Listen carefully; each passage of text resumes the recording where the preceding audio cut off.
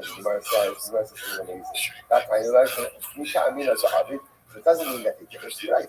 It doesn't mean that actually again they threw additional stones. That's not what it means. Rather, what it means is you did stuff.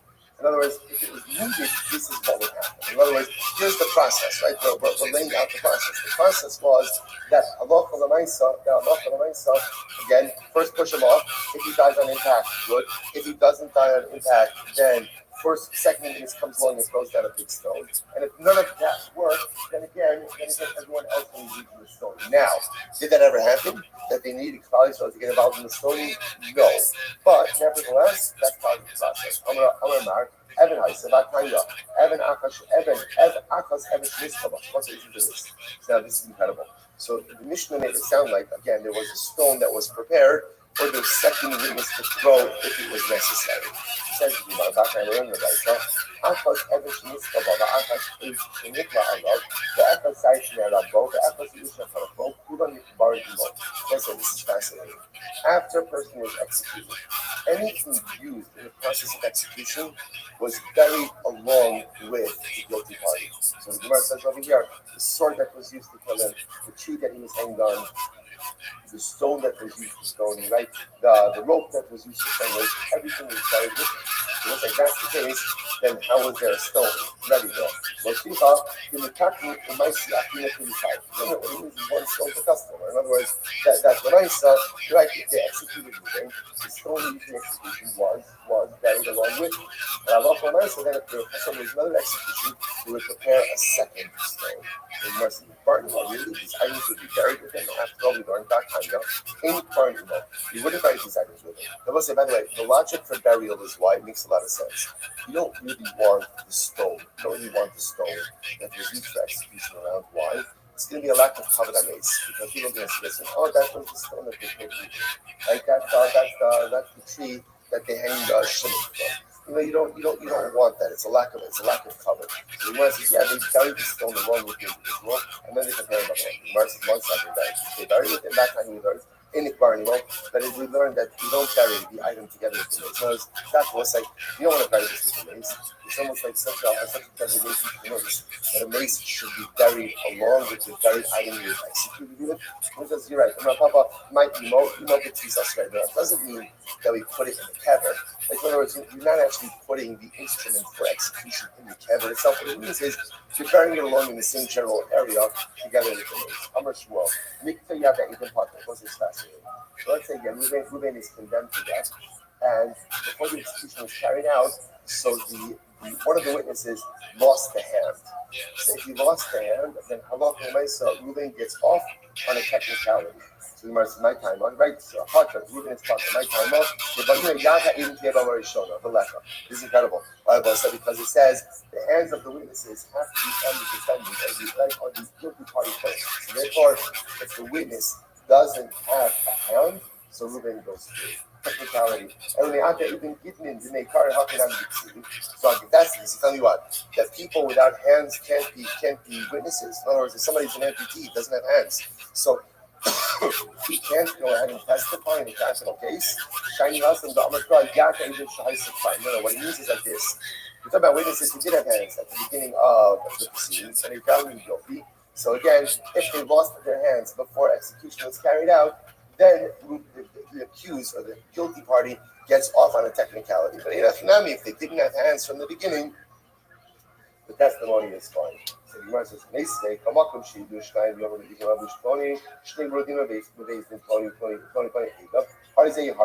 it says this, but here's the problem.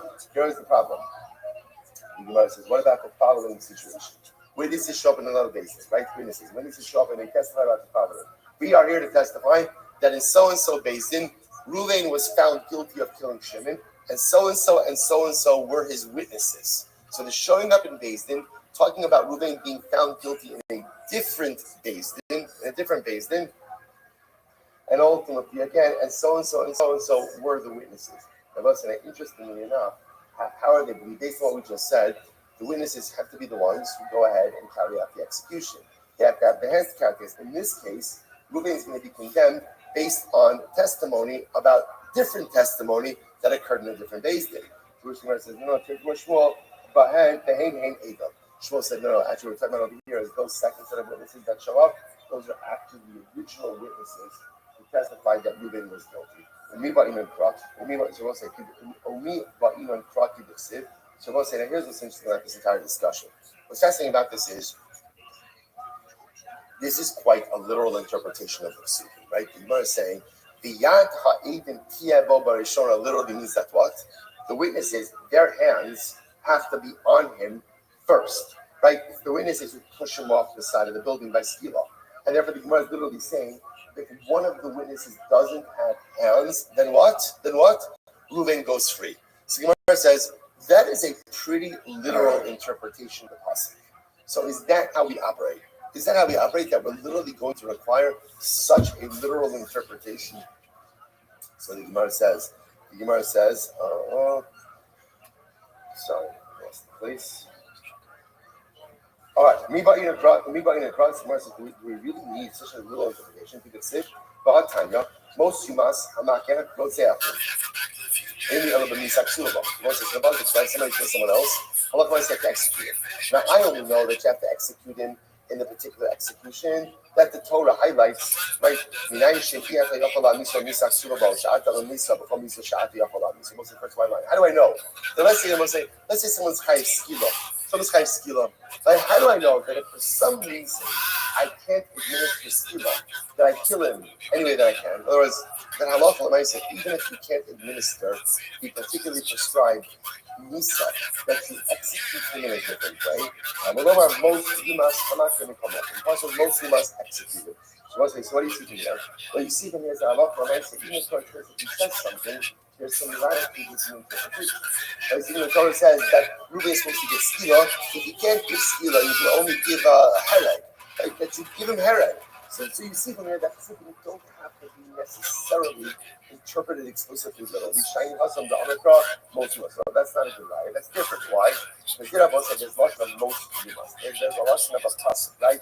And the lesson of the pasuk ultimately is most must, which is a more general statement. The ligma. So why don't you go ahead and learn after this? Well, let this be the paradigm. That even the Torah says something explicitly, it doesn't. The exclusivity doesn't necessarily have to be understood in a very narrow way. Right? That's the Abba. Those says the Gemara. Because in reality, Rosef and Gol Adam, are both now. What's interesting about Rosef and Gol Adam, we're going to see. These are both cases where the Torah hands down a very specific punishment, but then the Torah also gives you latitude in the implementation of that punishment. I will say now, just pause these sentences. What's Shnei Ksuvah Abayim Gaffer? Shnei Ksuvah Abayim Gaffer is very important. I won't call it accidental things, I will call it legal things, which is as follows. When the Torah says something once, that means that once is to create the paradigm. When the Torah says the same thing twice, what is that coming to tell you? That these two situations are an exception to the rule. So watch this. So here we go. So the Gemara says, whenever the Torah says the same principle twice, that is to create an exception and not to create a rule. So watch this. The Gemara says, what's it just a Rotzeach? What's this Rotzeach? Rotzeach, the Torah tells me that someone killed someone, Reuben killed Shimon, he's found guilty. What's the halacha? We have to kill him with skila. What if he can't give skila? Kill him however you can kill him. Right? So the Gemara says, Gol Adam is Mishval Adam, I design you Gol Adam, you're Mishal Salazia. So Mitzvah the Gol Adam. Supposed to right? Reuben kills Shimon accidentally. The Shogeg. What is the punishment for accidental murder? What's the punishment? Gol Adam, you go to Gavos, but you're even a avenger of blood. Who is avenger of blood? Right? Who is that? That's a relative of the person who is killed. So the Gemara says, how do we know? This is wild. How do we know? Now let's say again, Shimon doesn't have any relatives. So therefore again, there's no Gol Adam. Beis Din appoints a Gol Adam. It's so interesting to see like who applies to that job, right? Beis Din goes ahead and appoints a Gol Adam. So ultimately again, so what do you see from here? Even when the Torah says that it's dafka the Gol Adam who goes and executes, if he's a relative, but yet if there's no relative, Beis Din appoints us. We'll say, what do you see in these two cases? Even though the pasuk explicitly says something, nevertheless, what? We interpret it to be not necessarily literal. So Torah says the person who kills someone else is killed by skila. Okay, if you can't do skila, do something else. A person who kills accidentally is liable to death at the hands of the Gol Adam. But if there's no Gol Adam, then what? Bezin appointed. So these are two instances where we don't interpret the pasuk literally. So we'll say, therefore, two instances teaching us the same thing, non-literal interpretation. But because it's stated twice, therefore that means what? These are the exceptions and not the rule. But everywhere else, what is the rule? What is the rule? Literal interpretation. Literal understanding. And if I'm also coming full circle, we now understand that what? Who pushes the guilty party off the roof by skill? Who does it? Who does it? The witnesses. And therefore, if between the verdict and the pushing, one of the witnesses becomes an amputee, loses his hands, then what's the halacha? Reuven goes free on a technicality. He goes free on a technicality. Incredible. This says the Gemara only Markashish Rashi, Milo Ba'inan. But do we not need the positive to be? We're going to stop over. By the way, excellent job. Excellent job. Okay, it would have been nice to get to the Mishnah. That was fantastic. Right? We did it together, Baruch Hashem. We leaned into it. We accomplished it. We finished off the week literally on the same page, almost on the same page as the Klal Yisrael. I say, what a week of learning Tanakh. It's been such a tremendous zuchus. And I just want to point out one last piece. One of the most important sodos in all of this. What do you think? I was thinking about it. It's like a shtickle downer learning these gemaras. Like what do you do with all these gemaras of execution? I always find when you learn about death, what death does is learning about death creates the most life-affirming lessons. These are tragic circumstances where someone's life is coming to an end. So I must say, what it has to really ingrain within us is that Baruch Hashem, if we're here, if we're living, if we're breathing, Baruch Hashem, we are not, Baruch Hashem, subject to these inyanim, then it means we got to accomplish. We got to do. Every breath we have is a tremendous gift from the Ribono Shel Olam, and we should just be able to maximize it. Let's say Shkoyach, a good Shabbos. We can put microphone by next week. We did the microphone set up by next week. I do. We have it. We got to figure. I mean, we invested in this, so we got to figure out a way. Deducing is right alive by reasoning draws up. So let's look at what deducting is. Okay, deducting is something financial. Deducting. I think I might have been wrong. Subtracting or taking away. Oh, so I'm trying to add to it. You're trying to take it away. All right, so it's like good morning. Good morning. Do I use deduct or deduce? Morning, let us begin by thanking all of our sponsors for this morning's share to thank our annual Talmud sponsor for production today, right? The Tilson Mishpacha Discuss for the Soros Toros for all of the Amisya. How about you look and register to see that Prophet is kind? The Kara. Our week of learning sponsors, Rabbi Ari and Kara Richter, memory of Rabbi Richter's dear grandmother, Sarah Bas Shimon, who passed away earlier this week. How we told us for the son to come in Mishpacha, for dedicating Shimon Joshua in memory of Amit Ben David Levi, Zichron Rafa Bracha, Itai Levi, killed fighting in Gaza the first night of Hanukkah. That's the only sponsors for today. Elio and Yuval Ramifar, and memory of Elio's grandfather, Nisan Ben Abraham, Zichron Rafa, and in honor of their son Yudah on his 11th birthday. We thank HaKadosh Baruch Hu for the release of the more hostages today. And again, Hashem hope to see all of our hostages come home with Shalom and B'Kayim. So with that, let us we have a lot to do today. Chodesh, everyone. Incredible Gemara ahead of us. We are picking up today's daf is Mem 44. We are actually picking up the rest of Hashem on Mem Gimel on the days 43b at the Mishnah. Really beautiful Gemara. When the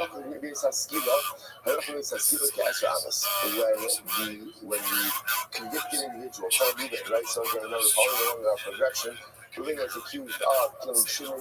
Reuben has been found guilty by a Beis Din. So when Reuben was approximately, when he was 10 Amos away from the Beis Din, from the execution spot, Omer Lo, they would say to him,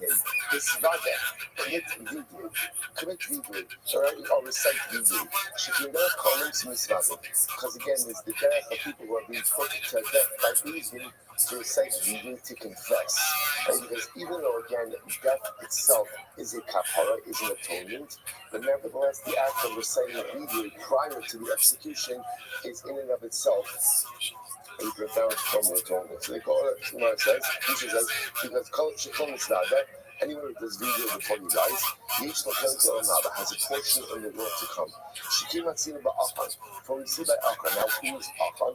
So now again, if we're going to see just a little bit, when Klal Yisrael comes into Eretz Yisrael, there was a war that they fought for Yericho. Yeshua said that anyone, that no one is allowed to partake of the spoils of Yericho. And whoever does so would be liable to death. Achan went ahead and took of the spoils of Yericho. Again, we'll see more about that story in just a little bit. Shneimar lo Yeshua, B'ni, Simon Kavod L'Hashem Elokei Yisrael, B'tein Lo Toda. So literally again, this is Yeshua saying to Achan, give cover to Hashem, the God of Israel. The king that Lo Toda. Now we'll see what this means. Literally, give him thanks. We have to see exactly what this particular statement means. But Yai Achan as Yeshua, so Achan answers Yeshua, and he said as follows: Anochi Chatasi, Kazos V'Kazos. So Achan said, when confronted by Yeshua, Achan said, yeah, it was me. I went ahead and sinned, and in fact I did so and so and so and so. We now should keep our video. How do you know ultimately again that Achan was atoned as a result, that he received atonement as a result of his video? Shneimar b'yom Yeshua ma'achatanu yakif Hashem b'yom hazeh. So Yeshua says to Achan, Achan just as you have like destabilized us, literally again muddied the waters for us. So Hashem should go ahead and obscure you on this day. So the Gemara says, it's only on this day, i.e. in this world, that you are, so to speak, punished. But you are not compromised in the world to come. So you see over here that halacha l'maaseh, because Achan did tshuva, Achan did the vidui, therefore ultimately again he is forgiven. It's incredible. Being any of the other stados, what happens if a person doesn't know how to do vidui? The same person just doesn't know how to recite vidui. So we say to him, Emar, say the following: Tehei nisasi kapara akol avonasi. My death should be an atonement akol avonasi for all of my sinful behavior. Right? My death should be an atonement for all of my sins. Rabbi says, so again, so this actually another point that's very interesting. There's a concept ultimately of saying vidui when a person is dying. It's called vidui shchivnila, when a person is dying. So there's a longer form of that vidui, but there's also a shortened form of that vidui that essentially just says, Tehei misasi kapara akol avonasai. So that again, let this be a kapara on all of my averos, and that's it. That's the entirety of the vidui. Then Yehuda says, in Hayodea Shivu Mezumam, Yehuda says, if at the end of the day, let's say Yehuda knows that he's innocent, right? And let's say, as much as Beis says that the defendant, if you're innocent, don't worry about anything. Sometimes things can happen. So let's say he's being led out to be executed, and he knows he's innocent. So what does the Mishnah say? You could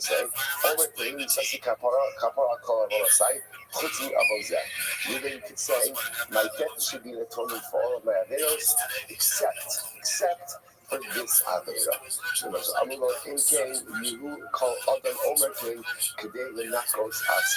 So Yehuda says, if that's the case, every person is going to go ahead and end up saying, they said to Nikkei, so remember, Yehuda says, essentially, you say vidui before you bring that out, but if you believe you're innocent, so you should say, my death should be an atonement for all of my averos, except for this, because I didn't do this. So essentially, the Gemara says, Rabbi Yehuda, if you put in that formulation, everyone's going to say that, because everyone maintains their innocence, or at least most people maintain their innocence, all the way until the end.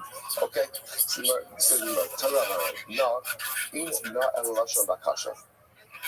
So interestingly enough, so remember again, Moshe Rabbeinu, excuse me, Yeshua says to Achan, Achan is the paradigmatic example of this concept of seeing Hebrew prior to go ahead and being killed. So Yeshua says to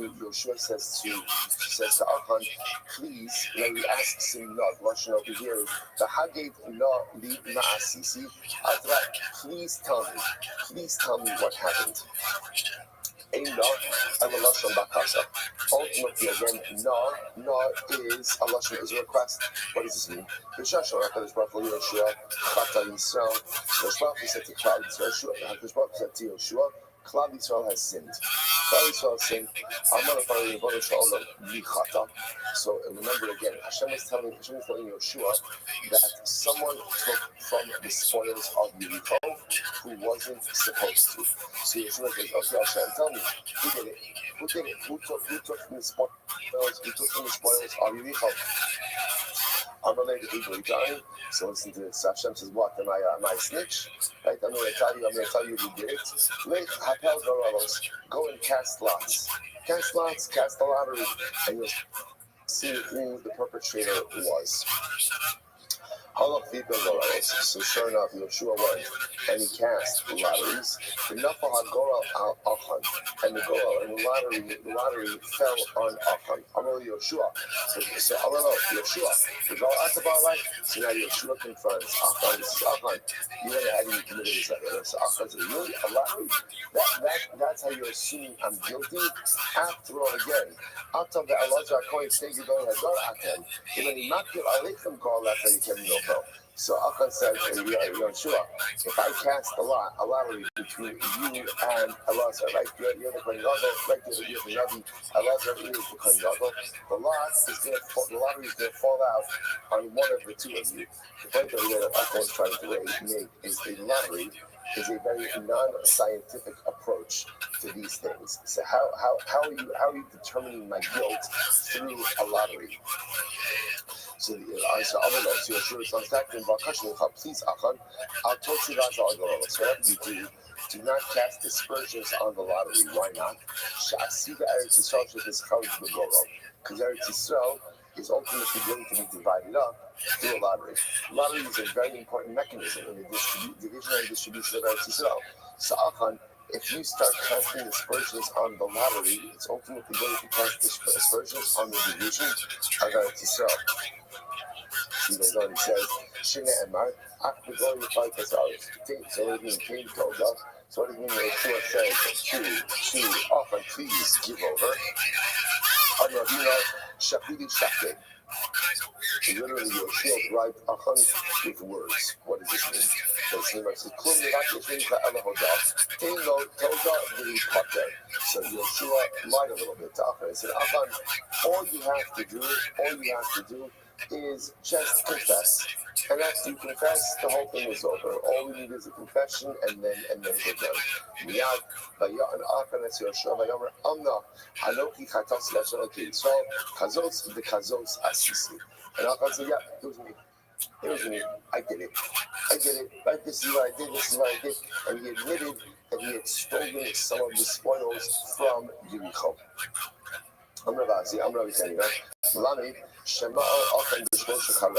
So interesting, it turns out that Achan didn't just violate the Chayim. Chayim means also we raise the Chayim in a particular context. We're raising put someone in Chayim. The Chayim also means the concept where the base right, goes in and says something is off limits. So for example, Yericho was Chayim. Right? The spoils of Yericho were Chayim. So the worst thing that interesting that Achan went ahead and violated 3 different Charanim. First of the white lines are about him, Shnayim B'Nemo. So the Achan made Yoshua 2 during days of Moshe Rabbeinu and 1 during days of Yoshua. So apparently, although we don't necessarily see it stated, but apparently during a number of the wars under Moshe Rabbeinu, there's also a Chayim. Do not go ahead and partake of the spoils. of the war. So apparently Achan didn't just violate the one by Yericho, but he violated two by Moshe and by Yoshua. Shneimar, Kazos, Vikazos, Asisi. Kazos said that three Rishonos over here. Like this one, and like this one have I done. So ultimately again that represents three acts of performance or three acts of violation, three Charamim violated. Yochel Amar Mishra and Rosh Hashanah, Kamisha. He violated three Charamim. Arba Moshe Ve'acham Yoshua. Shneimar, Anochi Chatasi, Vikazos Asisi. Okay. About Hashka, my Anish. So what up until this point, so if that's the case, that Achan in fact violated multiple other Charamim, why is he only punished after Yichon? Shouldn't he be punished earlier than that? So Rabbi Yochanan Shor is beautiful Gemara. Rabbi Yochanan Shimon, the fish shall anshu ala nestaros ad she'avu es hayarden. So I say this is incredible. One of the hallmarks of Klal Yisrael is Kol Yisrael Reivim Zeh B'Zeh, mutual responsibility.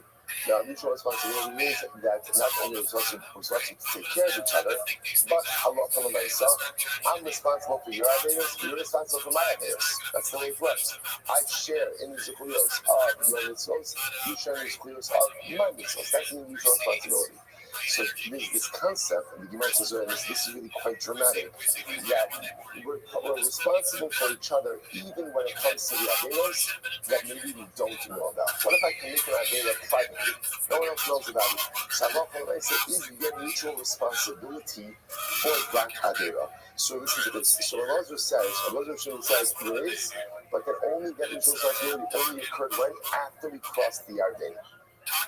So therefore, again, even though Achan went ahead and violated multiple other Charamim prior to Yericho, no one knew about it. And there's only mutual responsibility for private averas after you cross over the Yarden. Therefore, the only way Klal was held accountable for was what? Was Yericho. This is not going to hold this tonight. Listen to this. So literally translated, that which is hidden is to HaKadosh Baruch Hu, but that which is revealed is for us and for our children for all eternity. So we must say, Nana Nakod Al Lanu V'Lo Yal Ayin Shed Ba'ad. So one is it. What's the Lord say the Torah? There are dots over.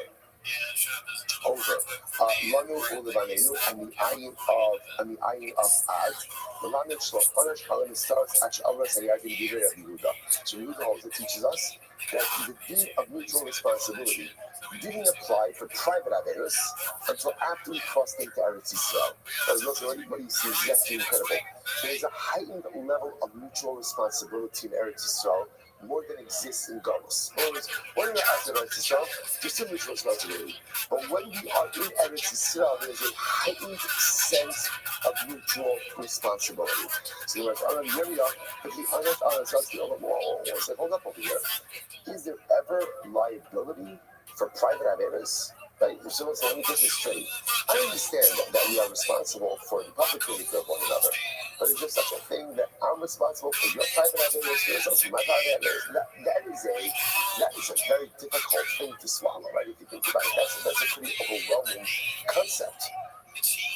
So the Gemara says, "V'halot k'vayne'enar ad olon elikishim shlo chomesh al esteros kach lo oresh al osi shebegrovli ad she'avu Yisrael es hayarden."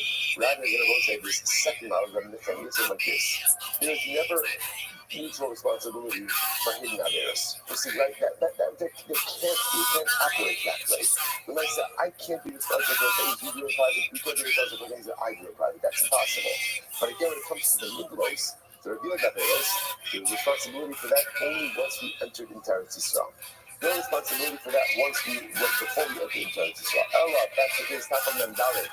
All fine. My time, so that's the case on one side. Then essentially, Achan's taking the property from the Yericho was a private act. So if that's the case, even though it happened in Eretz Yisrael, why wouldn't there be any level of mutual responsibility for that? Allah, Achan, my time, to which we write in the Habu Yadi Day Ishto Ubana. Ultimately, again, because his family knew about it. Even though it wasn't public, that Kali's family, it was public enough that his family knew about it, and it didn't do anything about it, creates a sense of mutual responsibility. Rashi says at the end, Like, you know, and I point out what a tremendous Mr. Hospital that there is a certain, not certain, there is a level of mutual response that a family has. And if it knows that one of the members of the family is struggling with something and doesn't do anything to help with that struggle, there is a responsibility for those failures. Overwhelming struggle, it's just whatever's true in Klal Yisrael is true on the microcosm of the family as well. So Klal Yisrael, we're responsible for each other. Now it's the stuff we don't know about. I give you responsibility for the secret stuff to do. You give me responsibility for the private things of mine, but for the revealed things, we're absolutely responsible. I'm sitting in a family. I can't know what my family members are doing in private. But if I know that my family members are struggling with things and it's clear that they're struggling with things, failure to do anything about it and help results in a profound sense of liability and responsibility. Incredible. So once it's caught to Yisrael, remember the Gemara says that the sin of Achan was the sin of Klal Yisrael. So we'll say, so this is actually very, very beautiful. Because remember, this is a speaking to Yeshua. So, Adam Avu is busy. Klal Yisrael sinned and he violated my bed. Now, what we're seeing over now, this being coming together, is Achan who sinned. But Klal Yisrael was held responsible for the sin of Achan because of the din of Arafat, because of mutual responsibility. But there's no mutual responsibility for publicly known Avelis. What's the answer? They did know about it. Who knew about it? His wife knew about it. His kids knew about it. That is enough to create public knowledge and enough to create mutual responsibility and liability. So this is a beautiful Gemara. Chate, so it's Baruch says to Yeshua, Klal Yisrael sinned. This is so beautiful. So what do you see from here? You see from here that even though a Jew sinned, he's still called Yisrael. Yisrael, right? Because again, Chata Yisrael. Even though, so the Baruch said, even though Klal Yisrael sinned, they're still called Klal Yisrael. They're still called Klal Yisrael. So what's there's a beautiful piece. A beautiful piece by the Balakanya. The Balakanya writes as follows. He says, listen to this phrase. He says, Hashem Yisrael, Elo Shem Torah. So the name Yisrael is not a descriptive term. For example, what are examples of descriptive terms? Tzaddik, Rasha. Those are descriptive terms. Like Tzaddik is a description of who you are. Rasha, he says that's not Yisrael. So what's the difference between a non-descriptive term and a descriptive term? So descriptive terms could change. If someone is a tzaddik today, he could be a Russia tomorrow. Someone's a Russia today, he could be a tzaddik tomorrow. And a shame etzem. Yisrael is not a descriptive term. Yisrael is a statement about the essence of the individual. And he says, Shilishmos Yisrael and Chelik Elokamim Ma'al Mamish. Like again, the opening Russian and Tanya, because the neshama of a Jew is mamish a spark, is a chid, is a piece of HaKadosh Baruch Hu. Memela Eino Yachol Yishtanos. It's not changeable. You can't change that. That is the immutable truth. The Kasher Yisrael Chodei, who Poging in Yaakov says, this is actually good trouble. What does it mean that the Yisrael Shechat, the Russian over here, Chati Yisrael, Apatu Shechati Yisrael, again, I say, the fact that I'm a Jew, the fact that I'm Yisrael, the fact that I'm a Neshama, the fact that I'm a Spark of HaKadosh Baruch Hu, there's nothing in the world that I can do to change that.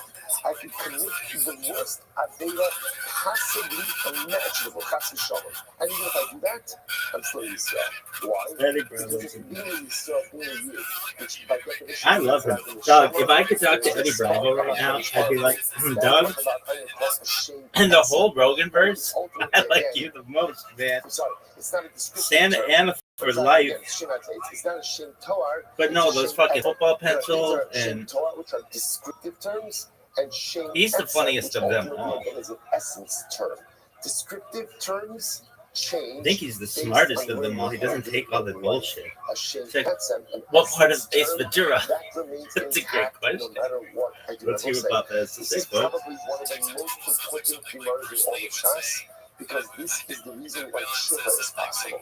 Why is it that no matter how badly I debase myself, that I have the ability to rehabilitate myself? Why is that? There aren't just certain avenues that after a certain point, like the given point of no return, there's no going back. That's it. So why do I have the ability to bring myself back, not just like from the edge of the cliff, but even if I went over the spiritual cliff, I can still bring myself back. Why? Because I'm Yisrael. Because violating the Shama, and that the Shama is a spark of HaKadosh Baruch Hu, and no matter what I do in life, I can't change that. I can't change it. And because I can't change it, it's always there. And because it's always there, those represent the fundamental building blocks that I can use to rebuild myself. So that's what it means when it says, no matter what I do, I might not be a tzaddik any longer. I may actually be a Russian right now. That's possible. But no matter what those descriptive terms may be, my essence term, is always intact. And if that's there, then the ability to spiritually and personally evoke is always present as well. Incredible. Already have 100 sheep. This is what people say. The common expression people say, Asa b'kay b'nei kofi, Asa shnei v'asa kaile. Even a myrtle branch that is nestled amongst the willows is still a myrtle branch. And it's still called a willow. In other words, you can have a myrtle branch, you can have a hadas that is surrounded by little branches all around it. It still has its identity. And no matter how long it's there, no matter how much it's outnumbered, no matter how camouflaged maybe it becomes, in all of the little branches, it still remains a myrtle. Incredible. The Gam obvious we see, I said to your son, Sakash Baruch tells Yeshua, Klal also violated the covenant that I commanded them.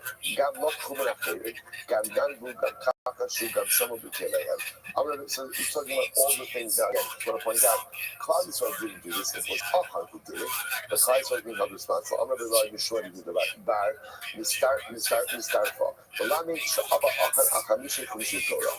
You see from here that Achan violated all, he didn't just take from as far as he felt, he violated halacha, right? And he violated everything that's written in the 5 books of the Chumash. Shnei Amar, Kamisha Gam. A little bit of a play on words over here. Kamisha Gam, he also violated the Kamisha, the 5 books of the Torah. Already, right? Mishum, Rabbi Yehuda, Misparta. Achan Moshe Bar Sohaya. Achan tried to cover up his bris milah.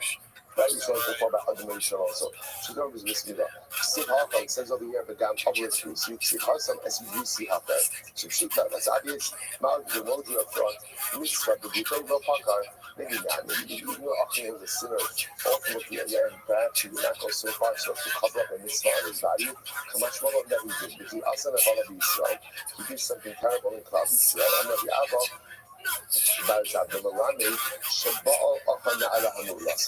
Nachan had relations with the betrothed girl.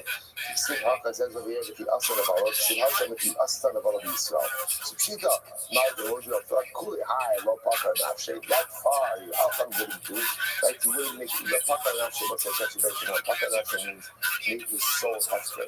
The act of sin, by definition, is making your soul hefker. So isn't that incredible? Like none of us are taking our wallet, putting it on the table, and say, hefker, my debit card, go, enjoy, cash, all yours. No one in their right mind says that. Why? Because my wallet is valuable. Yet my neshama, which is the most valuable thing of all, when I commit an avera, essentially what I'm saying is, it's hefker. It's hefker. Whatever it is, do what you want, do how you want, what you want, it doesn't make a difference. So I say, none of us in our right mind will ever actually, choose to do that. Yet, the default reality definition of an avera is making my neshama hefker. It's incredible. Avera says, Dine kinara amurasa. The Alcham was judged like an Aram Urasa, did the skila, ultimately in a skila. But now, what does this mean? What do you mean with the skila? That Alcham violated all 5 books of the Torah, that Alcham went ahead and tried to cover up the skila, that he had relations with an Aram Urasa. Like, first of all, that's not, all right, we might bring that from like Zera Shabbos, but it's not like, or it feels like we need going out of our way to find culpability for offense. You might say it like this. We see this all the time. Sin doesn't just occur, and dramatic sin doesn't just dramatically occur. Very often, big averos are a result of a culmination of smaller missteps that may by themselves be relatively innocuous, but they lead me on a particular path and they put me on a particular trajectory, which manifests and results in truly negative behavior. So the more saying is like this: whether Achan actually had a relationship with Nara Murasa tried to cover his bris milah, so if you want to say is like this: Achan, Yeshua gave you an explicit command. Don't partake of the spoils of Jericho. Remember, the Jews are wealthy. The Jews are wealthy. They came out of Egypt with incredible amounts of wealth. Everybody's wealthy. Everybody's got plenty of money. So how do you make such a dramatic mistake to compromise you, your family, and colleagues? So what's the answer? The answer is this wasn't the first mistake. Achan was making multiple mistakes all along the way.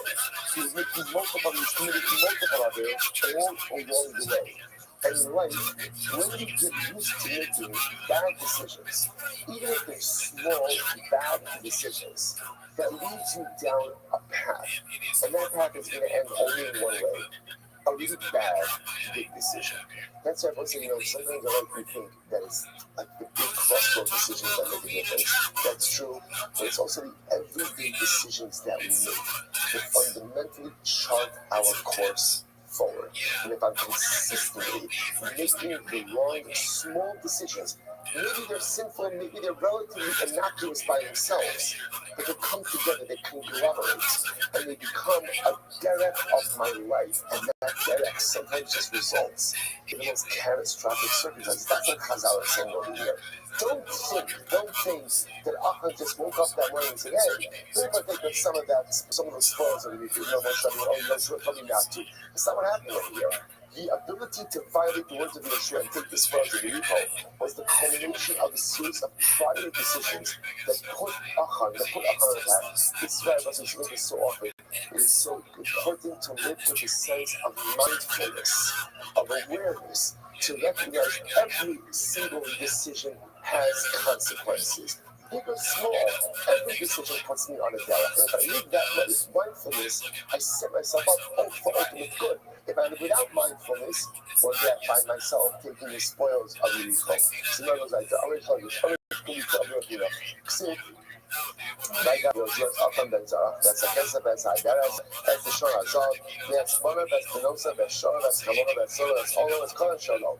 This is now, because it says, Yeshua took Achan, the entire family, all the spoils. So the Mona says, in the Bukhata, one of them knows some not to understand. So it sounds like you're executing Achan's family. But Achan is going to commit the idea. What did his family do wrong? The Gemara says, "Futamek using that same logic. Ruchata, Kol Yisrael Ma'achad." Also says in some of Klal Yisrael. So again, Achan committed the sin. What did Klal Yisrael do? So the Gemara says, "They said the Kol Yisrael Imo Elo Lidosan Hakanami Lidosan." Yeah, of course, Achan's family wasn't executed just as Klal Yisrael wasn't executed. So what happened? The year of Moshe gathered up the execution of Achan to give them Musar. To give them Musar, to show them ultimately again that what was done was incorrect. And it's important that we see the Chala unbelievable issue, just like again, executions were public in order that the people should understand the severity of actions. So to Yeshua gathers the family of Achan and Klal Yisrael as well. But Yeshua also made, so they went ahead, so Yeshua went ahead and burnt everything. Everything means Achan, sounds like means Achan, his possessions, and stoned them. So the Gemara says, I don't understand, the Tarki, why do you burning and stoning it? What's the shock with that? I'm like, how do this straight for straight? How do this skew? No, what it means is the things that were supposed to be burned were burned, like inanimate objects, property, and things that were supposed to be stoned, i.e., Achan and livestock, were stoned.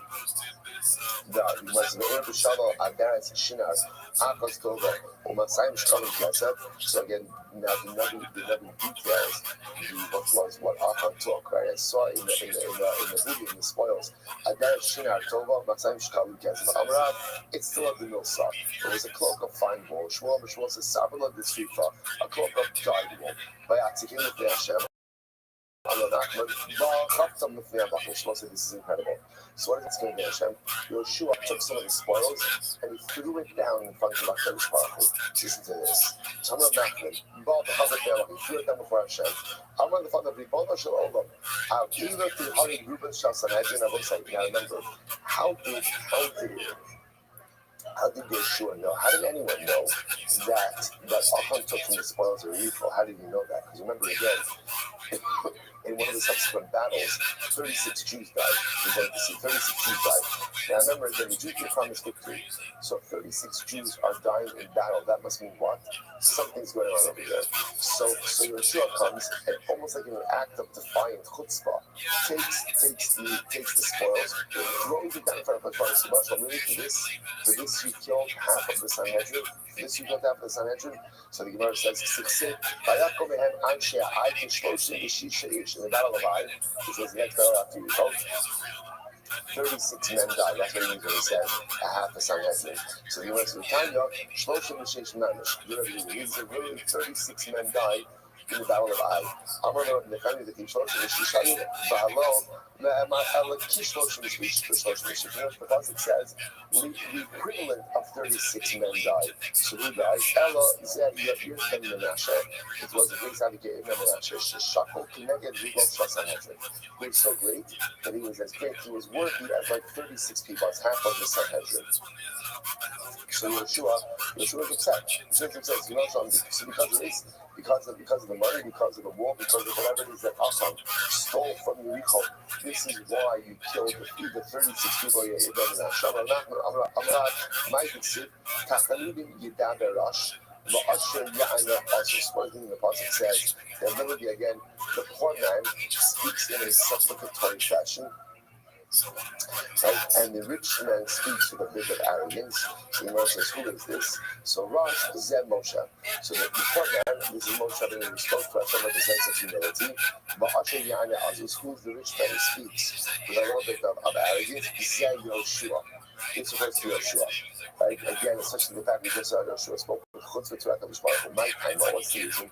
Even with the sake by Atzikim with Hashem, because the part we just mentioned, that he took the spoils that Akkad stole and he threw it on Akadosh Baruch Hu. Almost like he said, Akadosh Baruch Hu, why? Why? Okay, you want to punish us, why you punish? But why take 36 neshamas for what? For some spoils? So Yeshua spoke with a little bit of chutzpah. No, so he says, Patus Pinchas, well, didn't Pinchas do the same thing? After the sin, Vayamot Pinchas, Vayipalel, Vata'atzana Gifa. Pinchas now was a Roman translator, it says Pinchas David, and the clay which was sweeping through the people as a result of the immorality of the brothers of Midian stopped. So the Lord just said, it doesn't say Vayispalel, it doesn't say David, rather what does it say? Vayipalel. Melamed she'asa palilos in korel. So what's like the shorish of Pedram Melamed Palal means to judge. So therefore, again, what does it mean? That Peter has to be up and judge HaKadosh Baruch Hu. What did he do? But the fact that he brought the bodies of Zimri and Kazvi, right? The Zimri was the Nasi, Kazvi was the media, I think that's the committee of adultery and immorality in public. And you threw their bodies down in front of the I'm going to find the bonus of all of them. How you give Esser the Abba Elohim himself for these 24,000 Jews should die. So you see that Pentecost also activated insolence and arrogance. So what's that? I just mentioned, you can see by Yom HaYisraelis and Agir, Abba Bashim Allah. So that's because I just mentioned that we have these tremendous Gemara. We weren't teaching us something about Tefillah. So we learned to give the idea that the word halal means to judge. The church Shekal Hirsch brings down from Choli, the hard following idea. He said, you translate the word halal as the daven. But if you think about it, that's not actually what it means. Right? If the shorish paid lamed lamed is to judge, lehit halal is the reflexive form of that verb. Which means then, what does lehit halal mean? To engage in the process of personalistic judgment. Reflexive, right? So let's say the process of tefillah, when Hirsch says, is not simply davening to Hashem. Rather, tefillah is the mechanism, tefillah is the framework through which we are to engage in introspection and personal judgment. Therefore, says that Hirsch is something so beautiful. This is often when it comes to tefillah, we're hyper-focused on Kavanah. And Kabbalah, of course, we use like Shamilas, understanding of the words. But Hirsch says essentially it's okay to let your mind go on to wander. It just depends if your mind is wandering too. So if my mind is wandering, thinking about myself, thinking about my life, that's good. That's actually what tefillah is supposed to be.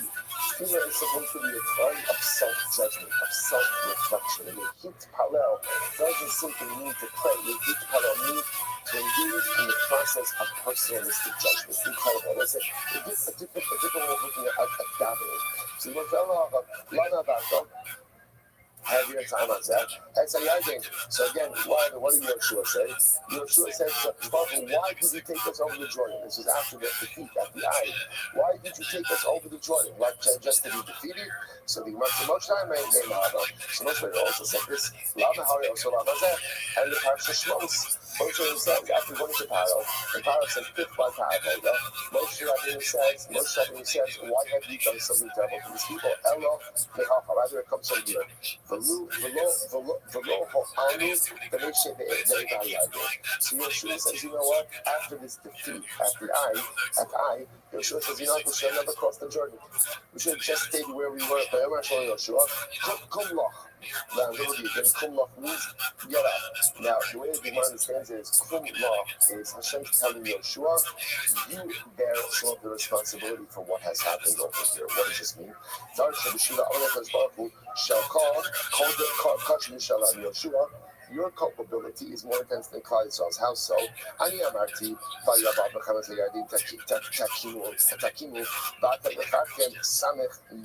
So the Gemara listen to this. So Hashem says to Yeshua like this. You know, when I commanded that when you go over the Jordan, you're supposed to set up the stones, right, upon which the Torah should be written. You didn't do it immediately upon passing over the Jordan. When did you do it? 16 mil into blood. So Yeshua, you are only responsible because you violated my instruction. What's up? Do nothing. So after she left, open Rab Amore, Rab called over Zamora, and he said, so for those, that's Kasher Tziva Shemes Moshe Ado, in Tziva Moshe as Yeshua, but he also Yeshua, well, he's Davar Mikona Tziva Hashem as Moshe. So remember again, here's the problem.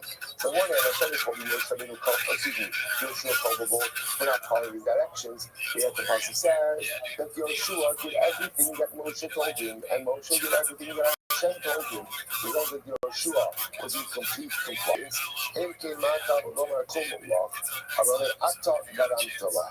So ultimately, Hashem says to Yeshua, you were partially responsible. Now, why are you partially responsible? This is very awesome. So watch this. Hashem never commanded Klal Yisrael not to take from the spoils of Yericho. Hashem never commanded that. That was Yeshua's prohibition. So Hashem said to Yeshua something amazing. Why are you prohibiting extra stuff? Right? If I want something prohibited, I'll tell you it's prohibited. If I don't need it prohibited, don't prohibit it yourself. Now, Yeshua did it because, again, he wanted a singular focus on war. That's what he wanted. For both, we said, Yeshua, I didn't ask you to create that trailer. I didn't ask you to go ahead and tell people they can't take spoilers. You introduced that, and because you introduced it, therefore, again, you are partially culpable for what happened with Achan. Incredible. I had to come relate. Boy, Basis, Ba'ai, Basisalai, Ulamalka, Kashasisali, Ulamalka. So now, okay. So that's the story. Achan, and they will say, why do you do all this? Because it's incredible. Right? But why else do you do all of this? Because remember, what did the Mishnah say? The Mishnah says that before a person is executed, we tell him to do vidui. Who is the source, the biblical source for vidui? So the Mishnah here quotes Achan. Right? Achan confessed his sin before being executed. We'll say, by the way, who is the real card for vidui for confession? The real card for vidui is Cain. Cain was the first person to go ahead and do vidui. The difference is the reason why that's not part of over here is because we're looking for a source of someone who did vidui before execution. So who is the first person to do vidui before execution? That was Achan. So now that we're going to Yeshua, it was incredible, ridiculous Yeshua story. We start saying more sense brachas. Yeshua was in Yericho. Vayisa in a Vayar. He goes ahead and he sees, and the apostle goes on to say, he sees Vayina ish omed lenedo v'chavo shalifo biyado. He sees a man standing opposite him with a withdrawn sword. So the Gemara says, what happened? Vayomer lo ki ani sad tzva Hashem atabasi. So now Yoshua doesn't know. He's like, who are you, friend or foe? So the man says, don't worry, I am a malach Hashem. I'm a malach. I'm only here to help. So Yoshua prostrates himself. Now remember, this was happening at night. So Yoshua, how are you able to prostrate yourself? You can't give a shalom aleichem to your friend at night. Why? You have to be concerned that maybe he's a shade. Shaving at night. So maybe Allah will say again, maybe the person you see in front of you is not really a person but a shade. So how do you yourself give him shalom? So the Gemara says, Shiny Hazam Yukamene Ani Sad Tzva Hashem Atabasi. This man used the name of Hashem, and ultimately again, because he said the name of God, Yoshua knew it wasn't a shade. If you're in the Meshachri, maybe it's a lying shade. Like, it's not maybe he's lying, right? Maybe he's just using the same shalom aleichem, right? Because he's just trying to go and pretend he's not a shade. So when it says, you have a tradition, we're not teaching Israel Batala. Shadim, do not go ahead and use the Meshachri. I will say, it's probably such a profound story. That everyone has the line they won't cross, right? There's plenty of stuff I will do, but there's always that, no, I would never do that, right? Everything in front of that, I'm all in, right? I'll do all that stuff. We don't have that line. We don't have that line, which is good, right? Everyone has to have that line they want to cross. So apparently, Shaitan also have that line. So Shaitan don't see the name of Hashem and the other things that I say. I'm a listen, this is ridiculous. I'm a man. So listen to this. So the shade sometimes, so the Mala said to Yoshua, I'm here for two reasons. Yesterday, you neglected to offer up what will be coming, and tonight, you're not learning Torah. What is the insight to that learning Torah? What's the Rashi? Actually, so I understand the first part.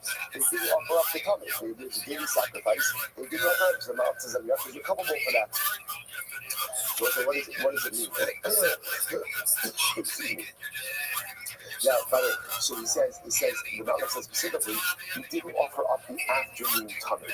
So because he didn't offer up the afternoon tamid, so I'm here as a result of liability for that. Furthermore, tonight, you're not learning. Look at Rashi. It's the 4 lines down, last white line, on the right hand side. Rashi's on both sides here. Actually, Captain Tom Torah, if you're going to be Yom, Iatam Yicholim Lasok Torah, Matmas Esik Mechomas, Tzrichim Atam Lasok Torah Balayla, V'Chayim Achal Mishkav B'Gilgal, Sheshem Amachayat Lon Matzah. We'll say, this is absolutely incredible. Get ready for this. So the Gemara says as follows. The Gemara says, like, and the following idea, that halacha l'maisa, the Gemara says, the Gemara says, I understand why during the day you were fighting about you didn't have time to learn. I get that. Hey, you're doing that. But at night, why are you not learning? At night, like, listen, do you hear this? I understand you're fighting, you're at work during the day. I understand you're at work during the day. Like, you're fighting the battle during the day. I got it. But now you're not at work. You're not at work. There's no say there. Speak to Shmuel. I don't understand. Listen, this is such a tremendous skill. It's a long night. There's no such thing as a gift. It's beautiful when it comes to this meditation in the morning. It's incredible. That is not up to her not to learn at night. I have to learn at night. Again, I dig into this meditation as well because it's just a different kind of experience. So the Malach says, listen, it's more time. Good morning, Mr. Burris. How are you? And the Malach comes to Yoshua and says, where is Nightseder? Where's Nightseder? What's happening over here? It's nighttime. Where is Nightseder? Yeah, and drink water. The whole day you're busy with the war. But Lamaisa, now it's nighttime. Where is your learning? Listen, it's so overwhelming, because sometimes we think we got it all figured out. I learn in the morning, I go to work, nighttime is for me to relax. Just understand, again, they're pretty busy during the day, Yoshua. Shout out to Mr. Burris. She's amazing. To say, there's no such thing at night when there is free time, not all of it, but some of that time must absolutely, unequivocally be devoted to the study. So I was going to have to stop over here for today. We're fine. I just want to point out, we did a lot of Gemara today. We did do a lot. One block, but we did do a lot. Again, we're not going to rush. Beautiful, fine wine Gemara. We continue to have outside. Shkoyach. I can't remember that. Good Chodesh. I don't remember great day. Good Chodesh, everyone. Companies getting roasted too. There's like the Bud Light thing where the executive wrote like, isn't it great? I heard what it was. It was He's been like, no, too late to try to always drop the videos when he sucks and stuff. About how he met Nelson. Yeah. Interesting. Yeah, this definitely in my world, this is the best he's ever been. Yeah. 30 pounds. You think those pounds are going to look better? Not in his frame. His frame is very he's small. You trying to get why is this a podcast, dude? all right, so good morning. Good morning. Let us begin by thanking all of our sponsors for this morning's share. To thank our annual Talmud Torah sponsor for Production Day, the Tilson Mishpacha is Schus, for Soros Telos for all of Am Yisrael. Allah Yishuf Zoch, see that Brachon is Kayin, Bekarov. Our week of learning sponsors, Rabbi Aryeh and Chana Richter, in memory of Rabbi Richter's dear grandmother, Sarah Bas Shimon, Zichron Bracha, who passed away earlier this week. I'm sorry, Talmud Torah sponsor for this month, Becoming Mishpacha, the dedicated Shimon Zarshus in memory of Amit Ben David Levi, Zichron Bracha, Bracha, Itai Levi, killed fighting in Gaza on the first night of Hanukkah. Our Dafyomi sponsors for today, Elio and Dvar Ramenfar, in memory of Elio's grandfather, Nisan Ben Abraham, Zichron Bracha, and in honor of his son Yehuda on his 11th birthday. Thank HaKadosh Baruch Hu for the release of more hostages today. And Amiras Hashem, hope to see all of our hostages come home with Shalom and Bekarov. Well, so with that, let us, we have a lot to do today. Good Chodesh, everyone. Incredible Gemara ahead of us. We are picking up today's daf is Mem Dalet 44. We are actually picking up the rest of Hashem on Mem Gimel on the days 43b at the Mishnah. Really beautiful Gemara. When the convicted individual, right? So they know following along in our progression, Reuven was accused of killing Shimon. Reuven's been found guilty by a big. So when Reuven was approximately at least 10 amos away from the base of from the execution spot, Omer Lo, they would say to him, Hisvada, commit vidui, or recite vidui. Shekindera kolum sinisvada. Because again, it's the death of people who are being put to death by Bezdin to recite vidui, to confess. Right? Because even though again, death itself is a kapara, is an atonement, but nevertheless, the act of reciting vidui prior to the execution is in and of itself a profound form of atonement. So the Gemara says, because that anyone who does vidui before he dies, Yesh has a portion in the world to come. Shekil Matzinu Ba'achan. What we see by Achan. Now, who is Achan? So again, as we're going to see in just a little bit, when Klal Yisrael comes into Eretz Yisrael, there was a war that they fought in Yericho. Yoshua said that no one is allowed to partake of the spoil of Yericho. Whoever does so would be liable to that. Achan went ahead and took of the spoils of Yericho. Again, we'll see more about that story in just a little bit. Shneimar Yoshua, B'ni, Simna Kavod Hashem Elokei Yisrael, became Lo Toda. So literally again, this is Yoshua saying to Achan, give cover to Hashem, the God of Israel, became Lo Toda. Now we'll see what this means. Literally, give him thanks. We have to see exactly what this particular statement means. Achan answered Yoshua and he said as follows, Anochi Hakasi, because so Achan said, when confronted by Yoshua, Achan said, yeah, it was me. I went ahead and sinned, and in fact I did so and so and so and so. How do you know ultimately again that Achan was atoned as a result? He received atonement as a result of his deed. So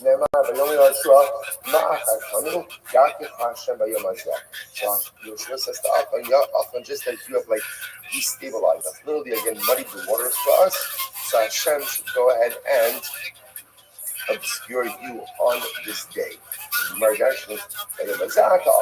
It's only on this day, i.e., in this world, that you are, so to speak, punished. That you are not compromised in the world to come.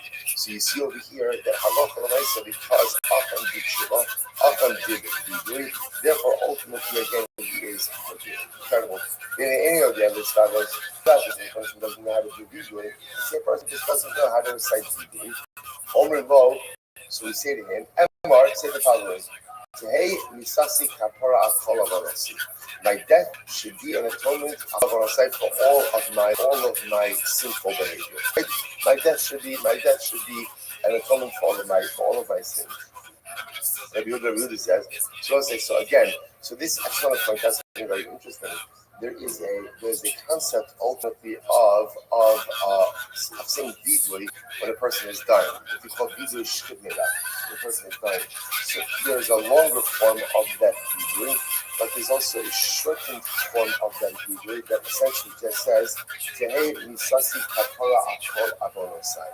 So that again, let this be a kapara on all of my averos, and that's the entirety of the vidui. And Yehuda says, in Hayodea Shuvah Mizuma, Yehuda says, at the end of the day, let's say Yehuda knows that he's innocent, right? As much as Bezdin says that the defendant, if you're innocent, don't worry about anything. Sometimes things can happen. So let's say Yehuda's being led out to be executed, and he knows he's innocent. So what does the Mishnah say? Omer tehini sasi kapara kol avonasai chutz mi avonzeh. Reuven could say, my death should be an atonement for all of my averos, except for this avera. So Amar lo in came Yehu called Adam Omer came today lenachos atzmo. So Yehuda says, if that's the case, every person is going to go ahead and end up saying, they said to me, okay, so remember, Rabbi Yehuda says, essentially, you say vidui before you even let out, but if you believe you're innocent, so you should say, my death should be an atonement for all of my averos, except for this, because I didn't do this. So essentially, the Gemara says, Rabbi Yehuda, if you put in that formulation, everyone's going to say that, because everyone maintains their innocence, or is supposed to maintain their innocence all the way until the end. Okay? So the Gemara says, no, in na elasha bakasha. So interestingly enough, so remember again, Moshe Rabbeinu, Yoshua is the paradigmatic example of this concept of saying vidui prior to go ahead and being killed. So Yoshua says to Achan, please, where he asks him not, Lashon over here is the Hagate na li ma'asisi adra, please tell me what happened. Ultimately, again, no is a request. What does this mean? Hakadosh Baruch Hu Yoshua Chata Yisrael. Hakadosh Baruch Hu said to Yoshua, Klal Yisrael has sinned. So remember again, Hashem was telling Yoshua that someone took from the spoils of Yericho who wasn't supposed to. So Yoshua says, okay, Hashem, tell me, who did it? Who took from the spoils of Yericho? So Hashem says, what? Am I a snitch? Right? I'm going to tell you who did it. Lech hapel goralos. Go and cast lots. Cast the lottery, and you'll see who the perpetrator was. Halach people goralos. So sure enough, Yoshua went and he cast lotteries. So Nafal HaGoral al-Achan. And the goral and the lottery fell on Achan. Amar Yoshua. So Amar Yoshua. So now Yoshua confronts Achan.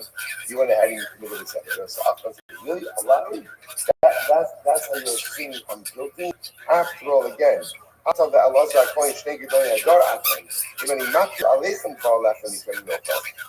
said, Yoshua, if I cast a lottery between you and Elazar, right? You're the Kohen Gadol, right? You're the Navi.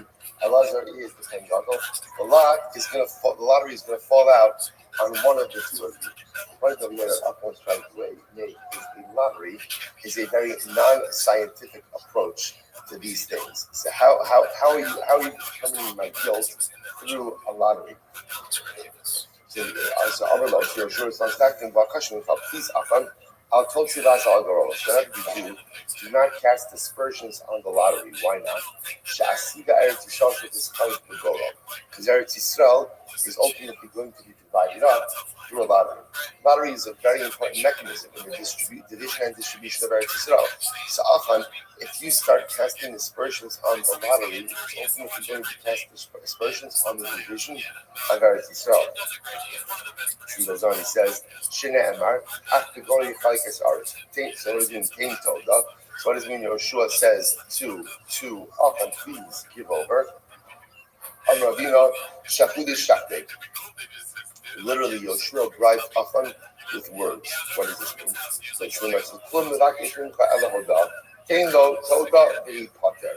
Yoshua lied a little bit to Achan. He said, Achan, all you have to do is just confess. And after you confess, the whole thing is over. All we need is a confession, and then we're done. Yad, Vayad Achan es Yoshua, Vayamar Amna, Hanoki Chatas Datzon Yisrael, Hazos V'Kazos Asis. And Achan said, yeah, it was me. I did it. Like, this is what I did. And he admitted that he had stolen some of the spoils from the people. So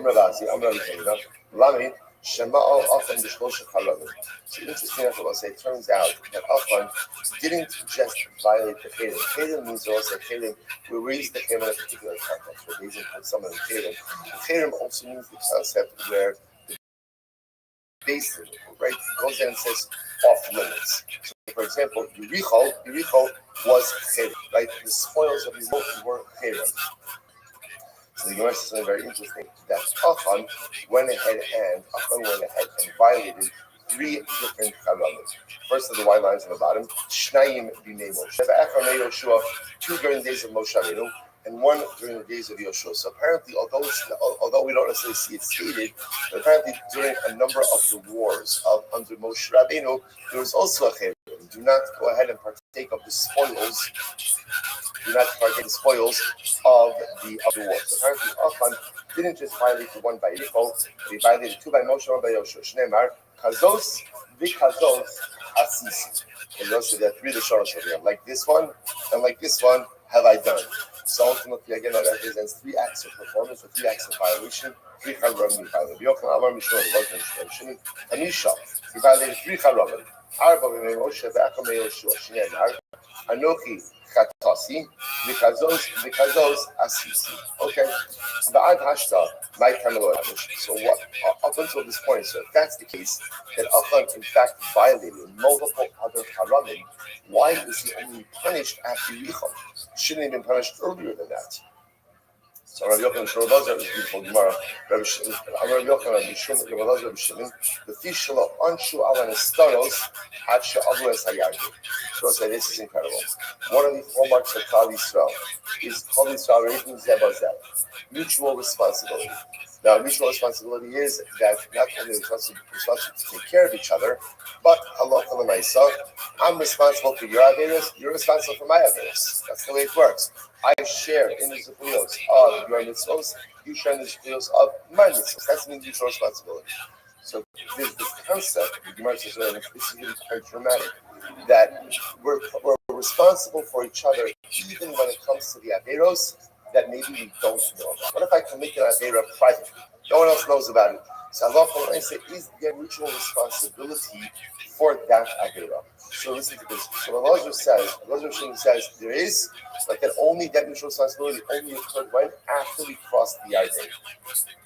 So therefore, again, halacha l'maisa, even though Achan went ahead and violated multiple other haramim prior to Yericho, no one knew about it. And there's only mutual responsibility for private averas after we cross over the Yarden. Therefore, the only one Klal Yisrael was held accountable for was what? Was Yericho. What's Yericho? This is actually my focus tonight. Listen to this. And it starts so literally translated, that which is hidden is to HaKadosh Baruch Hu. But that which is revealed is for us and for our children for all eternity. So Gemara says, Nama nokud al lanu v'lavanenu yal ayin shebad. Right? So why is it? What's it looking to say the Torah? There are dots over lanu ulevanenu and the ayin of ad. So Lanu shlochanash kalam stars ach avras hayadin divrei Rabbi Yehuda. So Rabbi Yehuda also teaches us that the din of mutual responsibility didn't apply to private Averos until after we crossed into Eretz Yisrael. What do you see? It's actually incredible. There's a heightened level of mutual responsibility in Eretz Yisrael more than exists in Golos. In other words, when we are outside Eretz Yisrael, there's still mutual responsibility. But when we are in Eretz Yisrael, there's a heightened sense of mutual responsibility. So the hold up over here. Is there ever liability for private Averos? Right? So listen, let me get this straight. I understand that we are responsible for the public behavior of one another, but is there such a thing that I'm responsible for your Averos, my private Averos? That's a very difficult thing to swallow, right? If you think about it, that's a pretty overwhelming concept. So the Gemara says, "V'halok kvar ne'emar ad olam, ela kishin shlo onesh al estaros, kach lo onesh al ochi shebegalui ad she'adu Yisrael es hayardu." Rather, we're going to both say this second model, but Mechania says like this: there is never mutual responsibility for hidden averos. You see, right? That can't operate that way. When I say I can't be responsible for things you do in private, you can't be responsible for things that I do in private. That's impossible. But again, when it comes to the niglos, the revealed averos, there's responsibility for that only once we entered into Eretz Yisrael. No responsibility for that before we entered into Eretz Yisrael. Ella, that's the case. Tapam Mendalet. Alchan, my time So that's the case on our side.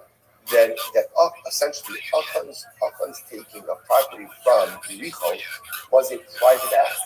So if that's the case, even though it happened in Eretz Yisrael, why would there be any level of mutual responsibility for that? Ella Achan my time to which the Gemara says Mishum Dahavu Yadi Bei Ishto. Ultimately, again, because his family knew about it.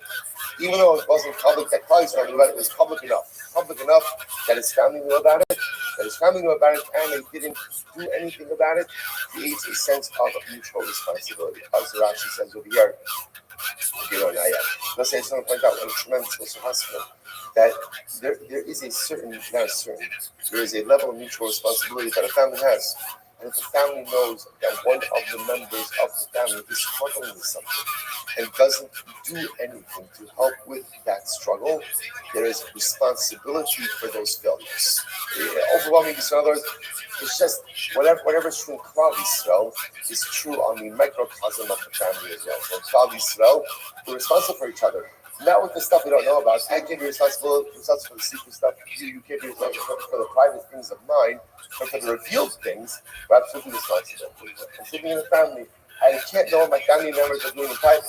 But if I know that my family members are struggling with things and it's clear that they're struggling with things, failure to do anything about it and help results in a profound sense of liability and responsibility. Incredible. So when it says Chati Yisrael, remember the Gemara says that the sin of Achan was the sin of Klal Yisrael. So we'll say, so this is actually very, very beautiful. Because remember, this is a Mishpachim speaking to Yeshua. Chata Yisrael, the Gam Avru Krisi. Klal Yisrael sinned and they violated my Adar. Now, what we're seeing over now is bringing them together. It was Achan who sinned. But Klal Yisrael was held responsible for the sin of Achan because of the din of Arba, because of mutual responsibility. But there's only mutual responsibility for publicly known Averos. What's the answer? They did know about it. Who knew about it? His wife knew about it. His kids knew about it. That is enough to create public knowledge and therefore to create mutual responsibility and liability. So those are really beautiful Gemara. Chata Yisrael, because Baruch Hu says to Yoshua, Klal Yisrael sinned. Amrali Abba Barzata Afapi Shechata Yisrael. This is so beautiful. We'll say, what do you see from here? You see from here the Halach and Amaisa. Even though a Jew sinned, he's still called Yisrael. Yisrael, right? Because again, Chata Yisrael. Even though Klal Yisrael sinned, they're still called Klal Yisrael. They're still called Klal Yisrael. So also there's a beautiful piece by the Balatanya. The Balatanya writes as follows. He says, listen to this phrase. He says, Hashem Yisrael, Eino Shem Torah. He says the name Yisrael is not a descriptive term. For example, what are examples of descriptive terms? Russia. Those are descriptive terms, right? Descriptor of who you are. He says that's not Yisrael. He says let's change it to a non-descriptive term and a descriptive term. So descriptive terms can change. If someone is a tzaddik today, He could be a Russian tomorrow, someone's a Russian today, he could be a tzaddik tomorrow. Elohim Etzem. Yisrael is not a descriptive term. Yisrael is a statement about the essence of the individual. And he says, Kinishmos Yisrael, Henchilek Elokamim Ma'al Mamish. Like again, the opening Russian in Tanya, because the neshama of a Jew is mamish a spark, is a chiluk, is a kisera kadosh baruch hu. Manela eno yachol l'ishtanos. It's not changeable. You can't change that. That is an immutable truth. V'kasher Yisrael chodei u'pogem. Okay, so he goes on. Listen, this is absolutely incredible. What does it mean that Yisrael shechata? Lashon over here is chata Yisrael, afapi shechata Yisrael. Again, I will say, the fact that I'm a Yid, the fact that I'm Yisrael, the fact that I have a neshama, the fact that I'm a spark of Baruch Hu, there's nothing in the world that I can do to change that. I can commit the worst Aveira possibly imaginable, Chas v'shalom. And even if I do that, I'm still Yisrael. Why? Because it's being a Yisrael, being a Yid, which by definition means that I have a neshama, there is a spark of HaKadosh Baruch Hu. That is what the Baal Taina calls the Shem Etzem. Right? It's ultimately, again, it's not a descriptive term. It's rather, again, it's Shem Etzem. It's not a Shem Toar, it's a Shem Etzem. There are things that are Shem Torah, which are descriptive terms, and Shem Etzem, which ultimately, again, is an essence term. Descriptive terms change based on where you're holding in life. A Shem Etzem, an essence term, that remains intact no matter what. And I will say, this is probably one of the most important gemaras in all of Shas, because this is the reason why tshuva is possible. Why is it that no matter how badly I debase myself, that I have the ability to rebuild myself? Why is that? We should say there aren't just certain averas that after a certain point, like you hit the point of no return, there's no going back. That's it. So why do I have the ability to bring myself back, not just like from the edge of the cliff, but even if I went over the spiritual cliff, I can still bring myself back. Why? Because I'm a Yisrael, because I am a neshama, and that neshama is a spark of HaKadosh Baruch Hu, and no matter what I do in life, I can't change that. I can't change it. And because I can't change it, it's always there. And because it's always there, those represent the fundamental building blocks that I use to rebuild myself. So that's what it means when it says, no matter what I do, I might not be a tzaddik any longer. I may actually be a Russia right now. That's possible. But no matter what the descriptive terms may be, my essence term of Yisrael is always intact. And if that's there, then the ability to spiritually and the ability is always present as well. Incredible. This is what people say. Common expression. People say,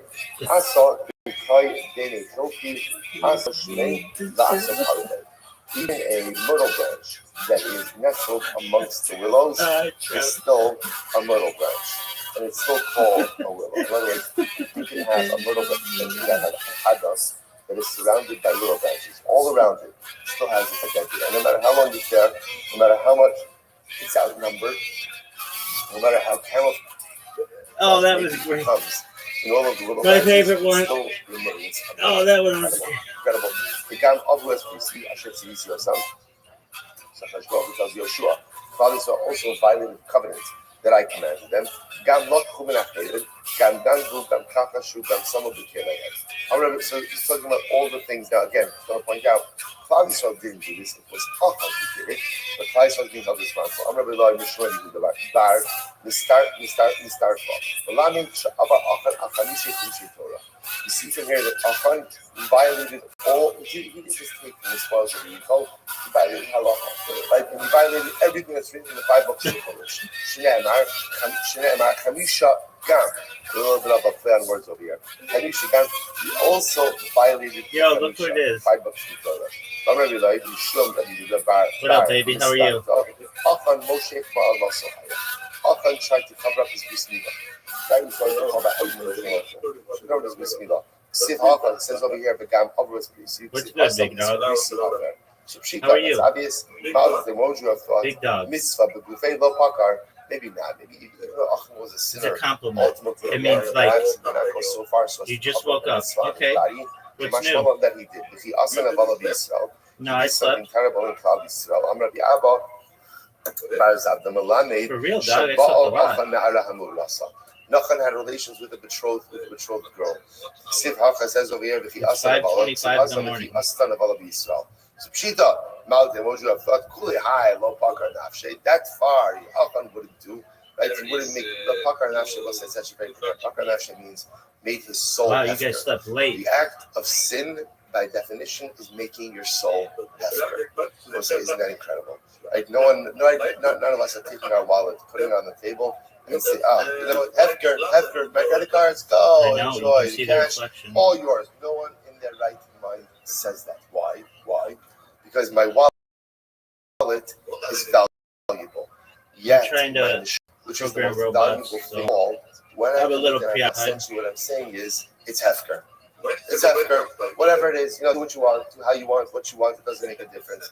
So I'll say, none of us in our right mind would ever actually, choose to do that. Yet, the default reality of the commission of an avera is making my neshama hefker. It's incredible. Ravina says, Dine kinara murasa. Yeah, as I previously said, that ultimately Achan was judged like an Ara Murasa, the Biskila. As I previously said, what does this mean? What do you think? As I previously said, I'm that Achan violated all 5 books of the Torah, that Achan went ahead and tried to cover Biskila, that he had relations with an Ara Murasa. First of all, that's not, or the Gemara is learning that from like Gezerah Shabbos.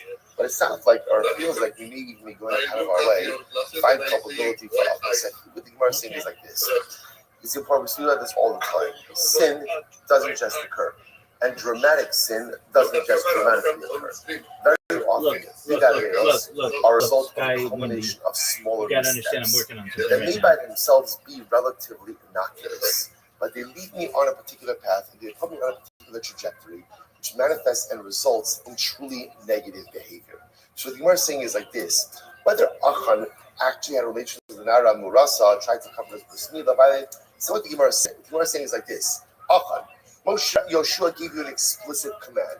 Don't partake of the spoils of Yericho. Remember, the Jews are wealthy. Right? Remember, they came out of Egypt with incredible amount of wealth. Everybody's wealthy. Everybody's got plenty of money. So, Achan, how do you make such a dramatic mistake that compromised you, your family, and colleagues? So what's the answer? The answer is this wasn't the first mistake. Achan was making multiple mistakes all along the way. He was committing multiple averos all along the way. And in life, when you get used to making bad decisions, even if they're small, bad decisions, that leads you down a path. And that path is going to end only in one way: a really bad, big decision. That's why I will say, sometimes in life you think that it's like the big crossroad decisions that make a difference. That's true, but it's also the everyday decisions that we make that fundamentally chart our course forward. And if I'm consistently making the wrong small decisions, maybe they're sinful, maybe they're relatively innocuous by themselves, but they come together, they conglomerate, and they become a derech of my life. And that derech sometimes just results in the most catastrophic circumstances. That's what Chazal is saying over here. Don't think that Achan just woke up that morning and said, "Hey, let me partake of some of the spoils that we told me not to." That's not what happened over here. The ability to violate the words of Yoshua and take the spoils of Yericho was the culmination of a series of prior decisions that put Achan on a path. This is why I must explain this so often. It is so important to live with a sense of mindfulness, of awareness, to recognize every single decision has consequences. Big or small, every decision puts me on a diet. If I live that with mindfulness, I set myself up for ultimate good. If I live without mindfulness, one day I find myself taking the spoils of Yericho. Shimon goes like that. Like Yoshua's Afram Ben Zarach, Bes Akesa, Bes Haderes, Es Lashon Azov, Bes Bona, Bes Benosa, Bes Shora, Bes Chamora, Bes Solo, Bes Olo, Bes Kol Shalom. Because I see now, the Pasuk says, Yoshua took Achan, his entire family, all of the spoils. So the Gemara says, in Hu Chata, one of them knows some Nachatu. I understand. So it sounds like Yoshua is executing Achan's family. But Achan is going to commit the Avera. What did he do wrong? The Gemara says, so again, if Achan committed the sin, what did Klal Yisrael do? So the Gemara says, Yosef b'chol Yisrael imo elo lirdosan hakanami lirdosan. Right, of course, Aton Sami wasn't executed, just as Klal Yisrael wasn't executed. So what happened over here? Why did Moshe Rabbeinu gather them for the execution of Achan? To give them Musar, to show them ultimately again that what was done was incorrect. And it's important that we see just like again, execution of the public, in order that the people should understand the severity of actions. So to Yoshua gathered the family of Achan and Klal Yisrael as well. So they went ahead, so Yoshua went ahead and burnt everything. Everything means Achan, Sasek means Achan, his possessions, and stoned them. So the Gemara says, I don't understand. The Tarki, why do you mean burning the stone? What's the shot with that? Haroy the straight, haroy the skill. Remember, what it means is the things that were supposed to be burned were burned, like inanimate objects, property, and things that were supposed to be stoned, i.e., Achan, and livestock, was stoned. So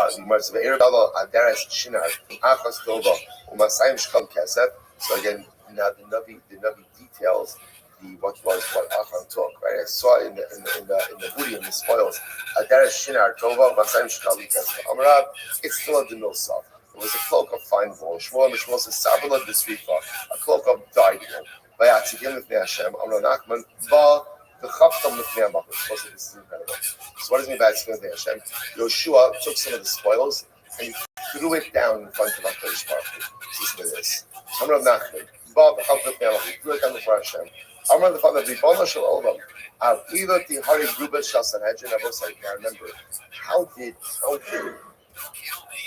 Yoshua know? How did anyone know that Achan took from the spoils of Yericho? How did he know that? Because remember again, in one of the subsequent battles, 36 Jews died. We're going to see 36 Jews died. Now remember again, the Jews were promised victory. So 36 Jews are dying in battle. That must mean what? Something's going on over here. So Yoshua comes and almost like in an act of defiant chutzpah, takes the spoils, throws it down in front of the Moshe. Really, for this you killed half of the Sanhedrin. This you killed half of the Sanhedrin. So the Gemara says, "Sichsev hayakom mehem anshe ai kishloshim v'shisha ish." The battle of Ai, which was the next battle after Yericho. 36 men died. That's what he means when he says half the Sanhedrin. So the Gemara says, "Shloshim v'sheish mamish." He says literally 36 men died in the battle of Ai. The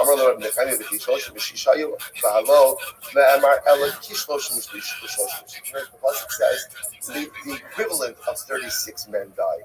So who died? Ella Zeh Yair ben Menashe. It was a great Tzaddik ben Menashe. Sheshakol Kineged Rubo Shel Sanhedrin. Who was so great that he was as great. He was worthy as like 36 people, as half of the Sanhedrin. So Yoshua was upset. So because of this, because of the money, because of the war, because of whatever it is that Achan stole from Yericho, this is why you killed either 36 people or Yedamina. Shamar Nachman, Amarav, Ma'itesiv, Tachanudim Yidaberash, Va'asher Ya'aneh Chasus. What does it mean? The pasuk says that literally again, the poor man speaks in a supplicatory fashion, right? And the rich man speaks with a bit of arrogance. So the Gemara says, who is this? So Rosh Zeh Moshe. So the poor man, this is Moshe Rabbeinu who spoke to Hashem with a sense of humility. Va'asher Ya'aneh Chasus. Who is the rich man who speaks with a little bit of arrogance? Zeh Yoshua. This refers to Yoshua. Again, especially the fact we just spoke with what's the reason? Either this by Atzikim Hashem, because the person we just mentioned, that he took the spoils that Achan stole and he threw it down from the Baruch Hu. Almost like he's saying to Baruch Hu, why? Okay, you want to punish this, what are you punish? But why take 36 neshamas for what? For some spoils? So Yoshua spoke with a little bit of chutzpah. The Gemara says, "Atu Pinchas lo avatafi." Didn't Pinchas do the same thing? After the Ksiv, Vayamol Pinchas Vayipalel Vata'atzana Gifa. Pinchas now was a normally translated. He says Pinchas davened, and the plague which was sweeping through the people as a result of the immorality of the daughters of the young stopped. So the Lazar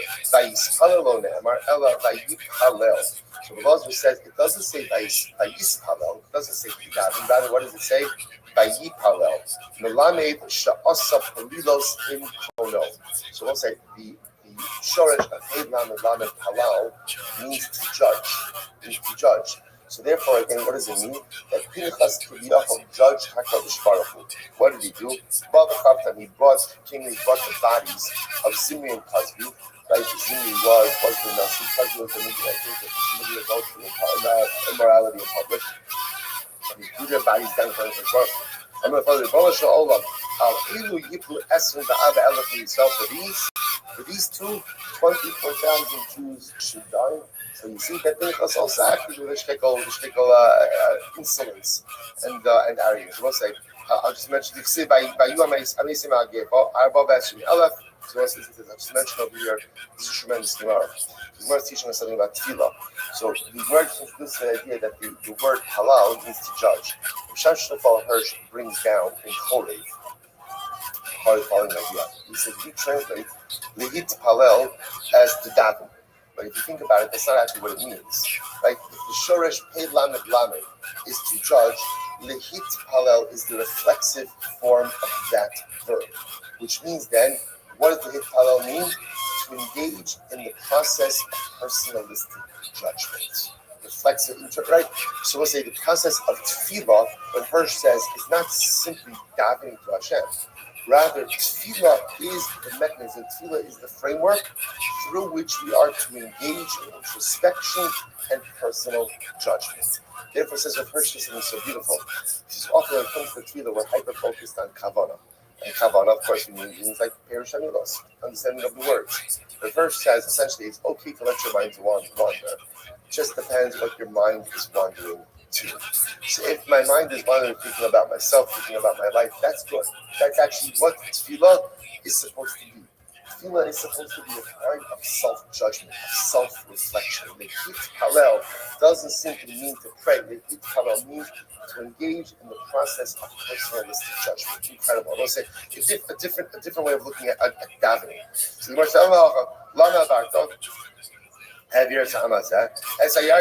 So again, what did Yoshua say? Yoshua says, why did you take us over the Jordan? This is after the defeat, at the eye. Why did you take us over the Jordan? Why just to be defeated? So the Gemara said, So Moshe also said this, and the Parsha Shmos. Moshe says, after going to Paro, and Paro says, Moshe Rabbeinu says, why have you done something terrible to these people? Ella mehacha. Rather, it comes from here.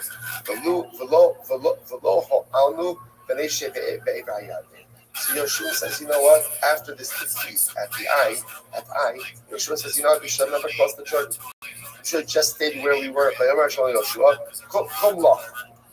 Again, kum lach means get up.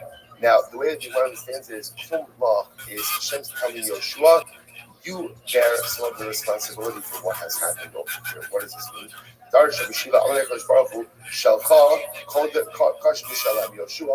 Your culpability is more intense than Klal Yisrael's. How so? Ani amarti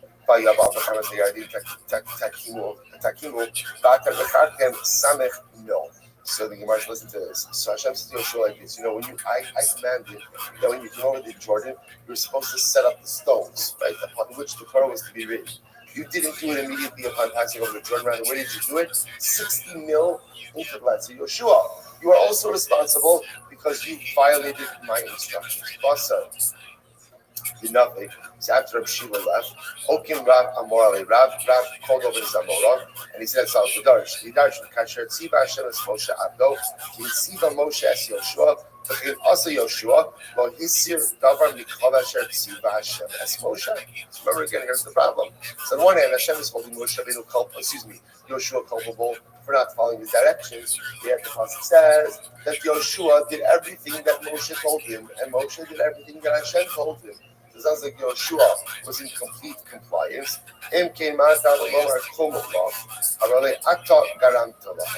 So ultimately, again, Hashem says to Yoshua, you were partially responsible. Now, why were you partially responsible? This is what we're saying. So watch this.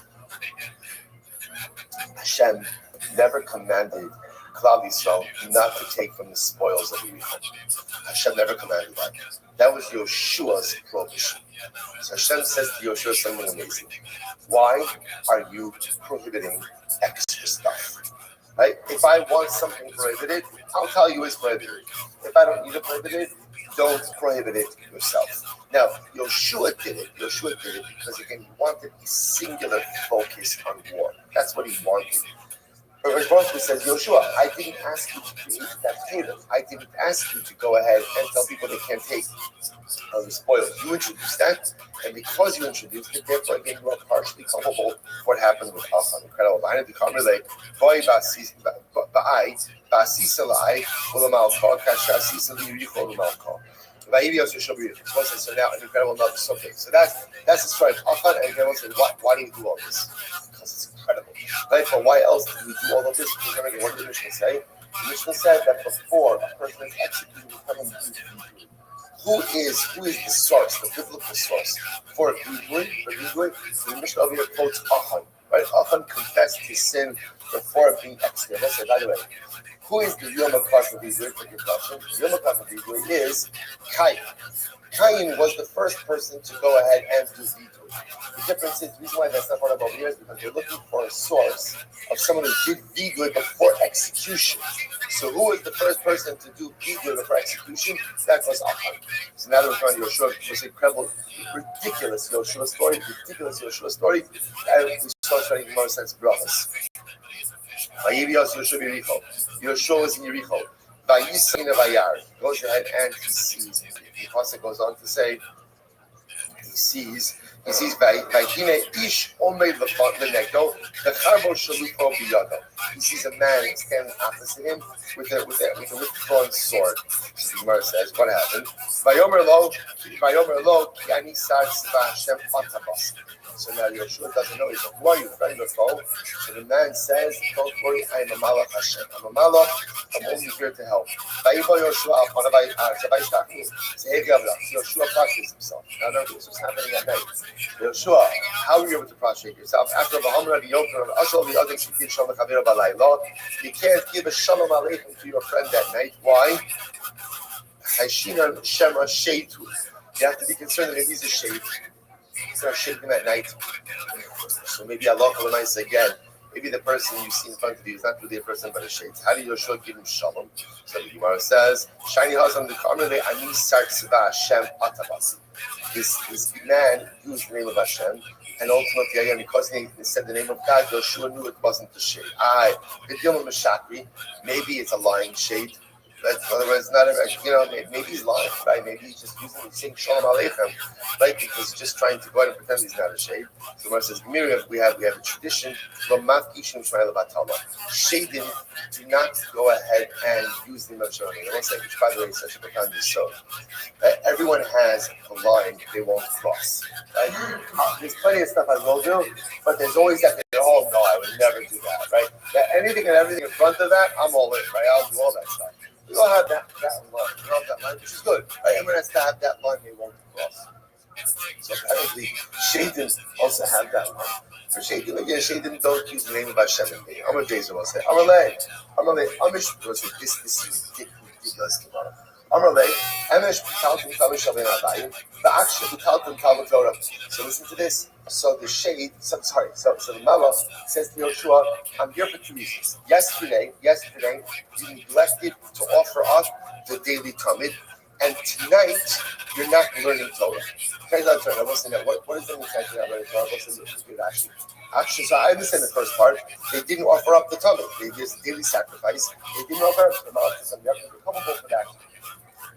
So say, what does it mean?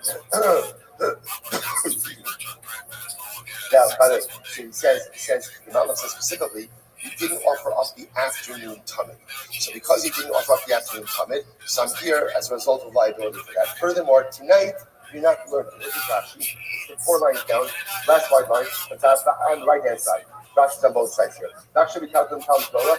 The Cheben to be Yom Kiyat and Yikolon Nashok Torah, Matmas Ishik Nechamas. Shrikim Atam Nashok Torah Balayla, V'Hayo Lachal Mishtav Baz Yodal, V'Shem HaChamach HaRabban Nashok. Both say, this is absolutely incredible. You're ready for this. So the Gemara says as follows. The Gemara says like the following idea. That halakha l'maisa, the Gemara says, the Malach says, I understand why during the day you were fighting about you didn't have time to learn. I get that. Okay, you were doing battle. But at night, why are you not learning? At night, why? Listen, do you hear this? Do you hear this? I understand you're fighting.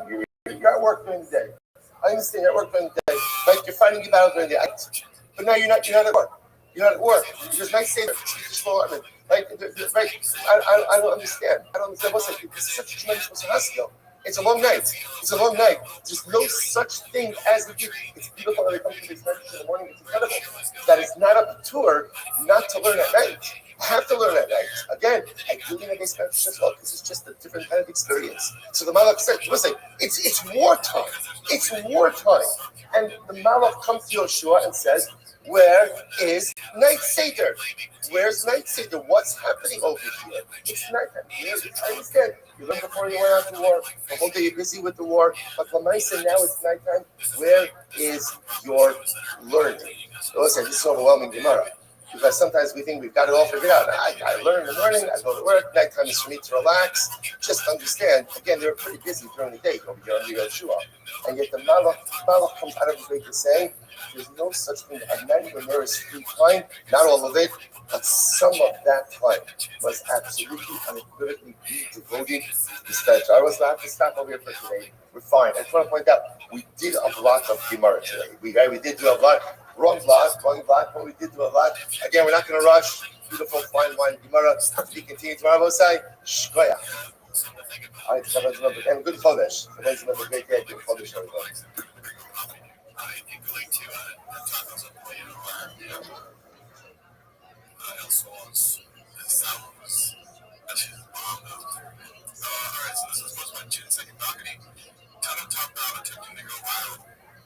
I don't know if we watched this last week, but it did make me laugh. It's also that clip of Diddler's Facebook post. Let's see. That girl had no idea that like fucking fire. She never knew what's gonna hit, right? Never know. She just knew it wasn't gonna be a popular video and what's not. You just can't keep doing. I think I talked about it 2 ago. Here's one thing you did know: if you try hard, you won't get one. That's the clear short of word. Yeah.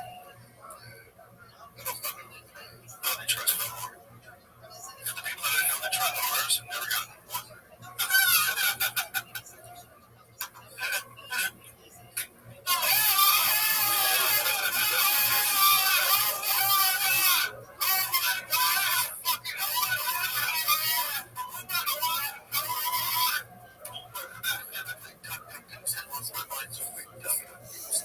Pretending friends, Jesus.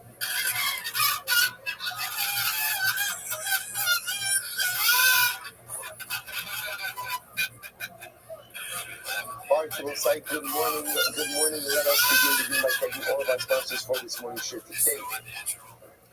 Our Talmud sponsor for Top Shinpei, our annual Talmud sponsor, First Mishpach of Eretz Yisrael, has dedicated all of the shiurim and drushos this year as his host for the soil thorough for Am Yisrael. Top Mishpach of Eretz Yisrael, we thank him very much for their generosity and how much they joke on Eretz Hashem.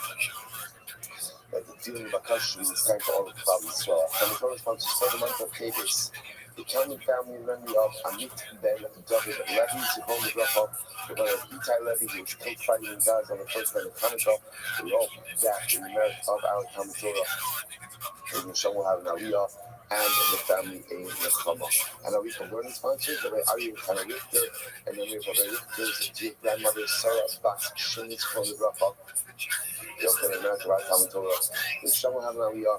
The family in Nechama, of course, is always we dedicate our living in this course of all of our precious Haftar's here, we saw the merit of bringing home the Shalom and the Karel, and the merit of our holy slaves with here, which will allow them to be successful. The Chol Maaseh Yedei. And so with that, let us begin. Today's daf is Mem Gimel 43. We are up to 42b. Mem days. There's a lot to do today. All right, Mr. Curious. Minhani, let's just pick up from Minhani Yui, which is pretty much right smack in the middle on the days, right across from Tulsa's the Ne'emai.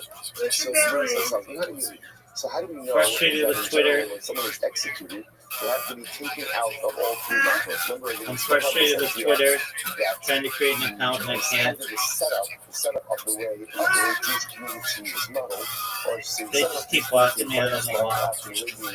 Not necessarily, I don't know why they don't count. There are 3 camps.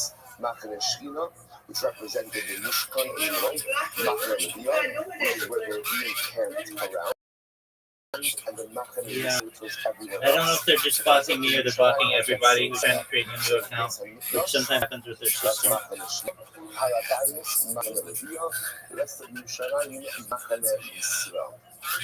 So the idea that we've been working on is that when you execute someone, you have to take them out of all three machanos, all three camps. She said, you know, how you really know this from? Says, yeah, they're doing a good job. But I'll go figure it ahead out. and take the makala. Most of that also, for context purposes, it's important to understand that there are two cases of Nisat David, right? Two cases of people who were executed in the desert. And there was the makala, who was the person who first step of the Baruch Hu in public, and then there was the Makoshish, the person who was Mechala by the Twitch and Twitter as well. Those are the two cases and of some others. execution that you have in the desert. So D-Live and Trovo. Torah says, take out the Makalo, take out the person who first step of the Baruch, take him out of the camp. I don't really pay attention to it. I can't really tell you. I just stream on it. What does it mean? It means take him out of all three camps. No, T is in Tom. ROBO. Yep. It just means taken out of one of the camps. It says over here by the Mechalo, by the guy who placed it for the Sparky, Neymar Parim kind of second Kutzmachane. It says by the Parman Shrakim. Now, what is the Parman Shrakim? If you look at Rashi says that Parman Shrakim, there are two bulls that they're referring to over here. Number one, so this is the specific and unique offering that was made when the Sanhedrin ruled incorrectly. If the Sanhedrin delivered incorrectly, there was a particular type of carbon that was brought. That's called Par Halam Government Aksibot. Or again, you know, Rashi says the Par Kohen Mashiach. This was the Par that is brought that the Kohen Gadol delivers an erroneous ruling as well. Neither of these karbanos are consumed, rather ever misrepresented. They're burnt. Keep it safe. But Kosi is called Fine. So the man says, now I like to charge my just like by these parts, right? Just like by these bull offerings, they are taken outside of all three camps to be burned. So the man says, I can't charge my parts. So to over here, the session of Hotzi by the Makalo is also outside of all three machanos. I have a husband, and by the way, how do you know by the Kohen that they're taken out of all three camps? Because the Hotzi is called Hapara, because the Machana, Hotz, Lishalosh Machanos. So the Pasuk says, the Hotzi is called Hapara, because you shall take the par, the entire par, outside of the camp. What is outside of the camp? Outside of all three camps. So the Gemara says, Chutz L'Shalosh Machnos, Atomer. Sorry, Atomer Chutz L'Shalosh Machnos. She telling me it means all three camps. Open Chutz L'Machnos. How do you know? Maybe it means you take the parim outside of one of the camps. How do you know it means all three camps? Only Chutz L'Machnos the Par Ha'ida. When the pasuk says Chutz L'Machnos Par Ha'ida, Shin Kavalawaz, you don't require this pasuk, right? I don't need this Chutz L'Machnos. Votzi es Hapar only Chutz L'Machnos the son of Elisha. I don't need that pasuk. I don't need that because everybody's taking the cow or the bull outside of the Machana. Shin Kavalawaz like Baranamar, the son of also. Kasher Saraf as Hapar Harisha. It already tells me that I'm going ahead and burning this par as I burnt the other par, and just as the other par is burned outside of the machanos, so too this one is as well. So the Gemara says, what is it going to teach me? It's going to teach me the second, the Hotzi Osam it's going to teach me removal from a second camp. A second camp. So the Gemara says, and then when it says a third time by the Tzilas HaDeshen, the taking out of the ash, that's also unnecessary. Why?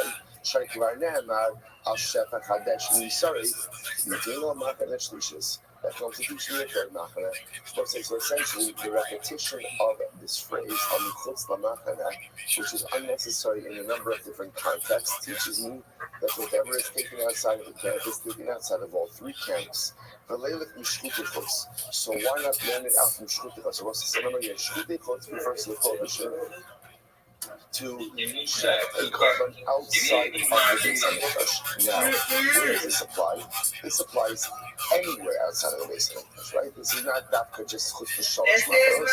So, for example, remember again, where am I supposed to check the carbon? Inside the base hamikdash, called machane shchina. Even if you check the carbon outside of one camp, you let's say machane leviyah, you also chai for that. So the Gemara says, you check it over here.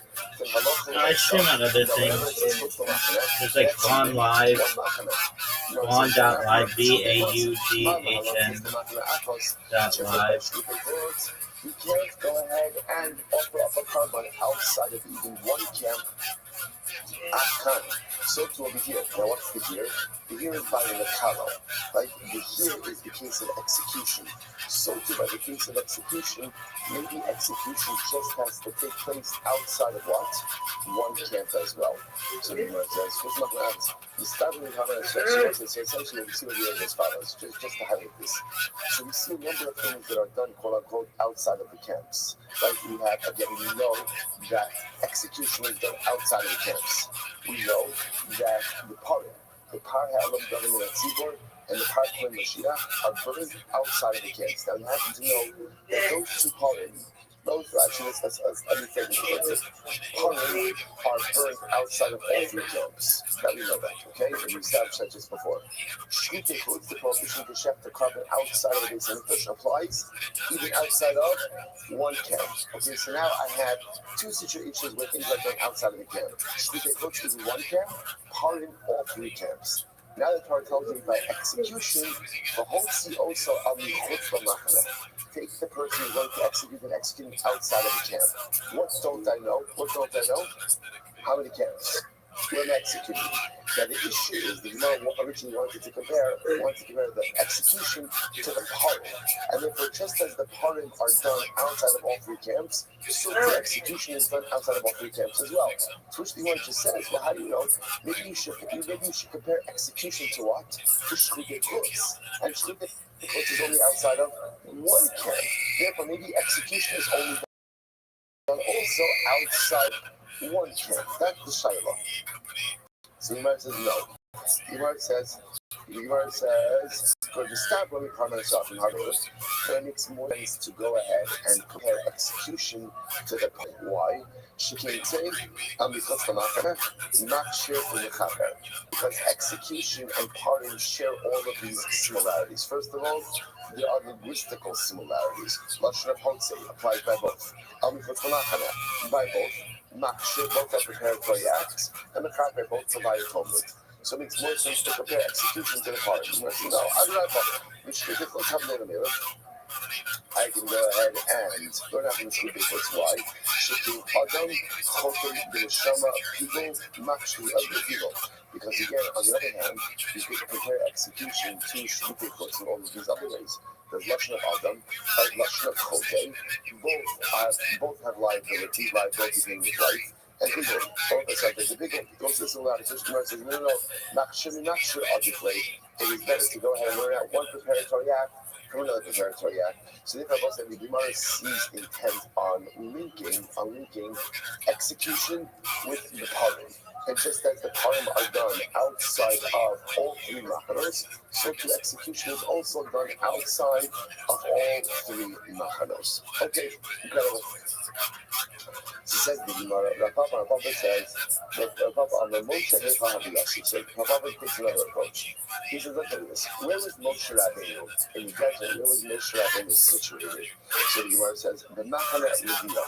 Moshe Rabbeinu lived in Machane Leviyah. But remember again, Moshe Rabbeinu, he didn't live in Machane Shchina, right? Because that was the Mishkan, he lived in Mishkan. He was situated in Machane Leviyah. And the Torah, when speaking to Moshe, because Moshe Rabbeinu was responsible for carrying out the execution, not literally himself, but ultimately for overseeing it. So he says to him, Moshe, take the Makalo, take the guy who first the take him outside of the camp. So the says, maybe it only means push him out there. So that means again, outside the Makalo,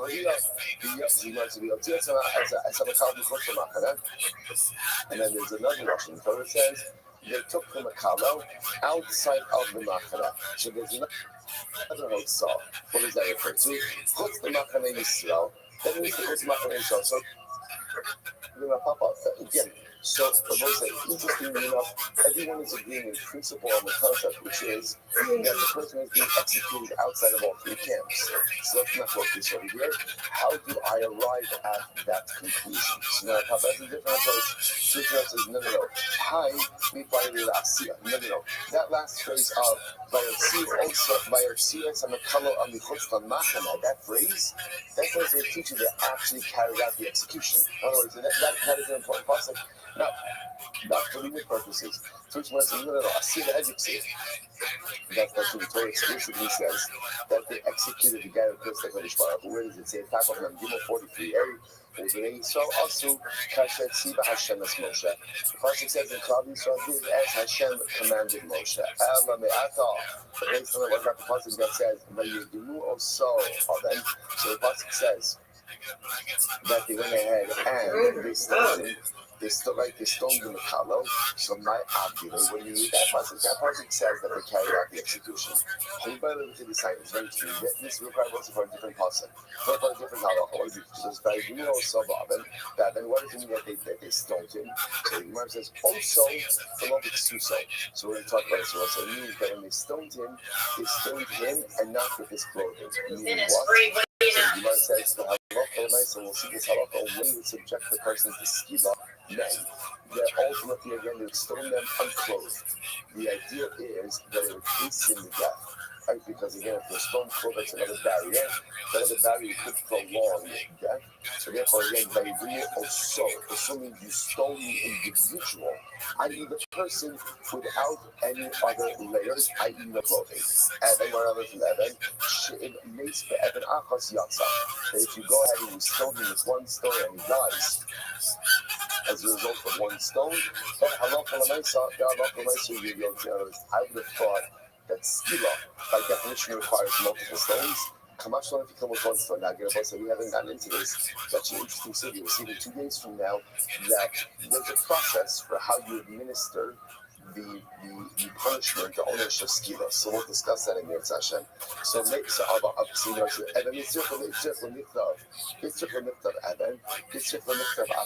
interesting, right? When it comes to stoning, the Torah uses a singular lashon of stone and then a plural lashon of avanim with stones. So Imam says you need both. Why do you need both? Was the kasser Rahmana Evan, if it would have just said Evan singular, I would have thought like this. Essentially, with a minister of skiva, what do you have? You have a contract. If you get it right, if you kill the guy with the stone the first time, then fine. But if somehow he escapes that first stone, he's free. Therefore, the Gemara says, "Lo neisei achrisim mitzvah chaser rachman avanim." Therefore, the Torah says, "Avanim." What does avanim teach us?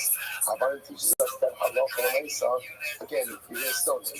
If he takes one stone, takes one stone. If he takes multiple stones, takes multiple stones.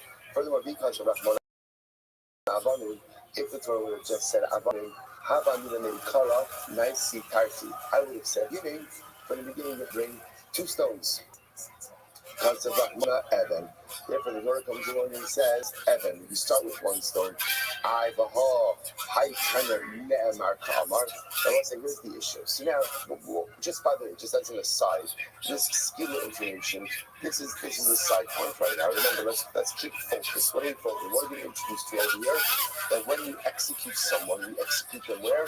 Outside of all 3 camps. Now, interestingly enough, the way this was introduced to us is as a pasuk. Ne'emar, the Torah says, "V'hotzil samchos v'machane."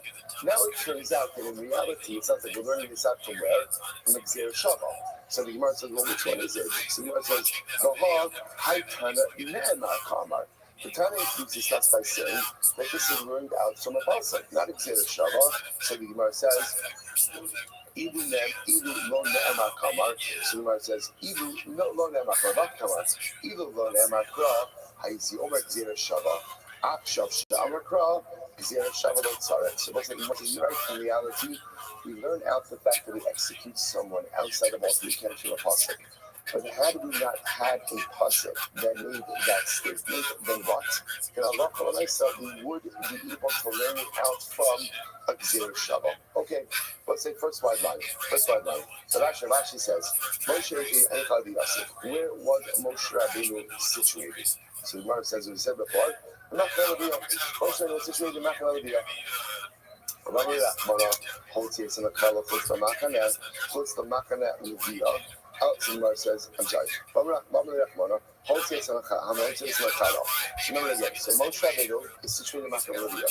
The Torah is speaking to Moshe says, take from the color, take the cursor outside of the Machane. What does that refer to?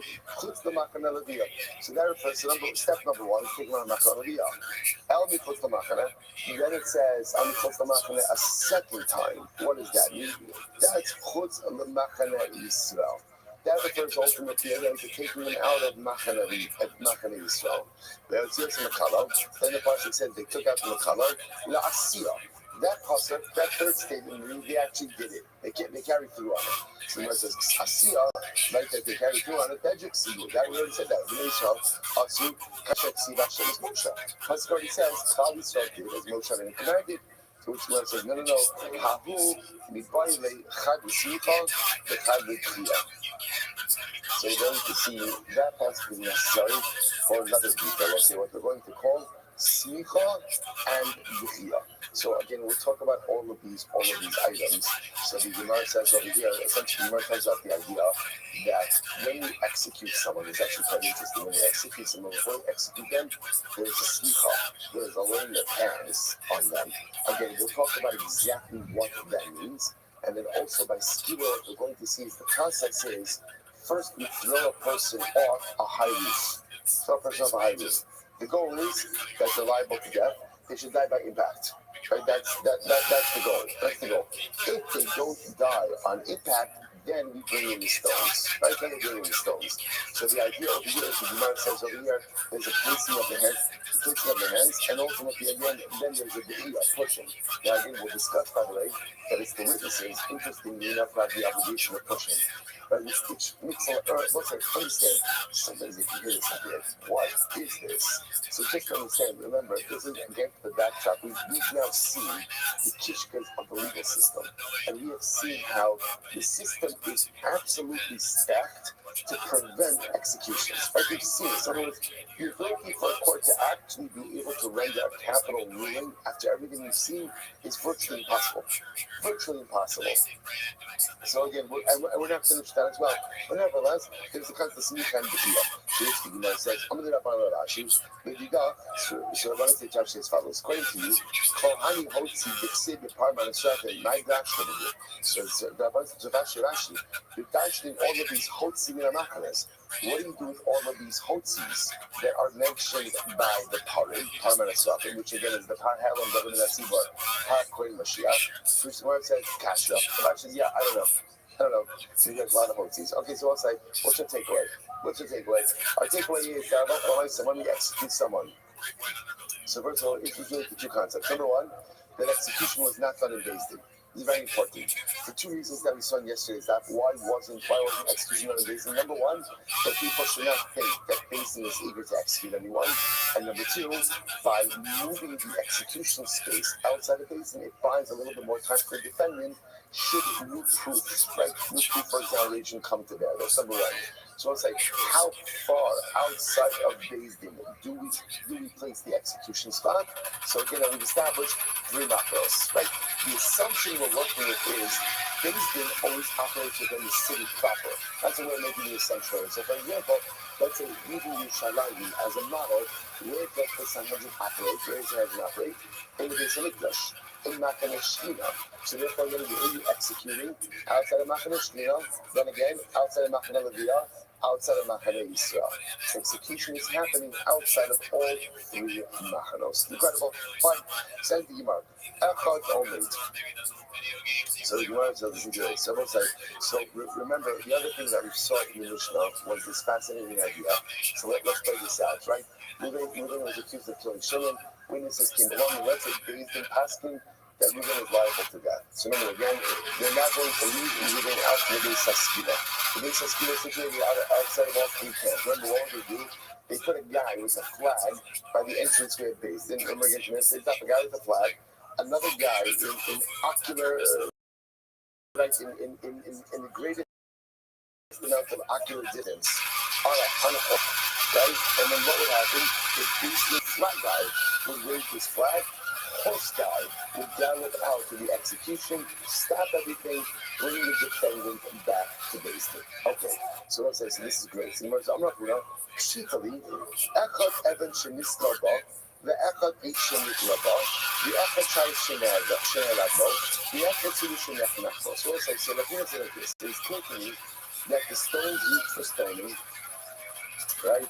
The tree used for hanging, the sword used for beheading, the rope used for strangulation, Kula Mishal Tzibor, right? I was supposed to, this is great by the way, right? This is such a Jewish sugya.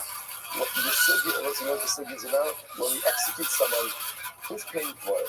Right? Who's paying for it? In other words, look, execution costs money. Right? Who's footing the bill for this? So the Gemara says, it is clear to me that when Daisy is carrying out the execution, obviously, the mechanism of execution is paid for by communal funds. Right? Because remember again, this is the community that's going ahead and execute the individual. So the stone used for execution, the tree used for hanging, the sword used for beheading, the rope or the what we call the rope used for strangulation, all these use saltzibo. We're speaking to uniforms. Nighttime, huh? You know, what do things? The Midigan, Ramina the lace of the Mikra Nafshay. Because you must understand, it doesn't really make sense to tell a person, by the way, we're going to execute you and you're sponsored by you. Right, today's execution of Reuben is sponsored, sponsored by the short stuff, right? Really with us, Reuben. You can't, let's say, I was going to point out something. If you think about it, you actually, yes, you can. But why should I pay for Reuben's execution? Right? Let Reuben pay for his own execution. Reuben got himself into this mess. Right? Why he was coming from communal funds? So it's interesting, logically, it should come from Reuben, right? If the person is executed, part of the penalty should be that you or your estate pays for your execution. So the man says the reason we don't do it is, you know why? It doesn't look right.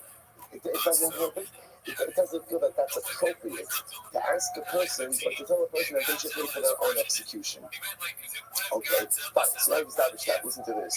So by the Hula, Sudo Shemalitimbo, the Sus Sharatu Ma'amidan, Michel Mihu.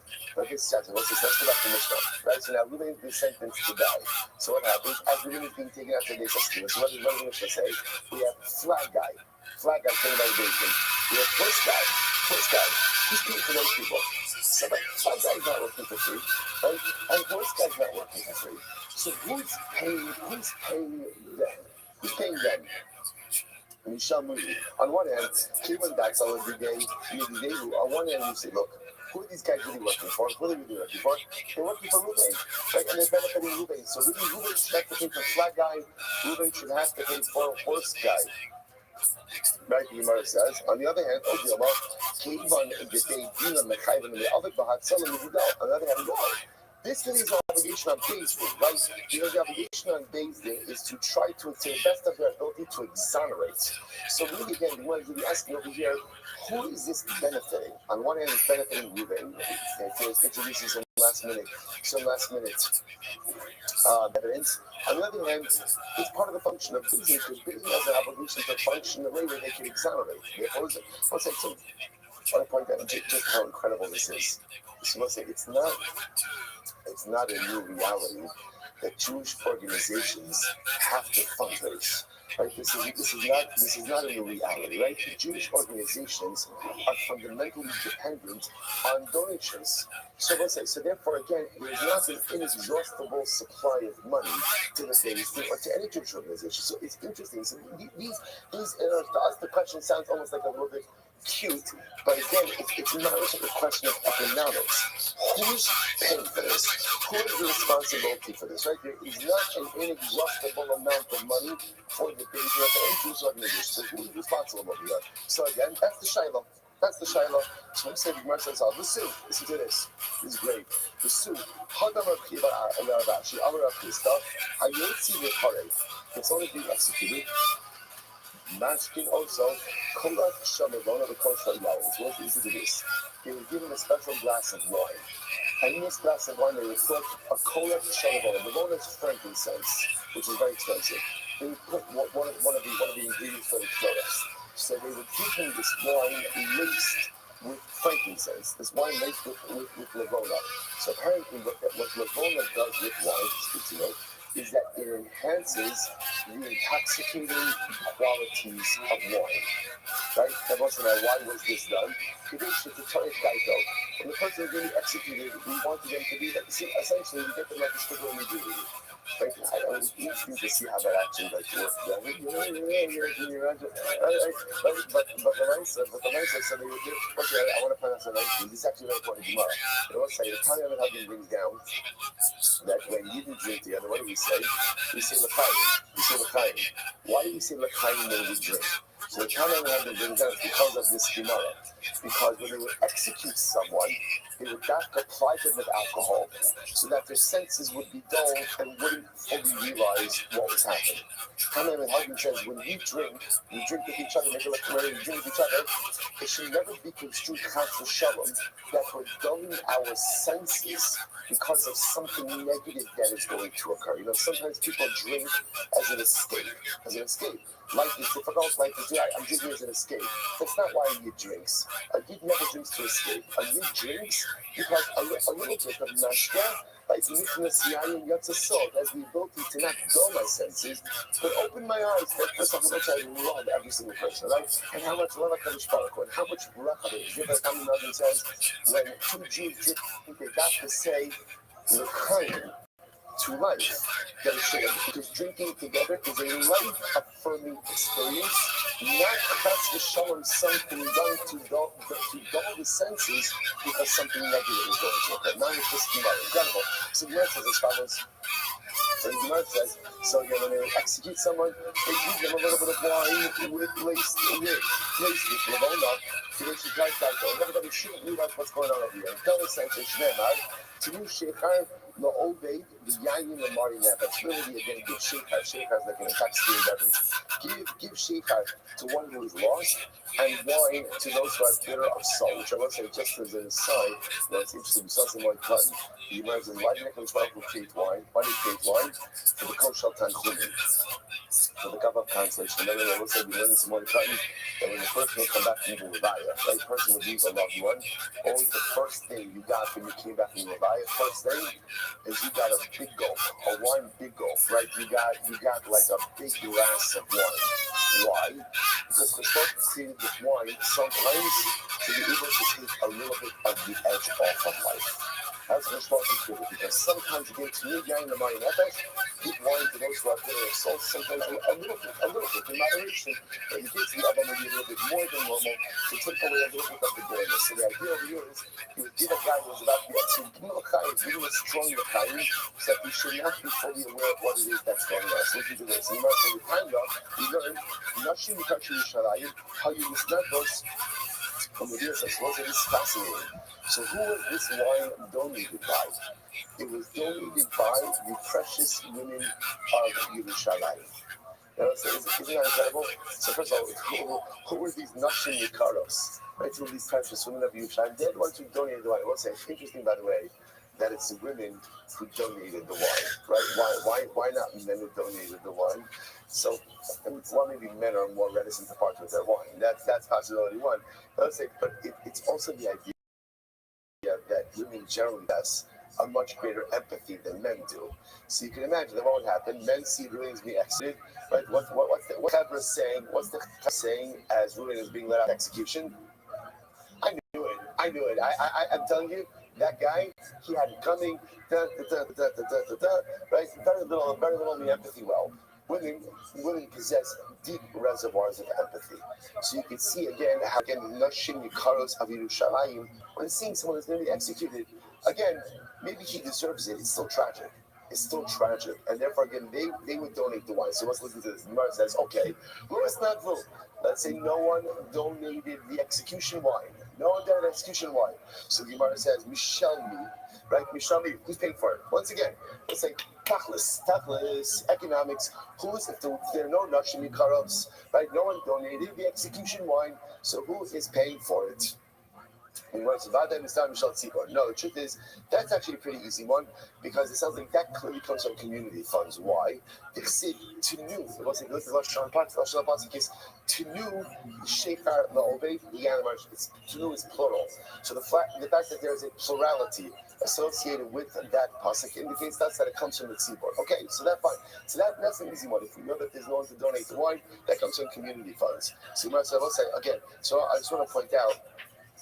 The Gemara doesn't resolve it, right? So the Gemara says, I understand that the actual tools for execution that actually comes from community funds. The wine, execution wine, if there's not a donor, that comes from community funds. So the Shaila that the Gemara didn't answer is who pays for flag guy, who pays for horse guy. That the Gemara doesn't answer. That the Gemara doesn't answer. Okay, so Gemara says, so listen to this, finish topic. Watch this. So let's remember again, and it's great because all these things coming together. Remember again, you had the Sanhedrin. Who was sitting in front of the Sanhedrin? Who was sitting there? In front of the Sanhedrin? 3 rows of students. Now remember again, we saw that in the deliberations, if one of the Talmidim says, one of the students says, I have an argument to exonerate. What would they do? They put him on the basement. Okay, so watch this. One of these interesting case here. So let's say one of the students says, yes, I have an argument to exonerate. And what happened? Then in Shtatek, he became mute. So he said he had an argument, but he never got to advance the argument. In Shtatek, so what is the halacha? So Menafech or Sheshes Biyadeh, so Menafech or Sheshes Biyadeh means Rav Sheshes like waved someone off. Dismissed, right? He like waved like in a dismissive way. So the shtatek, afilu eka b'sof nami. Come on, or if somebody becomes mute and they can't advance on it, they can't advance an argument because otherwise we should be choshish that maybe there's someone on the other end of the world who has some type of argument on behalf of the defendant as well. In other words, if you can say it, you can say it. If you can't say it, you can't say it. Just because someone said, I have something to say, and then he lost the power of speech, we can't accept that at all. Tush Gemara says, no. It's different. Because to be choshish for someone who may or may not exist at the other end of the world, okay, that's a possibility. Then we have no reason to think that suggests. Over here, the student literally said, hey, Chevra, based in Sanhedrin, I have something to say. He stepped forward. He just never got a chance to say it. To which the Gemara says, Tashma, let's analyze. Let's listen to this. If you have one of the students who said, I have an argument to advance to exonerate the defendant. And what happened? And let's say he's put on the basement and then he died. Rowan also kilu chai, right? Suppose the halacha is we count his opinion even though he's dead. Right? We count his opinion even though he died. So the Gemara says, zicha in, lo zicha lo. So what do you see from here? It's only if he actually advanced the opinion. In other words, the Talmud says, I have grounds to exonerate. And we put him on the basin and he advances his opinion. And then he died. Okay, so we can still count his opinion even after he died. But that's because he articulated it. So the Gemara says, zicha in, lo zicha lo. To which the Gemara says, zicha pshitali. Amar tibay lecha. So the Gemara says, you're right. Obviously, if the student advanced his opinion and then he died, so the chiddush is I can count his opinion even though he's dead. The shaila is what? The shaila is in our case. Well, what happens if a student stepped forward and a student said, I have grounds to exonerate, but he never quite gets around to actually saying it. Can we count that as something or not? So ultimately, again, the Gemara kind of ends off with a kasha. Okay, so the Gemara begins to say, afilu, parmisha. Let's remember again. The next part of the Mishnah said, it's really a fascinating Mishnah. The next part of the Mishnah said was as follows: Ruvain, right? Let's play this for Ruvain is in the base Askila about to be executed. That's why Ruvain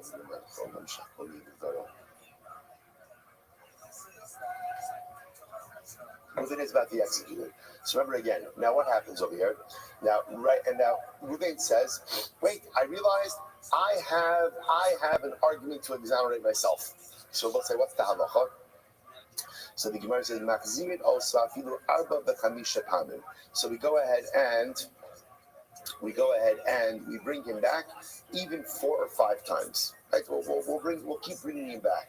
So the Gemara says, "Vafilu pam." Now the issue the Gemara says is with a caveat. What's the caveat?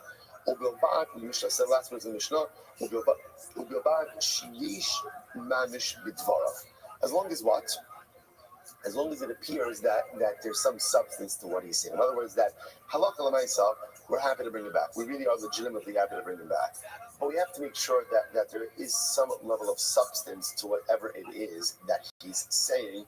Can you imagine this? Otherwise, he's just like, I realize I have something to say.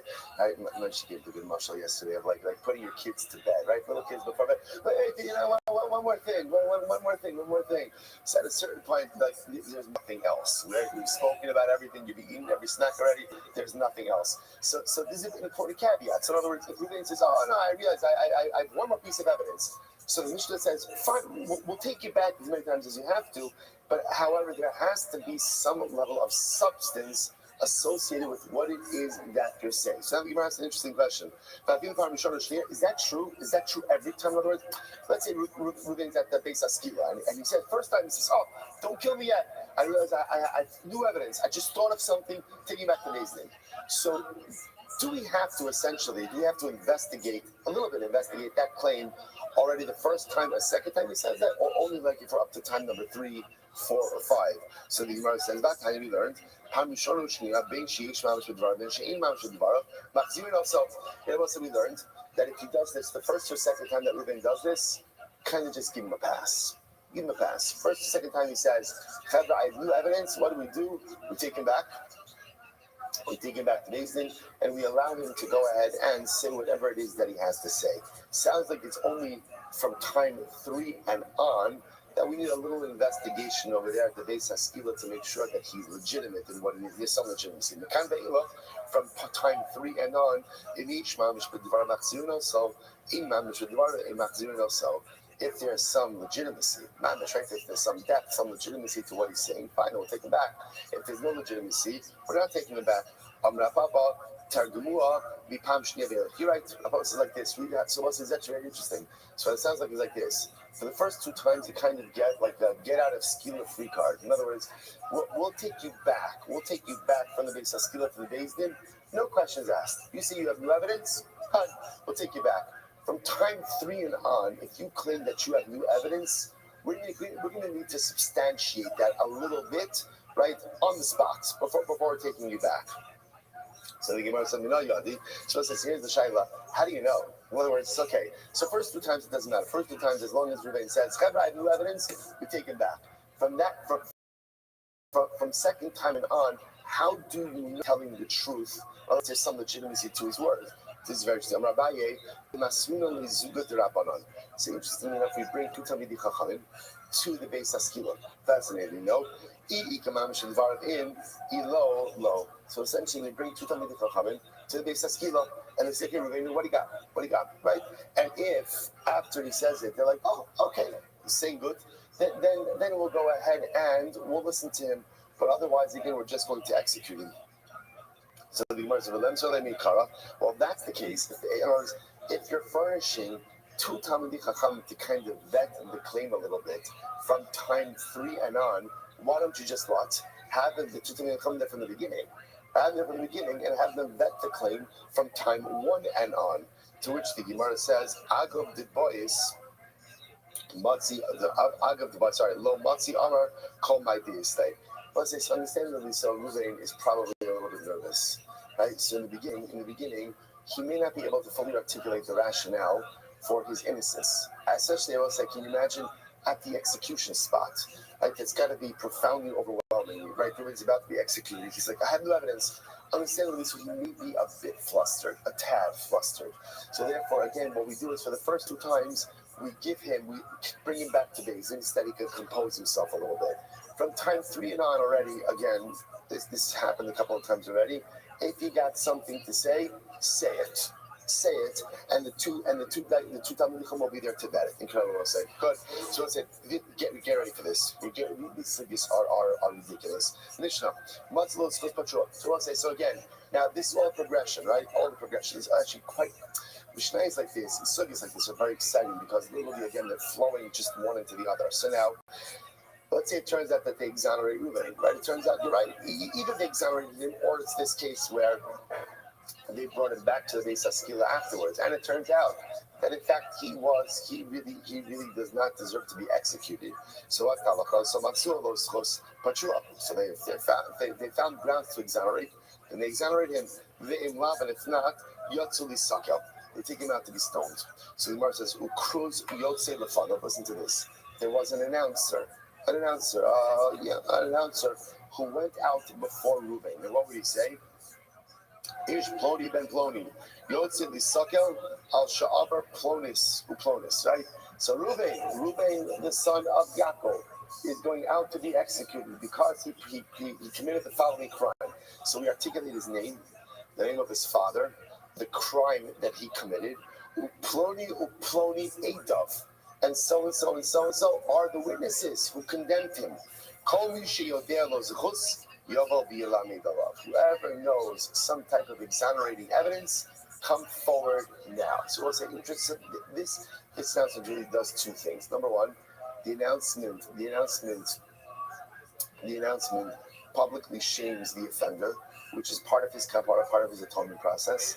The announcement also puts the general populace on warning. There is accountability for what you do. And there's accountability for what you do. And number 3, which is really the most important over here, is this a last-ditch effort to find someone who maybe knows information that could lead to the exoneration of Reuven. That's really the goal over here. So the Gemara says, "Amar Abaye, v'tzarach l'meimar b'yom ploni u'ploni v'shar ploni tz'maploni tz'makom ploni dilma ika diyadi v'asu meizalu." So what says incredible? Abaye says, by the way, you have to add in some more information. What's the other information? So and so and so and so are the witnesses, right? And they witnessed killing Reuben on Tuesday at 3 p.m. in Tel Aviv. Why do you put out that information? Because it was like, there may be no one who knows exonerating evidence for Reuven, but maybe there's someone who says, witnesses saw Reuven kill Shimon on Tuesday, 3 p.m. in Tel Aviv. That's interesting because they were having shawarma with us at a gas station outside of Yerushalayim, right, at that same time, right? That doesn't seem to make so much sense. So let's say, so because of that, ultimately, again, it gives us the ability to cross-examine. So the Gemara says as follows. Good. So the Gemara says, there's Cruz to the front of. So the Gemara says, and we have an announcer that goes out in front of the defendant. So the Gemara says, Lafanav in Meikara Lo. So it says, this is interesting. That goes to see, and there seems to be a piece missing from the Gemara over here. Because the way it reads is, they have an announcer now, but not beforehand. That actually says, Arboim Yom Kodem, not 40 days beforehand. So actually, if you have that goes for Tziyunim, you can see over here, he mentions in the footnotes. I used to be able to see this level of print, right? He mentions over here that Mimcha, that there's pieces of this Gemara that were taken out, Okay, but it means the Gemara is just intrigued by the idea that halacha l'maisa, we're going ahead and putting an announcer now, but we didn't put an announcer earlier on. Okay, Amid Beis, well, I'll say Amid Beis. This is a ridiculous Gemara. I'm going to show you maybe. Rishonim says as follows: so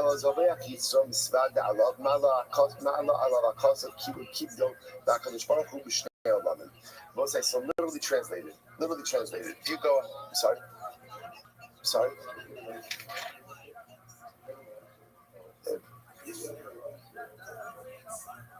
I don't know. You have more lines?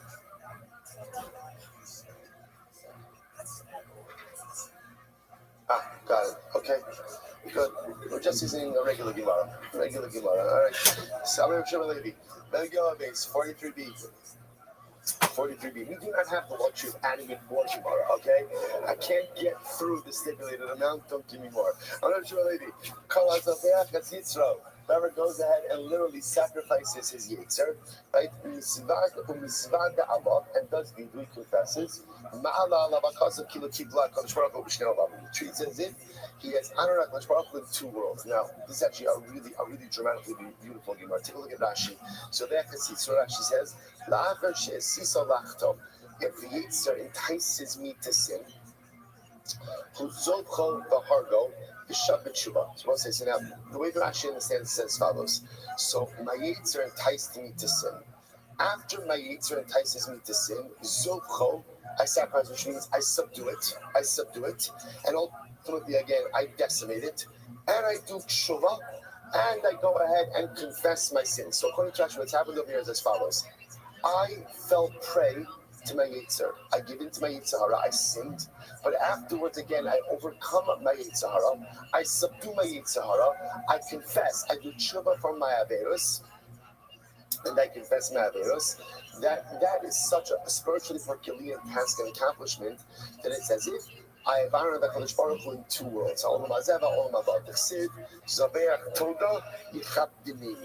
Ultimately, again, he offers a Toda, a thanksgiving offering, two noons. The noons representing this idea of Shirei Kadosh Baruch Hu in this world. And I will say, I just want to find out something amazing. If you look at the Lashon over here, the Lashon over here is, it doesn't say like Kol HaKol Be'Shes Yitzro, it says Kol HaZoveh Ches Yitzro.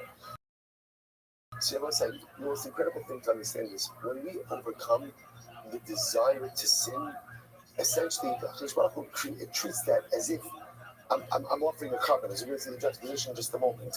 See, I want to be able to commit an avera. I want to be able to do something. I want to indulge a yetzer, right? I want to be able to do that. When I don't indulge my yetzer, I am giving up something for HaKadosh Baruch Hu. And that's a tremendous thing. We speak about the inability to offer up karbanos in the absence of Moshe say every single day. I have an opportunity to offer up karbanos. What kind of carbon? Kind of carbon? I want to do something. I want to do an avera. I want to do an avera. Hineni muchan umazuman, right? L'shem yuchad kudsha richu. I want to do an avera. I have a desire for it. I have a want. I have a drive for it. If I'm able to muster up the inner strength not to do that avera, that's a carbon. That's a carbon. That's an offering that I am making to HaKadosh Baruch Hu. And I will say, that is perhaps the most dramatic carbon that one could ever offer. When you take something, that I take something that I want very badly, and I sacrifice that, because HaKadosh Baruch Hu wants something different for me, the highest level of carbon a yid could offer. And when you offer that type of personalistic carbon, the Gemara says, it is as if I am honoring HaKadosh Baruch Hu in this world and in the next. Incredible. The Gemara is honoring Sheva Levi, and I will say, when you look at the Gemara that way, the juxtaposition makes more sense. Honoring Sheva Levi, when the Beis Hamikdash stood on the Makriv Ola, Schar Ola biyado. So a person goes and offers up an Ola, you care for an Ola, right? Mincha, Schar Mincha biyado, you offer up a Mincha, you care for a Mincha. So we'll say, when the Beis Hamikdash stood, when you offer up a carbon, you get reward for the particular carbon you offered. However, listen to this, Avami Shedaito Shvela. Now we'll say, but someone is saying, now what does Daito Shvela mean? Daito Shvela we often translate as humble, but the Maharsha actually has a different idea here. The Maharsha says that Daito Shvela is the Hayu Sheshav B'chol Libo. The Maharsha says that ultimately Daito Shvela means someone who is about tshuva. We'll say, what does it mean to be about tshuva? What it means about tshuva means I sinned. And now when faced with the opportunity to sin again, this time I say, Ribono Shalom, I'm sacrificing what I want for what you want. That's Daito Shvela. That's about tshuva. We'll say about tshuva is not someone who never sinned, because someone who never sinned doesn't give about tshuva. About tshuva is someone who's tasted sin, enjoys sin, is good at sin. Everybody's ever good at something, right? Is good at sin. And now I want to do it again, and I say, no, I'm not doing it. Not because I don't want to, not because the fires of desire anymore diminish, but because, what I'm doing now in this moment is, I'm putting your needs above my needs. I'm sacrificing what I want for what you want. When a person rises to that level, Daito should listen to this. It is as if you have offered up every single carbon. It looks like because the highest level of carbon that we can offer is when we offer up our own desire on the altar of the Ribono Shel Olam. When I go ahead and I sacrifice what I want because of what HaKadosh Baruch Hu wants, that is the highest level of carbon that exists in this world. And when I offer up that kind of carbon, it's as if I've offered up every other type of sacrifice under the sun. Not only that, such a person possesses a dramatic koach hatfilah. His tefillah rejected. Literally, again, a broken heart, a broken spirit, a downtrodden spirit. Ultimately, HaKadosh Baruch will never despise. So, both say the greatest carbon we could offer is not a hold, is not a shalom. The greatest carbon we could offer is the carbon of our own desires. When I sacrifice what I want, because it's more important to do what HaKadosh Baruch Hu wants. That's the highest level of carbon. You make that kind of sacrifice, it's treated as if you've made every other carbon on the face of the earth. Not only that, when I'm ready to make that sacrifice, I have a special koach hatfilah, a special power of prayer. I want to say about the stop over for today. Okay, good. Shkoyach, everyone. Tomorrow's Rosh Chodesh. Have a good day. And we'll be fine. We'll be all right. All right, everyone, have a great day, everyone. Yeah, she got it. You think you smell that? Okay, yeah. Deodorant's for knees. I'm just kidding. Let's see here. I'm in South Central. All these clips are just going to start with Papa talking. This one's called Papa Saw in Crenshaw. Goes by Chin Second Balcony. Do you want to take any guesses what he saw? No, Liz. Maybe a really good trap. All right, people say good morning. Good morning. Let us begin by thanking all of our sponsors for this morning's trip. Thank our Talmud Torah sponsor for Tavshin Pei, our annual Talmud Torah sponsor, Tosim Shvach of Eretz Yisrael, we're dedicating all of the shiurim and drashos this year as is close for the source. So we thank you very much for their generosity. That the field of Bakash should be in sky for all of Klal Yisrael. Talmud Torah sponsors for the month of Teves. The Kelman family in memory of Amit ben David Levi, Zichron Livracha, the brother of Itai Levi, who was killed fighting in Gaza on the first day of Hanukkah. We hope that in the merit of our Talmud Torah, in the Shem will have an Aliyah and the family in the Chama. And our week of learning sponsors, Rabbi Ari and Chana Richter, and memory of Rabbi Richter's to your grandmother Sarah Bas Shimon Zichron Livracha.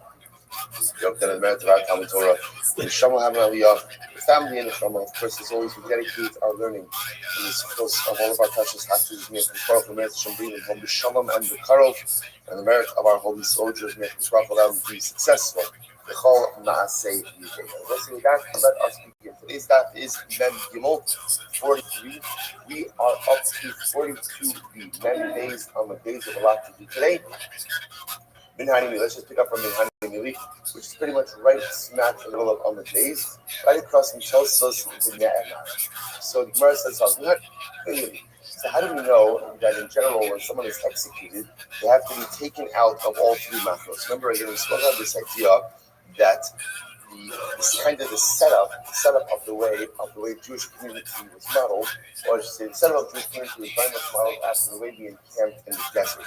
So in the desert there are three camps: Machane Shvina, which represented the Mishkan in the middle; Machane Leviah, which is where the Levian camped around; and then Machane Yisrael, which was everyone else. So for example, Yerushalayim has that same setup. So the base of Mikdash, that's Machane Shvina, Harabayis, Machane Leviah, the rest of Yerushalayim, Machane Yisrael. So the idea over here that we've been working on is that when you execute someone, you have to take them out of all three machanos, all three camps. So it says the Gemara in Haimili, we know this one. Because the Pasuk says, go ahead and take the makala. Most of that also, for context purposes, it's important to understand that there are two cases of Musas David, right? Two cases of people who were executed in the desert. There was the Makalo, who was the person who cursed HaKadosh Baruch Hu in public, and then there was the Makoshes case, the person who was the Makalo violated Shabbos publicly in the desert as well. Those are the two cases of execution that we have in the desert. So the Gemara is having the Torah about them. Torah says, take out the Makalo, take out the person who cursed HaKadosh Baruch Hu, take him out of the camp, and go ahead and execute him. The Gemara what does it mean? It means take him out of all three camps. Take him out of all three camps in order to go and execute him. The Gemara says, so you say take him out of all three camps. Maybe it doesn't mean all three camps. Maybe it just means take him out of one of the camps. It says over here by the Makalo, by the guy who cursed HaKadosh Baruch Hu, it says by the Parman Esrafim. Now, what is the Parman Esrafim? If you look at Rashi, that's the Parman Esrafim. There are two bulls that they're referring to over here. Number one is Har Helam Davar Shal Tzipor. So this is the specific and unique offering that was made when the Sanhedrin ruled incorrectly. The Sanhedrin delivered an incorrect ruling. There was a particular type of carbon that was brought. That's called Har Helam Davar Tzipor. Or again, the Rashi says the Par Kohen Mashiach. This was the par that was brought with the Kohen Gadol, delivered an erroneous ruling as well. Neither of these karbanos are consumed. Rather, Ellen is struck. They're burnt. You could say Bahosias Kolapar al Mutla. Fine. So the Gemara says, that's just like by these paros, right? Just like by these paros, sorry.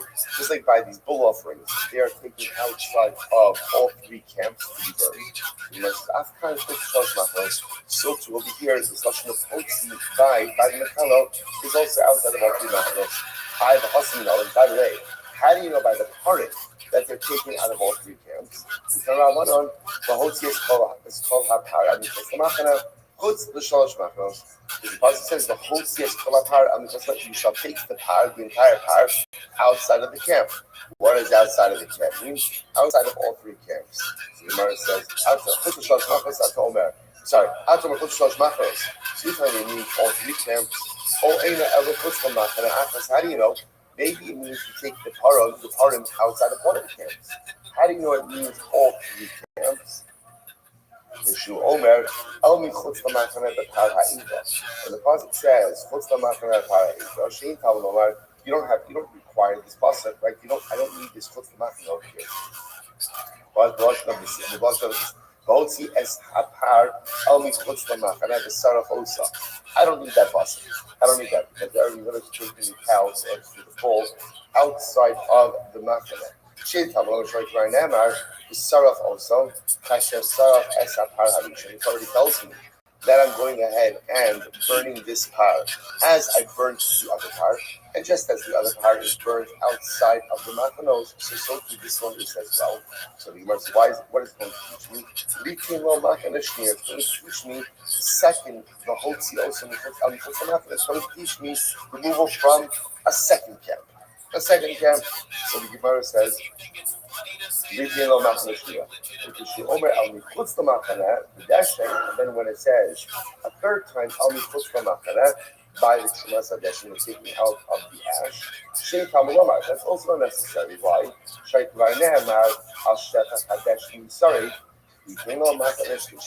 that comes to teach me a third machane. So essentially, the repetition of the phrase on the mitzvah machana, which is unnecessary in a number of different contexts, teaches me that whatever is taken outside of the camp is taken outside of all three camps. So why not learn it out from Shkutichos? So remember again, Shkutichos refers to the prohibition to check a carbon outside of the Beis Hamikdash. Now, where does this apply? This applies anywhere outside of the Beis Hamikdash, right? This is not dafka just with the shalosh machanos. So, for example, remember again, where am I supposed to check the carbon? Inside of the Beis Hamikdash, what we'll call machane shchina. Even if you check the carbon outside of one camp, so let's say machane leviyah, you also tie to that. So the Gemara says, maybe you should learn out over here. Then halacha l'noisa. Now, whenever it says push the machane, that's even one machane. Gemara says, "Well, now from shtukei ma'ala halon push the machane achos." Just like by shtukei chutz, you can't go ahead and offer up a carbon outside of even one camp. Afkan. So too over here. Now, what's the here? The here is by the mekalo. Right? The here is the case of execution. So too by the case of execution, maybe execution just has to take place outside of what? One camp as well. So the Gemara says, "What's my So essentially, what we see over here is as follows. Did I drink my water? So we see a number of things that are done, quote unquote, outside of the camps. Right? We have again, we know that execution is done outside of the camps. We know that the par ha'elam davar min hatzibor and the par kohen Mashiach are burned outside of the camps. Now we have to know that those two parim, let's be frame it differently. Parim are burnt outside of all three camps. That we know that. Okay, we established that just before. Shchutik, what's the prohibition to check the carbon outside of the Beis Hamikdash applies even outside of one camp. Okay, so now I have two situations where things are done outside of the camp. Shchutik, chutz, even one camp. Parim, all three camps. Now the Torah tells you by execution, Bahotzi also take a nap? Take the person you're going to execute and execute outside of the camp. What don't I know? I know? How many camps? Where am I executing? Now the issue is the Gemara originally wanted to compare the execution to the parim. And therefore, just as the parim are done outside of all three camps, so to execution is done outside of all three camps as well. So which the Gemara just said, I can hear it. Maybe you should compare execution to what? To shchutei chutz. And shchutei chutz is only outside of one camp. Therefore, maybe execution is only done also outside of one camp. That's the shayla. But the Gemara says no. The Gemara says, it makes more sense to go ahead and compare execution to the part. Why? Shekain hotzei, amikas l'machaneh, machshir u'mechaper. Because execution and parim share all of these similarities. First of all, there are linguistical similarities. Lashon of hotzei applies by both. Amikas l'machaneh, by both. Machshir, both are preparatory acts. And Mechaper both provide atonement. How much so it makes water more did sense you to drink? compare execution to the parim. No, Adrapa. Okay, I can go ahead and learn out from Mishkutekot. Why? Shekin Adam Chote Dineshama Pigol Machshino. Because again, on the other hand, you could compare execution to Shkutekot. There's Lashon of Adam, right? Lashon of Chote. Both have liability by both he paying his wife and Pigel. Both are subject to Pigel. Most of the similarities. Gemara says, no. Makshir obviously. It is better to go ahead and learn out one preparatory act from another preparatory act. So therefore, I will say the Gemara seems intent on linking execution with the parim. And just as the parim are done outside of all three machanos, so too execution is also done outside of all three machanos. Okay, incredible. Says the Gemara, Rav says, Moshe Hecha. It says, Rav takes another approach. He says, let's look at this. Where was Moshe Rabbeinu? In the desert, where was Moshe Rabbeinu situated? So the Gemara says, Machane Leviyah. Moshe Rabbeinu lived in Machane Leviyah. Right, remember again, Moshe Rabbeinu, he didn't live in Machane Shchina, right? Because that was the Mishkan, he lived in Mishkan. He was situated in Machane Leviyah. And the Torah was speaking to Moshe, because Moshe Rabbeinu was responsible for carrying out the execution. And not literally himself, but ultimately for overseeing it. Torah says to him, Moshe, take the makalo, take the guy who takes the responsible, take him outside of the camp, Gemara says maybe you don't mean push the machane leviyah. So that means again outside the machane leviyah. And then there's another lashon. The Torah says they took the makalel outside of the machane. So there's another mitzvah. What is that referring to? What's the machane Yisrael? That means to put the machane Yisrael. So you're going to pop up again. So interestingly enough, everyone is agreeing in principle on the concept, which is that the person is being executed outside of all three camps. So let's not focus over here. How do I arrive at that conclusion? So now Papa has a different approach. No. Hi, no. That last phrase of Vayotziu also Vayotziu has a makalo on the top of machana. That phrase, that's not saying teaching that actually carried out the execution. In other words, that is an important not for legal purposes. Which one says no. I see a hedging. That's not true. The Torah explicitly says that they executed the guy who cursed the Kodesh Baruch. Where does it say? Top of Gimel 43a. Ubnei Yisrael also kasher tziva Hashem es Moshe. The pasuk says, "And Klal Yisrael did as Hashem commanded Moshe." Ela me'ata. Based on that, what about the pasuk that says, "Vayigmu also of them"? So the pasuk says that they went ahead and they stoned him. They stoned the Makalo. So my abdi, what do you mean with that pasuk? That pasuk says that they carried out the execution. So we buy the Chiddushai. It's very interesting. This is required also for a different pasuk. For a different halacha. What is it? It says Vayigmu Soba. Then what does it mean that they stoned him? So the Gemara says also below the Ksuso. So we're going to talk about this. We'll say it means that when they stoned him and not with his clothing. Meaning what?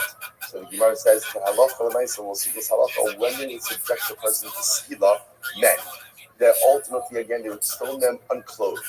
The idea is that it would hasten death, right? Because again, if they're stone clothed, that's another barrier. That other barrier could prolong death. So therefore, again, vayimu oso. So means you stone the individual, i.e., the person without any other layers, i.e., no clothing. Evan, we're not from Evan. She'im meis be'evan achas yasa. That if you go ahead and you stone him with one stone and he dies as a result of one stone, then halacha l'maisa you yotzi. In other words, I would have thought that skila, by definition, requires multiple stones. With one stone. Now, again, we haven't gotten into this. It's actually interesting. So you'll see in 2 days from now that process for how you administer the punishment skila. So we'll discuss that in a moment. So obviously, Evan So it's interesting, right? When it comes to stoning, the Torah uses a singular lashon of stone and then a plural lashon of abanim, stones. So the Gemara says you need both. Why do you need both? Because the concept of Rahmana Evan, if we would have just said Evan singular, Abanina, Hechadula makes Pechada, Bonisiak, Lisa Mikra. I would have thought like this. Essentially, when administering skila, what do you have? You have like one shot. If you get it right the first time, if you kill the guy with the stone the first time, then fine. But if somehow he escapes that first stone, he's free. Therefore, the Gemara says, "Lo neisei achrisium like concept Rahmana abanim." Therefore, the Torah says, "Abanim." What does abanim teach us? Abanim teaches us that Allah L'maisa. Again, you're going to stone him. If it takes one stone, takes one stone. Takes multiple stones, takes multiple stones. Furthermore, the concept Rahmana abanim. If the Torah would have just said abanim, abanim meikara naisi tarti. I would have said from the beginning, you have to bring 2 stones. That's a Rahmana Evan. Therefore, the Torah comes along and says, Evan, you start with 1 stone. I baha, I kind of ne'emar kamar. Now, here's the issue. So now, just by the way, just as an aside, this skilla information, this is a side point right now. Remember, let's keep focused. What are we focused? What have been introduced to over here? That when we execute someone, we execute them where? Outside of all 3 camps. Now, interestingly enough, the way this was introduced to us is as a pasuk. Nehemiah, the Torah says, "V'hotzil shalom v'shalom." Now it turns out that in reality, it sounds like we're learning this out from where? From Xer Shabbat. So the Gemara says, well, which one is it? So the Gemara says, "Vaha haitana Nehemiah kamar." The Tana introduces us by saying that this is learned out from a pasuk, not Xer Shabbat. So the Gemara says, Ilu lo ne'emar kamar. So the Gemara says, Ilu lo ne'emar kamar, vach kamar. Ilu lo ne'emar kra, Hayisi Omer Gzera Shava. Achshav Sha'amar Kra, Gzera Shava Lo Tzayat. So Imar says, you're right, in reality, you learn out the fact that he executes someone outside of all three tenets of the pasuk. But had we not had a pasuk that made that statement, then what? And Allah for myself, we would be able to learn it out from a Gzera Shava. Okay, let's say first wide line. First wide line. Rashi says, Moshe Echad Yasef. Where was Moshe Rabbeinu situated? So the Gemara says, we said before, Machna Leviyah. Moshe Rabbeinu was situated in Machna Leviyah. Ramali Rachmana, holds here some Makala, puts the Machana Leviyah. So the Gemara says, I'm sorry. Ramali Rachmana, holds here some Makala. So remember again, so Moshe Rabbeinu is situated in Machna Leviyah. The Torah is speaking to Moshe says, take the Makala, take the cursor outside of the Machana. What does that refer to? Chutz the Machana Leviyah. So that refers to step number one is taking out Machana Leviyah. El B'chutz the Machana. Then it says El B'chutz the Machana a second time. What does that mean? That's Chutz the Machana Yisrael. That refers ultimately again to taking him out of Machana Yisrael. There's here some Makalo. Then the pasuk says they took out the Makalo. La Asiya. That pasuk, that third statement means they actually did it. They carried through on it. The Gemara says Asiya, right? That they carried through on it. That we already said that. Israel, Asu, Kashet, Sivash, Moshe. Pasuk already says Chal Yisrael did as Moshe Rabbeinu commanded. The Gemara says no. Hahu mipayle chad l'smicha v'chad l'tchiyah. So we're going to do that pasuk is necessary for another detail. So we're going to call smicha and d'chiyah. So again, we'll talk about all of these items. So the Gemara says over here, essentially, the Gemara talks about the idea that when we execute someone, it's actually quite interesting. When we execute someone, before we execute them, there's a smicha, there's a laying of hands on them. Again, we'll talk about exactly what that means, and then also by skill, what we're going to see is the process is first we throw a person off a high roof. The goal is that they're liable to death. They should die by impact. Right? That's the goal. If they don't die on impact, then we bring in the stones. Right? Then we bring in the stones. So the idea over here is the Gemara says over here, there's a placing of the hands, and ultimately again, then there's a dechiyah, pushing. Now again, we'll discuss, by the way, that it's the witnesses, interestingly enough, have the obligation of pushing.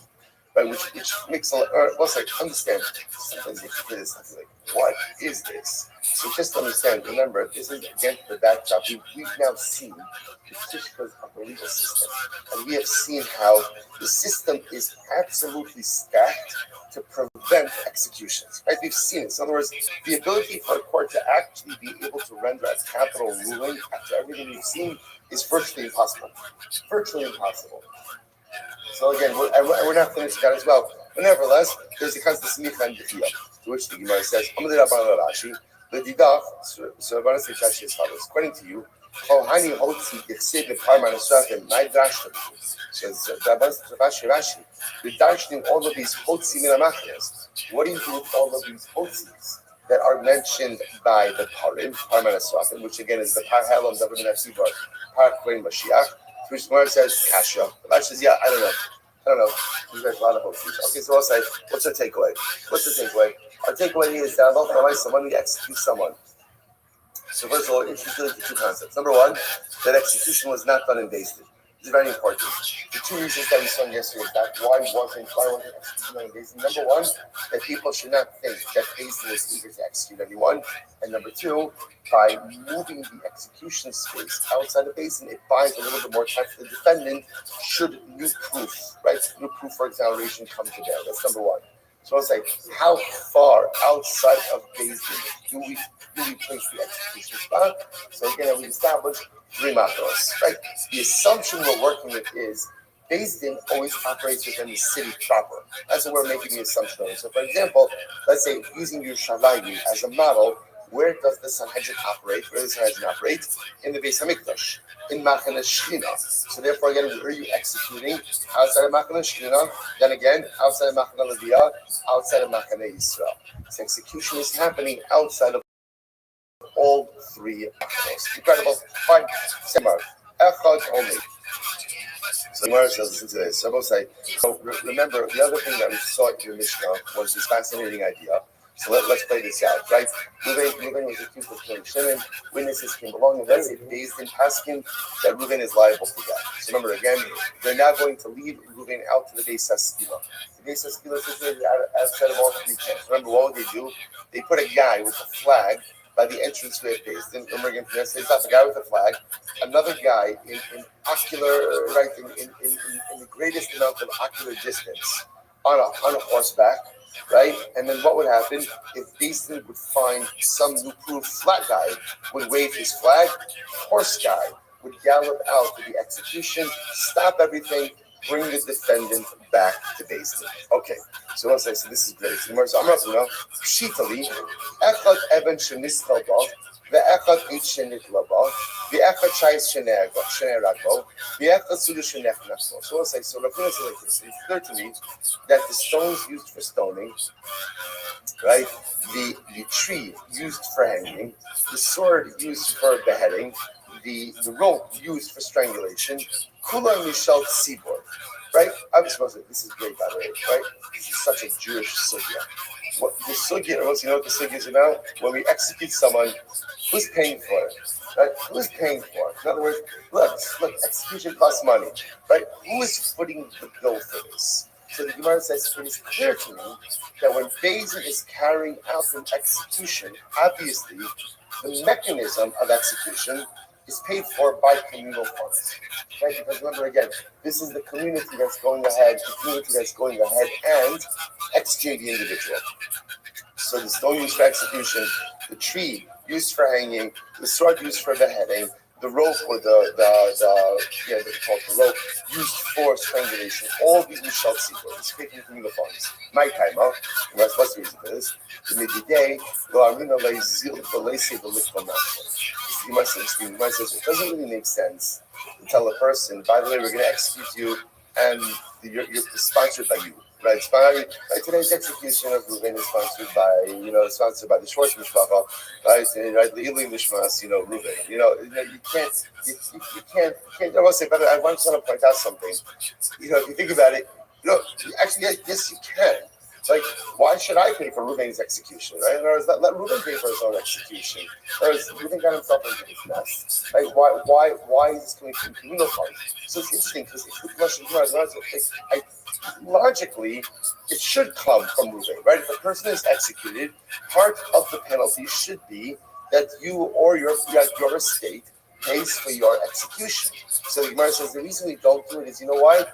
It doesn't look right. It doesn't feel that that's appropriate to ask a person or to tell a person that they should pay for their own execution. Okay, fine. So now we've established that. Listen to this. So by Rav Huna, Sudo Shemanifin Bo, Versus Sharatsu Ma'amidan, Mishal Mihu. Like this says, let's go back to the Mishnah. Right? So now Reuven is sentenced to die. So what happens? As Reuven is being taken out to the Beis HaSkila, so what does the Mishnah say? We have flag guy standing by the Beis Din. We have horse guy. Who's paying for those people? Somebody. Flag guy's not working for free, right? And horse guy's not working for free. So who's paying them? Who's paying them? On one hand, on one hand, you say, look, who are these guys really working for? Who are they really working for? They're working for Reuven, right? And they're benefiting Reuven. So really, Reuven should have to pay for flag guy. Reuven should have to pay for horse guy. Right? The Gemara says. On the other hand, on the other hand, no. This really is an obligation on Beis Din, right? Because the obligation on Beis Din is to try to the best of their ability, to exonerate. So really, again, the Gemara is really asking over here, who is this benefiting? On one hand, it's benefiting Reuven, and there's introducing some last minute evidence. On the other hand, it's part of the function of Beis Din, because Beis Din has an obligation to function in a way where they can exonerate. Therefore, just how incredible this is.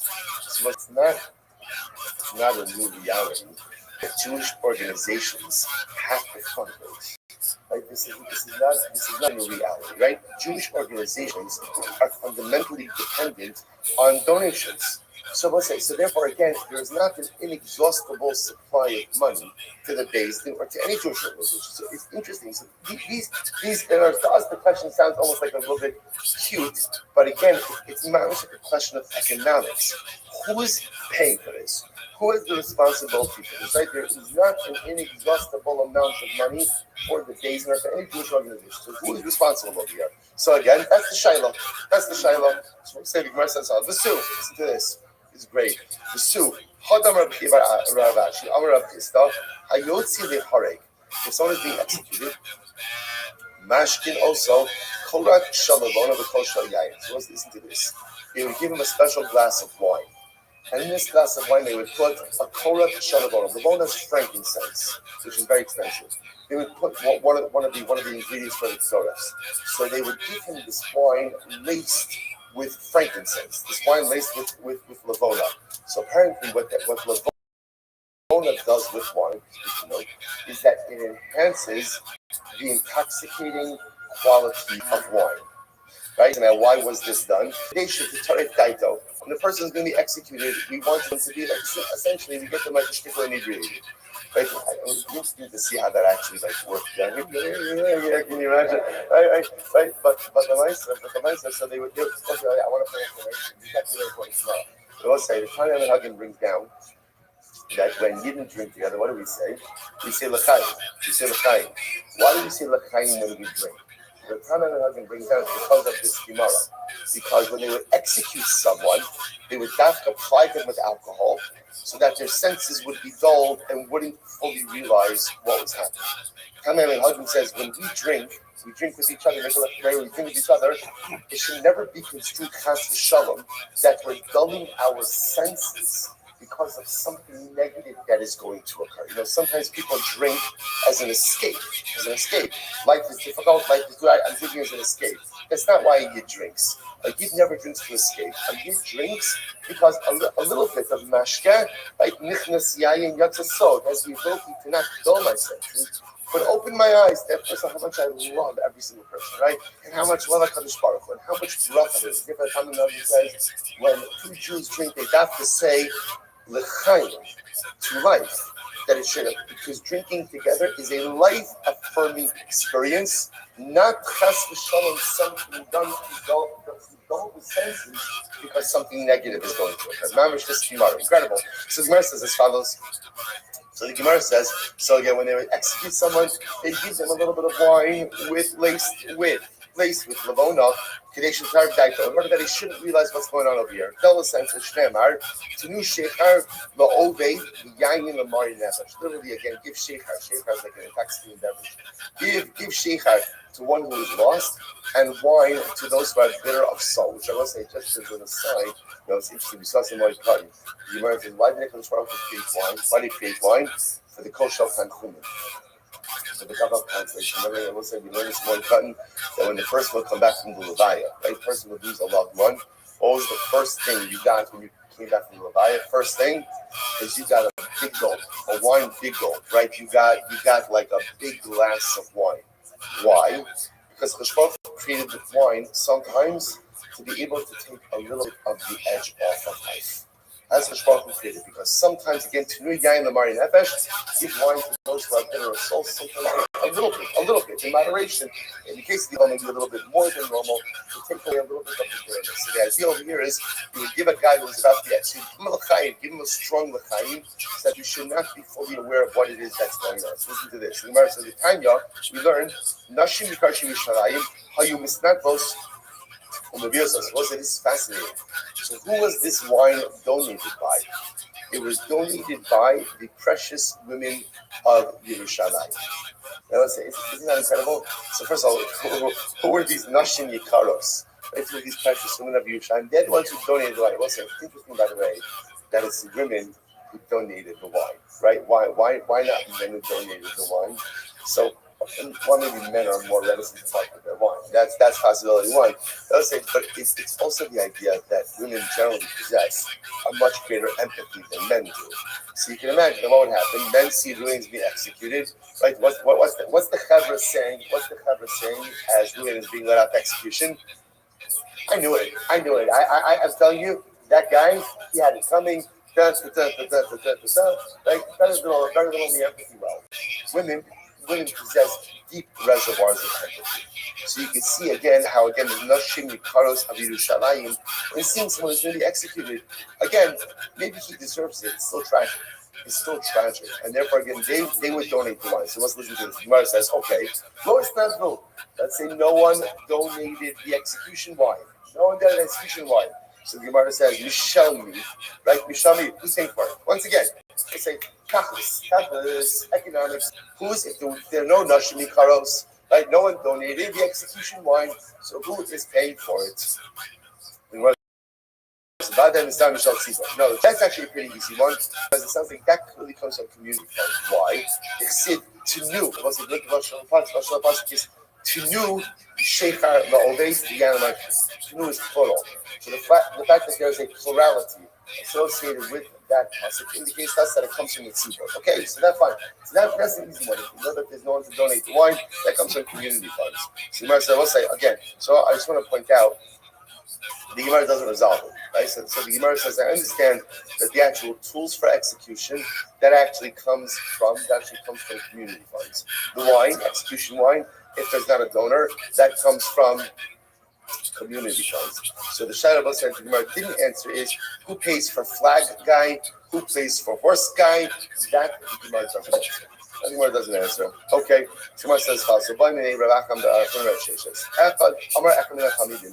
Yeshi Lamil of Scotches. This being static. Watch this. So let's remember again, all these things coming together. Remember again, you had the Sanhedrin. Who's sitting in front of the Sanhedrin? Who's sitting there in front of the Sanhedrin? 3 rows of students. Now remember again, we saw that in the deliberations, if one of the Talmidim says, one of the students says, I have an argument to examine. What would they do? They put him on base. Okay, so watch this. One of these interesting things here. So let's say one of the students says, yes, I have an argument to exonerate. And what happened? He became mute. So he said he had an argument, but he never got to advance the argument. What is the halacha? So Menafeach Sheshes Biyadei, so Sheshes says Menafeach Sheshes Biyadei means Sheshes like waved. It's still like when you wave someone off.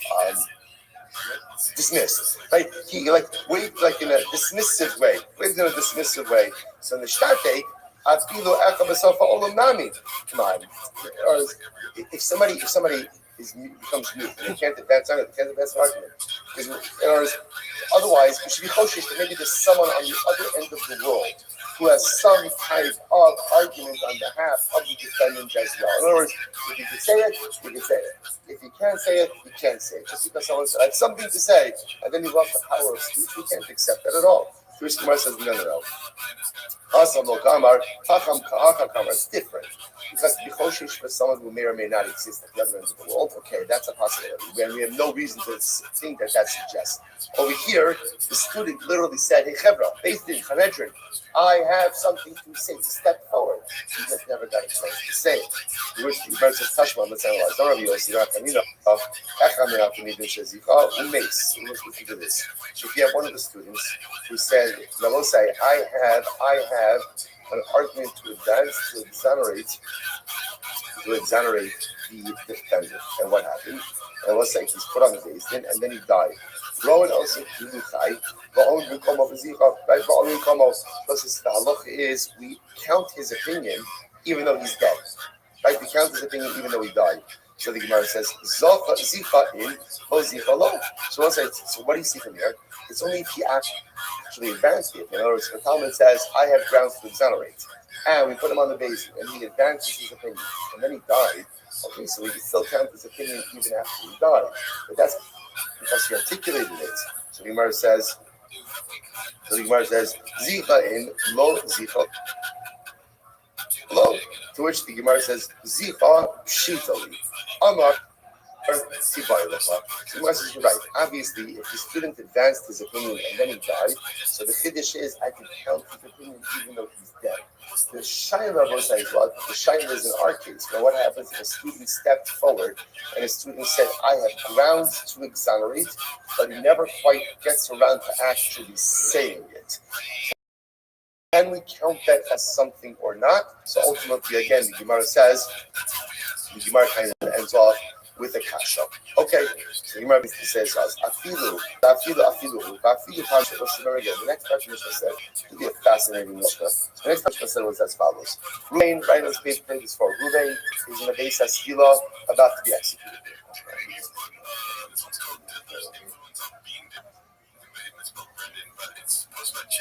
Ruvain is about to be executed. So remember again, now what happens over here? Now, right, and now Ruvain says, wait, I realize I have an argument to exonerate myself. So let's say, what's the halacha? So the Gemara says, Maximin Osafilu Arba B'Chamisha Pani. So we go ahead and we bring him back even 4 or 5 times. Right? We'll keep bringing him back. So the Gemara says, now the issue the Gemara says is with a caveat. What's the caveat? So last verse in Mishnah, as long as what? As long as it appears that there's some substance to what he's saying. In other words, that halakha l'maisa, we're happy to bring it back. We really are legitimately happy to bring it back. But we have to make sure that there is some level of substance to whatever it is that he's saying. Can you imagine this? Otherwise, he's just like, I realize I have something to say. I mentioned it yesterday, like putting your kids to bed, right? Put kids before bed. But hey, one more thing. So at a certain point, like, there's nothing else. We've spoken about everything. You got the snack already. There's nothing else. So these are important caveats. In other words, if Ruvain says, oh, no, I realize I have one more piece of evidence. So the Mishnah says, fine, we'll take it back as many times as we have to, but however, there has to be some level of substance associated with what it is that you say. Now, you ask an interesting question. Is that true every time? In other words, let's say Ruvain got the face and he says, first time, he says, oh, don't kill me yet. I realize I have new evidence. I just thought of something, taking back the base. So, do we have to investigate that claim already the first time, a second time he says that, or only mention for up to time number 3, 4, or 5? So the Gemara says, that time we learned, there was we learned that if he does this the first or second time that Ruvain does this, kind of just give him a pass. Give him a pass. First or second time he says, I have new evidence, what do? We take him back. We take him back to Basin, and we allow him to go ahead and say whatever it is that he has to say. Sounds like it's only from time 3 and on that we need a little investigation over there at the base of Skila to make sure that he's legitimate in what he is. There's some legitimacy. From time 3 and on, if there's some legitimacy, right? If there's some depth, some legitimacy to what he's saying, fine, we'll take him back. If there's no legitimacy, we're not taking him back. You're right. It's like this. Read that. So that's very interesting. But it sounds like it's like this. For the first 2 times, you kind of get like the get out of Skila free card. In other words, we'll take you back. We'll take you back from the base of Skila to the Beis Din. No questions asked. You say you have new evidence? Fine, we'll take you back. From time 3 and on, if you claim that you have new evidence, we're going to need to substantiate that a little bit, right, on the spot before taking you back. So the Gemara said, no, Yodi. So it says, here's the Shaila. How do you know? In other words, it's okay. So first 2 times it doesn't matter. First 2 times, as long as Ruvain says, I have new evidence, we take him back. From second time and on, how do you know if he's telling the truth? In other words, if there's some legitimacy to his words. This is very true. See? Interesting enough, we bring 2 Talmidei Chachamim to the base of Skila. Fascinating, you know? Low. So essentially, we bring 2 Talmidei Chachamim to the base of Skila, and they say, okay, Ruvain, what do you got? Right? And if, after he says it, they're like, oh, okay, saying good, then we'll go ahead and we'll listen to him. But otherwise, again, we're just going to execute it. So the Gemara says, well, if that's the case, in other words, if you're furnishing 2 Talmidei Chachamim to kind of vet the claim a little bit from time 3 and on, why don't you just have the 2 Talmidei Chachamim there from the beginning? Have them from the beginning and have them vet the claim from time 1 and on. To which the Gemara says, Agav the boys, Lo Matzi Amar Kol My Deistek. Let's say, so understandably so, Ruvain is probably a little bit nervous. In the beginning, he may be able to fully articulate the rationale for his innocence. As such, they will say, can you imagine at the execution spot? Like, it's got to be profoundly overwhelming, right? He's about to be executed. He's like, I have no evidence. What he's saying is maybe a bit flustered, a tad flustered. So therefore, again, what we do is for the first two times, we bring him back to base. Instead, he can compose himself a little bit. From time 3 and on already, again, this has happened a couple of times already. If you got something to say it. Say it, and the two Talmudim will be there to get it. Will say, good. So I say, get ready for this. These sugyas are ridiculous. Mishnah, Matzlos Gustachot. We'll say, so again, now this is all progression, right? All the progression. It's actually quite, Mishnah is like this, the sugyas like this are very exciting because really, again, they're flowing just one into the other. So now, let's say it turns out that they exonerate Reuben, right? It turns out you're right. Either they exonerated him, or it's this case where they brought him back to the base of afterwards, and it turns out that in fact he really does not be executed. So Matsuolos goes Matura. So they found grounds to exonerate, and they exonerate him in love, and if not, Yotzuli Saka. They take him out to be stoned. So the Gemara says, listen to this. There was an announcer who went out before Reuben. And what would he say? Here's Ploni ben Ploni. Yotzei Lisakel al Sha'avar Plonis, right? So Reuben, the son of Yaakov, is going out to be executed because he committed the following crime. So we articulate his name, the name of his father, the crime that he committed. Uploni Eitav, and so are the witnesses who condemned him. Whoever knows some type of exonerating evidence, come forward now. So we'll say this announcement really does two things. Number one, the announcement publicly shames the offender, which is part of his kapara, part of his atonement process. The announcement also puts the general populace on warning. On warning, there is accountability for what you do, and there's always accountability for what you do. And number 3, which is really the most important over here, is this a last-ditch effort to find someone who maybe knows information that could lead to the exoneration of Reuben. That's really the goal over here. So the Gemara says, Amar Abaye, it's our Chabiyom, Ploni, V'Shaponi, Samakum Ploni, Dilma Kadiyadi, V'Asim Mezon. So it says, Abaye says, by the way, you have to add some more information. What's the other information? So and so are the witnesses, right? And they witnessed killing Reuben on Tuesday at in Tel Aviv. Why do you put out that information? Because they will say there may be no one who knows exonerating evidence for Reuben, but maybe there's someone who says, witnesses saw Reuben kill Shimon on Tuesday 3 p.m. in Tel Aviv. That's interesting because they were having shawarma with us at a gas station outside of Yerushalayim, right at that same time. Right, that doesn't seem to make so much sense. So listen, so because of that, ultimately, again, it gives us the ability to cross-examine. So the Gemara says as follows. Good. So the Gemara says, the crews go to the front of.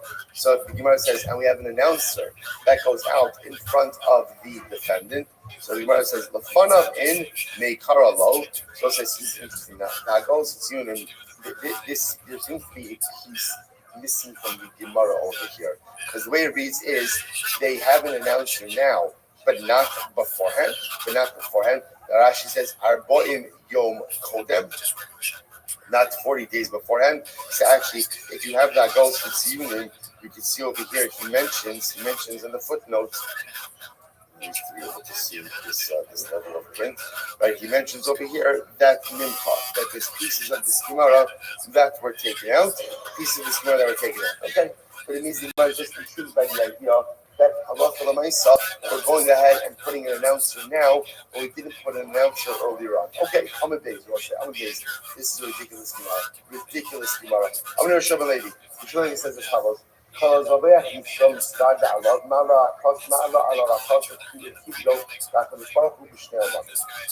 literally translated. If you go, sorry.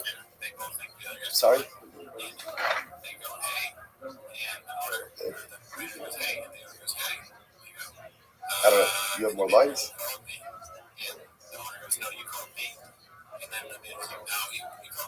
Got it. Okay, good.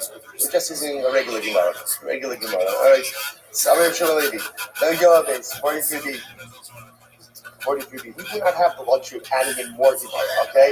I can't get through the stipulated amount, don't give me more. Oh no, Shalalevi.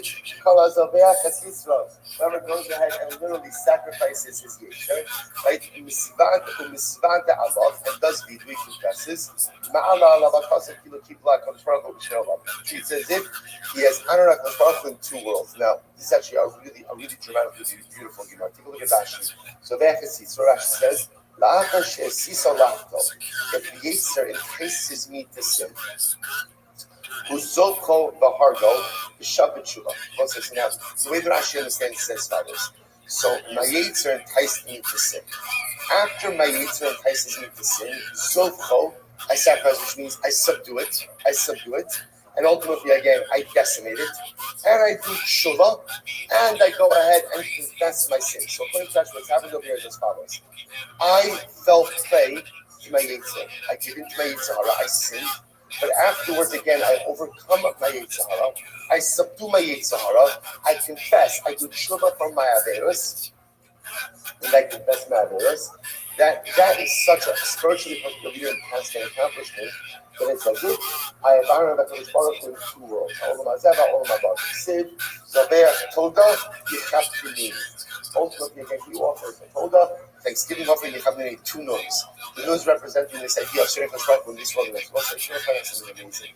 If you look at the lashon over here, it doesn't say like kol ve'shes Yisrael. It says kol zoveh Yisrael. So I will say, the most incredible thing to understand is when we overcome the desire to sin, essentially, Hashemah treats that as if I'm offering a carbon. I'm going to the definition at the moment. See, I want to be able to commit an avera. I want to be able to use it. I want to indulge a yetzer, right? I want to be able to do that. When I don't indulge my yetzer, I am giving up something for HaKadosh Baruch Hu. And that's a tremendous thing. We speak about the inability to offer up karbanos in the absolute basis. Most like every single day, I have the opportunity to offer up karbanos. What kind of karbanos? I want to do something. I want to do an avera. I want to do an avera. Hineni muchan umezuman, right? The shame yuchud kuchabrichu. I want to do an avera. I have a desire for it. I have a want. I have a drive for it. If I'm able to muster up the inner strength, not to do that avera, that's a karban. That's an offering that I am making to HaKadosh Baruch Hu. And I will say, that is perhaps the most dramatic karban that one could ever offer. When you take something that I want very bad, and I sacrifice that because the Baruch Hu wants something different for me, the highest level of karban that you can offer. And when you offer that type of personalistic karban, the Gemara says, it is as if I am honoring HaKadosh Baruch Hu in this world and in the next. Incredible. Gemara was like that. Gemara Shalom Levi said, when you look at the Gemara that way, juxtaposition makes a lot more sense. Shalom Levi is not based on Mikdash Kayim. When the base of Mikdash stood, the Makrid Olah, Schar Olah Biyado. The person goes and offers up an Olah, you credit for an Olah, right? Minchas, come in for the other, you offer up a Mincha, you credit for a Mincha. So we'll say, in other words, in this Mikdash stood, when you offer up a carbon, you get reward for the particular carbon you offer. However, this is this, Avami Shedaito Shvela. I will say, but someone is that, now what does Daito Shvela mean? Daito Shvela we often translate as humble. But the Maharsha actually has a different idea here. The Maharsha says that Daito Shvela is Ruach Mishpat Dahainu Shishav B'chol Livod. The Maharsha says that ultimately Daito Shvela means someone who is about tshuva. We'll say, what does it mean to be about tshuva? What it means about tshuva means I sinned.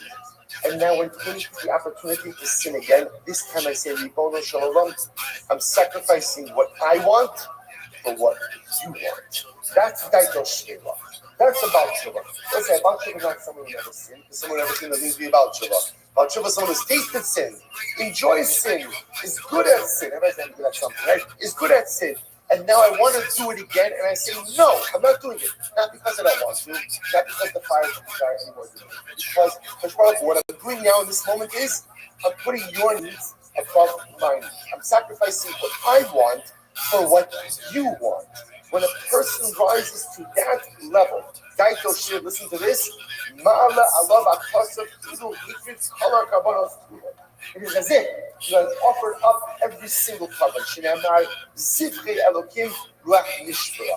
It will say because the highest level of carbon that we could offer is when we offer up our own desire on the altar of the Ribono Shel Olam. When I go ahead and I sacrifice what I want because of what Baruch Hu wants, that is the highest level of carbon that exists in this world. And when you offer up, when I offer up that kind of carbon, it's as if I've offered up every other type of sacrifice under the sun. Such a person possesses a dramatic cross of tefillah. His tefillah is never rejected. Literally, again, a broken heart spirit, downtrodden spirit. Ultimately, yet, the Baruch would never despise. So, say the greatest carbon we can offer is not an older, it's not a shalom. The greatest carbon we can offer is the carbon of our own desires. When I sacrifice what I want, because it's more important to me what Baruch wants. That's the highest level of carbon. When you make that kind of sacrifice, it's treated as if you made every other carbon on the face of the earth. Not only that, when I'm ready to make that sacrifice, I have the special koach hatilo, special power of prayer. Everyone say, that's not what we're for today. Okay, good. Shkayach, everyone. Tomorrow is Rosh Chodesh. Have a good day. We'll be fine. We'll be all right. All right, have a great day, everyone.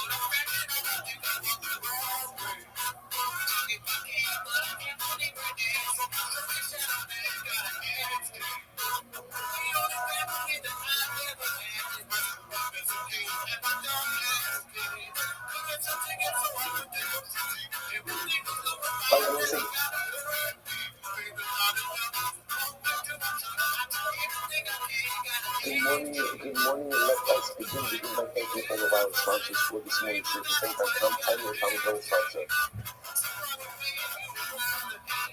for the year of Tafshin for the 50s.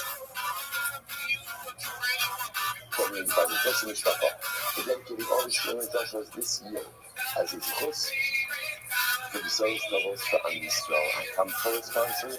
The Kelman Mustafa for dedicating all the children this month in memory of Amit Ben David Levy, the brother of Itai Levy, who was killed fighting the guys on the first day for Hanukkah with his precious Neshama having Aliyah and his family in Nechama. All the learning sponsors, Brother Ari and Chana Richter, in memory of Rabbi Richter's grandmother, who was just in Paris yesterday. Her body is today. Sarah Bas Shimon is Zichron Lebracha, we obtain the merit of our commentator, Neshama having Aliyah, and the family in the Chama. So once with that, let us begin. So today's daf is number 42. We are picking up a lot of details and really beautiful Gemara ahead of us over the next, every day, which would be. So it says, so we left off on Mel Aleph on the days 41b.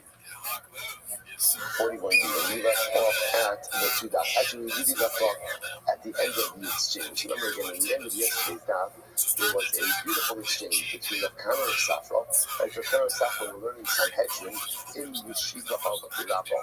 So Rami Bar Chama went ahead and was interacting with them. So Rav Chama said, "What are you learning?" And again, the Gemara recorded a really beautiful and special exchange between these rabbis. So the Gemara says as follows. So if you remember, the end of the discussion was Alamahu Ilati Amisu Bar Tuba Amisu. So Rami Bar Chama was very impressed by what Rav and Safra was saying. So he said, you said this, you taught me so much about Sanhedrin. I just wanted to mention the last part. So it's interesting. Rav Kana Rav Safra said that time Bahama, because you are so pleasant to deal with, we were able to share with you so much. Meaning, had you been a little bit more difficult, right? Had you been a little bit more sharper, we would not have been able to share with you as much. If you take a look at Rashi, Rashi says something so beautiful here. And to use it, not only Betuva, not much Sha'ata told Va'anav, so this is beautiful. So I've kind of Safra saying because you are so pleasant and you are so humble, we're able to share with you so much.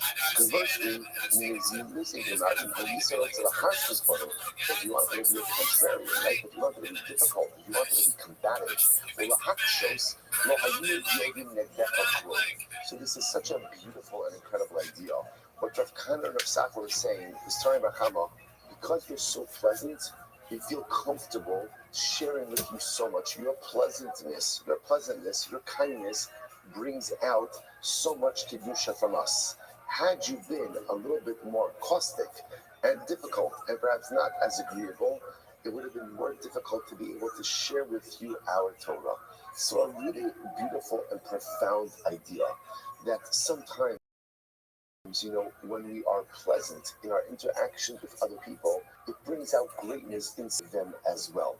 When people react positively to kindness, versus when we all know this, right? When you have an interaction with someone who's like combative and contrarian, which some people are just like, you know what? I just want to, whatever level of interaction I have to have, I'll have, and then I want to get out. I absolutely zero interest in interacting.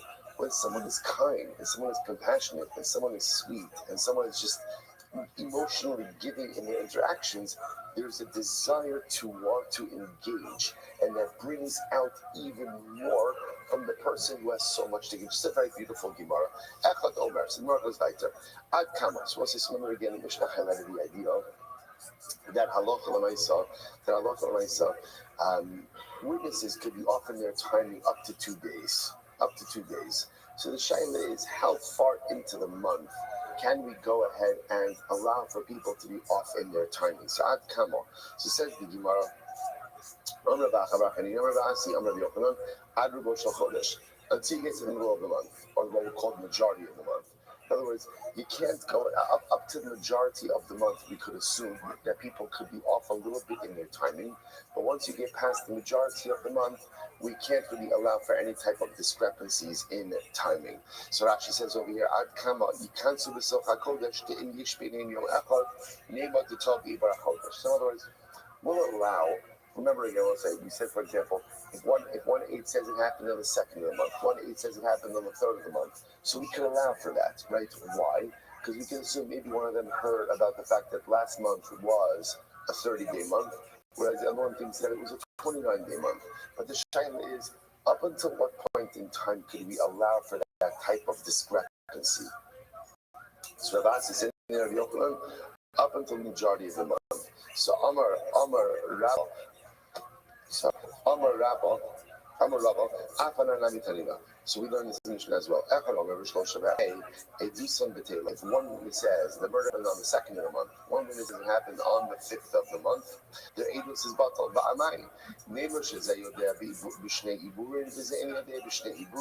So what is like this? There is a way to explain a discrepancy between the 3rd and the 5th, right? How can you explain it?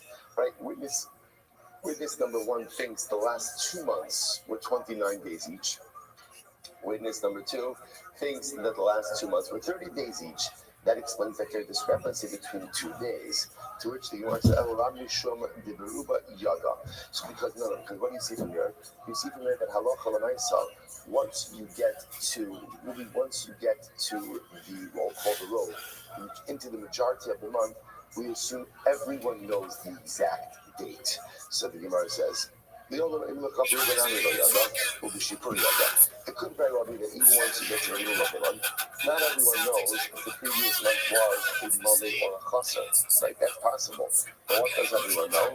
We know about the shofar blowing. Meaning what? But halacha l'maisa, the shofar is blown. That actually points out to me that the shofar is blown at the beginning of every month.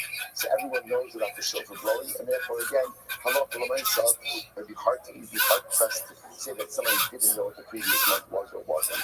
The true shikupura type. So it's possible maybe 1 month you missed the shofar blowing declaring the new month. But to say that for 2 months you missed the shofar blowing, so ultimately again that would be highly improbable.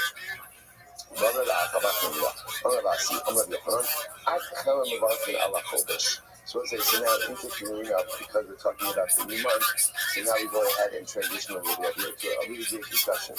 Up until what point in time can one recite Kiddush HaChodesh? That's halabara. Kiddush HaChodesh. When can you, up until what point into the month can you bench the new moon? So you must actually Kismari Kudimasa until the deficiency of the moon is completed. So the Gemara says, okay, how much is that? So what we're asking is, at what point up to what point in the new month is one permitted to say Kiddush HaChodesh? So the Gemara gives us an answer. Until the deficiency of the moon is filled in. Gemara says, Shkoyach. What is that? What is that? Give me a date. Give me a time in the month that I can say Kiddush HaChodesh. So the Rebbe says, up until the 7th of the month. Up until the 7th of the month, you can go ahead and say Kiddush Levana. Okay, so the Gemara says, and I'm going to say up until the 16th of the month. What's the interesting this over here? And you can say Kiddush Levana until the 7th of the month, and you can say Kiddush Levana up until the 16th of the month. Top of Mondays, 42A. Says you know the Tarai can look on cereal. And both of them hold. Like Rabbi Yochanan, that was like interesting enough. So here's what's fascinating. Rabbi Yochanan says the rule. The rule is you can say Kiddush Levana until the deficiency of the moon is filled in. So there's a machlokas in terms of what does that mean. Rabbi Yehuda says that means up until 7 days into the month, and then I'm going to say up until 16 days into the month. So you might say both hold it Rabbi Yochanan. One says that the moon does not look like a bow. So one says that's the opinion ultimately of Rabbi Yehuda. Up until 7 days, and then our gun says it will take a seed. Now, seed means it's fully circular. Because by the time you get to the middle of the month, what does the moon look like? The moon is complete. The moon is complete. So let's say some fundamental machlokas over here. Reading terrible machlokas, an important machlokas. Up until one say Kiddush Levana, that Yehuda 7th of the month, because at that point again, the deficiency of the month has been, of the moon has been filled, that the moon no longer looks fully complete. Looks like a bow. And I don't know, up until the deficiency is complete, that means the middle of the month, when the moon is completely full. So let's go back to the so the says, I'm not going to get to the Ina. So the Baruch had Tovanated. To make it a graph that to make over the moon should be at Tovanated. So it's actually quite beautiful to look at actually. So the Baruch 3 lines down in actually in the top. The Baruch had Tovanated. I've got to read the part in which you Nami, in the Shiva Ve'elech, Leka, Lemina, Lekadish Kadoshin, the Baruch has Nehmiah had Tovanated. Shekosha, Shumit, the Bala, the Medusa, Hamid, Shemosapis, the higher Olam. So Rashi points out the way that this is really going to be Yehuda. Right, that is interesting, right? So Yehuda holds that halacha l'maisa, you could recite Kiddush Levana up until the 7th of the month. So the Gemara says, okay, but from the 7th up until the 16th, you should be able to say Hatoba Hamitiv. And listen, Hatoba Hamitiv is the bracha. Essentially, Shechianu and Hatoba Hamitiv are like sister brachas. So Shechianu is a bracha when you say something positive that benefits you. Hatoba Hamitiv is something that benefits you and also has the ability to benefit others. So that why do we say Hatoba Hamitiv on the filling in of the moon each and every month? So according to the Yehuda, say Kiddush Levana up until the 7th of the month. And from the 7th up until the 16th, you should be able to say Hatov HaMeitim, which in your Amar, if that's the case, Altu Kichas V'Miyavachim Dayan Ha'aretz. So maybe then you should say that from the 16th and on, when the moon begins to diminish, you should say Baruch Dayan Ha'aretz. Right? Remember, Hatov HaMeitim by definition means, right? To say Hatov HaMeitim means that the completion of the moon is something objectively positive, which would then have to mean the converse would have to be true as well, which is that the diminution of the moon is something objectively adverse or negative, right? And therefore, again, if you're going to say Hatov HaMeitim as the moon fills in, you're going to have to go ahead and say Dayan Ha'emes as the moon diminishes. To which the Gemara says, okay, so fine. Maybe yes, maybe we should say that. Let's go ahead and say Hatov HaMeitim as the moon as is filling up, and Dayan Ha'emes as the moon is diminishing. To which the meaning of Kivan, the Hainu Archei, Lom B'Barchinon. So let's say this is fascinating. Since this is the natural way of the moon, we don't recite the bracha. Now, what does it mean? If you look at Rashi, almost right across in Rashi, the Hainu Archei, the Tov Chodesh Murias Olam Kimin Hadoki. ואין כאן דין קולמוס בחסיונה, ולא הבטחה למקצה במלאוסה. So the Gemara suggests over here that this is the natural way the world works. Because it's natural way the world works, it's interesting. There's not per se a bracha in the completion of the moon, and there's not a klala, it's nothing negative in the diminution of the moon. It just is the way that it works. So let's say, to me, I don't know, I was last night, I would encourage you, take you down to his face meditation at night. So I'm going to start the next day of program here at the shul. Baruch Hashem, I was here last night, it was like 9:45, which I was fired. It was surreal. It's beautiful. I like it. It's so beautiful. So I was thinking about this, because this Gemara seems to almost fly in the face a little bit of like how we normally think. So you're telling me now, like, Olam Kimin Hago Noted, like the world just kind of operates in a certain historical progress, certain things. The moon gets bigger, the moon gets smaller. It's not bracha, it's not klala, it just is. So it was difficult time wrapping up around this because it just feels like it's not the way we're programmed to think. The way we're programmed to think is that HaKadosh Baruch Hu obviously directs everything, and everything in this world kind of fits into a bucket. It's either like a good bucket or a bad bucket, or positive or negative, or bracha or klala, or Hatov HaMeitim or Dayan Ha'emes. And what Gemara is introducing us to is that there are certain things in the world that's just the program. It's just a program, like sunrise and sunset, right?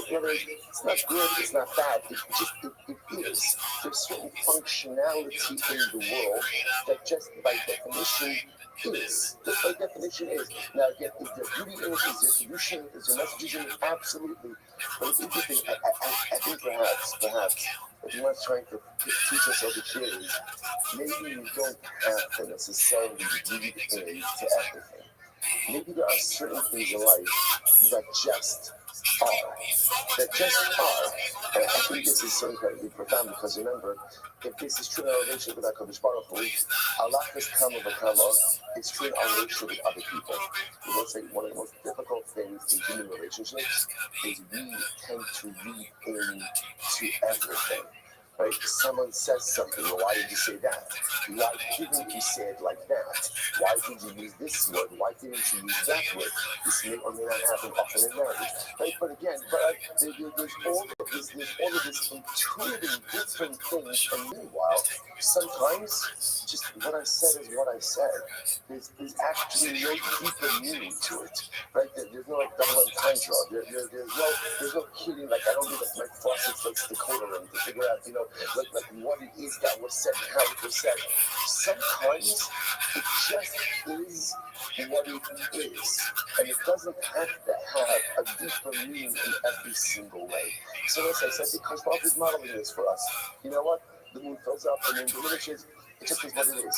It's beautiful. It's fantastic. And there are messages in it, but again, you don't have to read into it. Dayan Ha'emes or Hatov HaMeitim. It's incredible. That's what I think. I won't say it's a beautiful Gemara. whoever goes ahead and recites this Kiddush Levana, whoever recites Kiddush Levana at the right time, it's as if he's receiving the Shekhinah. So I said, this is such a beautiful Gemara. If you go ahead and you recite Kiddush Levana at the appropriate time. Now again, remember, what's the appropriate time? That's our machlokes. Like you really said, up until 7 days, then I've done. Say 6 days is only on the command. You know how we pass him. We pass like 10 hours done. That's why we do have the ability to say Kiddush Levana up until the 16th to the middle of the month. The middle of the month. We actually pass the media until the night of the 15th is normally how it works out. But I'm not saying that's how we pass him. So we must do for whoever says Kiddush Levana, it's as if they are receiving the Shekhinah. Gemara says, it says ultimately again this way this month, this Chodesh Hazeh, but it says Zekri, so it's Zeh.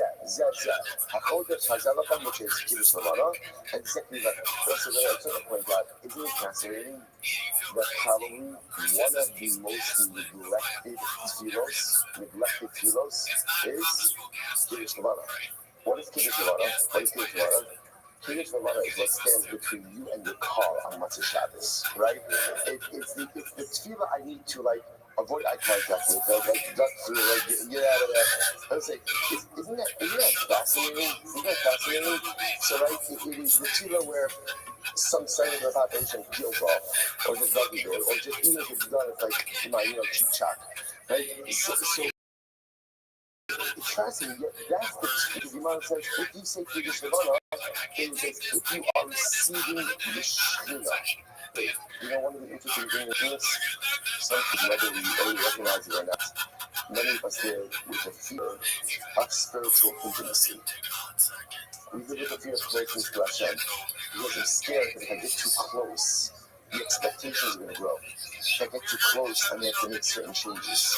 So there's a certain fear of spiritual intimacy, which is why, whether we realize it or not, we keep our Kadosh Baruch Hu a little bit out of distance. And I always wondered about this with Kiddush Levana. It can't be that so many people are so busy on Motzei Shabbos that they just gotta run out and this, that. And even if I say it, it's just it's the fastest tefillah. I mean, Sukkot is in a close second, right? Like when I said, what is it? It's almost as if there's not an aversion, but what is it? And I say, I think it comes from a deep place. And a lot of us have intimacy issues, spiritual intimacy issues, that I'm scared to get a little too close because I'm scared of what that's going to require of me or need for me to give to the relationship. So consciously, subconsciously, I just blow past it. Because if I don't have to the Kabbalah Shekhinah, then at the end of the day, I can kind of keep up on the part for a distance. We can remain good friends. Platonic, he's happy, I think he's happy, I'm happy, and I don't have to really up the expectations. I mean, it's so incredible. By the way, what does it mean that Kiddush Levana is really helping Shekhinah? So let's say, there's a beautiful Maharsha. The Maharsha, just listen to this. He says, I'll post it later on the chat. The Maharsha says, I read that a video shopping. בסוף פרק תפילת השחר, listen to this, לפי שלמה, לפי שיסוד הדריסון, אינו זוכר להיות בני שכינה, או יכולתם מקבלה סוף. Listen, this is such a profound Gemara. Klal Yisrael and Galus. So Klal Yisrael and Galus often doesn't have the ability to really see the Shekhinah. Right? What we lament most, and what's another thing I point out, I believe this Motzei Shabbos will already be time to say, Wednesday, Thursday, so it'll be close. I don't know when the moment is. Okay, I don't know if it's, but the point is next week this is going to be a very shy Gemara. So remember the Gemara says over here, the Maharsha says, in Davos, we are not Zerka, we are not able to see the Shekhinah. We're not able to say the greatest tragedy of Davos is that when it was a base on the Mikdash, there was an acute manifestation of the divine. We were able to see the Shekhinah, able to see it all the time. In Davos, we're not able to see the Shekhinah in the same overt way. About Kiddush Halavana, listen to this. But the renewal of the moon is a metaphor for the renewal of the Jewish people. And the same way that the moon waxes away, like the moon diminishes and then it regenerates, that is the ultimate metaphor for Klal Yisrael. And we too will regenerate. The fire of the Shekhinah, אנחנו מברכים על הקודש בזמנו, שהשימו של רסידים מסחדיץ' כמוסה, ואנו מקבלים השכינה. What's so beautiful? Kiddush Levana is the most inspiring tefillah. Why? Because it is the metaphor for Klal Yisrael. The moon is beautiful and then it wanes, right? And then it wanes, right? And then it goes and it diminishes and it becomes almost invisible. That's the story of our people. That's the story of us as individuals. And so when you go out to do Kiddush Levana, we're making a bracha on a crescent of a moon, right? On a crescent. And we recognize that this moon is going to regenerate and instill within us the confidence, the hope, the optimism, the belief that we too will once again be Yosef to be Makabal, B'nei Hashchina, and Rido Yishalayim, is the Beis HaMikdash. And therefore the Gemara says, when you do Kiddush Levana, it is as if you are doing Makabal B'nei Hashchina. Such an overwhelming and incredible and beautiful Gemara. All right, let's go back. It's on very slow. And Mari goes up in himself. I like to have Yeshua Shemayim go hold it to Chodesh Daya. What's this? So Yeshua says, if the only thing Klal Yisrael had the ability to do each and every month was Kiddush Levana, it would be enough. Wow. It would be enough. It must not make sense. Why? Because what does Kiddush Levana do? Kiddush Levana instills within you the confidence and the optimism of renewal. And that is the most important thing so as a people and as individuals to believe that no matter how far I sink, no matter how much I diminish myself, or no matter how much I am diminished, I always have the ability to rebound and to remake myself. This is true as a nation and true as an individual. And you give me that Korah, very vulnerable. Therefore, again, if you're only going to say one tefillah throughout the entire month, right? Only one tefillah, Kiddush Levana is this. Incredible. I'm not about it. Therefore, you're in the movement. Abai says, therefore, you have to make sure to say Kiddush Levana standard. It's such an important tefillah. Such an important tefillah. We have to listen to what is coming attraction to you have discussed. Kiddush Levana is going to take place in our chutzner, in our courtyard. So imagine if you can do nothing. Good. So hopefully again, assuming that the sun is out, that the clouds are not there, we can see them. The sun is not in domination, right? Like there's but again, like to create an atmosphere, right? Sometimes in Kiddush Levana, and what happens, your ride is already there, right? They're getting a pigeon behind the wheel, ready to pick you up. So how much time can you put into it? So we begin to see the power and profundity of this tefillah. Incredible. One tefillah a month, if you only have one tefillah a month, Kiddush Levana it is. So therefore, Abai says, you have to say it standing up. Kiddush Levana has to be the same standing. Rema Mazutra, Nikaspi. Rema Mazutra and couldn't stand up on their own, would support themselves on the shoulders of others in order to be able to recite Kiddush Levana. In the right, and you make a bracha of Kiddush Levana. What's the bracha? I'm not going to bracha of Kiddush Levana. And then it's Yisrael. They make the following bracha. Baruch Mechadish Chadash. That was the Kiddush Levana in Yisrael. Okay, I'm not going to bracha of that. I can get behind that. Right, Baruch Mechadish Chadash. That was the bracha of Kiddush Levana for Olam. Mechadish Chadash. Right? That was like that's it. So listen to this. He said, "Hi, Nashi, you don't know me about it." And I said, "What it sounds like over here, well, that's a woman's bracha. What is that? What does that mean? That's a woman's bracha. It's like a good like Talmudic stuff, right? Let's say, so then I shop what it's over here. He said, Rosh Chodesh, and again, not a topic for that, but Rosh Chodesh is a women's month. There's a special connection between women and Rosh Chodesh. So the problem over here is this only makes note of the Mechadish Chadash and Rosh Chodesh. This bracha doesn't really make note of the moon itself. So they're saying the bracha is okay. The acceptance of Rosh Chodesh, which is beautiful for women, but it doesn't really make reference to the dynamic of the moon, which is what we're trying to highlight over here. Allah, which is such a beautiful. We're going to now look at the bracha of Kiddush Levana. Eschatani Master, I'll tell you, say Kiddush Levana for many years. I never said the bracha in a way that the Gemara highlights it. And you see what you just look at this. Like I said, usually for whatever reason, unless the child is in a rush. What we're in a rush for or rush to is not immediately clear. But we're always in a rush. So look what the Gemara says. So here's the bracha. Baruch. Now obviously it's Baruch Atah Hashem Elokeinu Melech Haolam. Asher Ma'amaro Bara Shekachim. Through his word, through your words, he created the heavens. And ultimately, again, through the breath of his mouth, all of the hosts. Chok Uzman Nasan Lahem. So there will be again, Chok means like a rule. Uzman and set times we are given to each of the celestial hosts. Shelo Yishani as Takiba. Everyone has a job. Everyone has a job. And ultimately, again, no one switches their job. Everyone has a mission, and no one forsakes their mission for something else. Sasim Usmeitim Lasos Shampana, and they are so happy to perform the work of their Creator. Paul MS.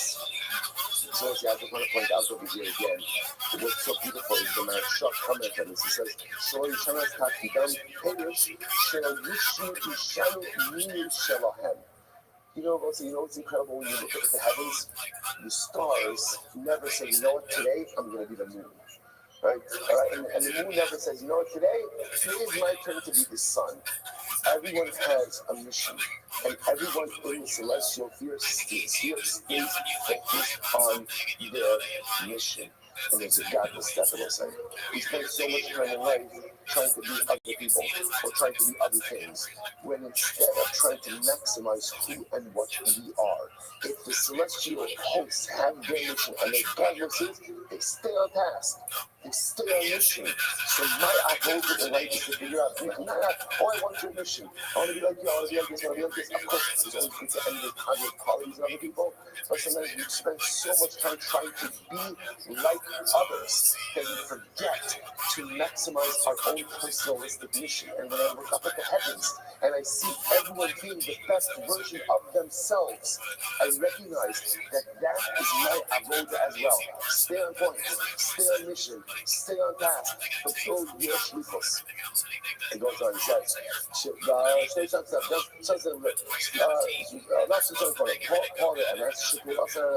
again, they affect the works of truth, and the work is truth. There's one who says to the moon to renew and literally again there's a crown of glory to those who come from the womb. For they are destined to renew like the moon itself. Like the moon itself. Just as the moon renews, so too human beings are destined to renew as well. When the fire and to go ahead and literally again praise their creator, Hashem so through the name of your everlasting kingdom. Baruch atah Hashem Mekadesh Kadosh.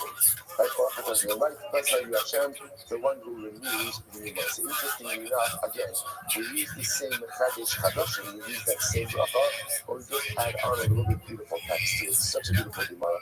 Because again, with big strategy, you could affect the world.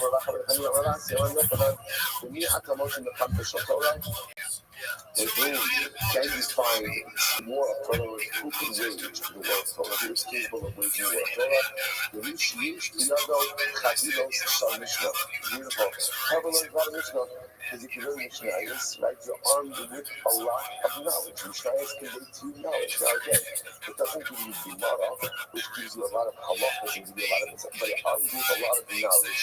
Kari. Kari Yosef and Hashem, for that Tzuros, the Koach Shar. So that's a beautiful idea over here. Again, the juxtaposition of this is just the same opinions by some authors. Like I say again in Mishnah, the Gemara then goes on and switches gear. That the only way to go ahead and wage the war of Torah is how is if you're armed with ammunition. And what's the ammunition to engage in the war of Torah? Mishnayos. Mishnayos, at least again, because that arms you with the general knowledge you need in order to go ahead and be successful in the Muhammad Torah. Fine. After all these things, I'm going to see about actually, those are other shells. Now, I'm going to say, in some Mishnah also, that we do allow for some level of time discrepancy between the witnesses as well. Right? So if the one says, right, we saw the confession in 2 hours yesterday. Other than says, I saw the confession in 3 hours yesterday. Ultimately, that works. Right? That works as well. The Gemara says about Echad Omer Kodman Eitzakama, Echad Omer Echad Eitzakama, it is some Gila. But if one opinion says, I saw reading, right? One opinion says, I saw reading to a sinner. before sunrise, and the other one says after sunrise, the Avis is bought. Why? Because that doesn't make sense. Right? That doesn't make sense. There's no discrepancy like that before sunrise, after sunrise.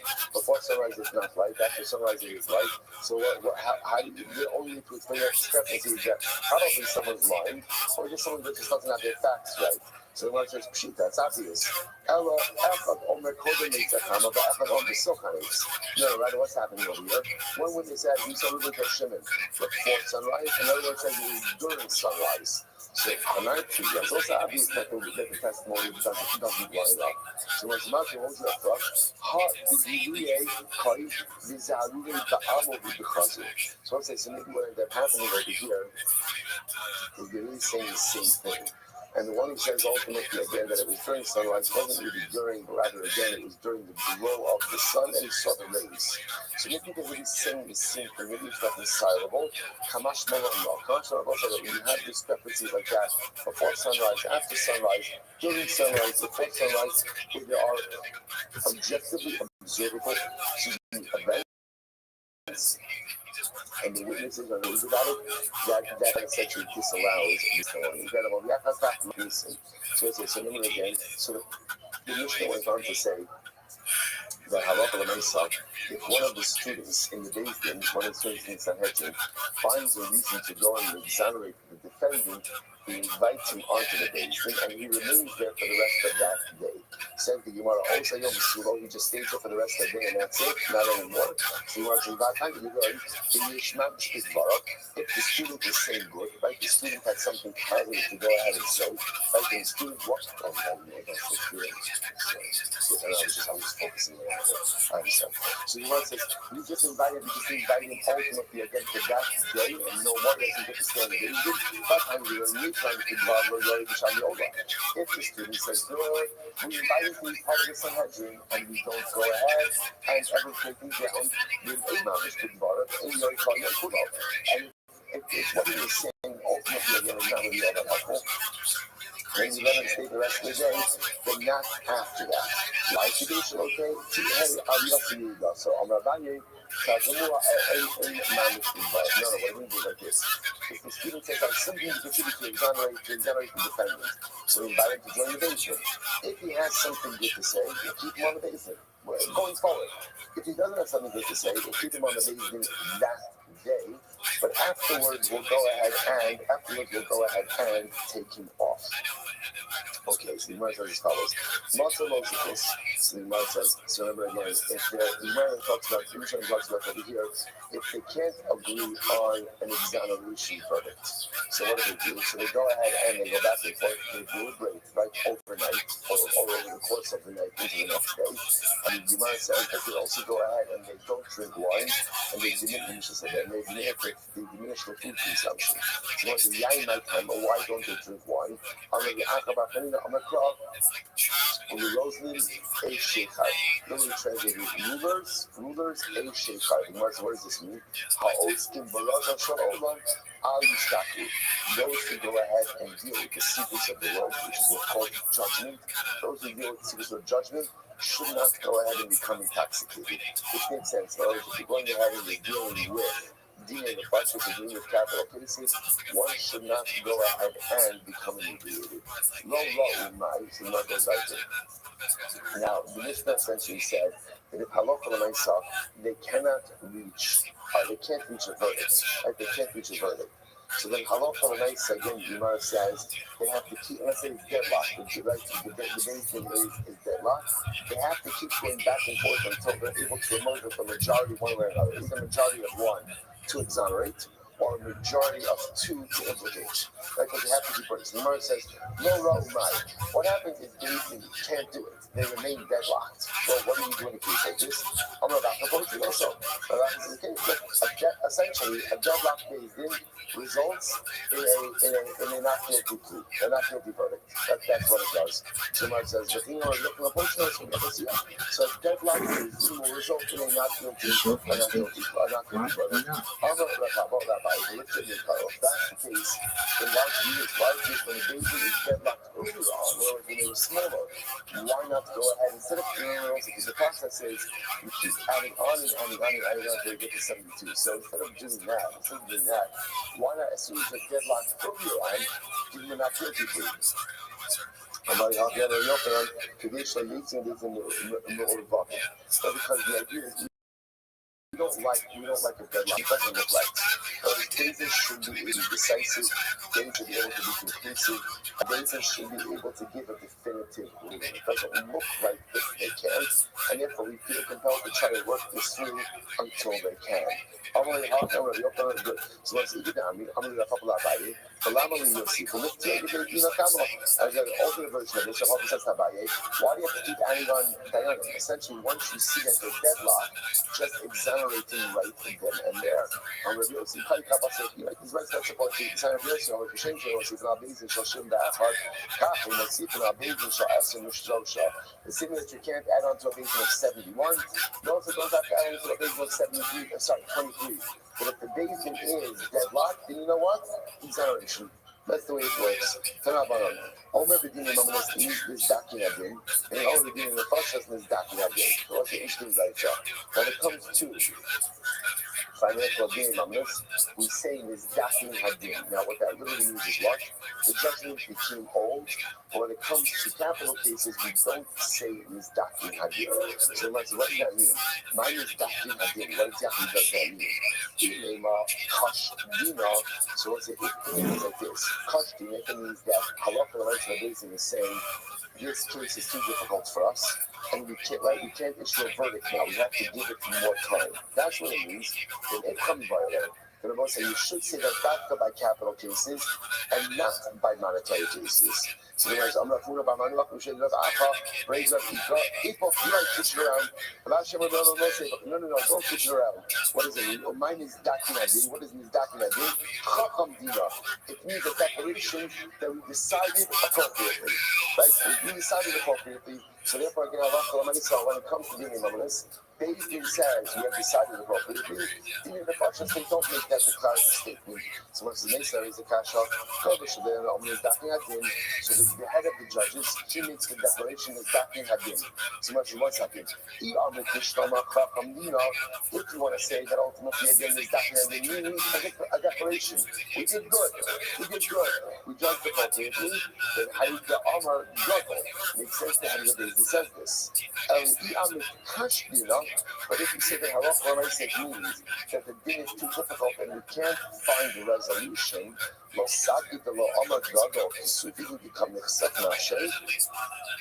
does the Gadol have to say it?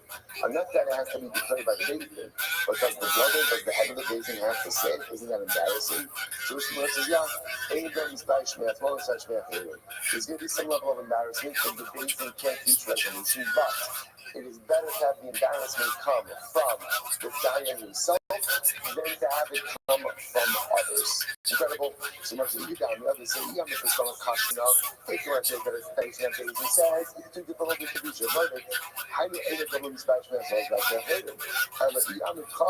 If you want to say that previous declaration, but the Bezdin is making, the Bezdin is saying, we did a good job adjudicating this case. Hashpurta Yishbach Nachem is the person supposed to praise themselves. The Pasuk says, if you're deserving of praise, let other people praise you, and don't praise yourself.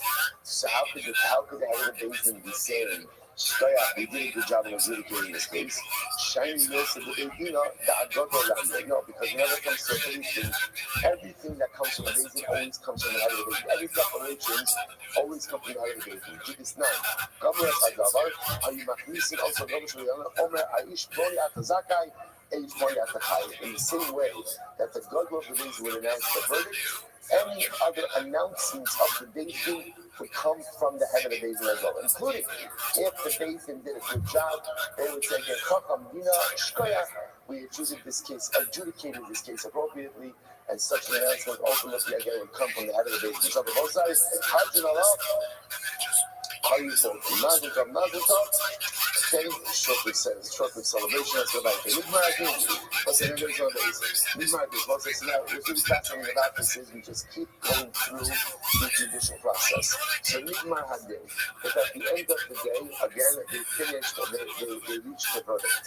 So, and now we'll say, we're talking about a case of a guilty verdict. So they bring him out for Skila. For Skila. That's the name of the email. So you bring him out for Skila. So let's say, obviously, we're talking about a case over here with a punishment for Skila. So we're for Skila. So they said Skila, how they did. Now, interesting, was the place where they would stone him. And again, we'll talk more about this in greater depth in a little bit. But the place ultimately, again, where they would do Skila was outside of David. Shnevar, Hotzias Samakala. Right, the pasuk says again, so in order the execution spot wasn't by David, it was somewhere removed from David. Because the pasuk says Hotzias Samakala. Echad Omer Al Pesach Beis. So let's say, so now, right, so let's say witnesses came, Reuben's killed Shimon, Reuben's been sentenced to death. Okay, so now they're taking Reuben out to be executed through Skila. They positioned the one guy who stood by the entrance here of the Beis. Vasudan Biago. And ultimately, again, he had a sugar, like a cloth. Hello? Yeah. But something bigger, right? A sheep, good. A sugar was in his hand. This is rough up in the middle. And let's say, watch this. This is how this was set up. So there was a guy fishing out of David. He had essentially like a flag. He had like a flag, right? Now there was a guy in the distance on a horse-mounted rider, right? On the side. And this guy was far enough away, but in ocular connection. So he was able to see the flag guys by the David. Now why did they do this?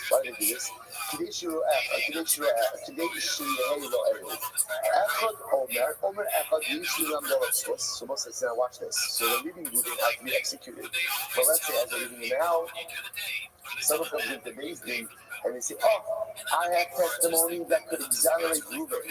Remember again, Beis Din was accepting testimony to exonerate Reuben literally up until the moment he was going to be executed. So therefore, again, they needed a mechanism that if there was last-minute testimony, that they would be able to get word so that Reuben wouldn't be executed. So somebody came into Beis Din and said, I testimony, what would happen?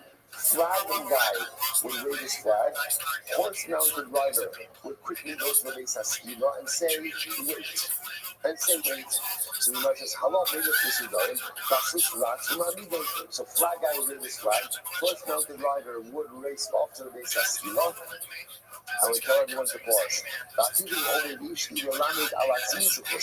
Even if Reuben said, let's listen to this, Reuben is not the executed. Reuben says, you know what?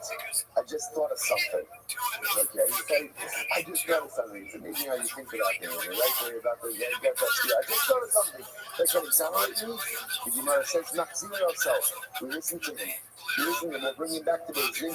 Afilu arba the Chanish Ta'amim. 4 or 5 times, although managed to bar. As long as what? Obviously, we'll say there's some level of, there's really some investigation over it. Right? We're not going to bring him back to the Beis Din. This is what he got. Right? Tell us, what information do you have that is new and necessary that is going to be helpful over here? So the Gemara says, "Ubeis haskila puts the Beis Din." The Gemara says, by the way, was the Beis haskila outside the Beis Din? So it makes it sound over here, obviously, because the place where they executed Reuben was a good distance away, right? Because at the end of the day, it says they took him out. So it sounds like he was a good distance away. So the Gemara says, that's true. This is a lot of time. The Gemara says, it makes it sound like all you had to do is put the Beis haskila somewhere out of Beis Din. It didn't have to be far. It just had to be somewhere away. So much really is that true. But I know Beis haskila hayachut b'shalosh machanos. In general, say the Beis haskila is outside of the 3 camps. Now remember again, the rest of the 3 camps is usually reminiscent of the desert. But the truth is, we also have the same 3-camp model by Yerushalayim. Right? Rashi actually points out this over here. Rashi, chutz b'shalosh machanos. Yerushalayim would be shayach l'mimah v'ika azara machanos. Bayerisch Machane Yehudiyah, so Chalayim Machane Yisrael. This new camp model existed by the Beis HaMikdash, the Bazar of the Beis HaMikdash itself, that's called Machane Shchina. Right? The Harabais, that's called Machane Yehudiyah, the Davidic camp, and Yerushalayim itself is called Machane Yisrael. Where was, if you had to stone someone, where was he stoned? Outside of Yerushalayim. So the Beis HaSkil is outside, so you see from here, it's not enough for the execution spot, just to be a little bit removed from the base, but it really has to be outside. Yes, yeah, outside. So when it's right in the yeah, absolutely. When we say that the Beis HaSkil is outside of the basin, it doesn't mean a little bit outside of the basin. It means it was really removed, or called 3 camps worth outside of the basin. I much I'll be trying out for you. But I'll be trying out. So why does the Mishnah list it this way? So you must listen to this. Now, nothing can do with lesser push to Shosh Machanos. Adinam Beis HaSkil Chutma Basin. So you must listen to this. So you must say, come to this line halacha. That even if Beis Din, let's say the Beis Din that is convened outside of the city. So you have a Beis Din that's kind of like outside of the 3 macros. I might have thought that since the Beis Din is already situated outside of the 3 camps, therefore what? Therefore you have the Beis HaSkil anyway, because the Beis Din itself is already outside of the 3 camps. Kamash Malon, that if Beis Din is outside of the 3 camps, the Beis HaSkil itself still has to be distant from the Beis Din even more. Why is that? It shouldn't look like it's a Beis Din of murderers. Meaning, it shouldn't look like Beis Din is eager to execute. So we don't want Beis Din is eager to execute. So because we don't want it to look like Beis Din is eager to execute, we always distance the execution spot from the Beis Din in a significant way. Other possibility, so I'll say furthermore again, distancing the execution spot from the Beis Din is also beneficial. Why is it beneficial? Because it also, the longer it takes for the accused to get from Beis Din to the execution spot, the longer we have to find some last minute late breaking evidence that will examine it. Like if the Beis HaSkil is right next to the Beis Din, so then again you pass the verdict to execute the guy with no time. By making again the Beis HaSkil a little bit further out, ultimately allows just for a little window, a little bit of additional window of examination. So it's like, when you know that the Beis HaSkil is also, she's going to point out again, just so you understand that this 3 camp model is based on the way we camp in the desert. Right in the middle of the camp, in the applied on the desert, you had the Mishkan. That's called Machane Shchina. Who lives around the Mishkan? The Levium. That's called Machane Levium, the Levitic camp. And around that, you had Yisrael, the Machane Yisrael. So essentially, that becomes like the domicile model for Kali. So it was replicating Yerushalayim. So in Yerushalayim, you have the Beis HaMikdash, that's Machane Shchina. Harabai is the Temple Mount, that's called Machane Levium. And then the rest of the city, that's called Machane Yisrael. So for example, so Beis Din operated again in the Beis HaMikdash. But the Beis HaSkil was outside of Yerushalayim. So you see that the Beis HaSkil has to be outside of the 3 camps. Either, number one, because you don't want to look like Beis Din is eager to execute.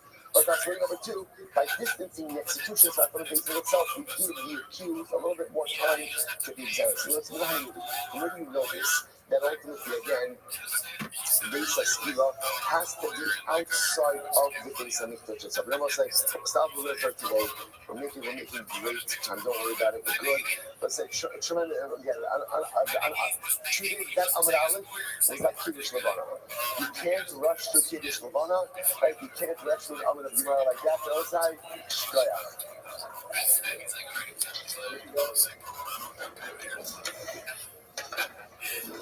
All right, God bless you. Have a great day, everyone. I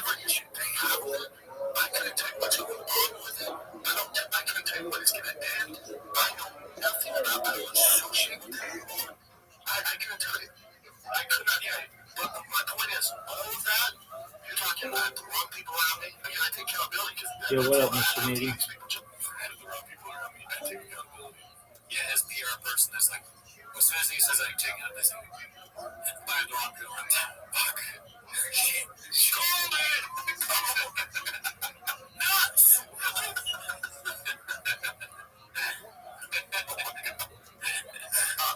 have the wrong people around me that I hired. Horrible people, right? I have this business guy that should have no business managing any bad information. And I'm at a time when I'm All right, I want to say good morning. Good morning. Let us begin by thanking all of our sponsors for this morning. Sure to thank our annual Talmud Torah sponsor for the year of Tafshin Pei 5785, the Tosim Mishpacha, for dedicating all the Shir and Joshua this year as his chus for Besoros Tavos for Am Yisrael. Our Talmud Torah sponsors, the Kelman Mishpacha, for dedicating all the Shir this month in memory of Amit and David Levi, Zichron Bebracha, brother of Itai Levi, who was killed fighting in Gaza on the first night of Hanukkah. May his precious Neshama have an Aliyah and his family in Nechama. Our week of learning sponsors, Rabbi Aryeh and Chana Richter, in memory of Rabbi Richter's grandmother, who was just in Tiferes yesterday. The Levi is today Sarah Bas Shimon Zichron Bebracha. We hope that in the merit of our Thomas Lord, the Neshama have an Aliyah and the family in Nechama. Also with that, let us begin. So today's topic is Monday 42. We are picking up a lot of these things. Some really beautiful Gemara ahead of us for the next, every day. So once so we left off on Mem Aleph on the days 41. 41. We left off at the two dots. Actually, we really left off at the end of the exchange. Remember again, at the end of yesterday's class, there was a beautiful exchange between the Tanur Sakha, like the Tanur Sakha were learning Sanhedrin in the Shiva of Zabel. So Rami Bar Chama went ahead and addressed him. Rami Bar Chama said, "What are you learning?" And again, the Gemara recorded a really beautiful and special exchange between these rabbis. So the Gemara says as follows. So remember again, the end of the discussion was Alabahu Ihapi Anisu Bar Kuva Anisu. So Rami Bar Chama was very impressed by what Rokan and Sasra was saying. He said this. He's talking so much about Sanhedrin. I just wanted to mention the last part. Anyway, Mikibusa Demar Avina Bikiva. So it's interesting. The Tanur of Sakra said that time about Hama, because you are so pleasant to deal with, you are able to share with you so much. Means you take the mar, no one mean above had you been a little bit more difficult, like had you been a little bit more sharper, we would not have been able to share with you as much. Take a look at Rashi. Rashi says something so beautiful here. You said the mar, Amid Tuva, Mahmoud Sha'at al Anal, Umoda and Bahar. So this is beautiful. So kind of because you are so pleasant and you are so humble, we're able to share with you so much. Conversely, you say the mar, you sort of the task for someone. If you want to be contrarian, right? If you want to be difficult, if you want to be combative, well, the hot shows, well, how you get up to it.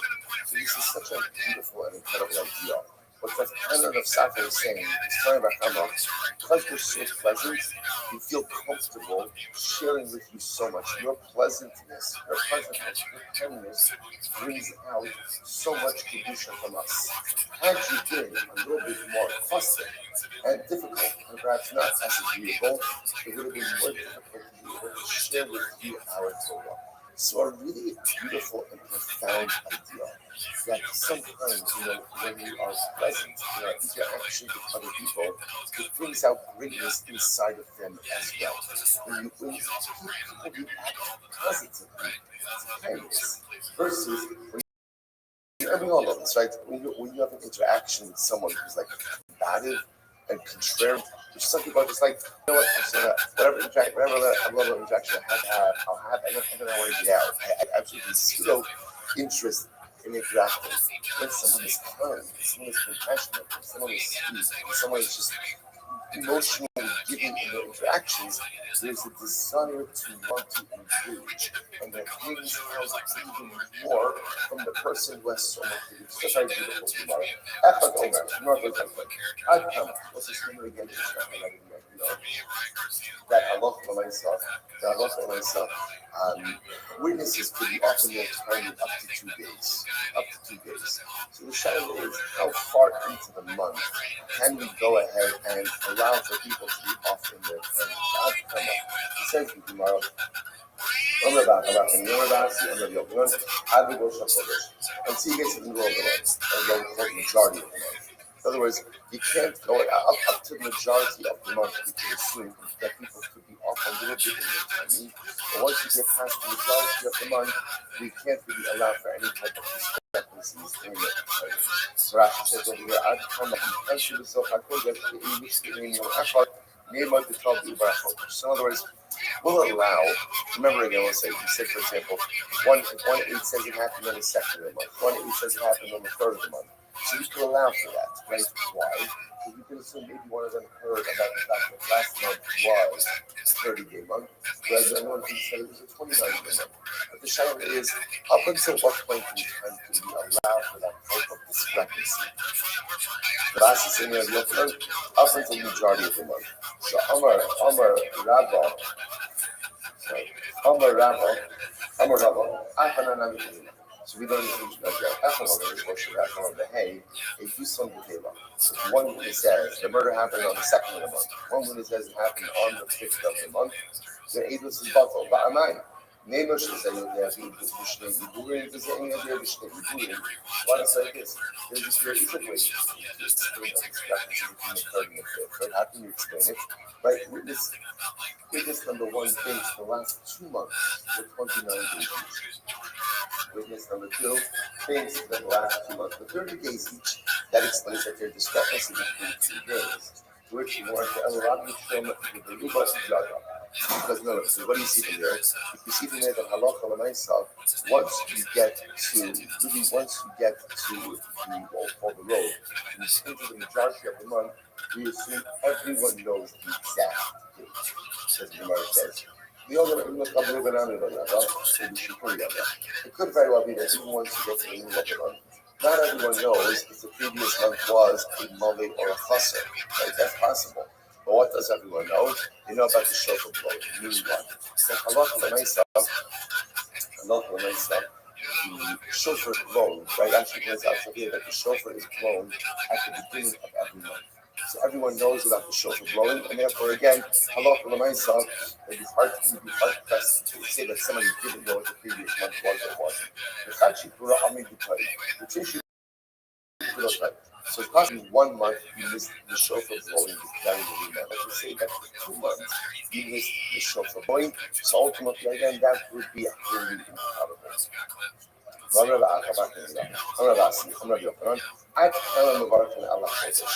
Let's say, so now, interestingly enough, because we're talking about the new month, so now we go ahead and transition a little bit to a really deep discussion. Up until what point in time can we recite to the Shachodesh? Hey, Berachas Halavana. When can you, up until what point each of the month can you turn the new moon? In words, until the deficiency of the moon is completed. How much is that? So as we're asking is, at what point up to what point in the new month is one permitted to say so the might give us an answer. Until the deficiency of the moon is filled in. Mara says, what is that? What is that? Even at the end of the month, so the Gita says, up until the 7th of the month. Up until the 7th of the month, you can go ahead and say Kiddush Levana.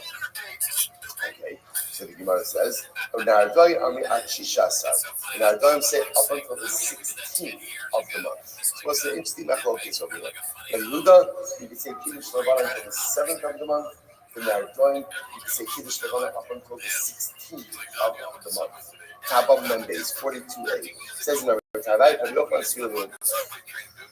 and both of them hold. Like Rabbi Yochanan, I will say that, interestingly enough, so here's what's fascinating. Rabbi Yochanan says the rule. The rule is you can say Kiddush Levana until the deficiency of the moon is filled in. So there's machlokas in terms of what does that mean. But the Buddha says that means up until 7 days into the month, and then I'm going to say up until 16 days into the month. So the Gemara says both, but both hold it. One says that the moon has to look like a bow, so we'll say that's the opinion ultimately again of Rabbi Yehuda, up until 7 days, and then our Ram says to look like a sieve. Now, sieve means it's fully circular, because by the time you get to the middle of the month, what does the moon look like? The moon is complete.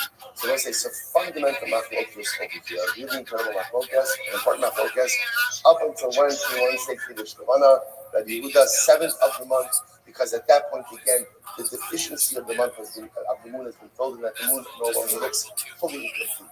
Looks like a bow. Looks like a bow. No, up until the deficiency is complete, that means the middle of the month when the moon is completely full. So let's go back to it. So Gemara says, "Amarle Rav Acha medikti Ravina." So the Varech Hatova Hametiv. So maybe the bracha that you make over the moon should be Hatova Hametiv. So this is actually quite beautiful. Take a look at Rashi. So the 3 lines down in Rashi from the top. The Varech Hatova Hametiv. As Rav Yehuda Parek Mihi Nami the Meshiva ve'elech leka lemeimar mechadesh chadashim the Varech Mia Hatova Hametiv shekal shar shemeitav lana b'nilusa Hamid Shemosefes L'Chayir L'Olam. So Rashi points out that this is really Rabbi Yehuda, right? That is interesting, right? So Rabbi Yehuda holds that halacha l'maisa you can recite Kiddush Levana up until the 7th of the month. So the Gemara says, okay, but from the 7th up until the 16th, you should be able to say Hatova Hametiv. What's the Hatova Hametiv is the bracha. Essentially, Shechiyanu and Hatova Hametiv are like sister brachas.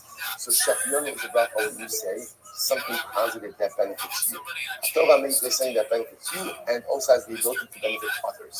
So the why do we say Hatova Hametiv on the filling in of the moon each and every month? So according to Yehuda, say Kiddush Levana up until the 7th of the month. And from the 7th up until the 16th, you should be able to say Hatova Hametiv. To which the Gemara says, if that's the case, so maybe then you should say that from the 16th and on, when the moon begins to diminish, you should say Baruch Dayan Ha'aretz. Right? At the end of the words, remember, Hatova Hametiv by definition means, right? To say Hatova Hametiv would mean that the completion of the moon is something objectively positive. Which would then have to mean the converse would have to be true as well, which is that the diminution of the moon is something objectively adverse or negative. Right? And therefore, again, if you're going to say Hatova Hametiv as the moon fills in, you're going to have to go ahead and say Dayan Ha'emes as the moon diminishes. To which the Gemara says, okay, so fine. Maybe yes, maybe you should say that. Let's go ahead and say Hatova Hametiv as the moon as is filling up. And Dayan Ha'emes as the moon is diminishing. Jewish Gemara says, no, keep on the Hainu Archei Lo Mevarchinon. So I say this is fascinating. Since this is the natural way of the moon, we don't recite the bracha. Now, what does it mean? Look at Rashi, almost right across from Rashi. The Hainu Archei, the Chol Chodesh Brias Olam Min Hagoti. Ve'in kan din polanos b'chesrona, v'lo haftacha l'nechesed b'meliusa. So the Gemara suggests over here, this is the natural way the world works. So because this natural way the world works, it's interesting. There's not per se a bracha in the completion of the moon, and there's not there's nothing negative in the diminution of the moon. It just is the way that it works. So let's say, to me, I don't know, I was last night, but I would encourage you, take advantage of this space right for short nights. Shul Armin is starting a night seder program here at the shul. Baruch Hashem, I was here last night. It was like 9:45. The Israel was quiet. It was Syria. Mamish Syria. It's beautiful. It's so beautiful. Just thinking about this, because this Gemara seems to almost fly in the face a little bit of how we normally think. So you're telling me now, instead of the Gemara saying it's all about no, the world just kind of operates in a certain Baruch programs certain things. The moon gets bigger, the moon gets smaller. It's not bracha, it's not klala, it just is. So it is difficult time wrapping my head around this because to a certain degree it feels like it's not the way we're programmed to think. The way we're programmed to think is that the Baruch obviously directs everything, and everything in this world kind of fits into a bucket. It's either like a good bucket or a bad bucket, or positive or negative, or bracha or klala, or Hatova Hametiv or Dayan Ha'emes. And what the Gemara is introducing us to is that there are certain things in the world that it's just a program. It's just a program, like sunrise and sunset, right? In other words, it's not good, it's not bad. It is. There's certain functionality in the world that just by definition is. Just by definition is. Now again, is there beauty in it? Is there kedusha in it? Is there messages in it? Absolutely. But it's interesting. I think perhaps, if you are trying to teach us over here is maybe we don't have to necessarily use him to epic. Maybe there are certain things in life that just are. That just are. And I think this is so incredibly profound because remember, if this is true in our relationship with our Baruch Allah has come of the Kama, it's true in our relationship with other people. You know, so one of the most difficult things in human relationships is we tend to read into everything. Right? If someone says something, well, why did you say that? Why didn't you say it like that? Why did you use this word? Why didn't you use that word? This may or may not happen often in marriage, right? But again, right, there's all of this, intuiting different things, and meanwhile, sometimes just what I said is what I said. There's actually no deeper meaning to it, right? There's no like double entendre. There's no hidden like I don't need like my frosted flakes decoder to figure out like what it is that was said and how it was said. Sometimes it just is what it is. And it doesn't have to have a deeper meaning in every single way. So as I said, this Baruch is modeling this for us. You know what? The moon fills up, the moon diminishes, just is what it is. It's beautiful, it's fantastic, and there are messages in it, but again, you don't have to read into it. Dayan ha'emes or atov ha'meit. Incredible. Let's go later. The Rose says beautiful Gemara. Whoever goes ahead and recites, this is Kiddush Lavana. Whoever recites Kiddush Lavana at the right time, it's as if he's receiving the Shekhinah. So this is such a beautiful Gemara. If you go ahead and you recite Kiddush Lavana at the appropriate time. Now again, remember, what's the appropriate time? That's our machlokes. Like the Yehuda says, up until 7 days, then our done, so 16th minute, and you know how you pass them. You pass like the hour done. That's why we do have the ability to say Kiddush Lavana up until the middle of the 16th is the middle of the month. The middle of the month. We actually pass the middle until the night of the 15th is normally how it works out. But Allah again, that's how we pass it. So the Gemara is so beautiful. Whoever says Kiddush Lavana, it's as if they are receiving the Shekhinah. The Gemara says, Siv Hacha Chodesh Hazar, Siv Hasam Zeki Liva. It says ultimately again, this month, this Chodesh Hazar, and it says Zeki, so it's the Zeh. Chodesh Hazar Lachem, which is Kiddush Lavana, and Zeki Liva. That's what I kind of point out. Isn't it fascinating that probably one of the most neglected tefillos is Kiddush Lavana. What is Kiddush Lavana? Kiddush Lavana is what stands between you and your car on Motzei Shabbos, right? It's the tefillah I need to like avoid eye contact with, like duck through, like get out of there. Let's say, isn't that fascinating? So right, it is the tefillah where some son of the population peels off, or just doesn't do it, or just even if it's done, it's like, come on, chip chop. Right? So fascinating, yet that's the tefillah that the Gemara says, if you say Kiddush Lavana, it is as if you are receiving the Shekhinah. Let's say, you know what is interesting thing in this? Sometimes, whether we recognize it or not, many of us live with the fear of spiritual intimacy. We live with the fear of closeness to Hashem. Because I'm scared that if I get too close, the expectations are going to grow. If I get too close, I may have to make certain changes. So there's a certain fear of spiritual intimacy, which is why, whether we realize it or not, we keep HaKadosh Baruch Hu a little bit at a distance. And I always wonder about this with Kiddush Lavana. I can't forget that so many people are so busy on Motzei Shabbos that they just gotta run out and this, that. And even if I say it, like it's just like it's the fastest tefillah. You see these in like a close second, right? But when I say, why? Like, what is it? What? It's almost as if like there's like a not an aversion, but what is it?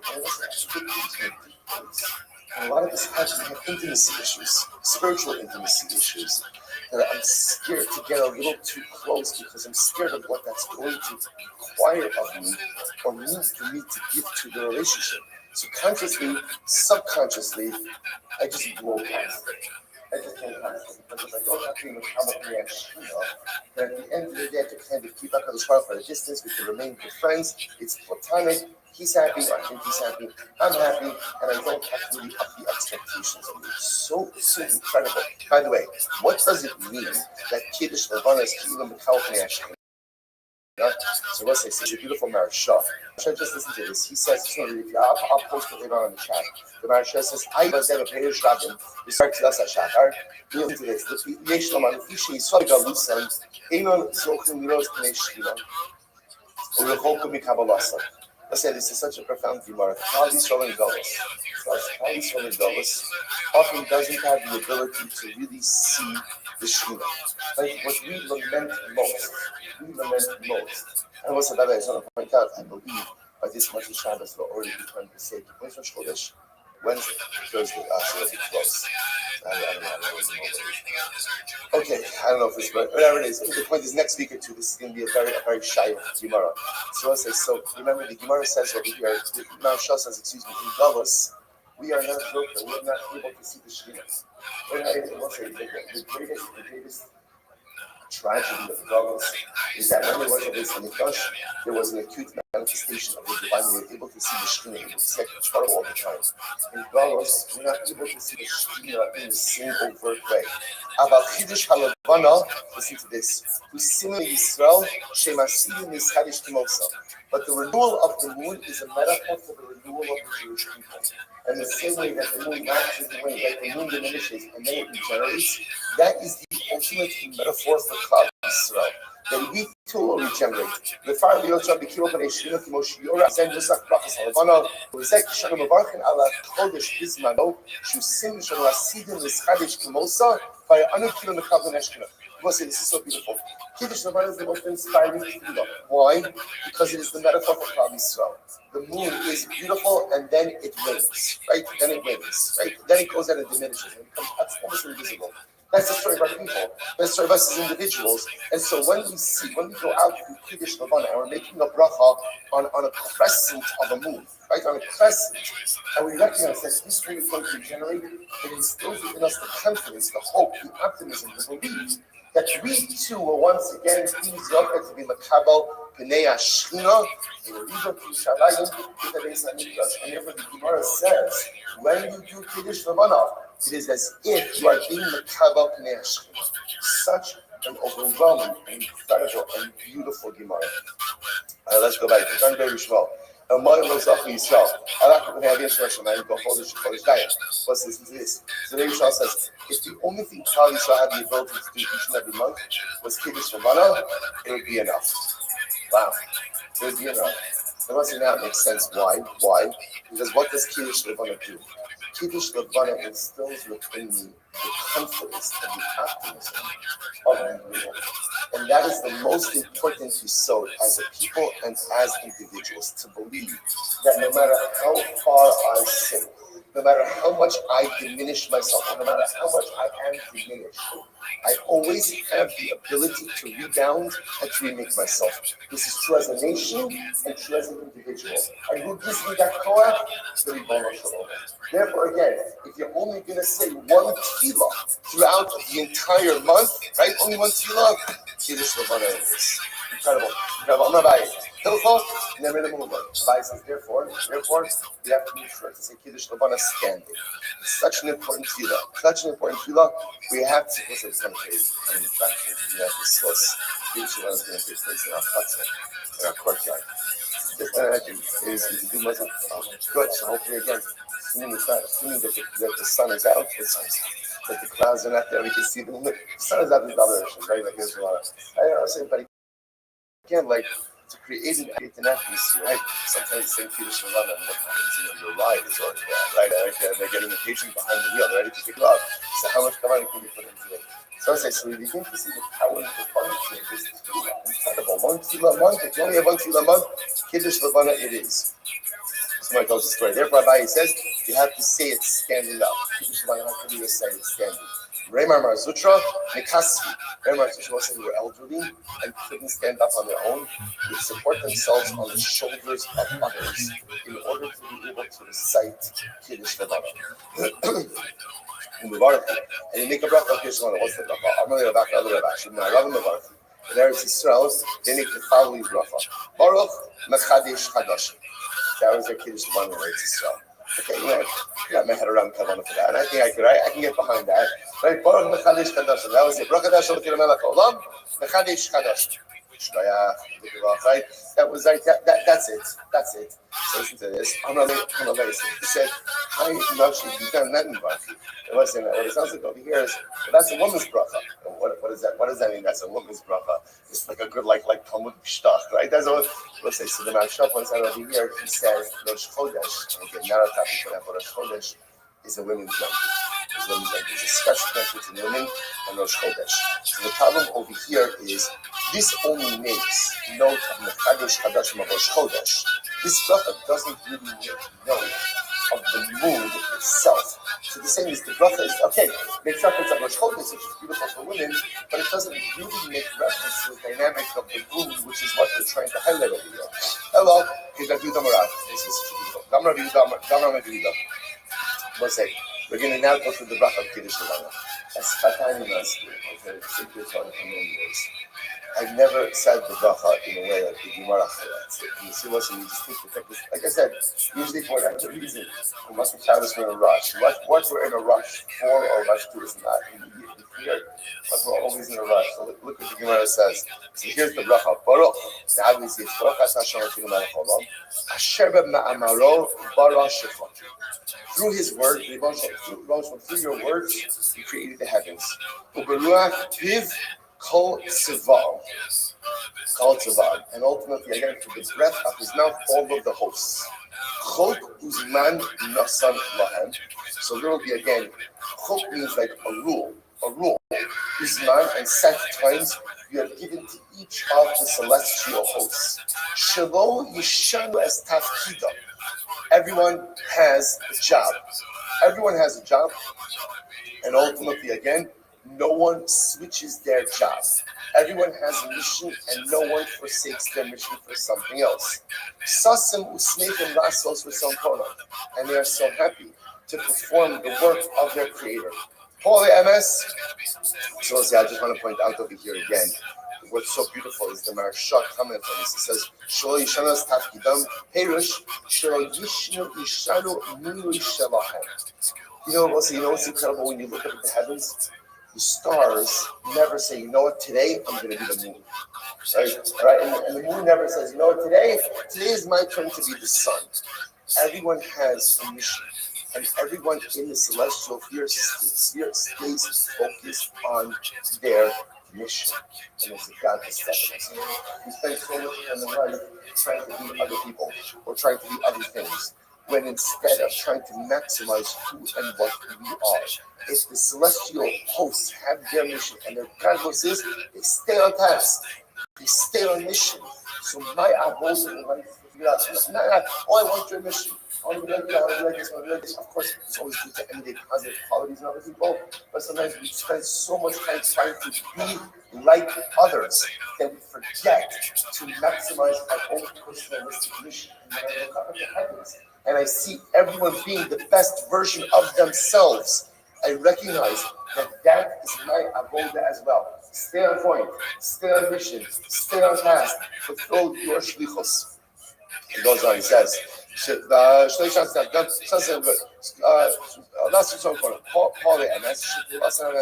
again, they affect works of truth, and their work is truth. His work says to the moon to renew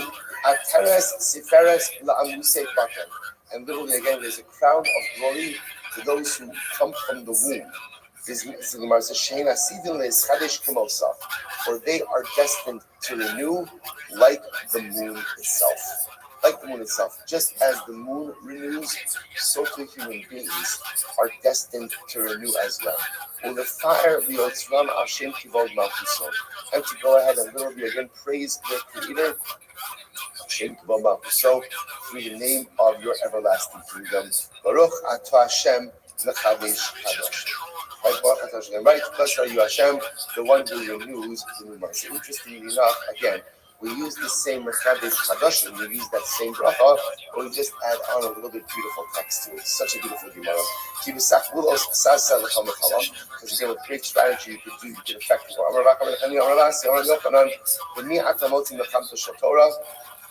With whom can you find war of Torah? In other words, who could wage the war of Torah? Who is capable of waging war of Torah? The Yesh Biyado Chavilos Shalushna. It's beautiful. Whoever learns a lot of Mishnah, because if you learn Mishnayos, right, you're armed with a lot of knowledge. Mishnayos conveys you knowledge. Now again, it doesn't give you Gemara, which gives you a lot of halachas and gives you a lot of this, but it arms you with a lot of knowledge. Kari. I'm sorry, Kari Yosef Anafshe, Rav Tzluos B'Koach Shar. So it's a beautiful idea over here. Again, the juxtaposition of this is just the same opinions by some authors. But Lamais again, the Mishnah Gemara then goes in and switches gear. That the only way to go ahead and wage the war of Torah is how is if you're under ammunition. And what's the ammunition to engage in the war of Torah? Mishnayos. Mishnayos, at least again, because that arms you with the general knowledge you need in order to go ahead and be successful in the Makom of Torah. Fine. After I'm going to see Barashi. Doshna El Shos. I remember let's say we saw in the Mishnah also that we do allow for some level of time discrepancy between the witnesses as well. Right? So if they go ahead, one says right we saw Reuben Koshim 2 hours into the day. Other witness says I saw Reuben Koshim 3 hours into the day. Ultimately that works. Right? That works as well. The Gemara says about Echad Omer Kodem Nitzachama. But if one opinion says, I saw Reuven, right? One opinion says, I saw Reuven Koshim, before sunrise, and the other one says, after sunrise, your Aegis is bottle. Why? Because that doesn't make sense. Right? That doesn't make sense. There's no discrepancy like that before sunrise, after sunrise. Before sunrise, it's not light. After sunrise, it is light. So how do you, the only way to explain that discrepancy is that probably someone's lying, or just someone that just doesn't have their facts right. So the Gemara says, "Pshita, that's obvious." Ella echad omer kodem leitzachama, but echad omer b'socharetz. No, rather, what's happening over here? One witness says we saw Reuben Koshim before sunrise, and the other one says it was during sunrise. So pshita, that's also obvious that the testimony doesn't line up. So what's about the one of thought? Ha b'giluye chai v'zarulei ba'amo b'chazu. So let's say, so maybe what ended up happening over here is they're really saying the same thing. And the one who says ultimately again that it was during sunrise wasn't really during, but rather again it was during the glow of the sun and he saw the rays. So maybe they're really saying the same thing. Maybe it's reconcilable. Kamash Malam said that we have discrepancies like that before sunrise, after sunrise, during sunrise, before sunrise, where there are objectively observable to the events, and the witnesses are not on the same page about it, that essentially disallows the testimony. So remember again, so the Mishnah went on to say that halacha l'maisa, if one of the students in the Beis Din, one of the students in the Sanhedrin, finds a reason to go and exonerate the defendant, we invite him onto the Beis Din, and he remains there for the rest of that day. Says the Gemara, also Yom Sulo, he just stays there for the rest of the day, and that's it, not anymore. So the Gemara says, by the time we learn, if the student is saying good, right, the student had something positive to go ahead and say, right, and the student walked.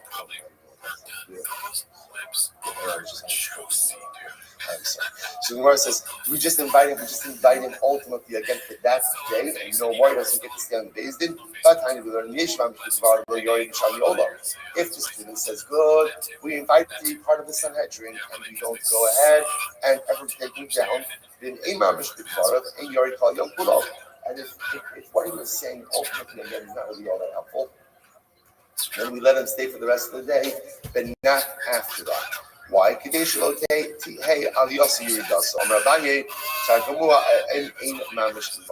it means is like this. If the student says, I have something to contribute to exonerate the defendant, so we invite him to join the Beis Din. If he has something good to say, keep him on the Beis Din going forward. If he doesn't have something good to say, we'll keep him on the Beis Din that day, but afterwards we'll go ahead and take him off. Okay, so the Gemara says as follows. So the Gemara says, so remember again, if the Gemara then talks about over here, if they can't agree on an exoneration verdict, so what do? So they go ahead and they go back and forth, they deliberate right overnight or over the course of the night into the next day. And the Gemara says that they also go ahead and they don't drink wine and they diminish the food consumption. So the Gemara says, but why don't they drink wine? Uluroznim a sheikhar. Literally translated, rulers, a sheikhar. The Gemara says, what does this mean? Ha'oskim barazal shel olam al yishtakru. Those who go ahead and deal with the secrets of the world, which is what's called judgment, those who deal with the secrets of judgment should not go ahead and become intoxicated. Which makes sense. In other words, if you're going ahead and you're dealing with demon nefashos, you're dealing with capital cases, one should not go ahead and become inebriated. Lo ra'u mai, the Gemara goes right to it. Now, the Mishnah essentially said that if halacha l'maisa, they can't reach a verdict, right? They can't reach a verdict. So then halacha l'maisa, again, the Gemara says they have to keep, and let's say it's deadlocked, right? The Beis Din is deadlocked. They have to keep going back and forth until they're able to emerge with a majority one way or another, either majority of one to exonerate or a majority of two to implicate. Right? But they have to keep going. So the Gemara says, Lo ra'umai. What happens if Beis Din can't do it? They remain deadlocked. Well, what do you do in a case like this? Amar Rabba Poetry also. Essentially, a deadlocked Beis Din results in a not guilty plea, a not guilty verdict. That's what it does. So the Gemara says, so deadlock Beis Din will result in a not guilty verdict. If that's the case, then why don't you do this? Why don't you just when the Beis Din is deadlocked earlier on, in other words, when they were smaller, why not go ahead instead of the process is you keep adding on until you get to 72. So instead of doing that, why not, as soon as they're deadlocked earlier on, give them a not guilty plea? No, because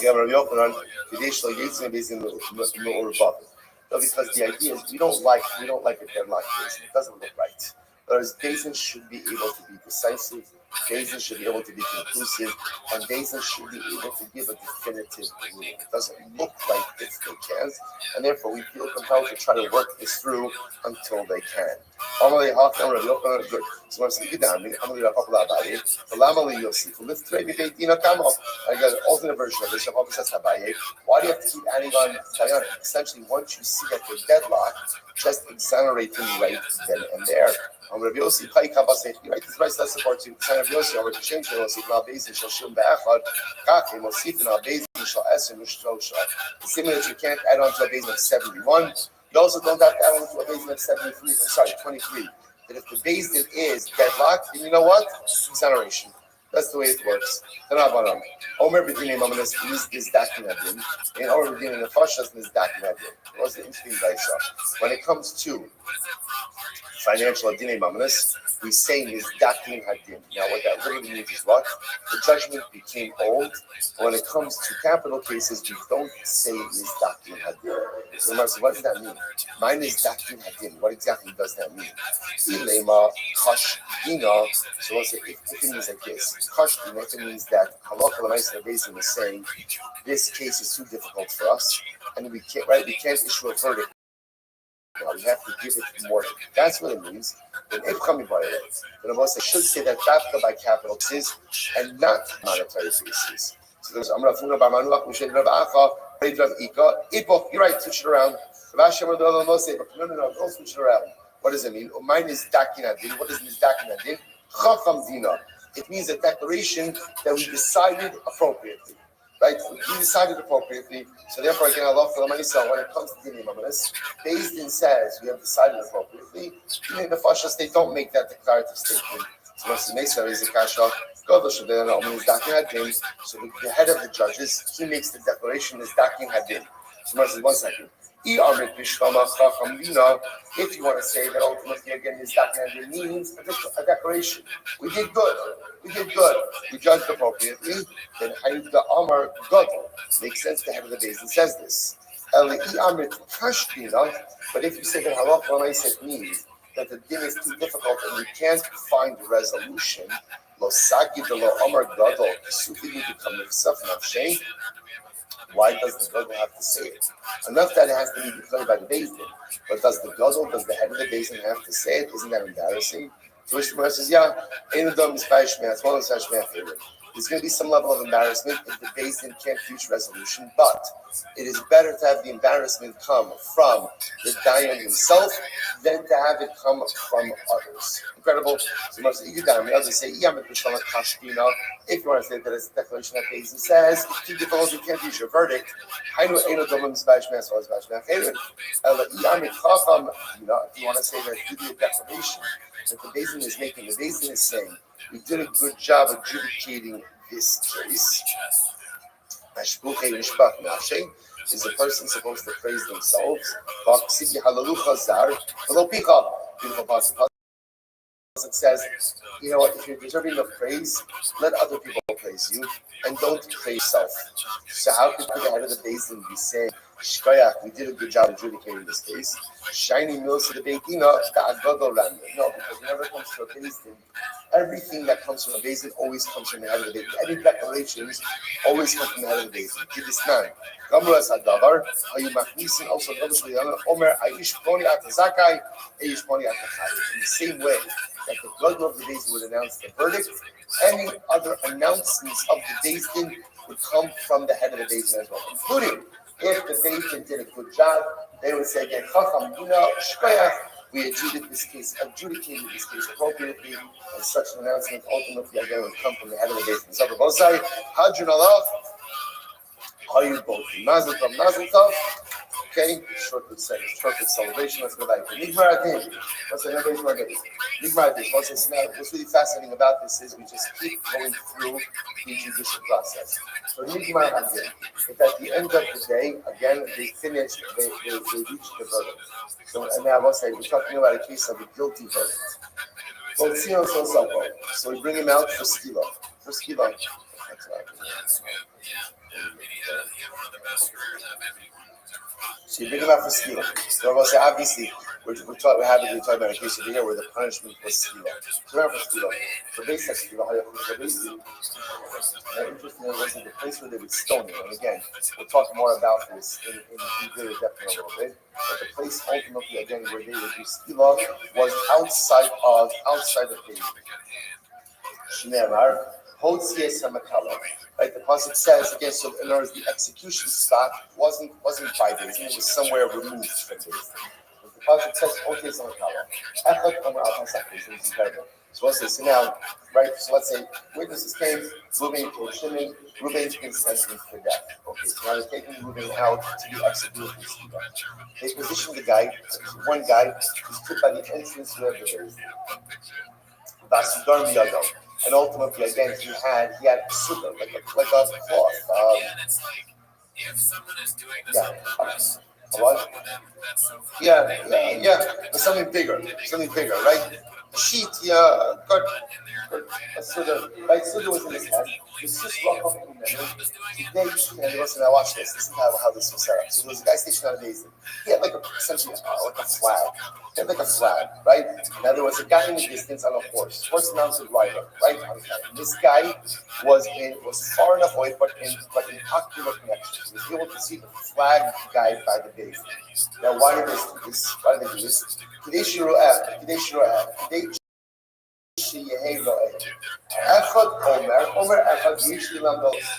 watch this.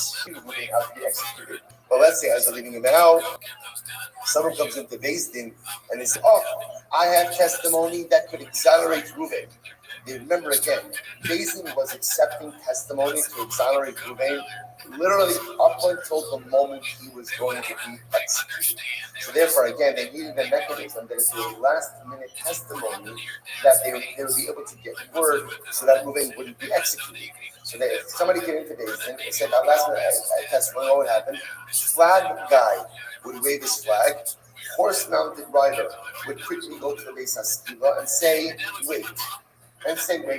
So the Gemara says, Allah made it disregarded. So flag guy would wave his flag. Horse-mounted rider would race off to the Beis HaSkila and would tell everyone to pause. Even if Reuben had said, listen to this, Reuben is about to be executed. Reuben says, you know what? I just thought of something. Okay? I just thought of something. Even how you think about things, right? I just thought of something. They could exonerate me. The Gemara says, we listen to him. listen, we'll bring it back to Beis Din. Afilu arba b'chamesh pa'amim, even 4 or 5 times. As long as what? Obviously, we'll say there's going to be some level of investigation over here, right? They're not just going to bring it back to the Beis Din. What do you got? Right? Tell us what information do you have that is new and necessary that is going to be helpful over here? So the Gemara says the Beis Haskila puts the Beis Din. The Gemara says, by the way, what is the Beis Haskila outside the Beis Din? It makes it sound over here. Obviously, there's a place where they executed Ruvain was a good distance away, right? Because at the end of the day, it says they took him out. So it sounds like he was a good distance away. So the Gemara says that's true. I will say now, it makes it sound like all you had to do over here was put the Beis Haskila somewhere out of base. It didn't have to be far.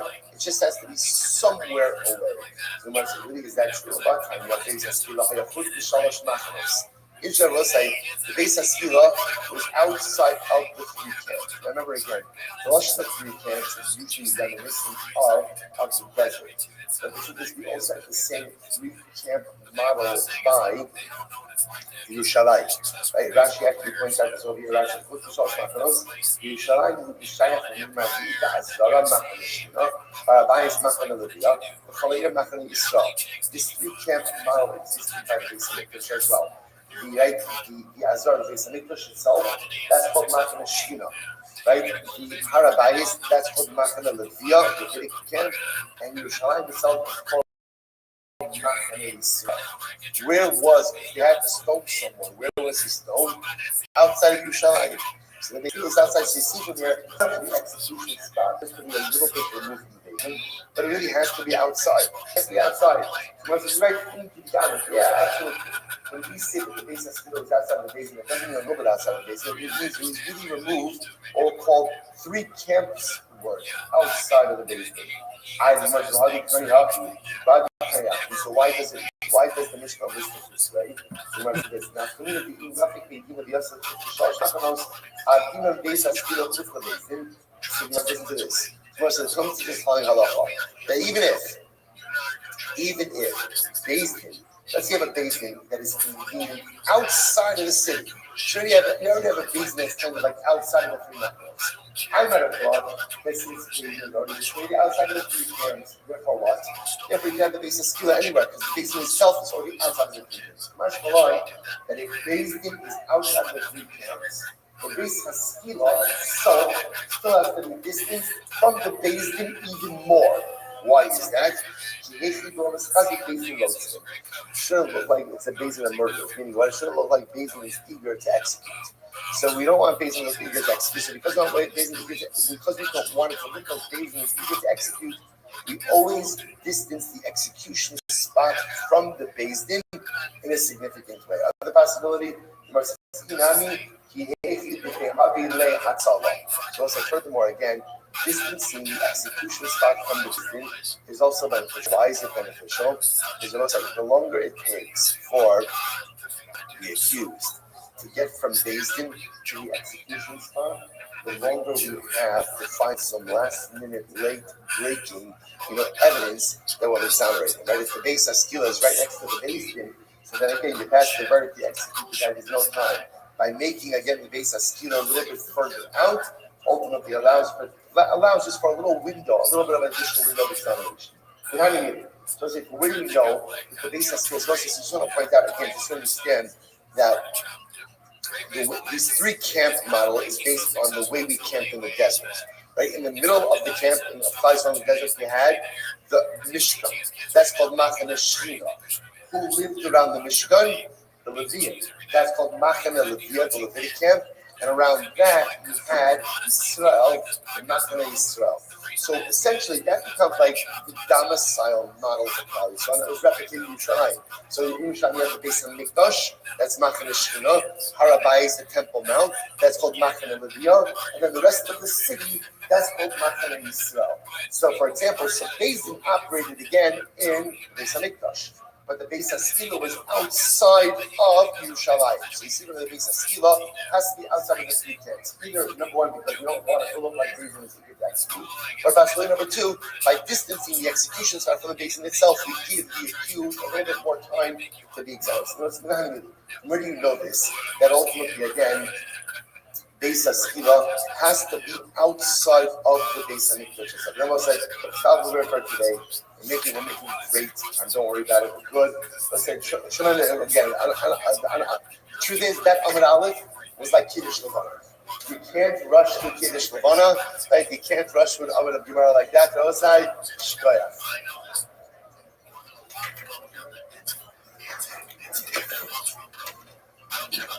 All right, God bless you. Have a great day, everyone.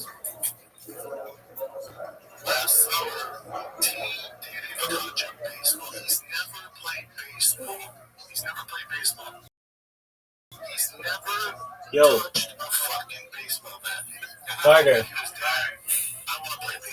Carter, how old are you?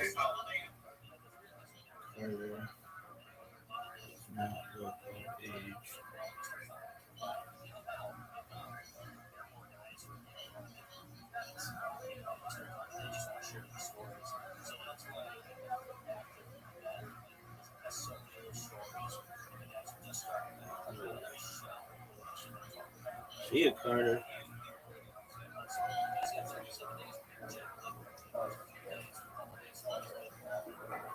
All right, Joel, good morning, such a close Hashem to be able to begin.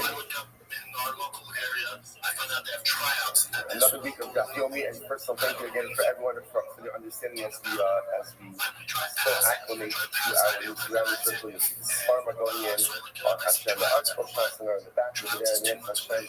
Also apologize about the rattling noise here. There's nothing really up there. I'm not exactly sure what is the exact occurring, but I know that I can say right now. It's building settling, okay? That's our cat all place for everything. The building settling. We'll find out what that is in their Hashem. So we'll thank you for your understanding again as we still get our feet under us. So we already begin by thanking all and also our microphone. Our microphone will be back tomorrow. Okay.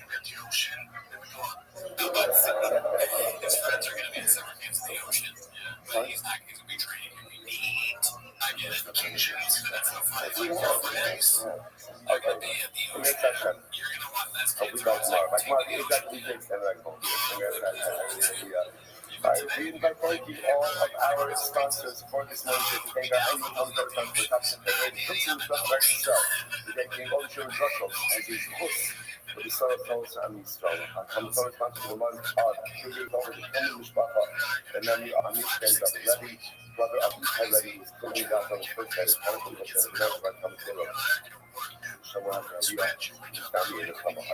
sponsors for today, Matt and Diane Marks, in memory of Matt's mother, Sylvia Marks, Sarah Hesha Bas, Moshe Mordechai, from the American Rock Amazora, from the Shevel Having Aliyah, and her family in the Papa. Special message always be dedicated. Our learning is just the holy hostages. That the result of them shall bring the rest of them home, the Shalom and the Pikarov, and the merit of our holy soldiers will wrestle out and be successful. The whole Maaseh, and also with this, let us be a beautiful and really incredible daf ahead of us today. So like I said, today's daf is Mem Aleph 40, what we are picking up in Mezah Shem on Mem Amud Beis 40b, 5 lines up, 6 lines up, and about 10 up on it, red, 2 dots.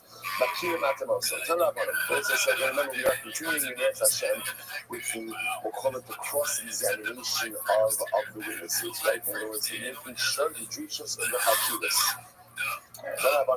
So we say the witnesses, do you recognize the perpetrator? Do you recognize the defendant? So Nachri Harak, did he kill a non-Jew?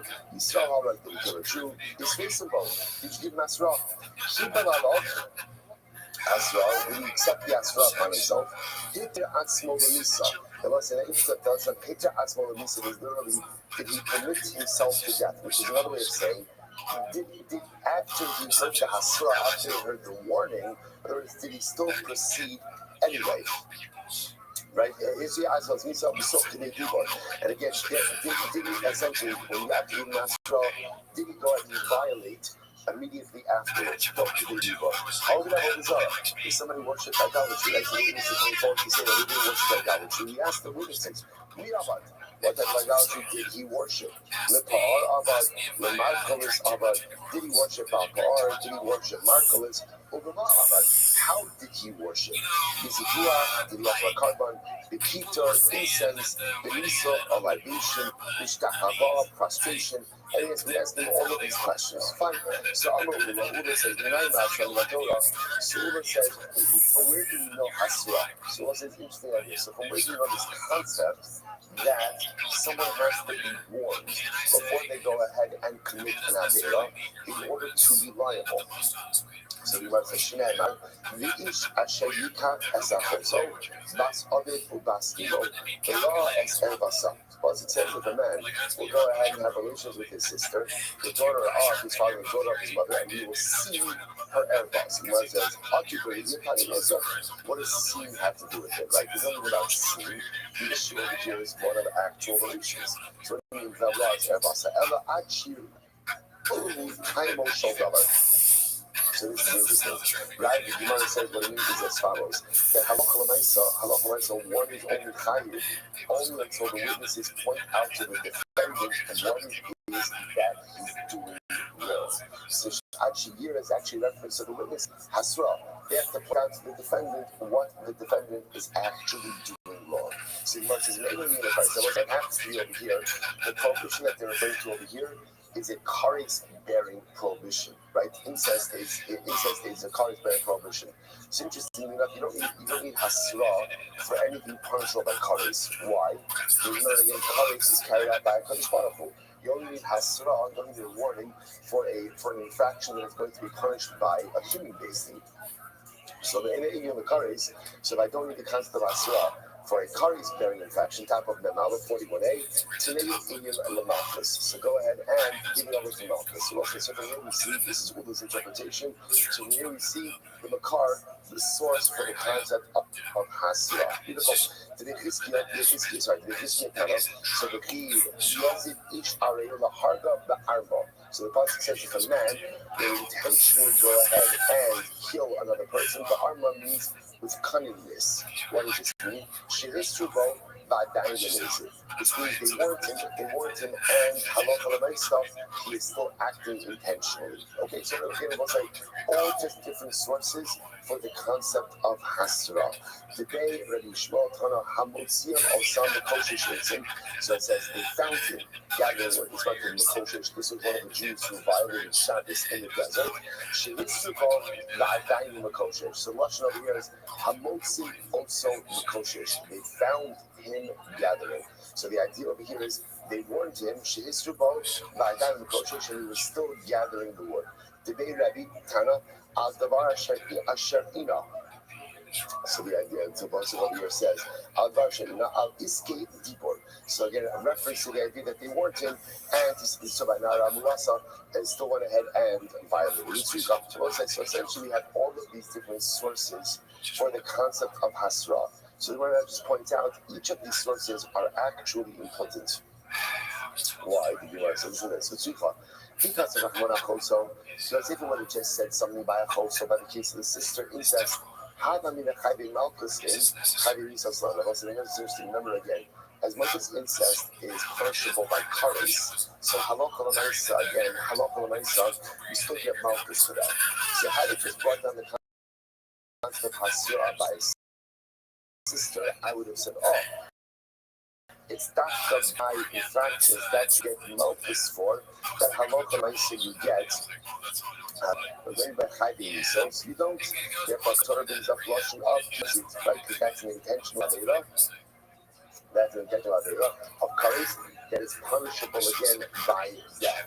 So that shows that this kares also by Misa's baby. Okay, so the Gemara says I'm sorry, Rahman Kiyazi, and if it would have just said ultimately again, that's what the halakha l'maisa.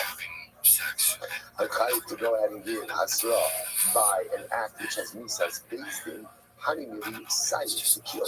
I would have thought what type of kill is so over the head, but by a sword, which is considered to be a more lenient form of death. Now we'll talk more about this in the next paragraph. So let's say again, It sounds strange to talk about death penalties as more lenient, right, and less lenient. What it means is really more painful and less painful. So I would have thought again that there's Hasra by Saif, Abaskila de Chamura, Imamah by Skila, which is considered to be more Chomer than Saif, perhaps not. To which the Gemara says, the Tarti being spelling normally, but why do I need two sources that both talk about Skila? So the Gemara says, so we should need to include Sreifa. Because that Sreifa is a lesser form of Skila. The Rabbana knows that the Asir Gavakmar, Tarek the Kasam Lakra. And if the Rabbana about some of this concept that even something to begin by Kavakomer, sometimes the concept will still go out of its way to mention it, nevertheless. I would have done that in the Skalman, but let's run it from the group today. So why not just write it by Skila? I want to have it written by Skila here and here else by Skila, because Skila is considered to be the most common form of death penalty. And I mean, knows that actually Kavakomer, Tarek the Kasam Lakra. You're right, but sometimes people say that here by Kavakomer, Torah goes out of its way to explicitly regulate that. What's the takeaway?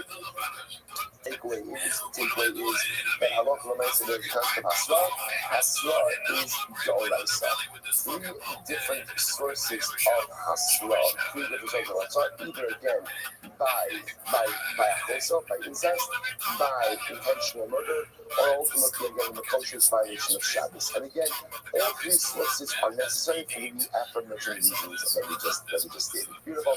Here's Johnson. So the back now to the Gemara said, we ask the witnesses a series of questions. One of the questions we ask the witnesses. So number one, did you give Hasra? Did you give warning? And number two, Hitir Asmo Nisa.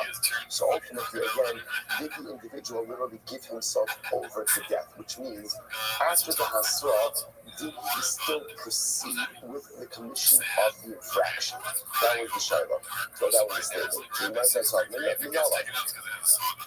the Gemara says, from where do you know this? So the Gemara says, okay, so now on. The Prophet says, Dumas Hanes, Ad Shiyatu Atzmo Lemisa. What's the meaning like this? For the defendant to be guilty, it is not enough that he received Hasra. He has to have received it, processed it, and still clearly gone forward despite it. That's what it means by Yatu Atzmo Lemisa. So the defendant received the Hasra, he understood the Hasra, and nevertheless he moved forward with the commission of the Aveira. So the Gemara says, how do you know this? Because the Lashon is Yumas Hanes.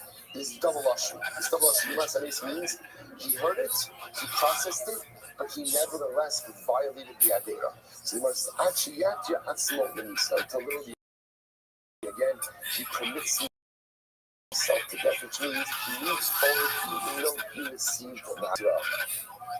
You know what's like? It sounds crazy, but can you imagine this? Like the Abish to Ruvain, if you kill Shimon, you're going to be put to death. And yet what? And Ruvain proceeds with it, knowing that there's Abish there. Right? There's Abish there. So these two Abish are going to show up and make their Ruvain to be them to death. So you wonder to yourself, what's the pshat? How could someone do something crazy? I don't say, but if you think about it, so the truth is we same thing each and every day. Right? Every time I come into an Avera, deep down I know it's wrong, not even so deep down. I know that it's wrong. I get Hasra every single time. It's not like, okay, maybe there are some things that I do that I know that are not correct. Or maybe there might be some things I do that I don't know that they're incorrect. Right? Maybe I'm just ignorant in certain areas, which happens to all of us. But there are so many other things that I know that I'm still doing that are incorrect. And yet, I still do it. Sometimes, day in and day out. Human nature is that sometimes we just do what we want to do, even though I'm fully aware of the repercussions. Why is that? Well, I did different reasons, right? It could be just a bloated sense of self, right? A bloated egotism that what I need and what I want is just more important than anything else. I just don't care about ramifications. I just care about making myself happy. But again, it's just interesting to see me read these commands very quickly. It's ridiculous that anyone could act this way, but it's important to know that so often we do this to be engaged in this very pattern of behavior, day in and day out. And as bizarre and as ludicrous as it looks to us here, we have to kind of bring that same mindset of bizarrity and ludicrosity, into our own lives as well. And the next time I'm ready to commit an avera, like, come on, this is ridiculous. Like, this is ridiculous. It doesn't even make sense. I have hasra. The Rebbe Shalom sees it. What am I doing? And whatever it is, it's simply not worth it. And yes, bizarrety and ludicrosity, two new words just coined here in our new base measures.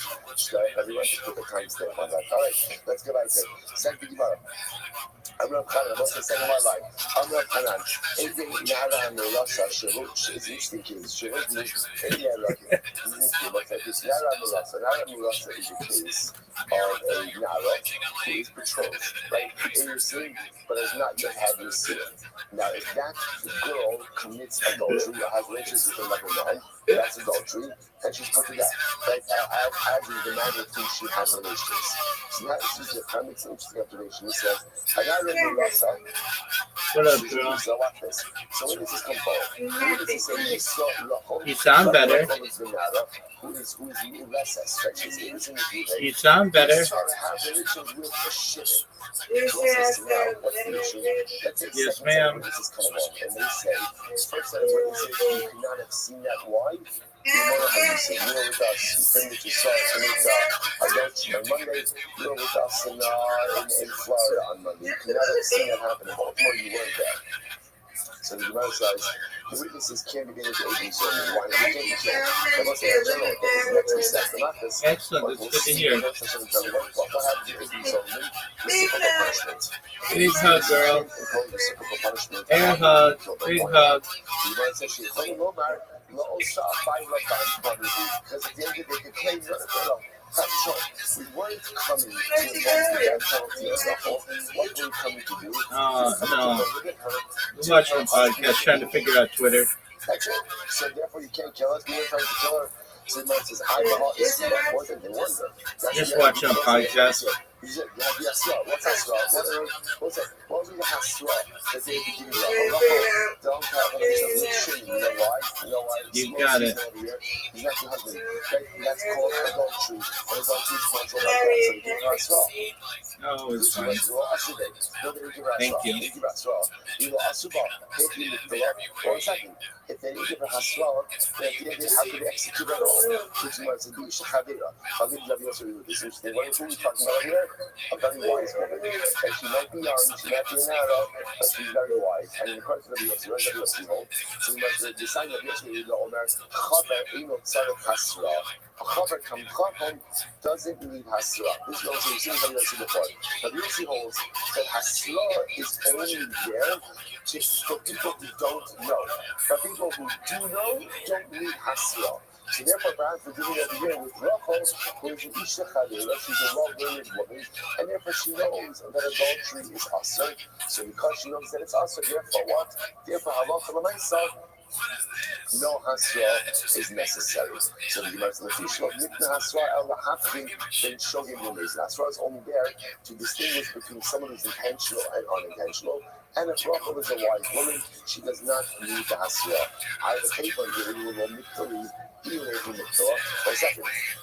witnesses, this is fascinating, if witnesses can't be put to death, right? So if there's no Hazama by the witnesses, they can't put to death. Therefore, what? They have no ability to put her to death either. So the question is, because why? How do you like to do Sheta Yachol Hazima? Because Eidu Sheta Yachol Hazima, Lo Shma Indus. This is fascinating. A fascinating testimonial fact over here. Any testimony, right? Anytime witnesses can't be made into a zoning, they're not fit to testify. So let's say, what's the compliment? This is fascinating. If you're going to give testimony, essentially what Allah says, you have to have skin in the game. Right? And what's your skin in the game? What's your skin in the game? That if you're found to be lying, we're going to execute you, or we're going to visit upon you reciprocal punishment. So if you can't receive reciprocal punishment, you essentially don't accept your testimony. So therefore, if you tell me over here that I look at myself, the witnesses can come to testify about Rachel, but they themselves can't be executed because they can always claim, no, we didn't come to execute her. We just came to ask her upon her husband. Then I look at myself, that means if they can't be executed, they're not subject to Azama. If they're not subject to Azama, then we can't accept their testimony. So therefore, then what are you doing over here? To which the Gemara says, hey, how can I listen? Gemara says, how can I come up? I love you. So Gemara says, you're right. And what I'm saying, since these witnesses can't be killed, now why can't they be killed? Because they declared they weren't coming to kill Rachel, or they were doing was coming to make her asura upon her husband. And then they give her asura. So you must she hold the woman on the Osha by Labani, Aki, Ayanavayas, so too she can't be killed. The Harina English, she Akan Rachel Lahasimo. Okay, so let's say just an interesting piece. So we have Elo, the Ishakavera, the Kamala, the Mikra, Alipra, the Mishka, so let's say, okay, so where is there ever a case of a wise woman who should have it up? According to Yossi, remember, according to Yossi, a Kavera, a learned person, doesn't require Hasra. So according to Rabbi Yossi, would there be a case of an Isha Kavera who can be executed? To which the Gemara says, because of his insult, the cases which she committed adultery, and she did it a second time.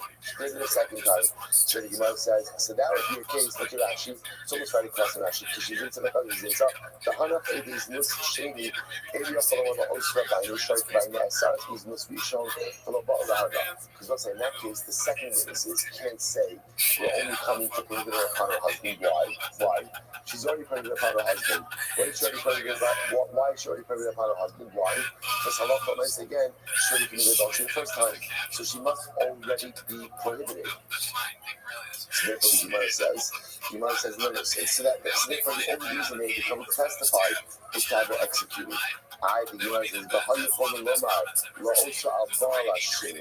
maybe because I'm coming to God and prohibit her upon the second man with whom she committed adultery with, as the Gemara says, she's in some involved the case in which she committed a second act of adultery with the same man. Inami, she's in some or she went ahead and she committed adultery with one of her relatives. And therefore, she's already prohibited upon this individual to be with. Okay, nice now that I'm with us. So you want to do knock up. I feel you see it, Nami. I feel it's Nami. Listen, by the way, why are you illustrating this with the Nadam Rasa? You can go ahead and illustrate this same exact case with what? With a regular married woman. So why are you illustrating it over here with Nadam Rasa? To which the Gemara says, I think you see Nami. So the Gemara says, I feel high, the what you say, the holy Lomai. No, also by Labani. No, because the Kiddush of Rabbi says like this, that the witnesses could say, when the witnesses show up and they testify originally, that Rachel committed adultery with Shimon, that they could claim that they're coming to ask her upon Reuben. Even though what? Rachel's not living with Reuben. I'm at a thought that such a claim like that should just be rejected outright because she's not living with Reuben. So what do you mean you're coming to ask her upon Reuben and not living together? Allah calls even in that case, the claim of the witnesses is believed. Okay, all right, this stuff. After all this side, so what's the interesting over here? So now, good. I'm going to get stuff. This is great. Listen to this. When does it show up? Now, the witnesses come up and they claim that Reuben killed Shimon. Now, let's remember again, we saw part of the Drishas Bakakir is what do we ask? How did Reuben kill Shimon? Right? And specifically, what weapon did he use? What did he use? So what happens? One witness says Reuben used a sword. And the second witness says Reuben used an axe. So what says now the Gemara says, this is not a quick test, they're contradicting each other. So because they're contradicting each other, therefore again the testimony is thrown out. So what says so remember again, because this obviously is a very specific detail that needs to be ironed out. The contradictory testimony over here essentially nullifies the witness. Ein means their testimony is not a cohesive testimony and therefore again is discarded. Again, let's say, to be clear, we're not claiming that they're lying, right? Remember again, there's no reciprocal, like there's not even solely. This claim don't line up. Essentially, it's inadmissible. So it's Akadama Caleb Strong, Akadama Caleb Ravani, how is it nothing? But again, let's say, if one of the witnesses says, Reuben, the murderer, the accused murderer, Reuben was wearing a white shirt, and the other one was saying Reuben was wearing a black shirt. So then Halach in that case, their testimony is fine. Don't really care about that. But we'll say why. No, this is very important. Why? Because the truth is, what the color of Reuben's clothing is really inconsequential to the act, right? What instrument to use to kill Shimon, that's very consequential. So in these orders, the idea over here is we don't need them to line up. In other words, we need the information to line up, but we don't need every piece of information to line up. Incredible. So basically, when I was Nachon, Shehi Nachon. Moses, the pasuk says Nachon. The last time the pasuk that is the last time the Chakar the Shal Keke, even Emes Nachon Hadavar. Moses, so what does Nachon mean? So Nachon means over here that again, in giving testimony, the testimony has to line up. So what does that mean? She Nachon Echad over the side Hargo, Echad Bari Hargo. And so let's say, for example, one of the witnesses says with a reflection with a sword, the other one says that he killed him with an axe. The Echad came with Lebanon. One says that Reuben is wearing white clothing. One says Reuben is wearing black clothing. So what's that? Ultimately, again, the testimony doesn't line up. So let's say, so watch this, we just contradict this up before. According to the advice now, if they contradict each other with the color of clothing that Reuben the killer was wearing, the testimony is discarded. So which one is it? Is clothing important or is clothing unimportant? So what's the halacha? So this is incredible. They want to listen, no. The Sunnah Shachan Kuba. No. When the Raisa says that there's Mahon Zakhobi, what's the case is where they're coming along and they say that Reuben strangled Shimon. And what's the Chodesh? One way it says he strangled him with a white shirt. The other thing he says he strangled him with a black shirt. Now, we'll say that is material information. Because in this case now, it's not just about getting clothing, it's about the murder weapon. And when it comes to the murder weapon, there has to be explicit clarity amongst the witnesses what was used. So the Gemara says as follows: okay, well, if that's the case, then again, it's the same thing as saying one said a sword and one said an axe. So everybody approaches it different ways. So Tashma, is either a sword. Echad Omer Sandal of Shchorim, the Echad Omer Sandal of Lebanon. Listen to this. One says that the murderer was wearing white shoes, and one says the murderer was black shoes. Okay, which is the style sense also. I don't say so. The said yes. So the someone says wearing white clothes and black shoes. So the Gemara says what's halacha? Ein zeh nachon. So the testimony doesn't line up. So let's get both sides. So the testimony we just said before that halacha the said. That the clothing of the murderer doesn't matter. But yet here we see that he's in the clothing of the murderer absolutely does matter. So what's going on over here? So the Gemara says, Hasanan if you go Shabbat and both the sandal of the harbor. What's the case? The case is where Reuben kicked Shimon and killed Shimon by kicking him. If that's the case, the shoes are the murder weapon. If the shoes are the murder weapon, then I love the nice and you exclusive clarity as to what it is. Tashma. Nice about the Ben Zakkai that say Te'ila. Says remember when it's from Yishka. So one time Ben Zakkai was examining witnesses, and he asked them, they claim that Reuben killed Shimon underneath the fig tree. And remember, what did Ben Zakkai say? Ben Zakkai says, okay, tell me a little bit about the fig tree. Tell me about it. Like, what were the stems? Were the stems thin? Were they thick? Tell me about them. So the Gemara says, what time though? So what does that seem to indicate? It seems to indicate that even other details that are not about the murder itself are still important. The witnesses still have to check those boxes when testifying about what's going on over here. If you want to the message, no, I'm running out of time. If you go, Sha'akas Te'ila B'Shabbos, the Allah Kamikto. But what's the case? The case right here, let's say, is where the guy actually detached a fig from the tree on Shabbos. That was the case. That's the capital case. So remember again, uprooting the tree, like detaching a fig from the tree on Shabbos, is in and of itself. That's capital crime. That's capital crime. So that's what we're talking about over here. That's not what the Mishnah said.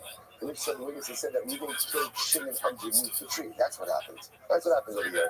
To which the Gemara says, and what's the case over here? The case over here is the halacha l'maisa again. Well, Rachel Mesa moving Kilchinin with a stem of the fig. That's what happened there. Killed his son Ernest. He used the stem of the fig as the murder weapon. This is says, Tashma, Allah, and Taylor Zu, Sadaki, Sadasi, Taylor Shkolos, Taylor Levanos. That's not what it says. It says, Ben Zaka asked them, tell me, were the stems, were they thin or were they thick? Were the figs themselves, were they white or were they dark? Rav Yosef, mi ben Zakai Losif Inish, shiny Ben Zakai, the Bedikos Kichat Kilos Mashile. Don't bring a riot from Ben Zakai. Why? Because it also says Zakai, he was marked both with Bedikos and Chakilos, right? He essentially made them the same. So in general, we'll say, there's a distinction between Bedikos and Chakilos. What's the distinction? Distinctions are also Chakilos are questions that are specific to the actual event itself. The details are general questions, so generally, do we care necessarily what color the murderer's shirt was? Not really. Not really. Does it matter again if the figs underneath which the occurred were white or black? Not necessarily. The Isaac himself was of the school of thought that both pedicos and chakiros are exclusively necessary and both must be dealt with together. Ben Zakkai was asking about the figs and the stems. According to Ben Zakkai, the clothing is also important as well. To which the Imam says, not Ben Zakkai. By the way, who's Ben Zakkai? Who is Ben Zakkai? So said the Rosh Hashanah, so incredible Mama Zakkai, Rabbi Yochanan Ben Zakkai. So we ordered Ben Zakkai. Who's Ben Zakkai? What's Rabbi Yochanan Ben Zakkai? Do you know how much we owe to Rabbi Yochanan Ben Zakkai? Rabbi Yochanan Ben Zakkai essentially saved Klal Yisrael in the aftermath of the destruction of the second Beis Hamikdash. Rabbi Yochanan Ben Zakkai was responsible for all of the takanas we had, Zikah the Churban and Zikah the Mikdash. We'll get into two different types of takanas. So this was his mercy. 1 second. If it's Rabbi Yochanan Ben Zakkai, me having the Sanhedrin. Was Rabbi Yochanan Ben Zakkai ever part of the Sanhedrin? Chronologically, it doesn't make sense. Watch this. That kind of cultural social Yochanan Ben Zakkai, Mayor of the Esum Shana. We'll say it's a great tomorrow. Yochanan Ben Zakkai lived for 120. Get ready for this. Get ready for this. Our boy Shana, for 40 years he was in business. He was in business. Like Ned Shana Lamad, for 40 years he learned. Right? He did his stint in business and he learned. And our boy Shana Linate, and for 40 years he went ahead and he became a Rebbe. Like he taught students. So it's a point out something amazing. So first of all, it doesn't mean that for 40 years he was in business, he didn't learn, sort of point out. But what it means is he's in business. So that being in business, again, you become a Torah and Chamusi, you come to a shir. Learning was not his full-time occupation. At the age of 40, he decided to go, or after 40 years, he decided to pivot. So it's such an incredible result. We sometimes think that like great people are just born that way. Right? They're just born with a Talmudic spoon in their mouth, right? Like this is what they know, this is what they're born for, this is what they're destined for. This is listen, people make choices about the kind of lives they want to lead and about the kind of people they want to be. It's not an accident. If you think about it, by the way, there are 3 people who follow the same paradigm. Right? Same people, who are the same people? Moshe Rabbeinu, Rabbi Akiva, Rabbi Yochanan Ben Zakkai. All this 40-40-40 paradigm. Right? 40-40-40 paradigm. Now again, that's what the Mepharshim say, especially when you see 3 people, 40-40-40 paradigm.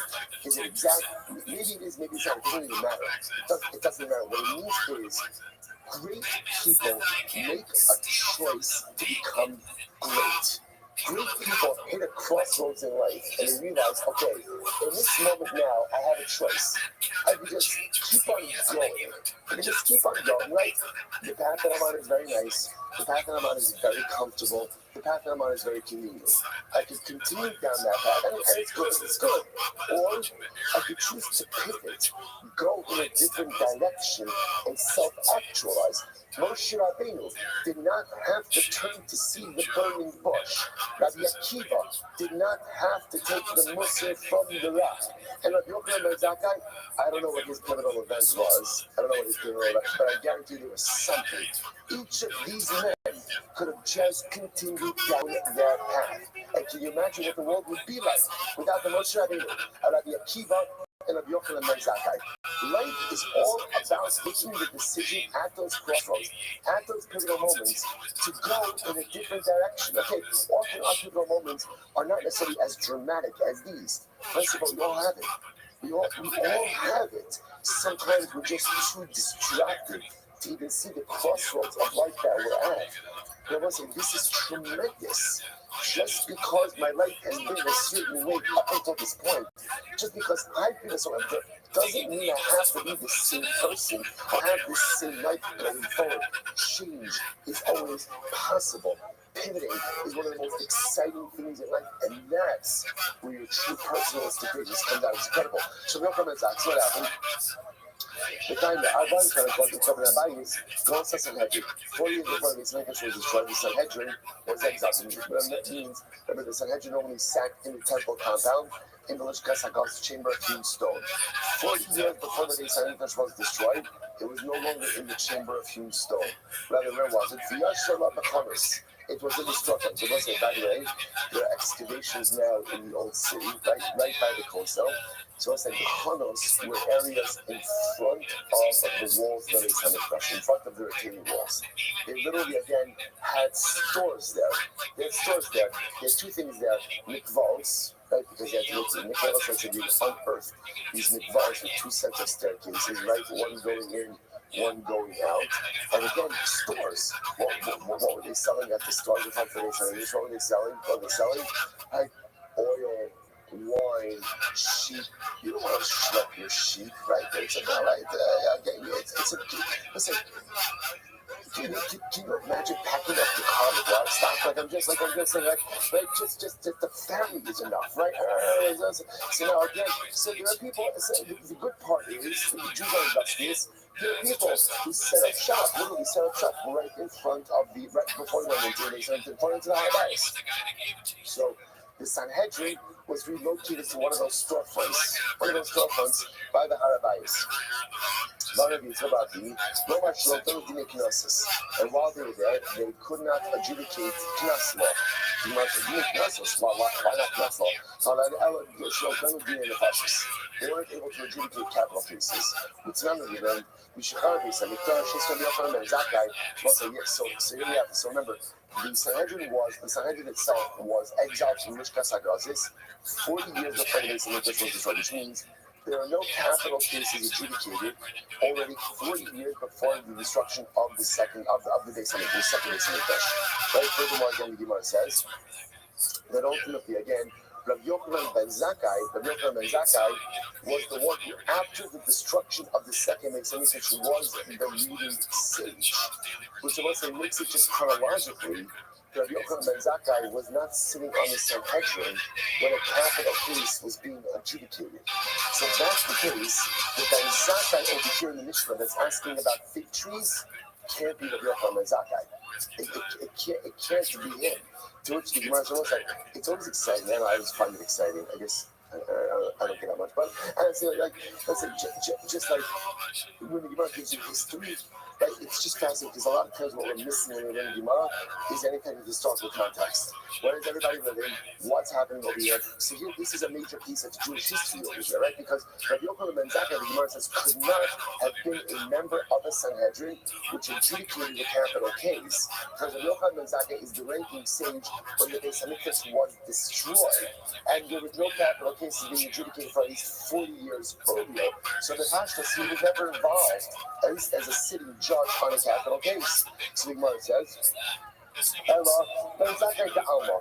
It must have been another guy named Ben Zakkai, not Rabbi Yochanan ben Zakkai.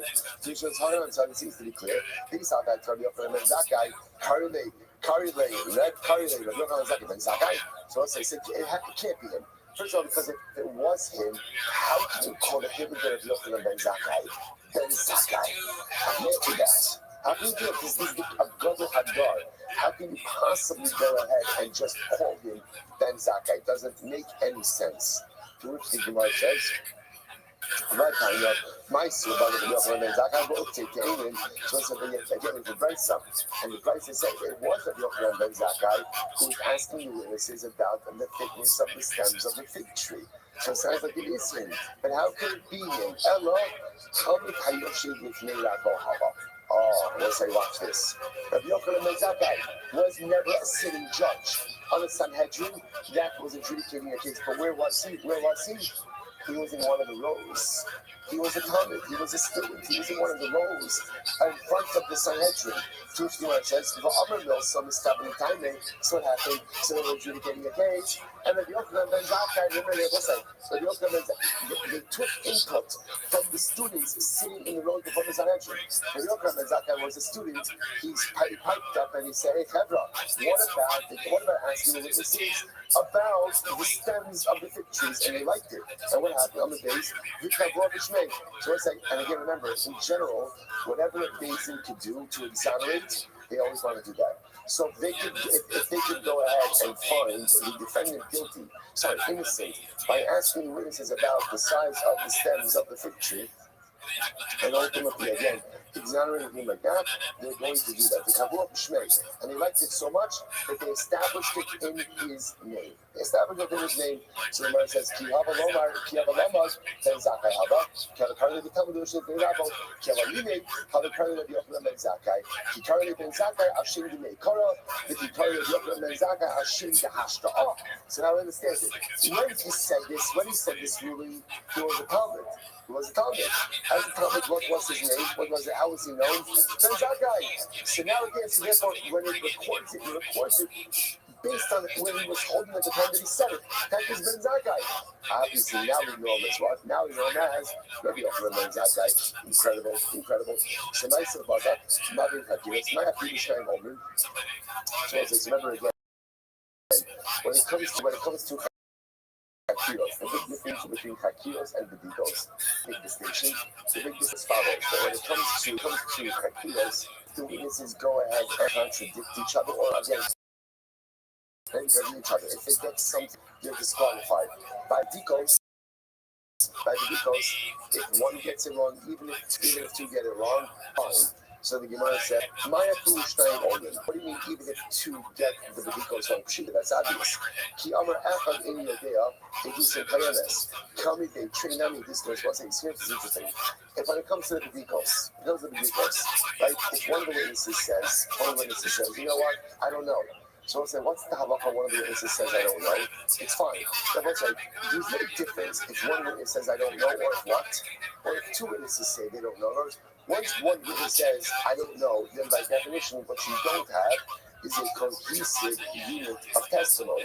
So once that happens, what does it matter if one says, I don't know, or if two say, I don't know?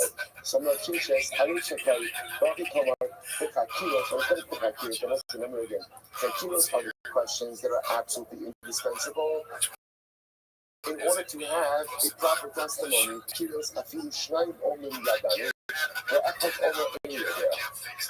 So when it comes to Hakiros, even if two people say no, one says I don't know, they do something wrong.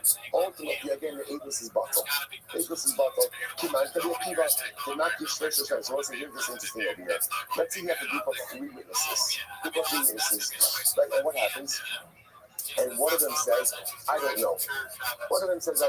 So what's the halacha? So nevertheless, the Abus is still bottled. This is by Hakiros, right? So three witnesses, you're asking the Hakiros, two answer correctly, one says, I don't know. What's the halacha? The Abus is bottled. Why? What did Rabbi Akiva say? You're not give shlosha l'shnayim. Rabbi Akiva says a testimonial unit is a testimonial unit. And three is the same as two. So once you present as a group, then by definition, you're a group. As a group, in order for the group to be an effective Abus, what has to happen? They have to be able to go ahead and answer all of the Hakiros together. So therefore, again, if one is unable to answer the Hakiros, then halach l'maisa again, it disqualifies the Abus. But we learned elsewhere that the Abus is still good. So if you want to say, even when it comes to Hakiros, Shnayim Omen Yadanu Ba'achad Omer and Yodea, Edusem Kayanes Kiman, Rabbi Mar switches gears much as you know. When you have a group of three witnesses, we'll say, as long as two out of the three to get the Hakiros together, to get the list correct, then the Abus is good even if the third one messes up. That's the halacha. If the third one messes up, halacha might say the Abus is still good. Not like Rabbi Akiva. So let's say, I just want to point out over here, there's something Maholis. We've actually seen before, which is when you have a group of three witnesses, In order for the testimony to go ahead and be upheld, do I need all three to be certified, or is it just enough to get 2 out of the 3? Like, you see, this is need all 3. We don't asking that way. We asking that 2 out of 3 is good, because we also asking that witnesses could even be strung together independently. Therefore, as long as 2 out of the 3 are getting the Hakim is correct, we're good to go. Rav Kahana of Safatani Sanhedrin, we're learning Sanhedrin in the Yeshiva Rabbah. It's incredible, right? They learned Sanhedrin, we learned Sanhedrin, and their Sanhedrin was a little different than our Sanhedrin. But they were learning the Sugi of Sanhedrin in the Yeshiva Rabbah. Part of the Roy Bakama, Shabbat bumped into them, I'm a little, oh my Lisa Bob, it's Sanhedrin Rabbah, what did you learn? What did you learn? Like, what did you learn? What did you learn in Sanhedrin in the Yeshiva Rabbah? On the way, I'm being on the Sanhedrin Vedas. Well, what do they say about Sanhedrin in general? Like, what in general do we go ahead and choose? I learn about. Well, my question, like, what do you have questions on? I don't know. What is the distinction between Chakiros and Bedikos? Chakiros, when it comes to Chakiros, if one of the parties says, I don't know, then ultimately, again, the Agos is bottle. Agos is bottle. The Digos, when it comes to the Digos, Echad Omer Yodea, Avil Shtein Omer Yodea, Egis and Kayemes. So again, this is a fundamental feature we see over and over and over again. Hakilos, which remember again are the 7 questions listed in the beginning of our Mishnah, right? According to the OC, only 3, only asking 7 questions. Those 7 questions, those need to be answered. And if you can't answer it, either you answer it wrong or you say, I don't know, the halacha is, you're out. You're out. Bedikos, if you get those wrong, you're still in. What's an example of a Bedika question? For example, Bedika question, like car insurance, like stems of the fig tree, color of the face. They're important. Now, again, they are important. And remember, Beis could do discussions with those. They're important, but they're not necessarily part of the core details of what it is that occurred. So therefore, again, one or both witnesses gets Chakiras wrong, you're out. One or more witnesses get Bedikos wrong, you're in. And the Lord says, but one, Mifti, Idi, Doraisiki, Maishna Chakiras, and Maishna Bedikos. So I don't understand, why is that? They're both Doraisa. Both Chakiras and Bedikos are Doraisa. They're both Doraisa. Then why do you have latitude with one now with the other? Amalei, how do you ask for the Chakiras and the Ephraim? And do something to the Handi the Edu Shata Yachal Azimo. The Tikos Echad Omer Mehen in your there, Kayemes Edu Shata Yachal Azimo. So we'll say it's a very simple distinction. By Hakiros, I will say, all of those questions are what are necessary in order to make the Edom susceptible to our summer. Right? Remember, I will say, the cloud level is witnesses who cannot be made with the Edom Zomanim, they have no skin in the game. Therefore, their testimony is not accepted. Anything that for any of the Hakira questions, if they get those wrong, those leave them susceptible to being made with the Edom Zomanim. The bigger questions, if you get them wrong, it doesn't lead to Hazama. So because Hakiras are the questions that make them subject to reciprocal punishment, Hazama, therefore they're indispensable realities. But the other ones ultimately, again, are not necessarily indispensable realities. So that's why you get them wrong. For who on the road,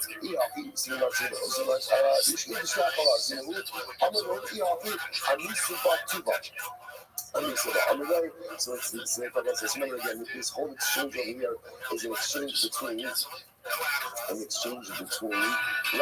So a kind of Safra, running to Rabba, right? And also, I'm sorry, running to Rabba. So Rabba asked them what you're learning. So Rabba says, wow, Shkoyach, boys, incredible and beautiful, absolutely fantastic.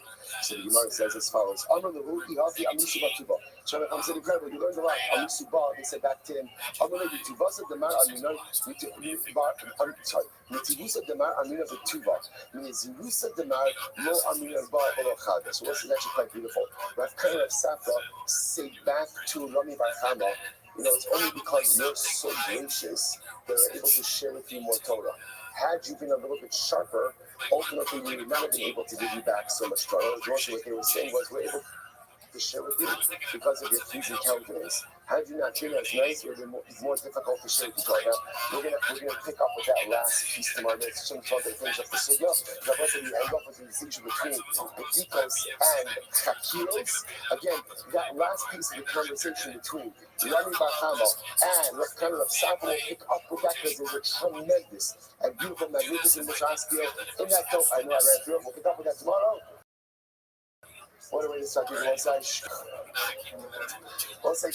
That's a trick question, dude. You passed. That's a Latino female right there. Is she Mexican?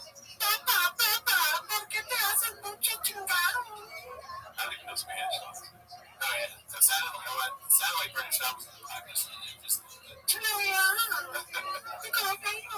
I like that celebrities are popping a little bit because that's her. She did it, and then also you pulled the clip up Kevin Spacey doing the same thing. So Papa's playbook, though redacted, seems to be at least successful enough for us. Right? Yep. Papa the celebrity that's funny shit. There's always a funny shit. Funny shit. Falling. Okay, sorry. I'll stop. Here we go. This one's called Craig Jones Confirmed Homeless. It's posted by S. Lee 2. Let's see what this is about. Like you're traveling. Do you have a home? I'm homeless. I'm a homeless guy. All right. Good morning. Such a schusbach Hashem to be able to begin another week of Daf Yomi. And first of all, thank you again for everyone for their understanding. As we still acclimate to our new surroundings, first of all, you'll see the Svarma going in. Baruch Hashem, the Arzpo Shasana are in the back over there, and there's Hashem. More so much trickle it. Also, apologize about the rattling noise in HVAC. There's nothing living up there. Not exactly sure what it is that's occurring, but I know Menachem shows all his on it. His building settling. Okay, that's our cat's off phrase for everything. The building settling. We'll find out what that is in Meretz Hashem. So we'll thank you for your understanding again as we still get our feet under us. So we all right. Begin by thanking all and also our microphone. Hopefully by tomorrow.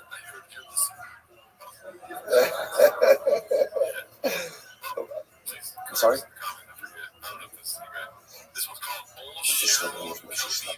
We have. Okay. Meretz Hashem. Hopefully by tomorrow. By tomorrow, the HVAC will be fixed and the microphone will be here. Everything will be all right. Begin by thanking all of our sponsors for this morning's show. To thank our annual Talmud Torah sponsor for Kapshin and Shulcim Mishpach of Eretz Yisrael. To dedicating all the Shomer Drushos as a zuchus for Besoros Kolos Am Yisrael. Our Talmud Torah sponsor for the month of Tevei Savalid Lutova, the Talmud Mishpacha, in memory of Amit Ben David Levi, brother of Itai Levi, who was killed in Gaza on the first night of Hanukkah. We hope that the merits of our Talmud Torah and his family in the Chama. Our Dafyomi sponsors for today, Matt and Diane Marks, in memory of Matt's mother, Sylvia Marks, Sarah Pesha Bas Moshe Mordechai, in the American Bar Talmud Torah, and the Shama will have an Aliyah and her family in the Chama. The rest of us has always been dedicated our learning in the Swiss of our holy hostages, that the Mishpach of the men shall bring the rest of them home, the Shalom and the Karos, and the merit of our holy soldiers, and the Mishpach will be successful. The whole Maaseh. And also with this, let us be it's beautiful and really incredible daf ahead of us today. So like I said, today's daf is Mem 41. We are picking up in Meretz Hashem on Mem on the days 40b. 5 lines up, 6 lines up and bottom. Tan Rabbanan, right at the 2 dots. Bakir Matam also. Tan Rabbanan. Also, so again, remember, we are continuing in Meretz Hashem with we'll call it the cross-examination of the witnesses, right? In other words, making sure the drishas of the Chakiris. Tan Rabbanan. Bakir Matam also. So we say to the witnesses, do you recognize the perpetrator? Do you recognize the defendant? So Nachri Harag, did he kill a non-Jew?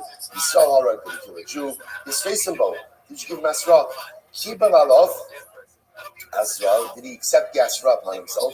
Hitir Asmo Lemisa. There was an interesting Telsham, Hitir Asmo Lemisa means literally, did he permit himself to death? Which is another way of saying, did after he heard the Asra, after he heard the warning, or did he still proceed anyway? Right? Is he Asra, Misa, and again, did he essentially, when you have to give him Asra, did he go ahead and violate immediately afterwards? If somebody worshipped idolatry, right? So the witnesses coming forward to say that Reuben worshipped idolatry. We ask the witnesses, what type of idolatry did he worship? Did he worship Al-Ta'ar? Did he worship Marcolis? How did he worship? Is he buach? Did he offer a carbon? The keter, incense, the nisok, a libation, the shtachava, prostration. And yes, we ask him all of these questions. Fine. So Amr Ula says, Minaymas from the Torah. So Ula says, from where do we know Hasra? So Ula says, interesting idea. So from where do we know this concept that someone has to be warned before they go ahead and commit an Avera in order to be liable? So the Gemara says, "Shneimar v'ish asher yikach esachoso bas aviv ubas imo v'lo es ervasach." Because it says if a man will go ahead and have relations with his sister, the daughter of his father, the daughter of his mother, and he will see her ervas. The Gemara says, "Atu b'riyat ha'ilsa." What does seeing have to do with it? Right? He's talking about seeing. The issue over here is one of actual relations. So what do you mean? V'lo es ervasach. Ela akshir uhu haymo shel davar. So this is interesting. Rather, the Gemara says what it means is as follows. The halach l'maisa, one is only chayiv only until the witnesses point out to the defendant what it is that he's doing wrong. So this Ashiyira is actually reference to the witnesses. Hasra. They have to point out to the defendant what the defendant is actually doing wrong. So the Gemara says, it happens to be over here. The prohibition that they're referring to over here is a kares bearing prohibition, right? Incest is a kares bearing prohibition. It's interesting enough. You don't need hasra for anything punishable by kares. Why? Because again, kares is carried out by a punishment powerful. You only need hasra, you only need a warning for an infraction that is going to be punished by a human being. So in the kares, so I don't need the concept of hasra for a kares bearing infraction, top of Memah, 41a, Tineu Inyan Lamalkus. So go ahead and give it over for Malkus. So from here we see, this is English interpretation. So from here we see the Makar, the source for the concept of hasra. Beautiful. To the Chizkiya Tana. So the Chi Yazid Ish Areu Laharga Ba'arma. So the pasuk says if a man will intentionally go ahead and kill another person, Ba'arma means with cunningness. What does this mean? Shehisrubo Ba'dayin B'nezid, which means they warned him, and halacha l'maisa, he is still acting intentionally. Okay, so again, we'll say all just different sources for the concept of hasra. Today, Rabbi Yishmael Tana Hamotziam Osam Mekoshish. So it says they found him gathering with this Mekoshish. This was one of the Jews who violated Shabbos in the desert. Shehisrubo Ba'adayin Mekoshish. So the lashon over here is Hamotzim also Mekoshish. They found him gathering. So the idea over here is they warned him. Shehisrubo Ba'adayin Mekoshish. And he was still gathering the wood. Today, Rabbi Tana Al Davar Asher. So the idea, so Bosik over here says, Al Davar Asher Al Iske Tibor. So the reference to the idea that they warned him, and he's about Nara Murasa, they still went ahead and violated the Srika. So essentially, you have all of these different sources for the concept of Hasra. So the one I just point out, each of these sources are actually important. Why? The Gemara says this. Because if it would have just said something by a choso, by the case of the sister incest, remember again, as much as incest is punishable by kares, so halacha l'maisa, again, halacha l'maisa, you still get malchus for that. So had it just brought down the concept of hasra by a sister, I would have said, oh, it's dafka by infractions that you get malchus for, that halacha l'maisa you get hasra. But maybe by chayvim misos, you don't. Therefore, kasa rachmana kiyazid. Therefore, the Torah brings up lashon of kiyazid. Right? Because that's an intentional avera. That's an intentional avera of kares that is punishable again by death. So that shows that this kares also by misas beis. Okay. So the Gemara says, "V'chi kasa rachmana kiyazid." And if it would have just said ultimately again that what the halacha l'maisa. I'm chayiv to go ahead and give hasra by an act which has misas based in honeymoon saif to kill. I would have thought what type of kill misa? Only beheading, but by a sword, which is considered to be a more lenient form of death. Now we'll talk more about this in the next paragraph. I would say, again, it's not strange to talk about death penalties as more lenient, right, and less lenient. What it means is really more painful and less painful. So I would have thought again that there's hasra by Saif, abaskila de chamura imalova by skila, which is considered to be more chomer than Saif, perhaps not. To which the Gemara says, Slicha, the Tartib, the Gemara says, the Tartib is spelled normally, but why do I need two sources that both talk about skila? So Gemara says, Rabbi Shimon la'asuye nisrafim. So according to Rabbi Shimon, to include Sreifa, that knows that Sreifa is a lesser form than skila. Rabbanon knows that the Asib Kavachomer, Tarach the Kasav Lakra. And according to the Rabbanon, about say sometimes you have this concept that even something to be learned by Kavachomer, sometimes the Pasuk will still go out of its way to mention it, nevertheless. I have a lift of Rahman bin Iskolim, the lace of Hana from the Rubenay. So why not just write it by Skila? I want to have it written by Skila if you want everything else by Skila, because Skila is considered to be the most common form of death penalty. Hafenami, knows that Asib Kavachomer, Tarach the Kasav Lakra. You're right, but sometimes people say that you're by Kavachomer, Torah goes out of its way to explicitly write it as well. Good. We'll say takeaway. Takeaway is that halacha l'maisa there's a concept of hasra. Hasra is d'oraisa. Three different sources of hasra. Either again by achosa, by incest, by intentional murder, or ultimately again the makoshish violation of Shabbos. And again, all three sources are necessary for the aforementioned reasons that we just stated. Beautiful. Teacher asking Lisa. So going back now to the Gemara. The Gemara said, we asked the witnesses a series of questions. One of the questions we asked the witnesses. So number one, did you give hasra? Did you give warning? And number two, hikir atzmo lemisa. So ultimately, again, did the individual literally give himself over to death? Which means, after the hasra, did he still proceed with the commission of the infraction? That was the shayla, or that was the statement. So the Gemara says, "Minala." So the Gemara says, "From where do you know this? From where do you know this?" So the Gemara says, okay, so Minala, Amarav v'Yitinu Chizkiya Amarkra Yumas Hames. The pasuk says Yumas Hames Ad Sheyatir Atzmo Lemisa. So let's say what we're saying over here is like this: for the defendant to be guilty, it is not enough that he received hasra; he has to have received it, processed it, and still clearly gone forward despite it. That's what it means. Alashon of Yatir Atzmo Lemisa.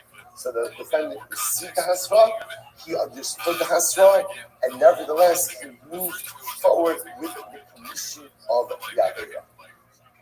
So the Gemara says, how do you know this? Because the lashon is Yumas Hames. This double lashon. This double lashon, Yumas Hames, means he heard it, he processed it, but he nevertheless violated the Avera. The Gemara says, until literally again, he permits himself to that, which means he moves forward even though he received the hasra. And look, let's say, think about this for just a moment. It sounds so crazy. Right? Can you imagine this? Right? You even say to Reuven, if you kill Shimon, you're going to be put to death. And yet what? And Reuven proceeds with it, knowing that there's angels there. Right? There's angels there. So these two angels are going to show up in base and Reuven's going to be condemned to death. So you wonder to yourself, what's the pshat? How could someone do something so crazy? I don't say, but if you think about it, so the truth is we do the same thing each and every day, right? Every time I come into an Avera, deep down I know it's wrong, not even so deep down. I know that it's wrong.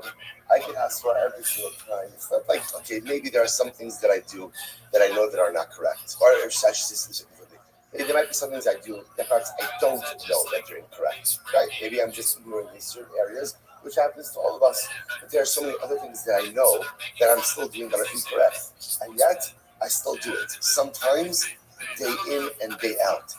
Human nature is that sometimes we just do what we want to do, even though I'm fully aware of the repercussions.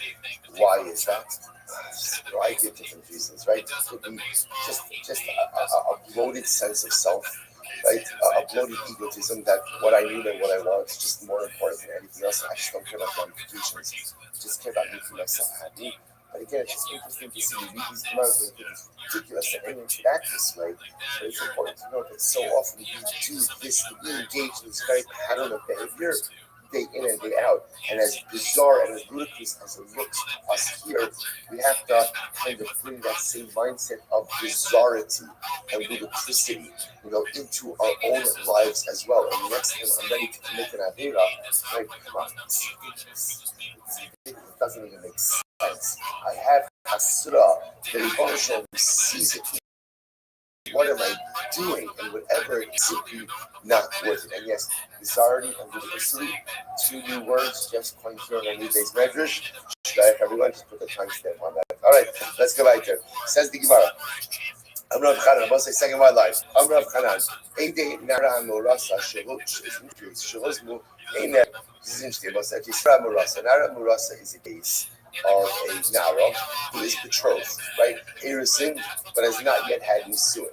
Now, if that girl commits adultery or has relations with another man, that's adultery, and she's put to death, right?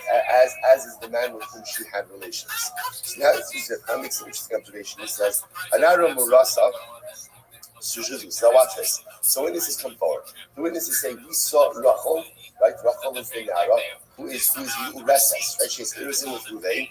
We saw her have relations with Shimon. So let's say, so now, let's say a second set of witnesses come along, and they say, first set of witnesses, you cannot have seen that boy. Dog, you gotta be 18 to be in here. Us. You claim that you saw her commit adultery on Monday. You were with us in Florida. You could not have seen that happen in Baltimore. You weren't there. So the Gemara says the witnesses can't be made into Eidim Zolman. Why? They can't be killed. Now, let's say now, general again is next Masech Tamakas, but we'll see in Eretz Hashem in general what happens in Eidim Zolman. Reciprocal punishment. In this case, you can't impose reciprocal punishment upon the Eidim and kill them. Why not? The Gemara says Sheicholum Romar Lo Osra By Rabban Banu, because at the end of the day they could claim no. We weren't coming to impose the death penalty on Rachel. What were we coming to do? We were coming to prohibit her to her husband, Ruvain. That's it. So therefore, you can't kill us. We were trying to kill her. So the Gemara says, "I baha is shubah." What's it? They warned her. That's the process. That's why it's here. You said it has to be hasra. What's hasra? What's it? What would be the hasra that they would be giving Rachel? Rachel, don't have relations with Shimon. You know why? Small little detail over here. He's not your husband. Right? That's called adultery. And adultery is punishable by death. So you give her hasra. She was the asra. No, they didn't give her asra. They didn't give her asra. You know, asra. Hechim miktula. 1 second. If they didn't give her hasra, then how could they execute her at all? Who are we talking about over here? A very wise woman. She might be young, she might be a nara, but she's very wise. And in the question of Rabbi Yossi, what does Rabbi Yossi hold? So the design of Rabbi Yossi would go, Omer, Chaver ino tzarech hasra. Chaver tam chacham doesn't need hasra. This is what we've seen with Rabbi Yossi before. Rabbi Yossi holds that hasra is only there for people who don't know.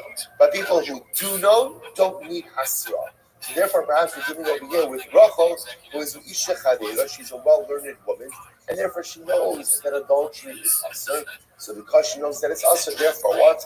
Therefore, halacha l'maisa, no hasra is necessary. So the Gemara says, hasra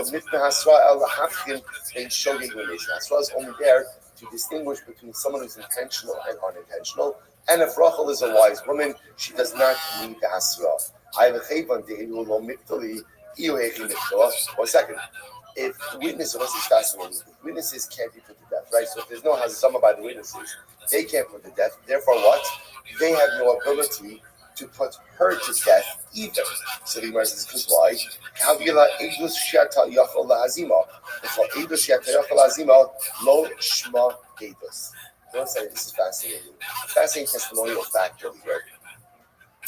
Any testimony, right? Anytime witnesses can't be made into Eidim Zolman, they're not fit to testify.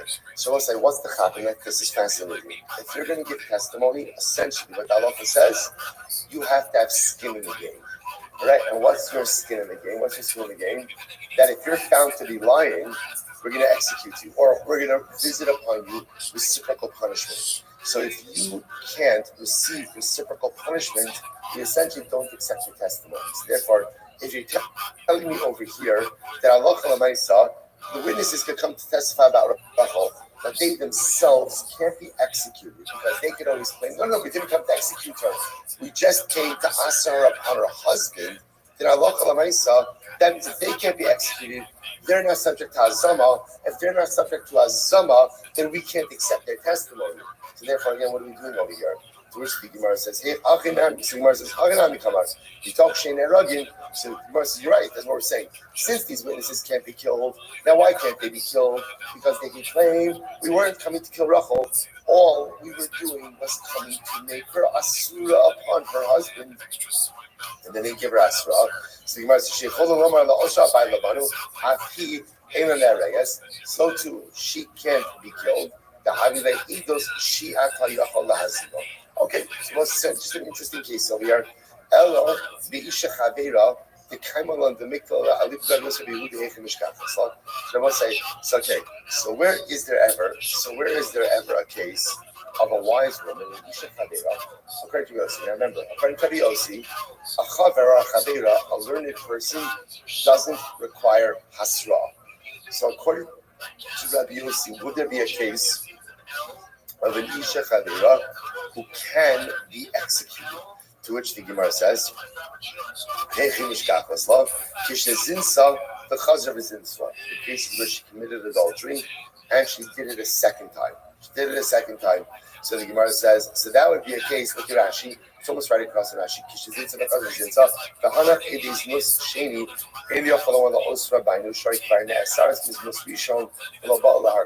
So in that case, the second witnesses can't say we're only coming to prohibit her upon her husband. Why? She's already prohibited upon her husband. Why is she already prohibited upon her husband? Why? Because halacha l'maisa again, she already committed adultery the first time, so she must already be prohibited. So therefore, the Gemara says no. So therefore, the only reason they would be coming to testify is to have her executed. The Gemara says, or maybe they can testify we're coming to go and prohibit her upon the second man with whom she committed adultery with. As the Gemara says, the case where she committed a second act of adultery with the same man. Inami, or she went ahead and she committed adultery with one of her relatives. And therefore, she's already prohibited upon this individual to begin with. Okay, so the Gemara says, did not got afilu niswa nami. I feel the tsunami. So, by the way, why are you illustrating this with the Nara Mulasa? You can go ahead and illustrate this same exact case with what? With a regular married woman.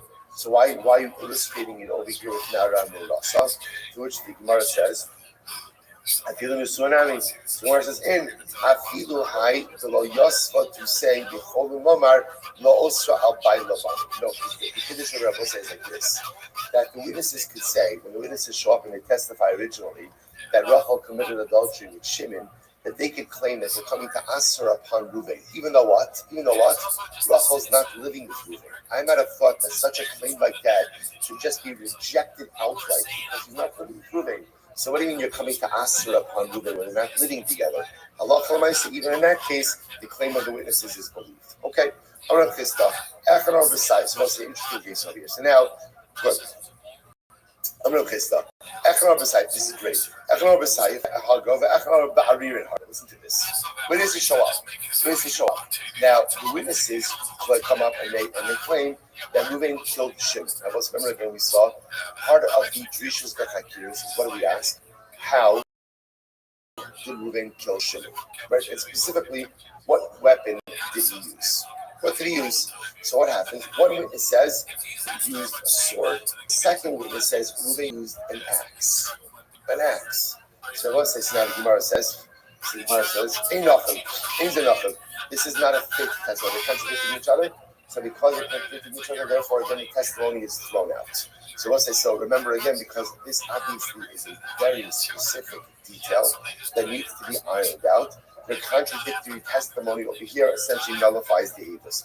Ein Zenaka means that testimony is not a cohesive testimony and therefore again is discarded. Again, let's say, to be clear, we're not claiming that they're lying, right? Remember again, there's no reciprocal, right? There's not keeping so in. It's just that the testimonies don't line up. So essentially it's inadmissible. Ein Zenaka. Similar to Echad Omer Kelev Shchor, the Echad Omer Kelev Levanim, Harei Zenachim.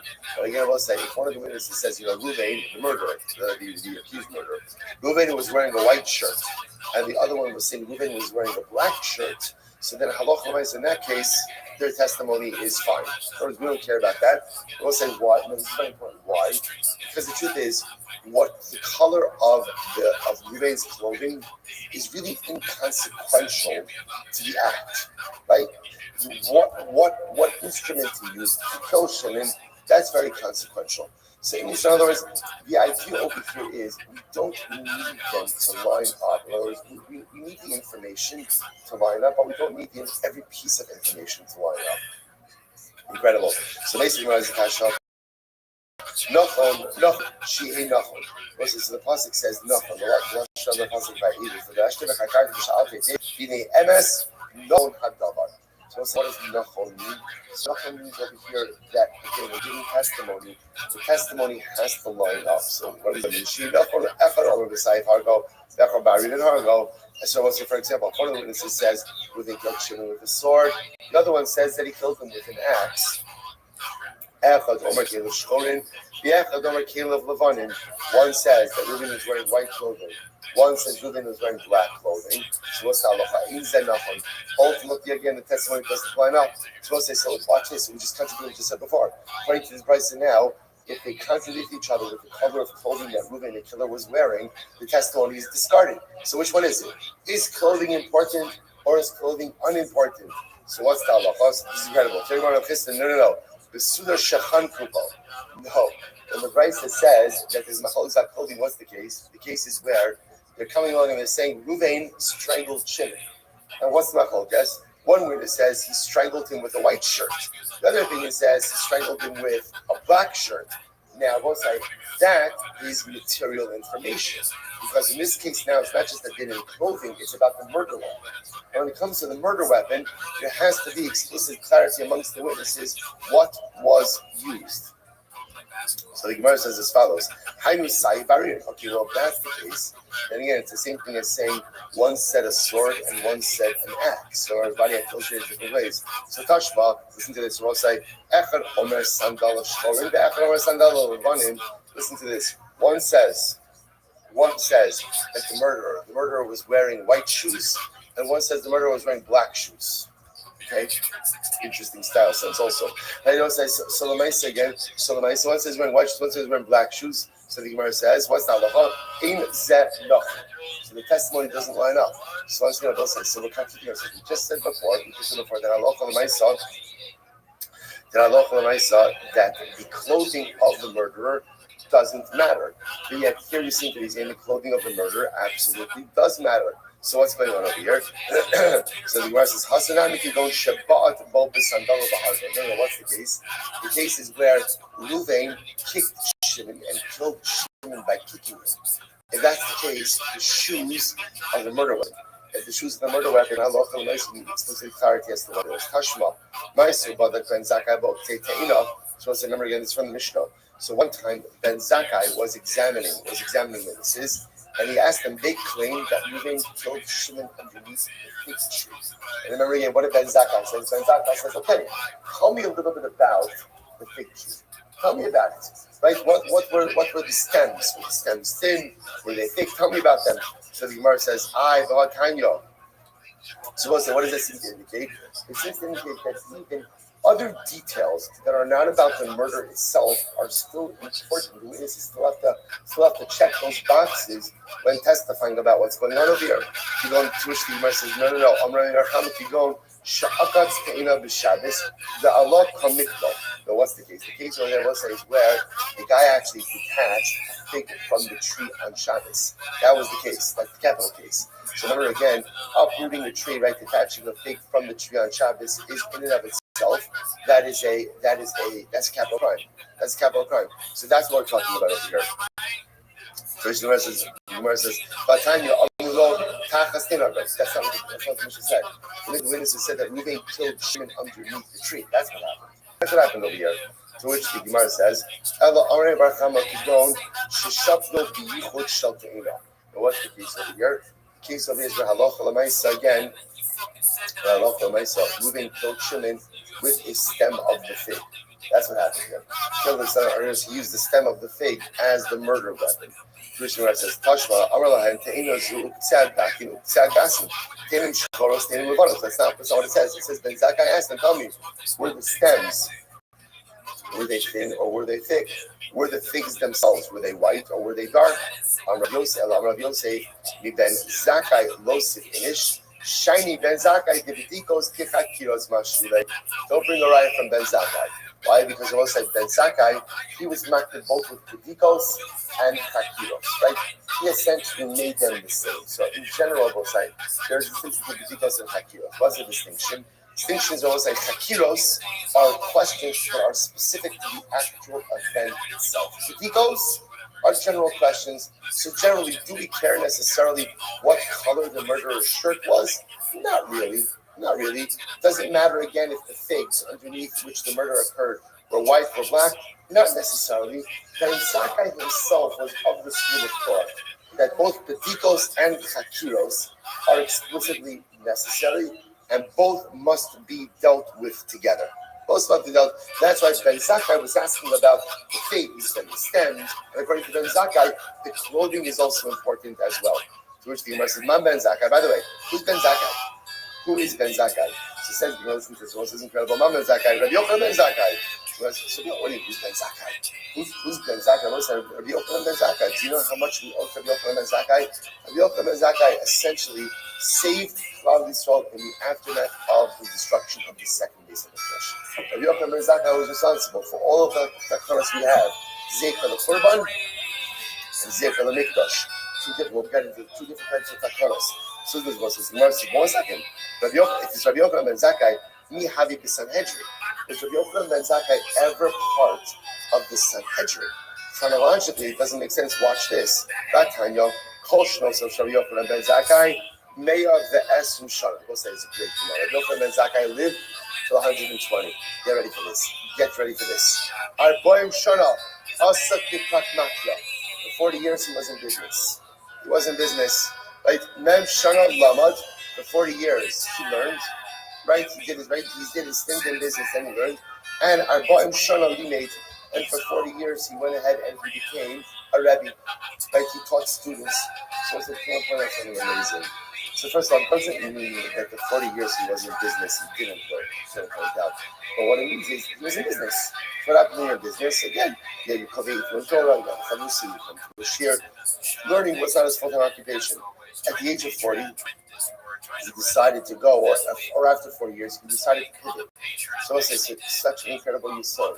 You sometimes think that like great people are just born that way, right? They're just born with a Talmudic spoon in their mouth, right? Like this is what they know, this is what they're born for, this is what they're destined for. This is, let's say, people make choices about the kind of lives they want to lead, and about the kind of people they want to be. It's not an accident. If you think about it, by the way, there are three people who follow the same paradigm, right? Same people. Who are the same people?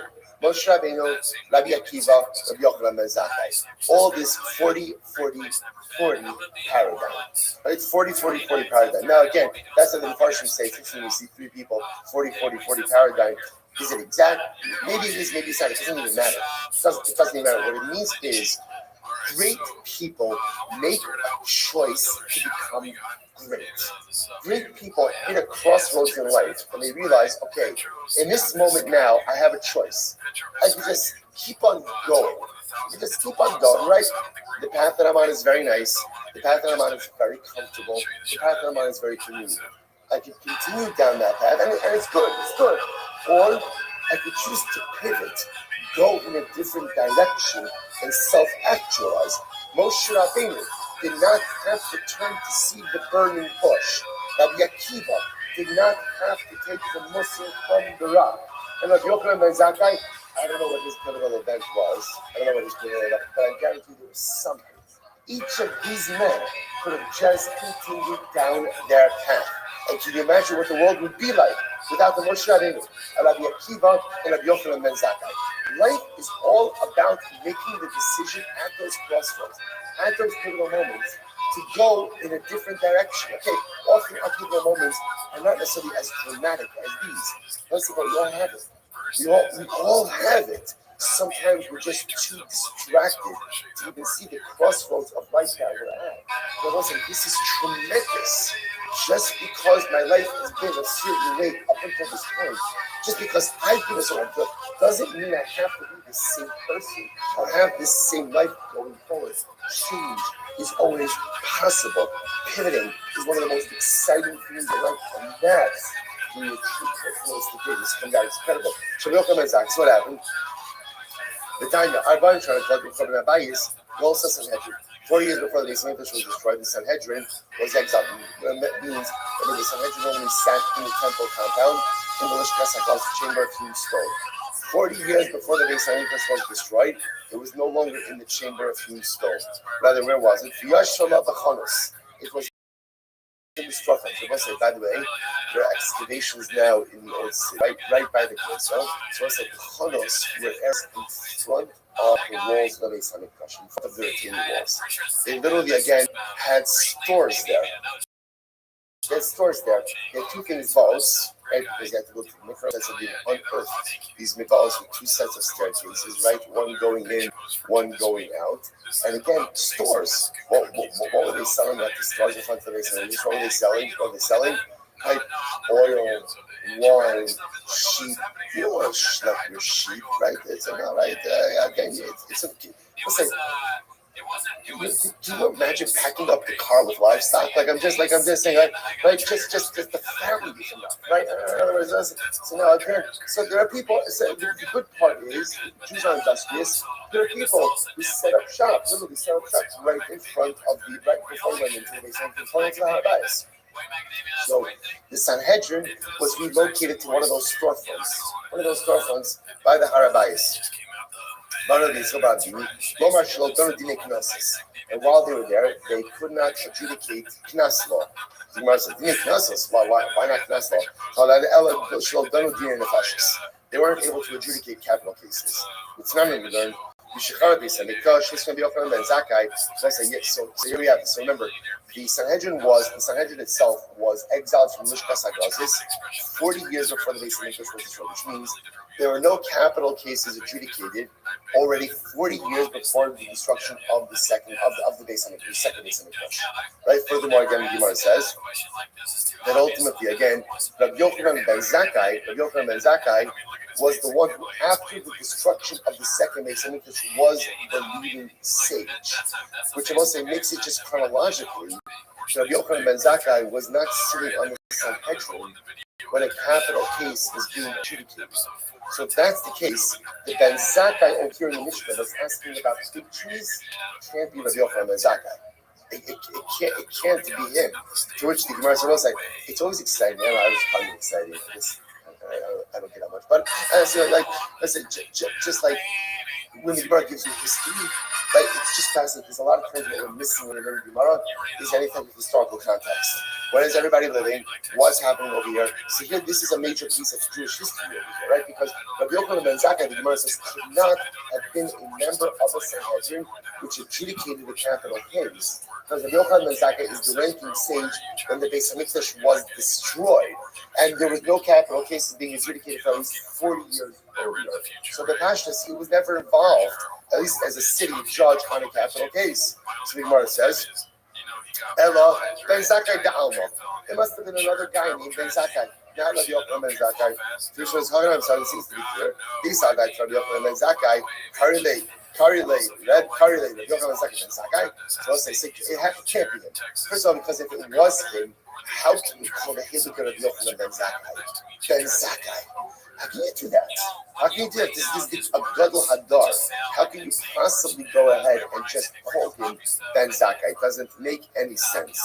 To which the Gemara says, so it's again with the Brisa. And the Brisa says it was Rabbi Yochanan ben Zakkai who was asking the witnesses about the thickness of the fig tree. So it says it is him. But how could it be him? Ella, we'll say, watch this. Rabbi Yochanan ben Zakkai was never a sitting judge on a Sanhedrin that was adjudicating the case. But where was he? He was in one of the rows. He was a talmid. He was a student. He was in one of the rows in front of the Sanhedrin. Where it says, "Va'amar mil so misabel so what happened? So they were adjudicating the case, and Rabbi Yochanan ben Zakkai, remember the Rabbi Yochanan ben Zakkai, they took input from the students sitting in the rows before the Sanhedrin. Rabbi Yochanan ben Zakkai was a student. He piped up and he said, "Hey, Chevra, what about asking the witnesses about the stems of the fig trees?" And they liked it. And what happened on the base? So let's say, and again, remember, in general, whatever they seem to do to exonerate, they always want to do that. So they could, if they could go ahead and find the defendant innocent, by asking witnesses about the size of the stems of the fig tree, and ultimately, again, exonerating him like that, they're going to do that. And they liked it so much that they established it in his name. So the Gemara says, "Ki hava lomar, ki hava lamad, ben Zakkai haba, ki hava karli b'shavu l'nishes b'rabo, ki hava limei, hava karli Rabbi Yochanan ben Zakkai, ki karli ben Zakkai ashem d'mei kara, ki karli Rabbi Yochanan ben Zakkai ashem d'hashka." Oh, so now I understand it. When he said this ruling, he was a Talmud. As a Talmud, what was his name? How was he known? Ben Zakkai. So now again, so therefore, when he reports it based on where he was holding at the time that he said it. That was Ben Zakkai. Obviously, now we know him as what? Now we know him as Rabbi Yochanan ben Zakkai. Incredible. So nice of Bada, Mavin Hakiros, Maya Pudishkain Omen. So there's another again. When it comes to Hakiros, the big distinction between Hakiros and Bidikos, what's the big distinction? The big distinction is as follows: that when it comes to Hakiros, if the witnesses go ahead and contradict each other, or again, maybe contradict each other, if they get something wrong, they're disqualified. By Bidikos, if one gets it wrong, even if two get it wrong, they're fine. So the Gemara says, "Maya Filushnaim Omer." What do you mean, even if two get the Bidikos wrong? Two, because that's obvious. Ki Amar Echad in Yodea, they do some Kayames. Kami Bei Treinami Discos. What's it? Here's interesting. If when it comes to the Bidikos, right? If one of the witnesses says, "You know what? I don't know." So we'll say, "What's the halacha?" One of the witnesses says, "I don't know." It's fine. So we'll say, there's no difference if one witness says, "I don't know," or if what? Or if two witnesses say they don't know. In other words, once one witness says, "I don't know," then by definition, what you don't have is a cohesive unit of testimony. So once that no, or if two say, "I don't know." When it comes to Hakiros, I must remember again, Hakiros are the questions that are absolutely indispensable in order to have a proper testimony. The Hakiros, Hakiru Shnayim Omer Yadanu, the Echad Omer Ein Yodea. So what's ultimately again, when it comes to Hakiros, even if two people say we know, and one says, "I don't know," they do some detail. Ultimately, again, the Avis is bottled. Let's say you have a group of three witnesses, right? And what happens? And one of them says, "I don't know." So what's the halacha? So nevertheless, the Eidos is still bottled. This is by Hakiros, right? So you have three witnesses. You're asking the Hakiros. Two answer correctly. One says, "I don't know." What's the halacha? The Eidos is bottled. Why? What does Rabbi Akiva say? Rabbi Akiva says a testimonial unit is a testimonial unit, and three is the same as two. So once you present as a group, then by definition, you're a group. As a group, in order for the group to be an effective Eidos, what has to happen? They have to be able to go ahead and answer all of the Hakiros together. So therefore, again, if one is unable to answer the Hakiros, then Allah again, it disqualifies the Eidos. But we learned elsewhere that the Eidos is still good. Even when it comes to Hakiros,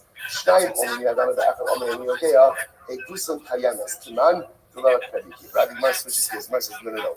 When you have a group of three witnesses, we'll say, as long as two out of the three can get the Hakiros together, to get the Hakiros correct, then the Eidos is good, even if the third one messes up. That's the halacha. If the third one messes up, halacha might say the Eidos is still good. Not like Rabbi Akiva. So we'll say, I'm going to point that out here.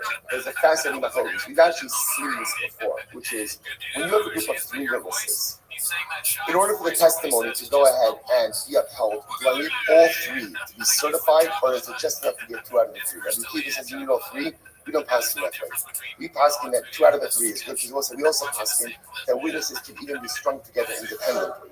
So therefore, Allah for myself, as long as 2 out of the 3 are getting the Hakiris correct, we're good to go. Rav Kahana of Safa, Hanis Sanhedrin, they Rabba is great. Rav Kahana and Rav Safa, we're learning Sanhedrin in the Yeshiva of Rabba. What say? It's incredible, right? They learn Sanhedrin, you learn Sanhedrin, and you have Sanhedrin, but they're not Sanhedrin. But they were learning the Sugi of Sanhedrin in the Yeshiva of Rabba. What did you learn? What did you learn?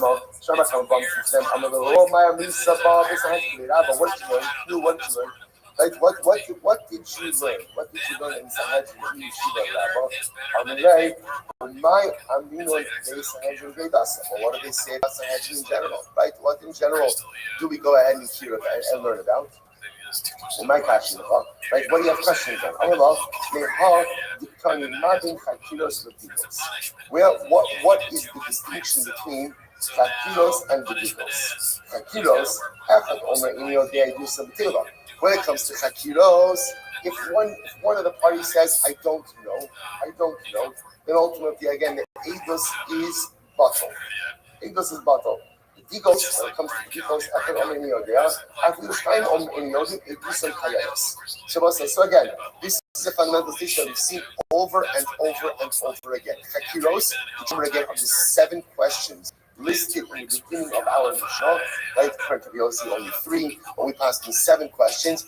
Those 7 questions, those need to be answered. And if you can't answer it, either you answer it wrong or you say, I don't know, the halacha is, you're out. You're out. Bedikos, if you get those wrong, you're still in.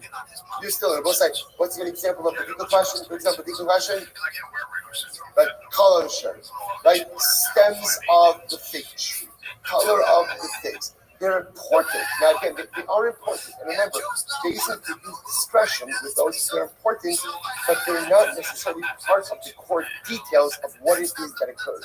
So, therefore, again, one or both witnesses gets Hakiros wrong, you're out. One or more witnesses get Hakiros wrong, you're in.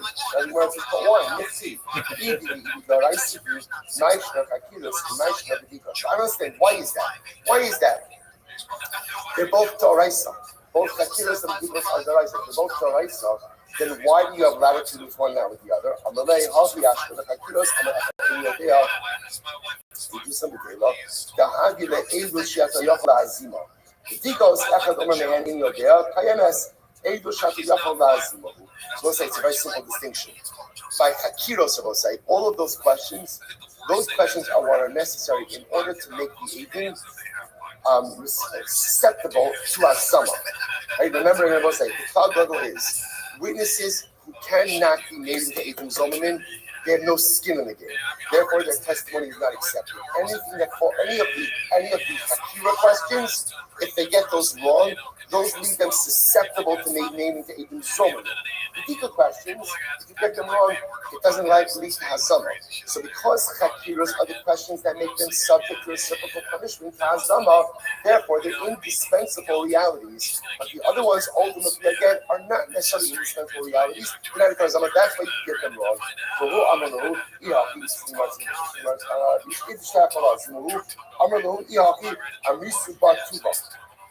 it's remember again, this whole exchange over here is an exchange between right. So Rav Kahana of Safra run into Rabba, right? And I'm sorry, run into Rav Kahana. So Rav Kahana asked them what you're learning. So Rav Kahana says, wow, shkoyach, boys, incredible and beautiful, absolutely fantastic.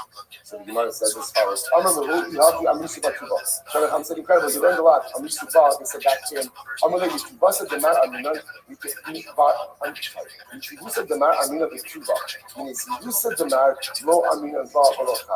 actually quite beautiful. Rav Kahana of Safra says back to Rami Bar Chama, it's only because you're so gracious that we're able to share with you more Torah. Had you been a little bit sharper, ultimately we would not have been able to give you back so much tolerance. What they were saying was we're able to show you because of your pleasing countenance. Had you not been as nice, it would be more difficult to show the Torah. Now we're gonna pick up with that last piece tomorrow. I just wanted to finish up the sugya. Rabbi, we end up with the teaching between the Dikos and Chakiros. Again, that last piece of the conversation between Rami Bar Chama and Rav Kana Rav Santa will pick up with that because there's a tremendous and beautiful, magnificent Musar skill in that note. I know I ran through it. We'll pick up with that tomorrow. What a way to start the one side. I'll say just a housekeeping, not housekeeping, but just first of all, I say just for the cover that there's plenty of seats. Kevra, who has stuff on middle chairs, open those up because we need to make room for everybody over here in this medrash. In the back, there's plenty of room by the tables. Just going to make a request. Please do not sit in Ezra's Nashim. Leave that as a dedicated rooming section. Again, even though there's plenty of room still up front over here, move forward, take a table seat, enjoy yourself, make yourself comfortable. Shkayach, everyone. At any point, someone says that we know that somebody just watching Real Puppy, and like they did do that. They're not finishing their sentences. They're answering questions before they're asked. Those are all things that it gets into your head like a brainworm. Like Bill Haney has been watching a lot of the Real Puppy lately. Brian Kelly. That's a Bill Haney impersonation. See. That is the next shot. Don't shot. That's crazy. It's ridiculous. It's cheese. These people that was rejected. That's crazy shots. I pull up the team shot. You can't call a shot. It's a dirt field. The dirt field with 4 signals in a tent. And around it is a nothing grounded bar. 115 to a level. Trophy Chelsea board. And it's just a dirt lot. No, I'm trying to I always have cool jokes every day. All right, so I'll say good morning, Let's just want Hashem to be able to begin another week of Sanhedrin. To begin by thanking all of our sponsors today. Our commentary sponsors for Top Shooting 5785. The Bills in Mishpacha are dedicating all the Shem and Jerushal's this year as is push for the soul of Thomas for Am Yisrael. Our commentary sponsors for the month of February have all living with all the Talmud family in memory of Amit Ben David Levy, Sefon Bracha, brother of Itai Levy, who was killed fighting in Gaza on the first day of Hanukkah. We hope that the Lord God Hanukkah, that Shamil had Maria and his family in the common. Of course, we say, Hold you Hashem, to the other to the return of 4 of our hostages. As I mentioned last week, irrespective of what one feels about the particular deal, whether it's a good idea or not a good idea, leaving everything aside, the fact that all Hashem, four precious neshamas about Hanukkah families, and we hope that in Eretz Hashem, our hostages will continue to come home, our hostages will continue to be united with the structures, with the family, with the people, with the land. We hope that in Eretz Hashem, see all them for our holy soldiers should be successful in the whole Nasi and indeed should be a lifetime of the Soros doubles for us. Listen to that, so let's begin. So we are picking up the new Parak today in Eretz Hashem on Daf Mem. Great Daf yesterday, incredible Daf yesterday. So let's pick up with the new Parak. How you both can also the Shada Hakilos.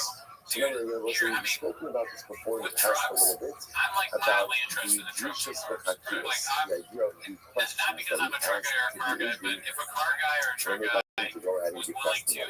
So this thing now says that we check the witnesses with 7 Hakilos, like 7 different types of questions. So you imagine one of these examples for Hakilos, there is a Shavua, there is a Shana, there is a Chodesh. So for example, here's an example. Now these aren't examples, these are actually specific questions that are asked. So again, for example, there is a Shana. Very well, what's the first? There is a Shavua. So it actually points out there is a Shavua, Shavyoga. Right? What is, remember again, there are 7 Shmita cycles within the Yoga cycle, like 50 years Yoga, so 7 Shmita cycles. So you ask the witness, what stage of the Yoga cycle did you see this murder, this Vita capital cases? Did you see this particular murder occur? So there is a Shavua, there is a Shana, what year? There is a Chodesh, what month? The Kama Chodesh, what day of the month was it? There is a Yom, what day of the week? There is a Shah, what time? There is a mark of what place? So much as some very specific questions. Remember again, this is back to the capital cases, so we need to be able to ascertain with absolute certainty 17, that the witnesses are covered. Rabbi Yossi says, there is a shah, there is a Rabbi Yossi says, no, there's three questions. Question number one, what day did it occur? Question number two, what time did it occur? And question number three, where did it occur? Now, listen, obviously, this is after the witnesses have given their information about everything else. So after they've given their Zarisa, even Joshua, and so on, then again, Rabbi Yossi says, three simple witnesses.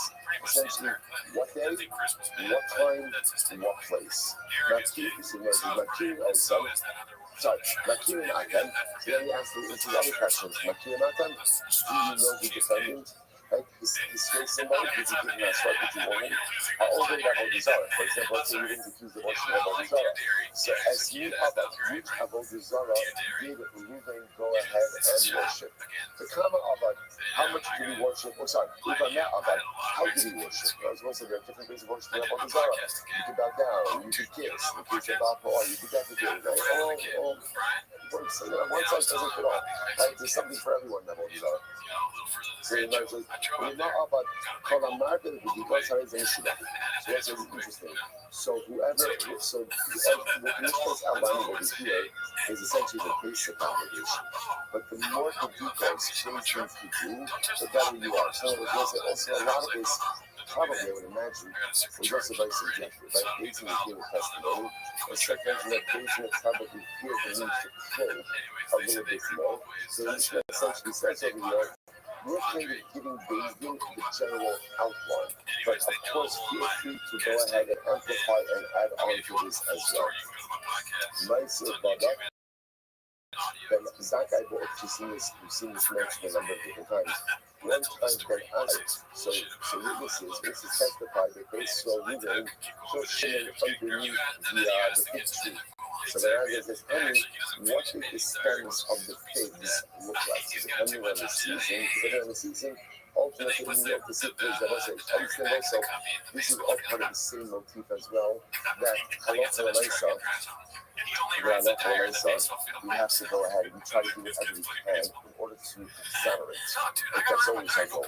We always try to exonerate. So as such, even such specific questions like what would the stems of the figs look like would be potentially helpful in the exoneration of the defendant. Not in Chakiros, but in so remember again, the 7 questions that we outlined over here are what are called Chakiros. Now the Gemara says, what's the distinction between Chakiros and Bekitos? First, why lie? Chakiros, Echad Omer Eliyah, or you say the so I'll say for the Chakiros, which are the questions mentioned in our Mishnah. If someone responds to any of the Chakiros and he says, I don't know, right? The way to say I don't know, that is grounds for automatic disqualification, which makes sense, right? If you can't identify which month, what day during the month, which day, what time, where, these are very specific questions. You can't answer them. The testimony is automatically disqualified. So the says, the buying of because Echad Omer Eliyah, but in Shneim Omer Eliyah, it is impairments for the details. For example, we'll give an example of the details. So let's say when you ask the witnesses, what color shirt was Reuven wearing? That would fall into the category of details. So at the end of the day, the witnesses can't answer that. Even if one can't answer it, both can't answer it, that does not disqualify the others. Okay? So you know, just Echad Chakiros for Echad Bekitos, is mentioned Makisha Zayah, they do some of that. But let's say one thing is clear, both Bekitos and Chakiros, I should say Chakiros and Bekitos, if halacha l'maisa, the witnesses contradict each other, automatically disqualified. That's the halacha. Echad Omer B'Shnayim B'Chodesh, the Echad Omer B'Shnayim B'Chodesh, they do some kind of stuff. It's not some interesting cases. So let's say witness number 1 says, we saw Reuven kill Shimon, which was the second year month. Right? And the second one says no, the second one says it wasn't the third year of the month. That's halacha. And do some chayamas. And let's say why? What do you attribute the error to? Shazeh yodeh b'ibur shachodesh. Is there any other b'ibur shachodesh? Wasn't it quite simple? Remember, a month that 29 or 30 days. It could be that one guy knew that it was a malay. complete month for 30 days, and one did not. One did not. So, in other words, what you begin to see is, and the verse remember again, what day of the month falls under the umbrella of Kachilas. So those are more severe questions. But here again, we see that we accept the fact that there definitely could be some margin of error. Is that one of the sources? Is that one of the Hamisha?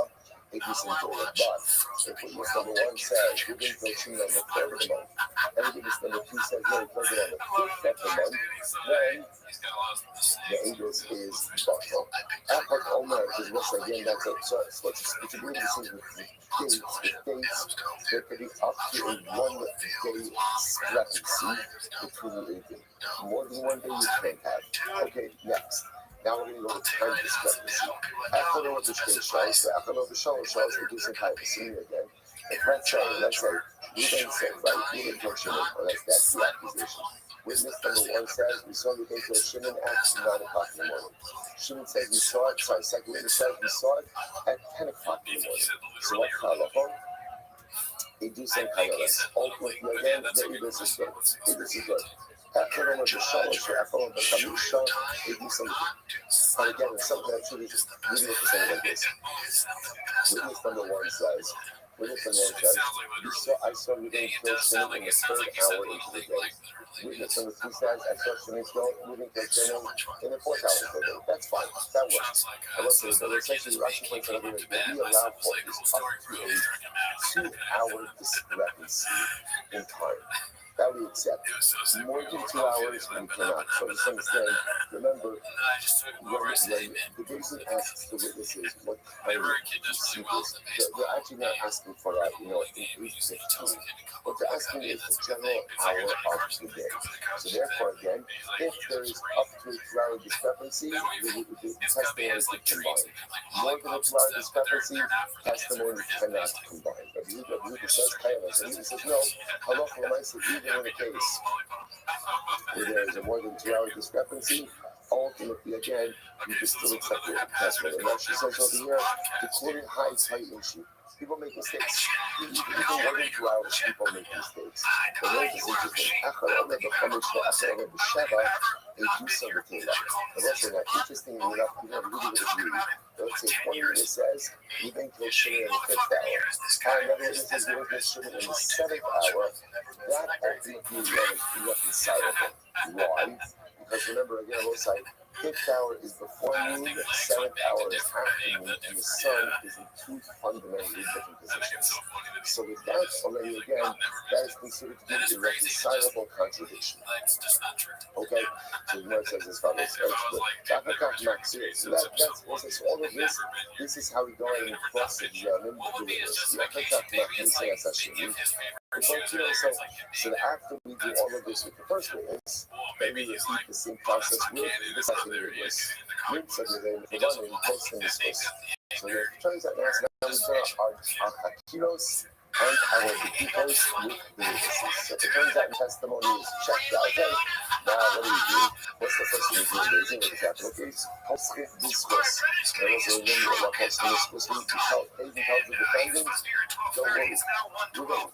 If you didn't kill Shimon, you have absolutely nothing to worry about. I think posting discourse.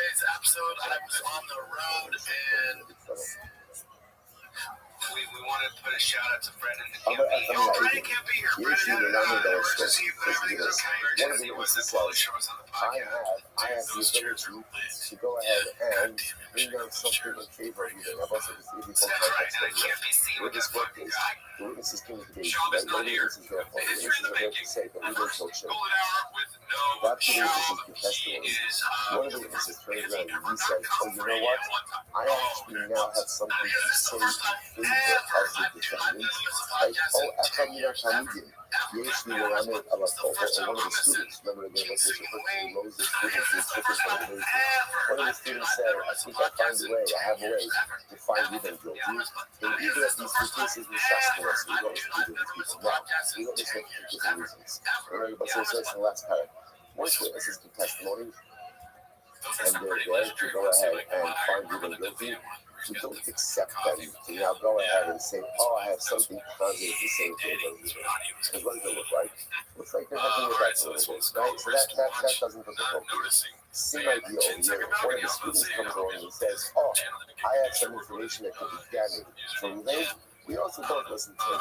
Again, if you have the ability to come along and say something positive, then we will absolutely accept his testimony. Okay. However, after your Talmudim, here it is. Just listen to this. One of the Talmudim says, I have something to exonerate you, right? I have some information that I think could be helpful to you. What's the Halacha Ma'arin also, Moshivan also Lebanon. So you're invited to sit on the vision, right? So one of the students types up, I have something good that could be helpful to you. It's yeah, come on, yeah. Right? Yeah, we bring them ultimately again to seeking on the vision. So you are listening to this. How you going, Rishon? Call your Kudo. And we keep them there. We keep them until the end of the liberation. And Yish Mamish Bidvar Shom Lo. So it turns out that the guy had something meaningful to say, then we listen to him. Bafilu Hu Omer Yish Ibalamet Al Atsi. And even if there was by the way, even if the defendant, Reuben says, I have something positive to say in my defense. So we must use the Reuben Al Atsi Sechos Shobelo. You listen to Reuben. You absolutely listen to him. But again, assuming, of course, that what he's saying is being fully substituted. Then that's always supposed to be wrong. So say, Jason finds it innocent. What happens? What's wrong? He's done. Done, case closed, we're done. They love. So say now, what happens if Jason can't find grounds to exonerate? What do you do under those circumstances? Navi also in the heart. So in the rest of this one's before, you never issue a guilty plea on the day of. Like we'll always go ahead and wait to give a guilty plea until the day after, until the next morning. So what do we do that? What do we do So we got the two races who goes, and we basically break up the races. So we break up into pairs. And they would go and they would discuss the case. And you would not do not hold. So they would minimize the amount that they would take. But how you show scenario calling on, they were not doing quite the whole site.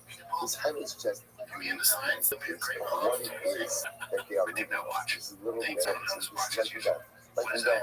As such, there has to be a certain amount of collaboration, a certain amount of seriousness with which they approach this entire situation. So they keep living in a past that they do diminish their consumption. They won't drink wine. They're not food says, they don't say Kalalaiva. And they go back and forth the entire night. Go back and forth the entire night. So the Makaras must be about the next morning they wake up early, come to the evening, and Mizaka and Mizaka and being cold. So the ones who found moving is then they say, okay, if that's our position, and we stand firm in our position that Reuben is innocent. And the shining is that one found Reuben guilty, over Anina told me. But the ones who thought that Reuben was guilty, they also have the right to say, we still find Reuben guilty, and we stand in place. Amalami for the Malamis was. They don't say that anyone who originally wanted to find Reuben guilty, but then wants to switch teams to exonerate. However, about Hamalame Zikos, and ultimately, again, once a dying expresses that he wants to find Reuben innocent, he doesn't have the right to turn around and then find Reuben guilty. Incredible. Umar says, fine. Some of those because I just mentioned how incredible this is. Two tremendous ideals. First of all, the idealistic is on a general sense.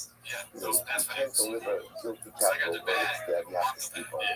Was a tremendous mission hospital that sometimes before we pass judgment on someone or something, sleep on it.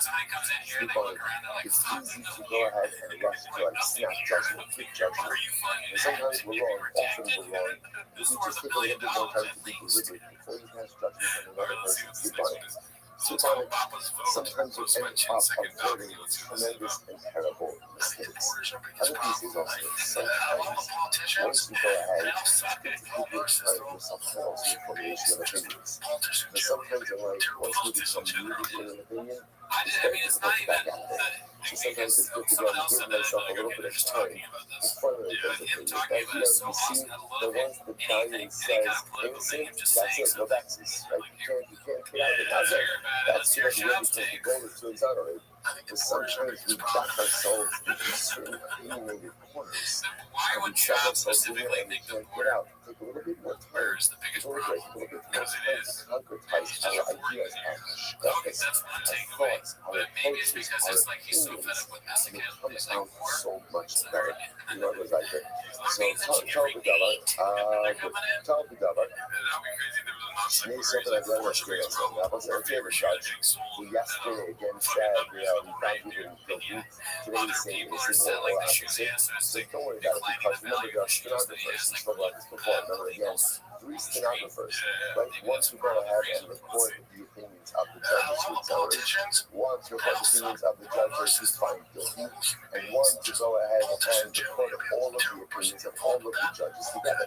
So the nice again are all of these stenographers. Pretty much. So one of the analysts will say, the stenographer will be there to remind him about his opinion.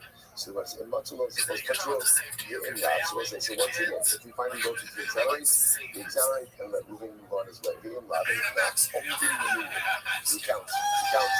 Stay much of exactly that comes in the height, exactly. So 12 find innocent, and 11 people is the reason 23 right now.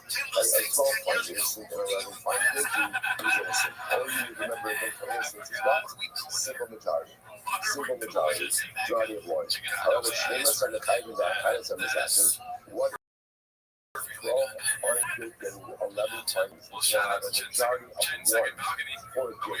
Remember, at least the majority of two. That either Hashem is after that Hashem on the Titan, or even if there are 11 who exonerate and 11 who find guilty, the Echad Homer in Yodea. Right? And one says, I don't know, but then again, we said, well, what happens when the judge says, I don't know?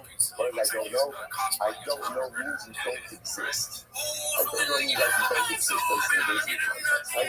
So you need to get him out of there. That even Esrim is trying to exactly hold the title, and even though if you have 22 judges who either find guilty or exonerate, the Echad Homer in Yodea, and one judge says, I don't know, you'll see who had that evidence, which is never again. Reiterating probably that when you have a judge who says I don't know, it's as if he's not there. So it's actually an interesting case. So let's say also, for example, you have a situation of 22 judges who say Ruben is innocent, or 22 judges who say Ruben is guilty, and one judge says I don't know. So again, essentially what happens, it's as if he doesn't exist, which is the only division of 22. You can't adjudicate capital cases in the division of 22. So essentially disqualifies the process. So what do? You mentioned how many more students, how much do you have? So you have to add on judges. How many additional judges do you have to add on? How more students? Nine after that. And then we add on judges. So from the bench. So it's from the bench to the top. Add shooting the athlete until we get ultimately again to a total of 71. A total of 71. So you know it says, so add shooting the athlete. Shoshim the Shishim is active, and Shoshim the Kanishim is active. So if you have 36, who go ahead and find him innocent, and 35 who find him guilty, he's not going to ultimately again, he's going to go ahead and he's guilty. Shoshim the Shishim the Kanishim is Shoshim the Kanishim is active. But if you go ahead and you find 36 that find him guilty, and 35 that find him innocent, then 80, so this is the number again. Here's the issue. Once you get to 71, right? Once you get to 71, so that's it. Like you cap gas, and then remember one of two things has to happen.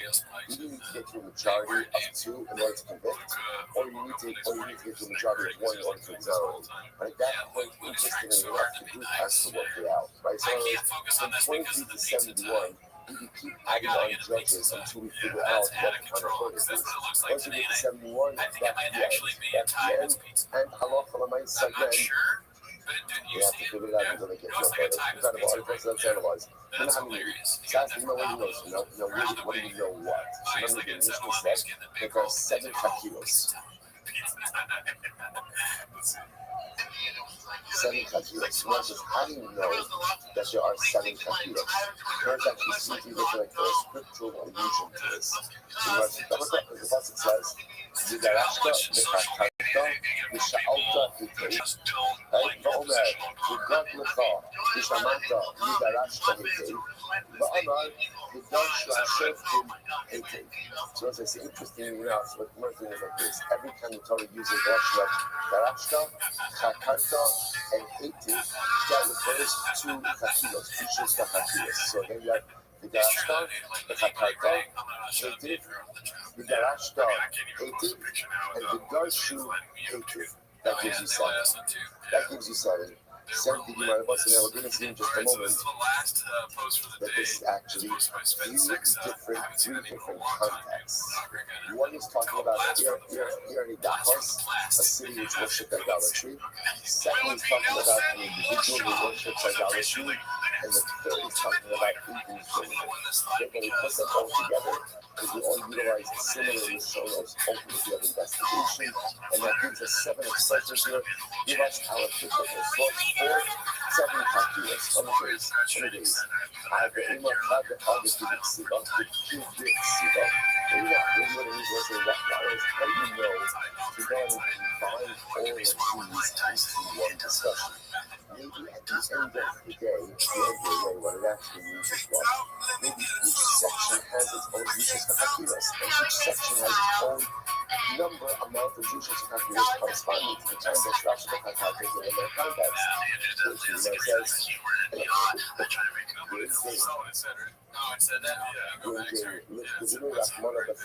Because if not, if the intention of the game was to go ahead and keep everything together, then why not write everything in just one context?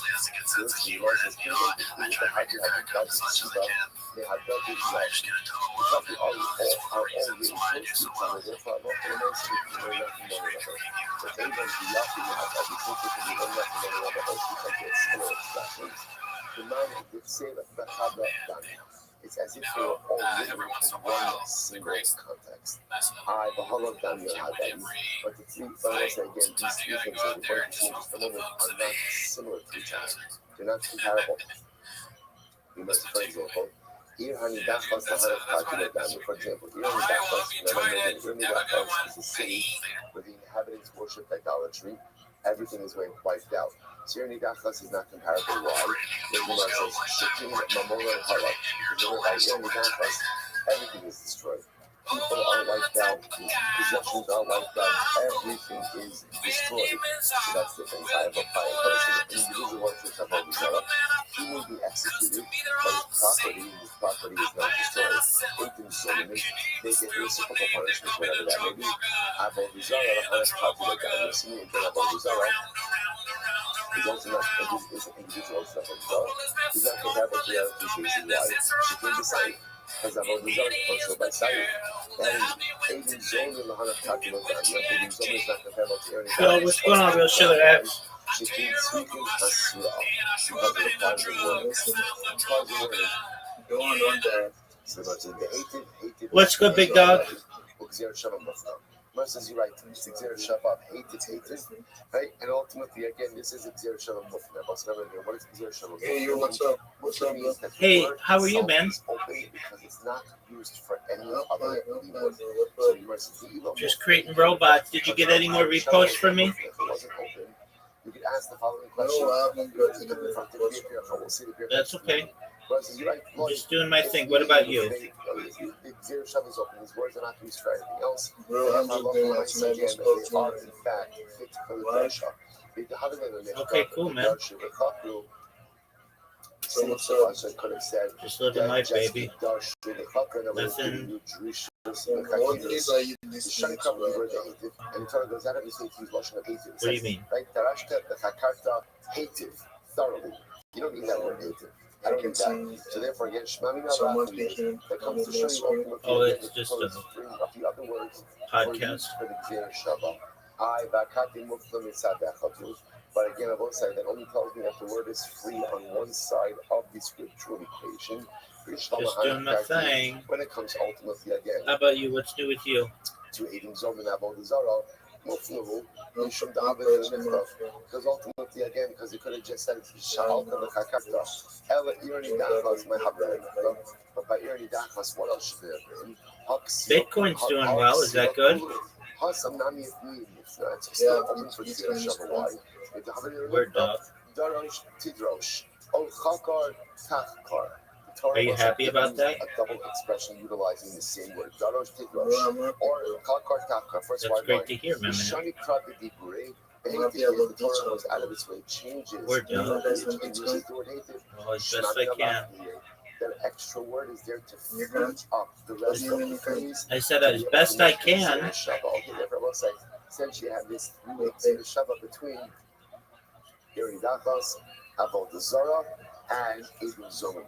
What that halachic triangle, like what that triangle Zer Shabbat does, is allows me to pull one of those words and recognize that the expressions of Darashta, Chakarta, you maybe turned it down on your own end? I'm not sure. 7 times. And that gives me again my biblical source for 7 chakiros. Incredible.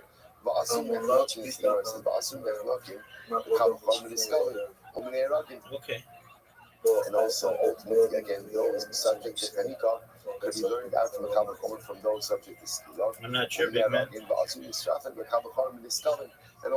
again, those subject to Skila could be learned from the Kabbalah from Skila. What about it? On say that Skila is more Chamura. This makes sense. Yep. But according to the Shimon, it says that Sreifa is more Chamura. What is there to say? I do what I can. Seemingly Seemingly okay. Is it sorry. Sorry, so what's the issue? It says, if you add in that, you may end up sacrifice a total of 11. Like, in other words, if we're darshaning every single time you have darshta, and now why I adding MS lachon, that gives me 11. I don't know. The Gemara says, sorry, Sheva, No, tell me about it. So I'll use 7 of that for the 7 hakilos. Dal plus the zero shava. Go and take out 3 views and zero shava. Partial chata. Don't give me 1 left. But if Shimon last week, Rabbi Shimon comes to include those where those cases are subject to sreifa. The Rabbanon knows that the Aseh b'Kavachomer tarach l'kasav l'kra. According to the Rabbanon, even sometimes that we learn from Kavachomer, Torah goes out of its way to state it in the pasuk itself. Okay, the Gadli bar Rabbi Avon. Rabbi Avon did not like any of this. He did not like these drashas. Ema la svi shmona chakiras. So Rabbi Avon says maybe it chakiras. It chakiras. Which says what? The shmona chakiras mean He said this would be because 7 chakiras. Where do you get chakiras from? I don't know. Why not? Why can't there be an 8th chakira? Only 8 chakira. But the last week, Oh, they're just joking about that. They're just joking about that. Posits. Sorry, Rabbi Avon posits. Maybe there's an 8th chakira. What's the 8th chakira? What time? Remember again, Mishnah's chakiras, the chakira was what hour? What hour? But maybe Rabbi Avon says maybe there's an 8th chakira. The 8th chakira is not showing the hour. What time during that hour? Give me the time. Tell me 8:37. 8:37. Okay, we have a margin of error. But maybe the 8th chakira tell me exactly what time. The time of Rabbi supports this as well. How you both, so Bishmona chakiros. Is that actually Bryce that says this? The Bryce says that there weren't 7 chakiros like the Mishnah. There were actually 8 chakiros altogether. To which the Gemara says, so this makes sense according to Abaye, right? This makes sense according to Abaye. The Amra in Adam Torah, below Klo. These next 2 lines are absolutely. All right, we'll go talk on Telegram. So go there. The Mayor says a person has the ability to be absolutely precise. Absolutely precise. And therefore, again, because a person has the ability to be absolutely precise, therefore what? There's nothing wrong with adding in that 8th chakira. I kind of asked him if I tried to chat him. What time? Be like, not what hour, what time. And because a person has the ability for complete precision, ask one of the other people. To be able to answer that question appropriately. So listen to this. People say, and the truth is, even if I you have hold the asked person on your is behalf, exactly and precise. they Okay, said no. they can So. still get it in the ballpark. So there's the one when it says, there Okay, was you somebody did pushing already. him at 8:40. Yep. Another one says, I was 9 o'clock. Okay, But that's then- fine. Let's see. That's fine. In other words, even if Well, you I'm not sure, you need to accept but some at one level time of I asked for you to be imprecision. back That's in. I mean, fine. it's been a long time, and then they let you back in, and then they kicked you out for some reason, and up to a half hour. Right, up I to a don't half really hour. recall why, but I'm not exactly sure. People could go ahead, people could Okay, make a mistake for a long run. People They could keep make me out there. just I fascinating. don't really know why they keep me out there. It's fascinating to see that people, how people treat kindness. People treat kindness. I Trying to apologize to each and every one of them if I go wrong. crazy. Again, it is one of the most I've important, done that. important needles Do I want to accept it? is timeliness. If you take something, So I if something don't is really meaningful and important to you, want to then do you have time for it. And if you're not on time for it, just understand the message. Send them a message on Twitter. It's not important. You can give whatever excuse, that give you an excuse for anything and everything in the world. Not sure. If you're not on time, whether it's for Yeah, your send them a job, message on whether Twitter. it's for davening, whether it's for, when you're supposed to be home, whatever it is. And it's true, there's never a shortage of excuses. It's an incredible yourself. But if you're not on time, it means that it's not, whatever it is not important enough for me to make a concerted effort to show up on time. And it's a good window into ourselves, because the things that are important to us, we're always on time. We're always on time, right? The things that I really enjoy, I'm on time. But it's interesting. So the Gemara says, like, people treat time differently. People treat time differently. So it's interesting. So you have like Rabbi Meir, and Meir says the person has the ability to be exact, right? And then again, you see other opinions that say a person maybe is a little bit late here and there. And then this third category, Tol in Shituva. Who's this third category? This third category of people just can't get it together. Just can't get it together, right? They're all over the place, always late, always this. And I'll say it's interesting. So again, first of all, it's a little bit validating because there are different kinds of people who are wired differently when it comes to time. It's certainly again, unless a person has some compelling reason why they can't be on time perpetually for things, it's just important for us to do a self-check for ourselves. You can have all the most wonderful reasons in the world, but at the end of the day, if you're not on time for something, the message you're broadcasting about that thing, whether you intend to broadcast or don't intend to broadcast it, is this is not important enough for me to be here. Now, again, you may be saying other things are more important than this, and that's why I'm going to be late to this. Just understand, when there's a lack of timeliness, what a person is communicating is a hierarchy of importance in life. And it's important because sometimes these things happen, we don't realize the messages that we're kind of emoting people or giving off to other people. We don't even intend to do it. But when I say again, I'm still being interesting to see this range of people when it comes to timeliness. Okay, and then Ella super can be over. So you're trying to figure out something about, but the Yellow has this hakira. So what is this hakira? So yes, okay. So depending on the setting, the hakira is what time, the exact time that a person will get like the event occurred. That's fine, but not everybody holds that people have the ability or the capability of that level of precision. So what could be the hakira? Ella super come up with yoga. What year during Yoga cycle did the murder occur? You might be already asked that. Maybe it was a Shavua. So we're talking about that's why the first question, right? The cycle is going on. What'd you say, Big Dog? Yovel. No. The question is, once remember again, Yovels, like Yovels. What'd you say? Like, it's interesting. What's your username? I don't really use Twitter like that anymore. They banned my account, so we count hours. I just kind of do my own thing. We count minutes. Right? Well, you just did actually message you. You don't have any tweet on the Oh no! Don't message me.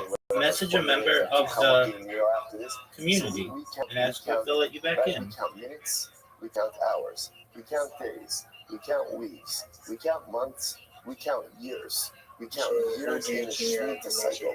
We count Shemitah cycles in Any of the Yovel, people from here, and Power we Wellness on count and we Canino, count look up one of their Yomos tweets as and well. comment on it We and say, count hey, every I'm Real Schiller single X. unit of time. I Because the used to website be a is part of the interesting is the same community. website I got keeps banned. repeating over I apologize and over for and over anything again. that I did wrong. Time is the Please let me greatest back. resource, and therefore time management is the most important tool.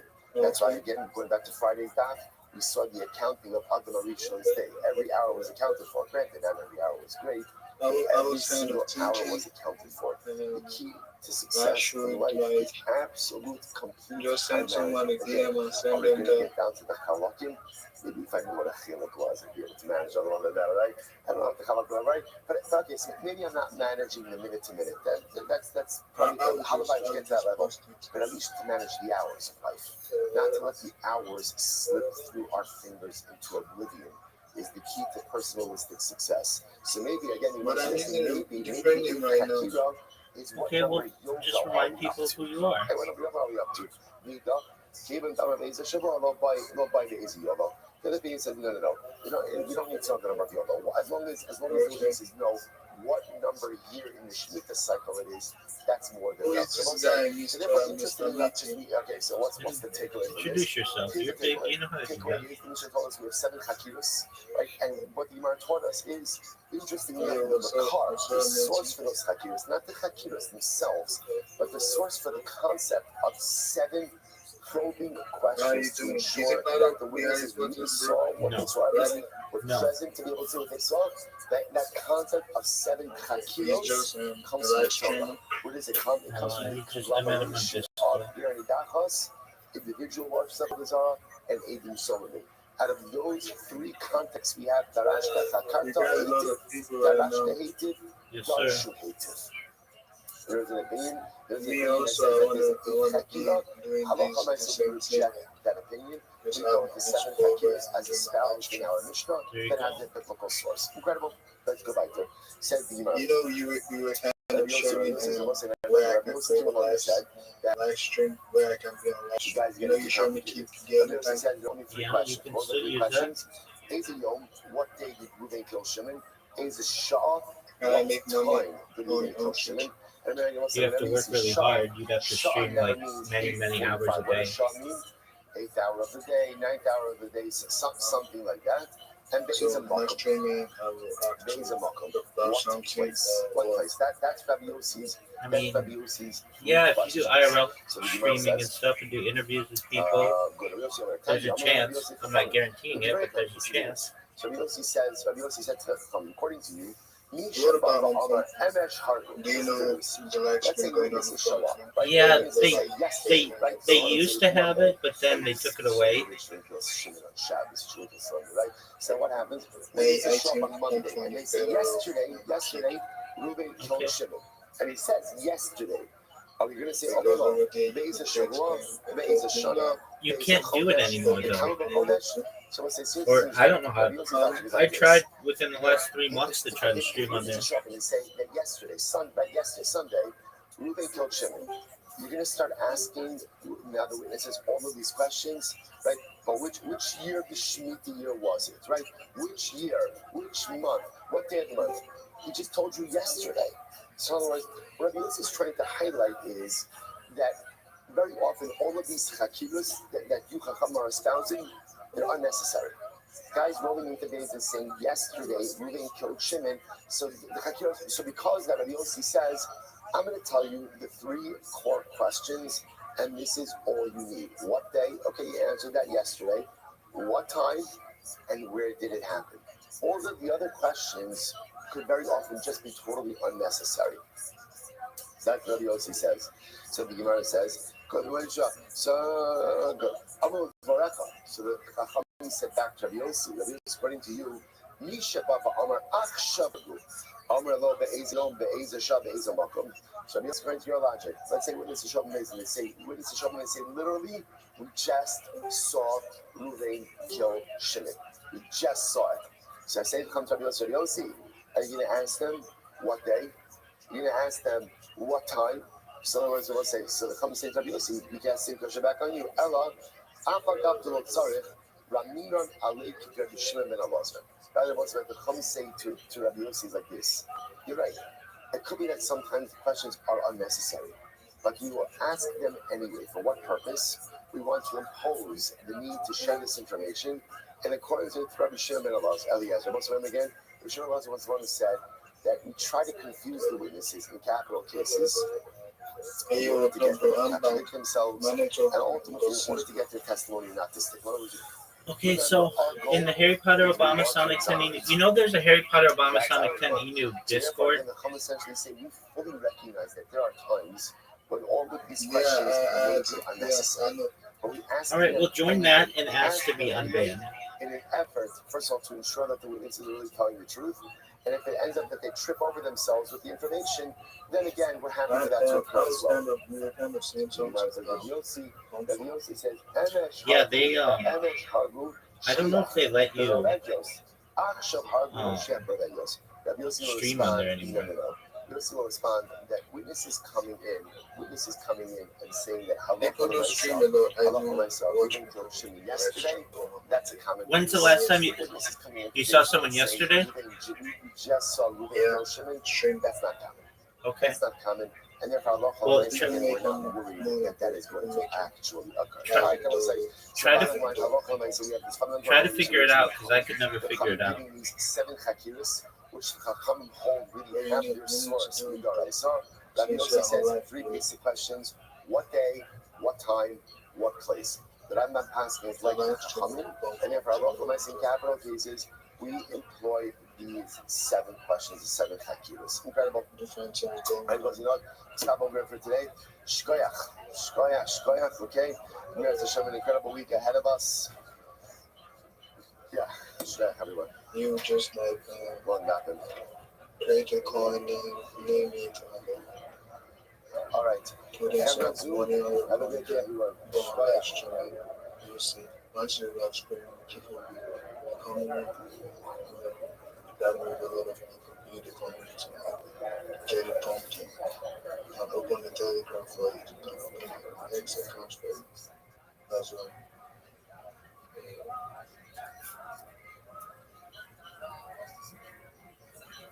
You say that, bro?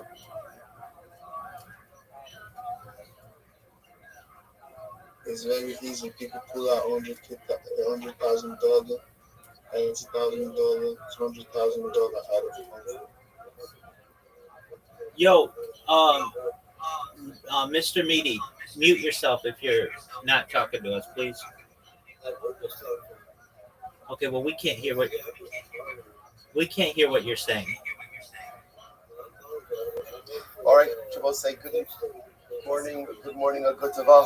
Let's Baruch Hashem to be able to begin another week of Sanhedrin together. Begin by thanking all of our sponsors. To thank our Talmud Torah sponsors for Tafshin Pei 5785. The Vilsum Mishpacha for dedicating all the Shurim and Jerushos this year as a Zuchus for Besoros Tavos for Am Yisrael. Our Talmud Torah sponsors for the month of Teves, Habal Leilun Latova, the Kelman family, in memory of Amit ben David Levi, Zichron Lebracha, brother of Itai Levi, who was killed fighting in Gaza on the first night of Hanukkah. We hope that in the merit of our Talmud Torah, his Neshama will have an aliyah, and his family in Nechama. And of course, we say Hodu Hashem Ki Tov Ki Yolam Chasdov for the return of 4 of our hostages. You know, as I mentioned last week, irrespective of what one feels about the particular deal, whether it's a good idea, not a good idea, leaving everything aside, the fact that Baruch Hashem, four precious neshamas are back home with their families, and we hope that Emir Hashem, our hostages will continue to come home. Our hostages will continue to be reunited with their mishpachos, with their family, with their people, with their land. It should be Zocha Emir Hashem to see all of them come home. Our holy soldiers should be successful. And indeed, it should be a lifetime of Besoros Tavos for Am Yisrael. So with that, so let us begin. So we are picking up the new parak today, Emir Hashem, on Daf Mem. Great daf yesterday, incredible daf yesterday. So let's pick up with the new parak. How you bolkin osan b'sheva hakilos. So remember, we've spoken about this before in the past a little bit, about the drishas v'chakilos, the idea of the questions that we ask to the Eidim when they come to go ahead and give testimony. So the Mishnah now says that we check the witnesses with 7 chakiros, right? Seven different types of questioning. So the Gemara says, what are the examples for Hakilas?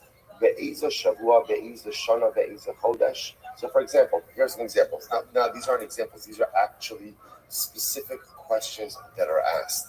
So again, for example, Be'eza Shana, Be'ela, what's the first? Be'eza Shavua. So Rashi points out there, Be'eza Shavua, Shal Yovel. Right? What is, remember again, there are 7 Shemitah cycles within a Yovel cycle, right? 50 years to Yovel, so 7 Shemitah cycles. So we asked the witness, what stage of the Yovel cycle did you see this murder, these are the capital cases, did you see this particular murder occur? So Be'ez Shana, Be'ez Shana, what year? Be'ez Chodesh, what month? Bekama B'Chodesh, what day of the month was it? Be'ez Yom, what day of the week? Be'ez Shah, what time?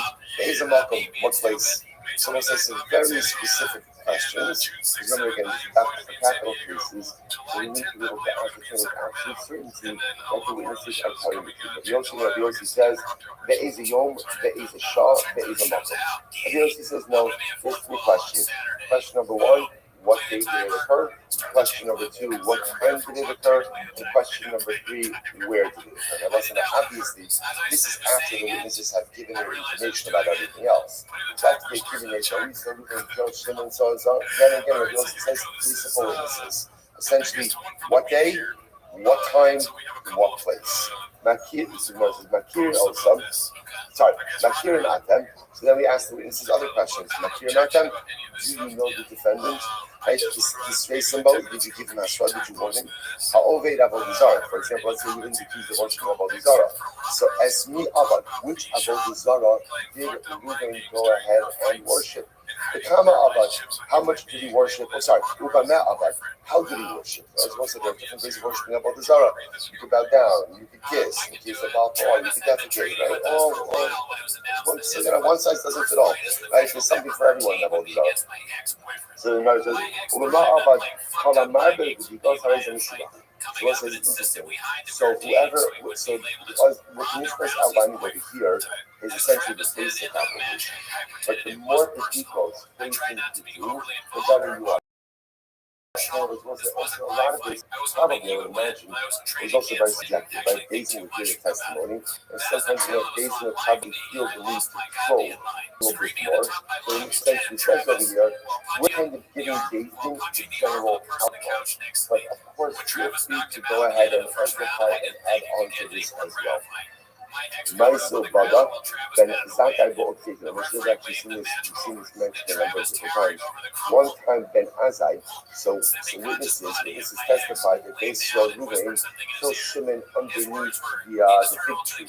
So Ben Azai says, tell me, what did the stems of the figs look like? So depending on the season, ultimately we know the season understand also, this is ultimately the same motif as well, that Halacha L'Maisa, we have to go ahead and try to do whatever we can in order to accelerate. Like that's always our goal. We always try to accelerate. So as such, even such specific questions like what did the stems of the figs look like would be potentially helpful in the exoneration of the defendant. So remember again, the 7 questions that we outlined over here are what are called chakiros. Now the Gemara says, what's the distinction between chakiros and budikos? First, why not? Chakiros, echad omer inyo, so we'll say for the chakiros, which are the questions mentioned in our Mishnah, if someone responds to any of the chakiros and he says, I don't know, like the witness to say, I don't know, that is grounds for automatic disqualification, which makes sense, right? If you can't identify which month, what day during the month, which day, what time, where, these are very specific questions. If you can't answer them, the testimony is automatically disqualified. So the Gemara says, good. Chakiros echad omer eni yodea, it is something like the Budikos echad omer eni yodea, afilu shneim omer eni ani yodin, it is something as for Budikos. For example, what would be an example of Budikos? So let's say again, we ask the witnesses, what color shirt was Reuben wearing? That would fall into the category of Budikos. So if at the end of the day, the witnesses can't answer that, even if one can't answer it, both can't answer it, that does not disqualify the others. Okay? So the Gemara says, Echad chakiros ve'echad budikos, is mentioned of Ishin Zalzah, a Dusan Betela. The one thing is clear, both with B'dikos and Hakiros, I should say Hakiros and B'dikos, if halacha l'maisa, the witnesses contradict each other, automatically disqualified. That's the halacha. Echad omer b'shnayim b'chodesh, ve'echad omer b'shlosha b'chodesh, they do say kind. It's not in three cases. So let's say witness number one says, we saw you going to a Shimon, and it was the second day of the month. Right? And the second witness says, no, the second witness says it was the third day of the month. What's the halacha? They do some chayanis. They will say, why? What do we attribute the error to? Shezeh yodeh b'ibur shachodesh. Is that any of the b'ibur shachodesh? So we'll say it could be quite simple. Remember, again, a month could have 29 or 30 days. It could be that one guy knew that it was a malay, a complete month of 30 days, and one did not. One did not. So in other words, what you begin to see is, and because remember again, what day of the month falls under the umbrella of chakiros. So those are the more severe questions. But we see that we accept the fact that there definitely could be some margin of errors. That one was supposed to result in the Hamisha, it is in favor. But if witness number one says, we're going to kill Shimon on the third of the month, and witness number two says, no, he killed him on the fifth of the month, then the Eidos is Batal. Echad Omer, because again, that's it. So it's what should be indices with dates. With dates, there can be up to a 1 day discrepancy between the 18. More than 1 day you can't have. Okay, next. Now we're going to go to time discrepancy. Echad Omer B'shtei Shalos, Echad Omer B'Shalosh Shalos, the two time assuming again. Let's say, Ruben said, right, Ruben took Shimon, and that's the accusation. Witness number one says, we saw Ruben take Shimon at 9 o'clock in the morning. Shimon says we saw it, second witness says we saw it at 10 o'clock in the morning. So what's the halacha? They do some chayalas. Ultimately, again, the Eidos is good. Eidos is good. After Omer B'Shalosh, after Omer B'Chamisha, they do some, but again, it's something that should really what the saying is like this. Witness number one says, I saw Ruben kill Shimon in the third hour into the day. Witness number two says, I saw Ruben kill Shimon in the fourth hour into the day. That's fine. That works. I will say, what essentially Rashi points out here is what we allow for is up to a 2-hour discrepancy in time. That we accept. More than 2 hours, we cannot. So just understand, remember, when the Basin asks the witnesses what time you see this, they're actually not asking for 8:15. What they're asking is a general hour of the day. So therefore, again, if there is up to a 2-hour discrepancy, the testimony is combined. More than a 2-hour discrepancy, testimony cannot combine. But Ruda says, so Ruda says, no, halacha l'maisa, even in a case where there is a more than 2-hour discrepancy, ultimately, again, you can still accept the testimony. Now she says over here, people make mistakes. Even more than 2 hours, people make mistakes. And here's this interesting. They do some betela. I will say that interestingly enough, even Rudy would agree.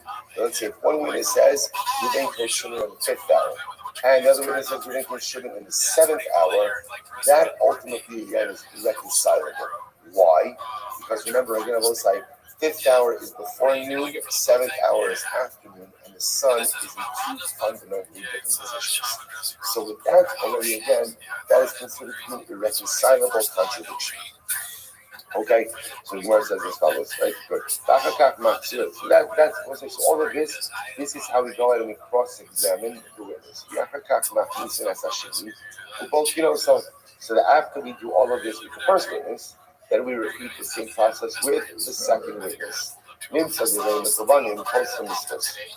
turns out now we've done our chakiros and our b'dikos with the witnesses. So it turns out now testimony is checked out. Okay, now what do?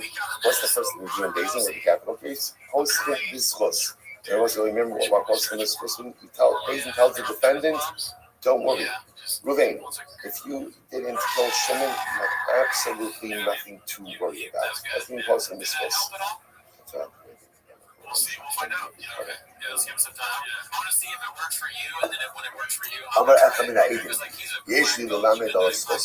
to this. One of the witnesses says, I have the ability to go ahead and bring down something in favor of Ruben. Now, let's say just to give you some context over here. The way this worked is the witnesses came to Beis Din, right? What are the witnesses there for? The witnesses are there to say that Ruben killed Shimon. If after the witnesses give testimony, One of the witnesses turns around and he says, "Oh, you know what? I actually now have something to say in favor of the defendant. Like, oh, Echad min ha-talmidim, yesh li lelamed alav tovo," or one of the students. Remember, again, this refers to the rows of students who sit in front of the basement. One of the students say, "I think I find a way. I have a way to find Ruben guilty in either of these two cases." Mishaskin, so we don't listen to either of these people. Now, we don't listen for different reasons. Remember, Rabbi says in the last paragraph. Once witnesses give testimony, and they're there to go ahead and find Ruben guilty, we don't accept them to now go ahead and say, "Oh, I have something positive to say in favor of Ruben." Because what does it look like? It looks like they're hedging their bets a little bit, right? So that doesn't look appropriate. Same idea over here. If one of the students comes along and says, "Oh, I have some information that could be damning for Ruben," we also don't listen to him.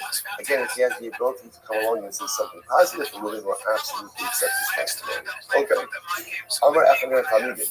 Yesh li lelamed alav tovo. Here it is. So let's listen to this. One of the Talmidim says, "I have something to exonerate Ruben, right? I have some information that I think could be helpful to Ruben." So let's talk about Hamalin also, Moshivan also Behem. So we invite him to sit on the basement. Interesting, right? So one of the students types up, "I have something good that could be helpful to Ruben." He says, "Shkoyach, come on down." Right? Yeah, we bring him ultimately again to seat him on the basement. So the Gemara listen to this. And we keep him there. We keep him there till the end of deliberations. So if it turns out that the guy has something meaningful to say, then we listen to him. And even if, by the way, even if the defendant, Ruben says, "I have something positive to say in my defense," so the Gemara says, we listen to Ruben. You absolutely listen to him. But again, assuming, of course, that what he's saying is meaningful and substantive. So say Jason finds him innocent. What happens? He's done. Done, case closed, we're done. They in love. Well, so now, what happens if Jason can't find grounds to exonerate him? What do we do under those circumstances? Also, in the heart. So, we saw this before. We never issue a guilty plea on the day of. Right? We'll always go ahead and wait to give a guilty plea until the day after, until the next morning. So what do we do what do we do in between? It's incredible. So and the base would break up kind of into chavusas. They would break up into pairs. And they would go in and they would discuss the case. So they would minimize the amount that they were consuming the food intake. They would not drink by the whole site. This highlights just the importance of what it is that they are looking. This is little bit again. This is life and death. Life and death. As such, there has to be a certain amount of COVID approach, a certain amount of seriousness with which they approach this entire situation. So they don't fast, but they do diminish their consumption. They won't drink wine. The Gemara says, "V'nosin kol halayla," and they would go back and forth the entire night. The next morning they would wake up early, come to Beis Din. So the ones who found Ruben innocent, they said, "Okay, that's our position, and we stand firm in our position that Ruben is innocent." And the Chayiv, but one who found Ruben guilty, Omer Ani Mechayiv, or Mechayiv Ani Bin Chomi. But the ones who thought that Ruben was guilty, they also had the right to say, "We still find Ruben guilty, and we stand in place." Hamalame Chov, Hamalame Tzvos. They both say that anyone who originally wanted to find Ruben guilty and wants to switch teams, he could switch teams to exonerate. However, Aval Hamalame Tzvos, Eino Yahol Lachzor Ulalame Chova. And ultimately, again, once a dying expresses that he wants to find Ruben innocent, he doesn't have the right to turn around and then find Ruben guilty. Incredible. The Gemara says, fine. Tell me, I just mentioned how incredible this is. Just two tremendous ideas.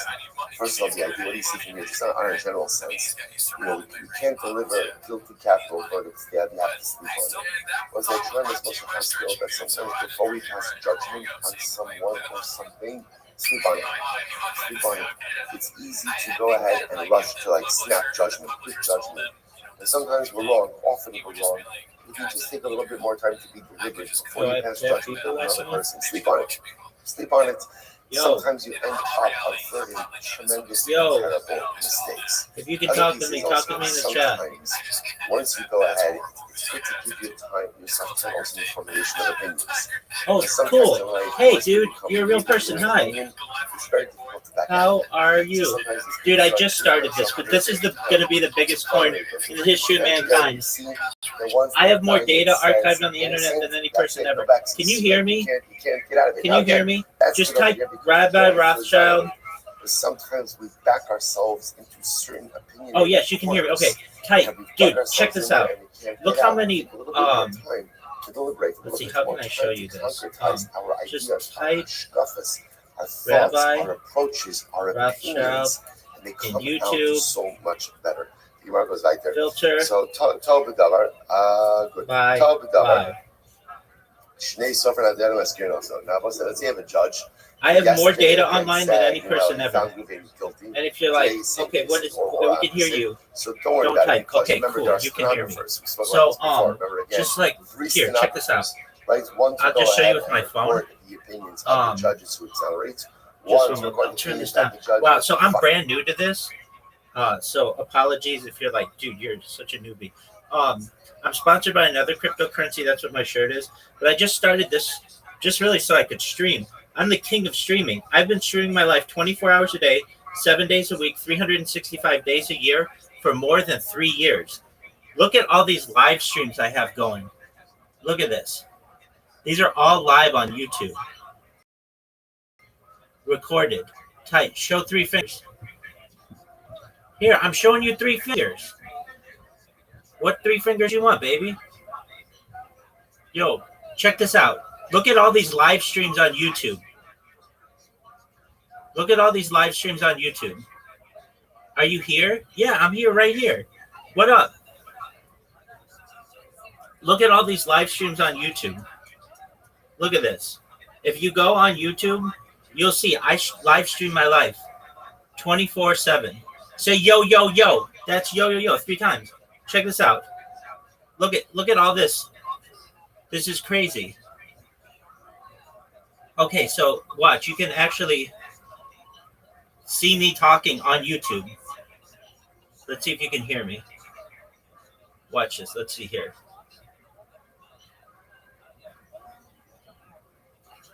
So there you go. This is insane. Dog, look at YouTube. Baby, I'm going to make all of you rich. Type Rabbi Rothschild in YouTube, filtered by live. Let me see if I can figure out how to do it. So just one moment. Let's see. Will you also live stream to it for 1 year? Nonstop on Pump Fund? Yeah, I've been doing it for 3 years. So I'll do it for 1 year. Absolutely. I just figured out how to do this. Okay. So look at this. I'll show you right now. Let's see if I can. How do I pull it up? Just one moment. Bear with me. So I guess I go to YouTube. Okay. So if you're wondering what I'm doing, I'm just typing in YouTube into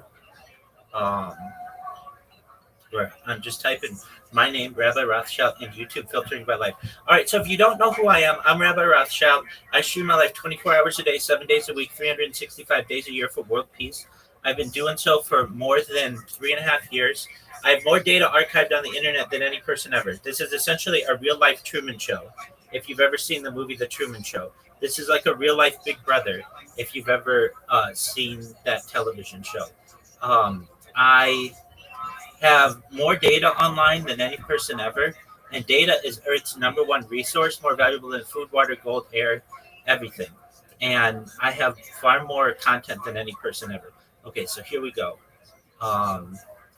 Let's see how I can show you guys this. So let's see if you guys are still here. Look up the name of the coin on YouTube and filter by live. Yeah, exactly. I love world peace. I'm an advocate for world peace, so I don't want anyone to die. Okay, so here we go. Let me see if I can pull this up. Okay, order. Let's see here. Add. We want to add a display capture browser. Browser. Okay. And if you're like, you're not very good at this, I just started, so bear with me. I'm figuring it out. But I'm the best at everything that I do. So you'll see this is going to be really big. This is going to be the biggest event in global history. I can't believe I have real people in here. It's so difficult to get real people to talk to you on the internet. So just one moment and we'll see. We'll make this the biggest event ever.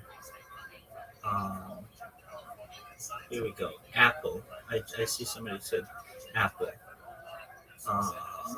Okay, here we go. And we'll pull this up. Okay. Let's see if I can get this to work. Should be pulling up in a second.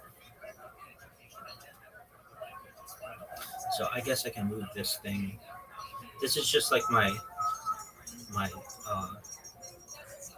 there we go. Remove this image. Yes. Okay, cool. All right. Look at all these live streams that I have going. Okay, how could I do this so that you can see it better? Um, so let's see here. How could I show you all these live streams? One moment. And if people are like I'm about positivity, so I hope everybody else is as well. I'm about peace and love, caring about others. So if you're down with that, then you're down with the right person. Okay, so we'll close the browser one. We'll reopen something. Add. Let's see here. Display capture. Window capture. There we go. All right. And select the window capture. Uh, let's see.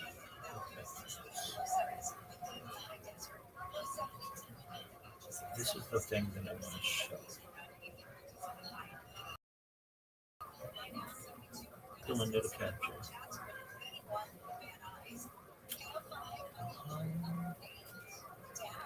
How else can I show this? Okay, window. Oh, here we go. Here we go. There we go. Okay, now look, you're gonna see some stuff like unlike anybody you've ever seen before. I have more data online. You're gonna be like, wow, this rabbi. I've never seen somebody with so many live streams, and you're absolutely right. All right. So look at all these live streams that I have. These are all my live streams, and it's quite a lot. I know I'm covering my face, but apologies. So, like, you can watch my life 24 hours a day, and it's a really big deal. And, there we go. Maybe. Um, okay, that's all right for now. So, these are all my live streams, and let's see if I minimize this. Does it minimize that? Shoot. Okay, that's not what I want to happen. So, we've got to get that back up so that I can see the chat. All right, here we go. Wow, this is so cool. We have people in here. All right, here we go. I do respond to the chat. I'm back. All right, everybody. So you can see all my live streams here. I have more social media than any person ever. Let's show you all my social media. Yo, what's going on? Yeah, so just type Rabbi Ratcha, but make sure to filter by live. Make sure to filter by live. Oh, here, I'll send you the link. If can I post links in here? That's the big thing, and you guys are all gonna be amazed at all of the different streams I have going. Okay, here we go. Copy. Okay, so I hope I don't get in trouble for sending a link. That's actually the different. I think that I have the link. Um, let's see here. Is this the right link? actually, yeah, filter by line. This is the key. This is the key. Okay, there we go. That's what we want. Okay, so I'll go back and let's remove this link. That link's fine. Just refresh the whole page. Okay, look at this link. Look at all these lives that I have going.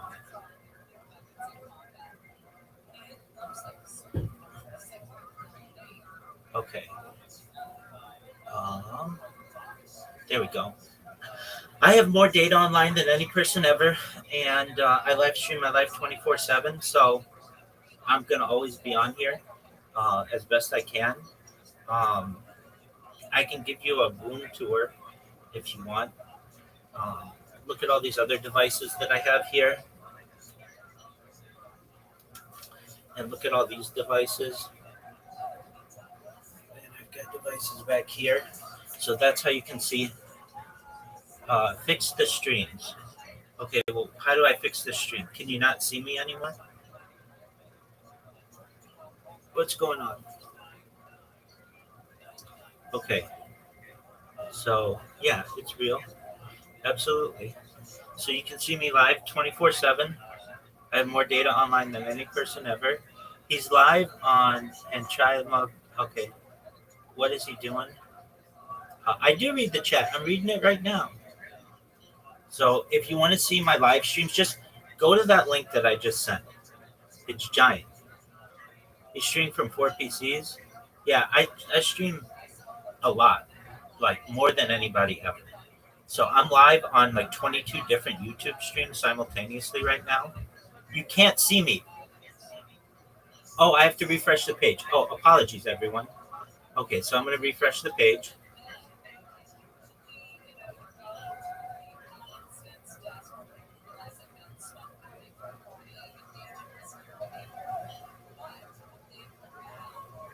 Okay, I refresh the page. Connecting to room.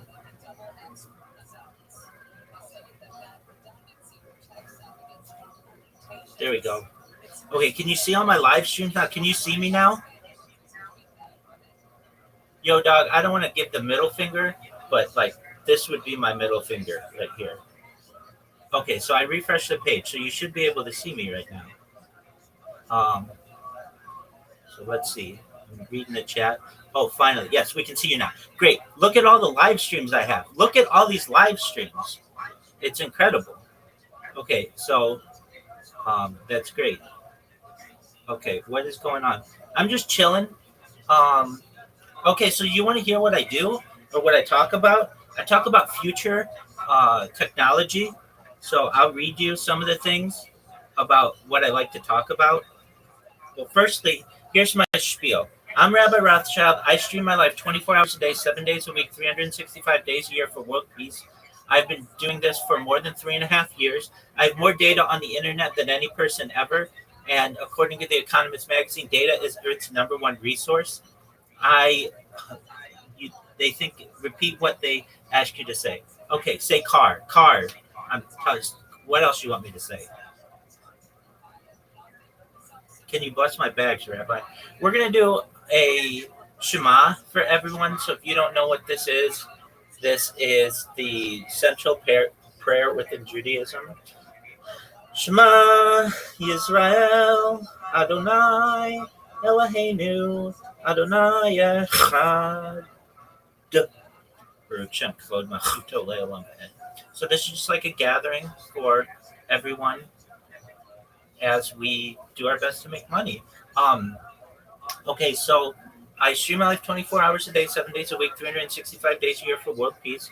I've been doing so for more than 3.5 years. And basically, my streams go back to the pandemic. We've seen the death of a queen, the birth of AI, the coronation of a king, and everything in between. Additionally, I talk about things to help all of you all. So if you didn't know, data is Earth's #1 resource. 1, 2, 3, 4, 5, 6. Data is Earth's #1 resource.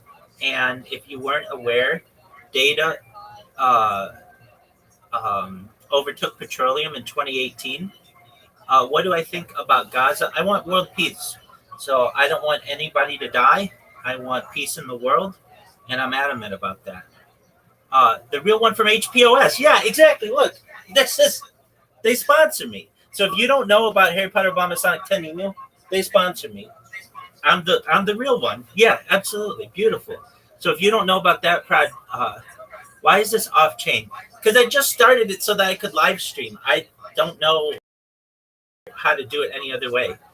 So I will support peace in Gaza. I support peace everywhere. Absolutely. I feel that every diplomatically. So I want no one to die. So let me tell you about what I do. I want to make all of you rich through data. Data is Earth's number one resource according to the Economist magazine, and I have more data archived on the internet than any person ever, which may make me an influential person someday. And if that happens, I want to make you all, your friends, your family, all exceptionally wealthy. I want to make sure that you have independent, you're financially independent if you're not already. I want to make sure that you have the ability to create generational wealth. And most importantly, I want you to be able to start charities and philanthropic organizations of your own. What's the lore behind HPOS 10i and myself? I've been live streaming in their Telegram for like 2 years now. I met them through Twitter Spaces. I'm live on Twitter Spaces as well right now. I've been live uh, on video in there for a long time. But yeah, I got to know the people within the Harry Potter Obama Sonic 10 Enu community. I'm in their fantasy football league. If you want to see, here's the fantasy football league that we've got for Harry Potter Obama Sonic 10 Enu. Um, so yeah, I want peace everywhere. Peace is really important to me. Um, so what's my Twitter? It's Karaoke King 0000. Um, it's live right now, so you can actually view me there. Coin will fly. Oh yeah, this coin's going to be the biggest thing in global history. You can trust me. My whole life is online. Okay, so I talk about ending world hunger through the use of technologies such as agricultural drones, floating greenhouses, saltwater greenhouses, things like hydroponics, vertical farming, cloud seeding. I want to help end world thirst. So I'm sponsored by Harry Potter Obama Sonic 10 Inu, this coin. Um, and one of the things that we do is we build wells in developing nations like Nigeria. And I want to help with those types of projects. Additionally, I'm an advocate for the Life Straw program, and most importantly, desalination technology, where we pump Earth's seawater onto land to make it drinkable. Additionally, I'm a major advocate for futuristic topics, things like anti-gravity, antimatter, faster than light travel, faster than light communication, space tourism, space elevators, things like artificial narrow intelligence, artificial general intelligence, artificial super intelligence. I've been live streaming since before ChatGPT launched. I was live streaming the day that it launched. I was an early adopter of ChatGPT. Um, and yeah, this is going to go to 1 million minimum. This is going to be the biggest coin in global history.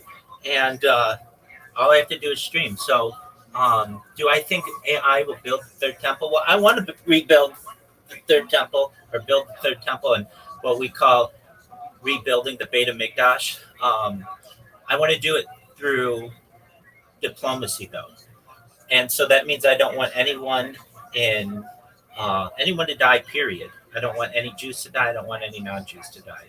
I talk about other things like nootropics, Neuralink, brain-computer interfaces. I talk about things like alien disclosure, Area 51, Area S4, Bob's Lazar, the Lockheed Martin's TR-3B. I talk about alien abductions. That kind of stuff is fascinating to me. I talk about things like de-extinction. People don't know this, but the first successful extinction took place in the year 2003 with the Pyrenean ibex in northern Spain, southern France. Fast forward to the year 2021, a company out of Dallas, Texas is founded known as Colossal Bioscientific. If you weren't aware, this company essentially wants to bring back the woolly mammoth using de-extinction technology, which I just think is absolutely fascinating.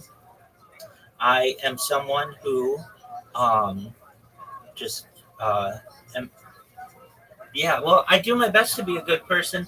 Again, if you're like, where do you stand on the Middle East or Ukraine or anywhere? I don't want anyone to die. Zero people to die. That's what I want. So I want diplomacy, and I think that that can be done. Um, I have uh, an interest in making you all live longer. When you all were born, the average life expectancy for you is probably about age 80. I want to increase that to age 100, 120 through the use of technology such as if you want peptides, oxygen therapy, human growth hormone, stem cells, cryonics, cryogenics, nootropics, things like perhaps cold shock therapy, ambrosia therapy, things like red light therapy, um, testosterone replacement therapy, just things to help you and help the world. But eventually, you may get to be 120 years old, and you may say, Rabbi, it's been a really great run, but my body's starting to break down. What what's the next plan? And if you want, the next plan might be the opportunity for you to be able to utilize another type of technology known as mind uploading technology, where with your consent, this is all with your consent, we scan your brain into a computer like a CAT scanner and MRI, knowing where every atom is in your central nervous system and your peripheral nervous system for later download as an android, an avatar, a cyborg, a cybernetic being, a clone of yourself, a robot, an ethereal being, whatever you want to be. But essentially, what I'm saying to you all is that you may have the opportunity at digital immortality. Okay, so I'm going to read through some of the things that you guys have to say.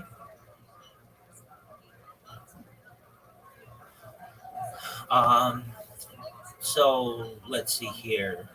Just generally, I want world peace. Not generally, I do want world peace. That's why I dedicated my life to live streaming. That's why I'm an advocate for live streaming. What do you think about Israel right now? You agree? I want world peace. So, in terms of that, that's what's important to me. Um, I am additionally just someone who tries their best to be a pacifist. Um, so yeah, that's what I do.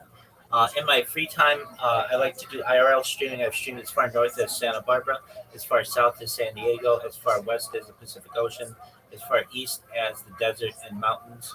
I've streamed in Beverly Hills. I've streamed in Los Angeles. I've streamed in at Disneyland, and basically everywhere in between. So I do like to do that, but generally, I just like to stream my life. So um, that's something that I think is cool. All right, let's see here. I don't want to have to refresh this thing again, so we'll just keep it going. And yeah, I won't mess with it anymore. Um, okay, so if you want to be able to talk with me, join my Discord. It's discord.me/rabbi, and we can chat right now. You can ask me any of these questions that you want, and I'll do my best to answer them.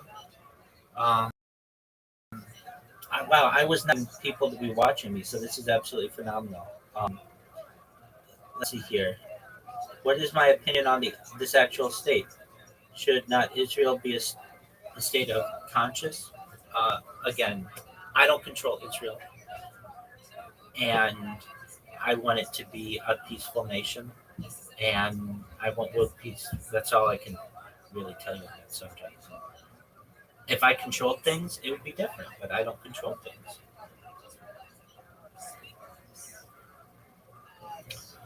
So I don't know what people do on here. Um, I was just watching a podcast, but I guess that's not going to be that interesting to people. Um, let's see here. Um, wow. All right. So, what do you guys want to do? Um, let's see if I could show games or things. Good answers. People will try to set you up on here. Obviously, a lot of people hate Israel. I understand that. You seem kind and gentle. That's why I'm asking you these questions. Usually, Jews don't want to talk about these topics. No, I get that. I totally get that. I'm different though. I I do my best to be as open and honest as possible. Um, So yeah. Wow, this is so cool. I can't believe I have people talking to me. I never have people talking to me. And I've been doing this for 3.5 years. Actually, pretty close to 4 years. So that's amazing. All right, what else we have here? May mission bless me. Oh, I hope so. God willing. Okay, so do you guys want to hear about future technology that I like to discuss? I've got to go to the bathroom, so I may have to just take a break for in like a couple seconds, but I'll be right back. Um, but let's whet your appetites. All right. So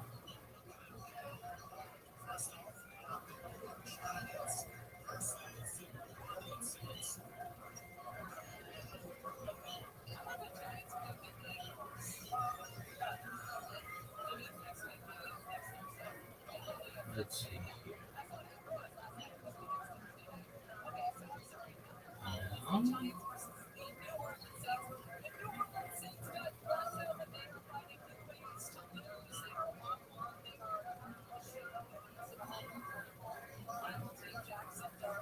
all right. Here we go. Um,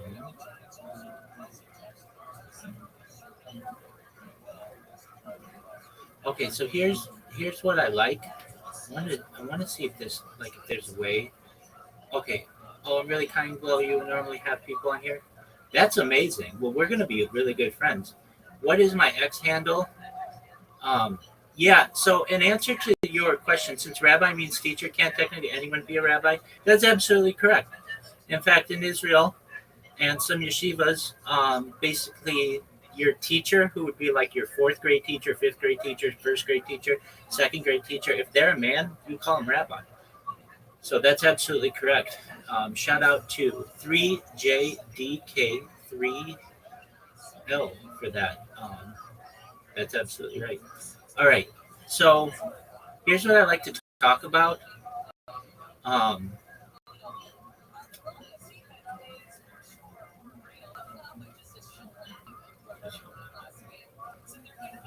so I have a list of things.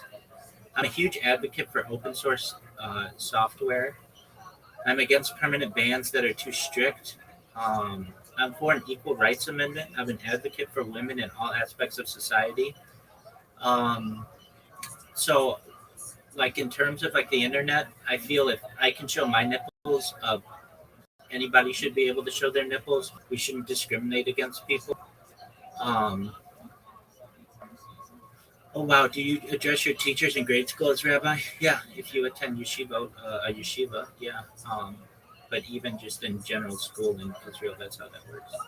I am someone who is an advocate of gravity batteries, hydrogen cars.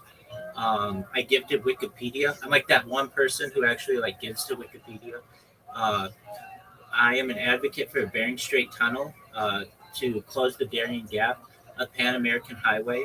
I'm an advocate of Bob Lazar Element 115 anti gravity, Area 51 S4. Um, I'm an advocate for.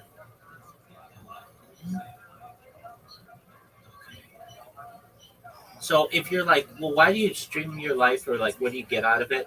Um, I get it's like a journal, like what somebody would have written a journal years ago, or a diary. I just do the same, but on video. So according to ChatGPT and things like documenting your life can provide a treasure trove of data that could be valuable to researchers and businesses alike. By tracking everything from your daily routines to purchasing habits, you can create a detailed record of the life that may be of interest to others. By sharing your data, you may be able to participate in market research studies.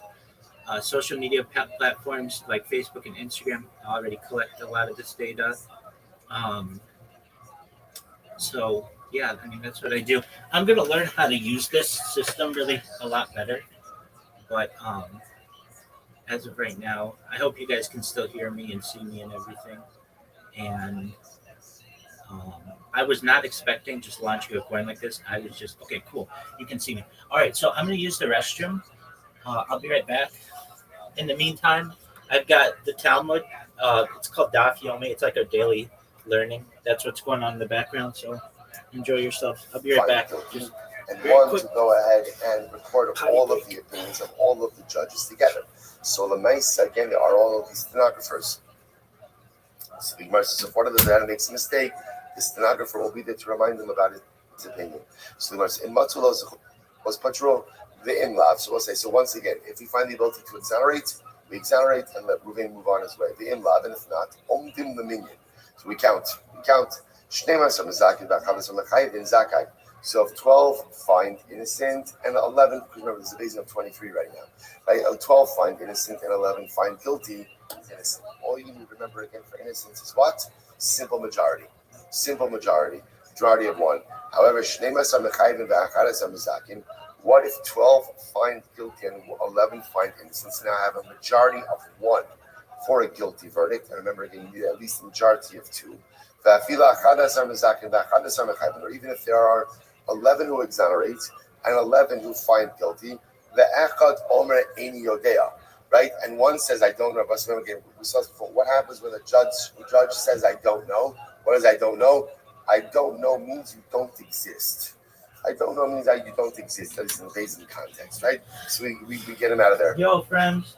I'm back, babies.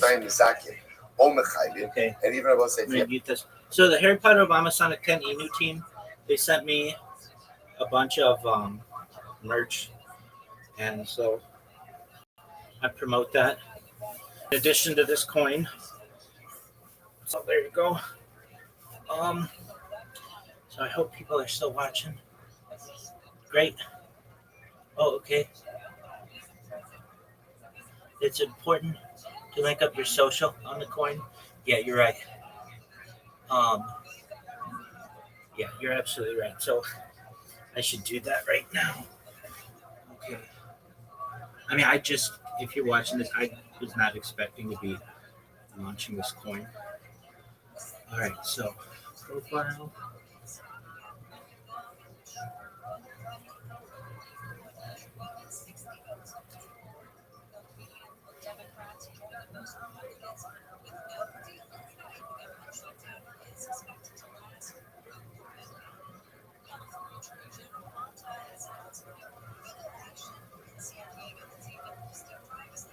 Apologies, I did not mean to leave.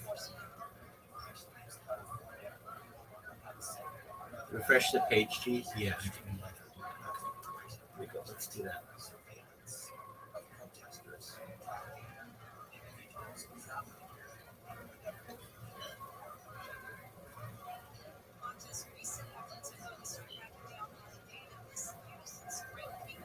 All right, I should be back. Okay. Oh, maybe I can watch myself on there. Let's see how this works.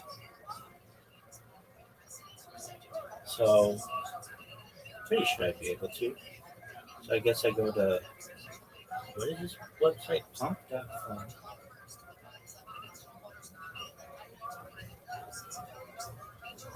How it works, yada, yada, yada. Continue on web. And if you're like I'm going to be online so long, this is going to be the biggest coin in global history. So get in on it now.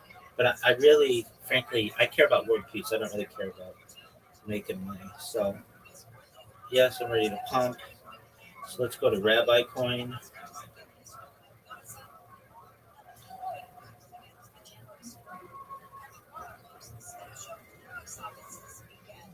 Okay, excellent.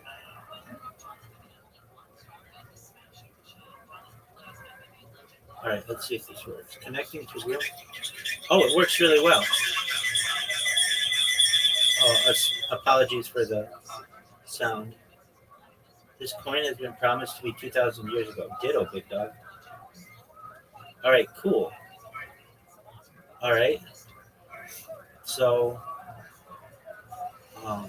that's neat that works. Okay, so what are we going to do?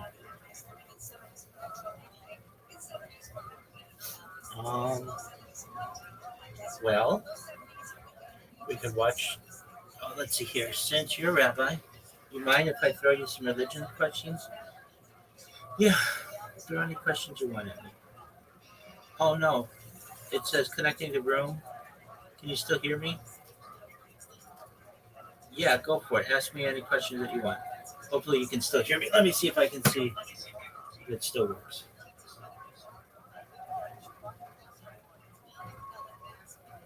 Yeah, ask me any questions that you want. Let me know if you need me to refresh.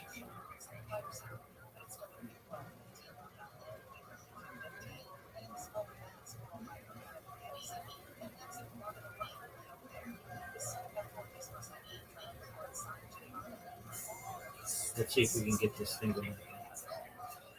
Connecting to room. Okay, it should be going again.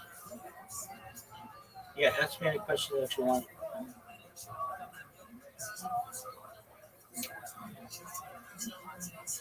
And okay, this is cool. This is really neat. Um, bear with me. I'm like in shock that this is working.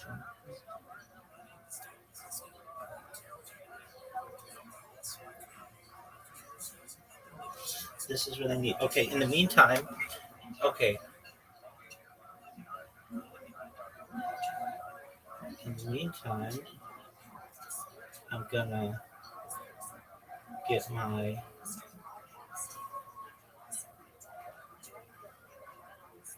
social media ready.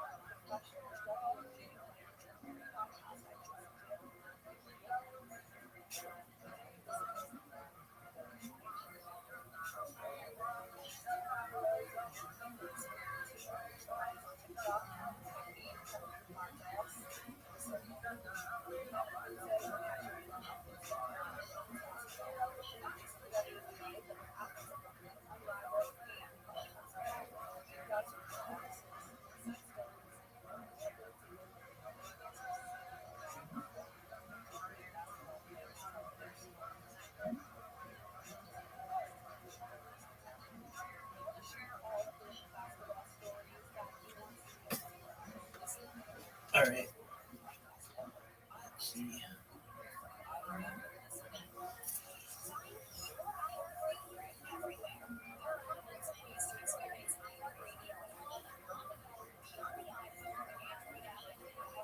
Oh, okay. We've got a question here. Uh, can I explain what the difference between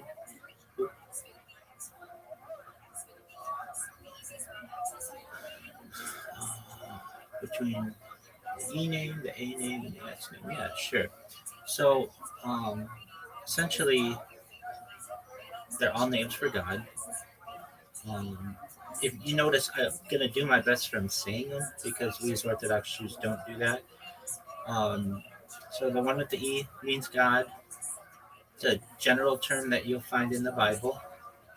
Um, grammatically, it's plural, but it's often used with singular verbs when referring to the God of Israel, and it emphasizes. Just one moment. Hey, Mr. Aquarius, I'm in the middle of an interview, so apologies if I can't talk. Just I'm in the middle of an interview right now, so apologies if I can't talk. Okay.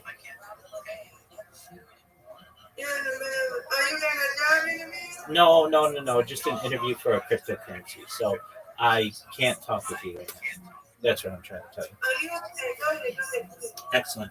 So then the A name, that generally means like L space O space R space D. It can also mean like master. It's um, used sometimes as a substitute for the divine name of God, which generally is Y and then H and then W and then H. And if you notice, I'm not just saying these things because we as Orthodox Jews do our best to avoid that. Um, and then the one with an E, there's another name that we use. So It would be E and then an L and then a space and then the S and then the H and then the A and then the D and then the D and then the A and then the I. A lot of times this is translated as God Almighty and emphasizes God's sufficiency and power. These are all just different names, though, of what we reference as Hashem, meaning the name. And I hope that answered your question. Do I believe in Jesus Christ as a rabbi? You know, I have very interesting um, takes on Jesus, the Nazarene, and well, generally that's the biggest topic that separates Jews and Christians, and I would say that as someone who, from a traditionalist Jewish standpoint, we don't believe that the Nazarene was at all divine or God incarnate or anything like that, which I know a lot of Christians do. Um, Generally, we don't have a great view of the Nazarene, but I like to cut him some slack because he was Jewish and he taught about generally um, in what we would say like a Hillel, who was another rabbi in that school of thought. And he didn't have anything to do with all of the bad stuff that gets associated with him later on. So, like the Crusades and the um, insurrection, any kind of insurrection, or um, you know, any of the things that perhaps were used to punish other people of other faiths, uh, whether they're Jews or Muslim or anything else, even witches and things like that.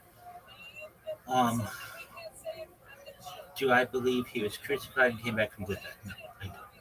I don't. I think that's a story. Do I think he was crucified? Yeah. When the Romans crucified him, do I think he came back?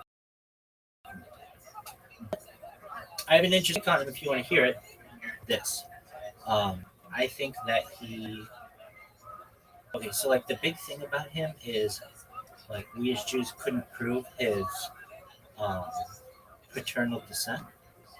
So he had Mary, his mom, who was a Jew, uh, Christian, I respect. She's okay, cool. Um, but there's an interesting take that if you're someone who knows anything about alien abductions, these things could have been done for thousands of years or even longer. That Earth could have been seeded here by another um, civilization. And if that happens, that can open up a lot of questions for what if Jesus the Nazarene was an alien abductee. It's just something that I think is a really interesting take.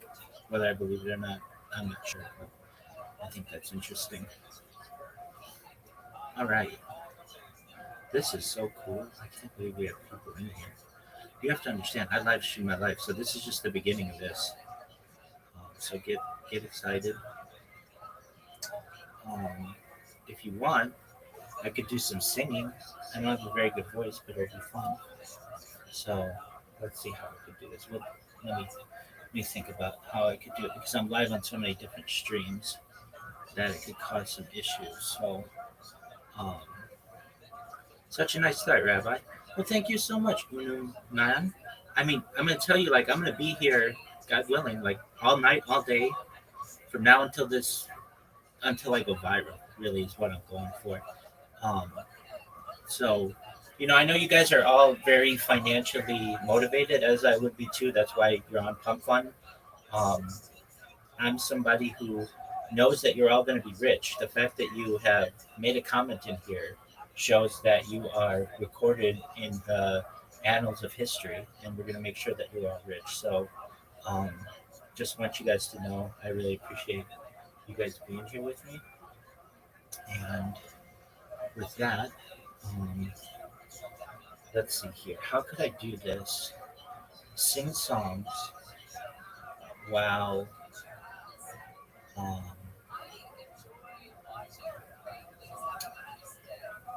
sing songs while not getting a copyright strike. I don't know if Pump Fund will give me a copyright strike. So just bear with me. Let's see how we can do this. Um, let's see. I think you can sing. I hope so. I hope so. Um, let's see here. I got another device right here.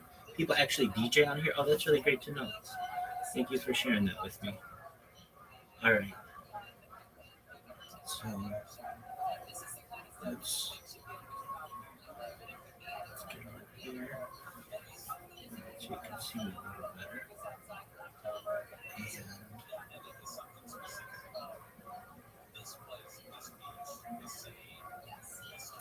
let's see. I wonder, can I add friends on here? Is that like a thing or no? I don't think so. Okay, that's all right.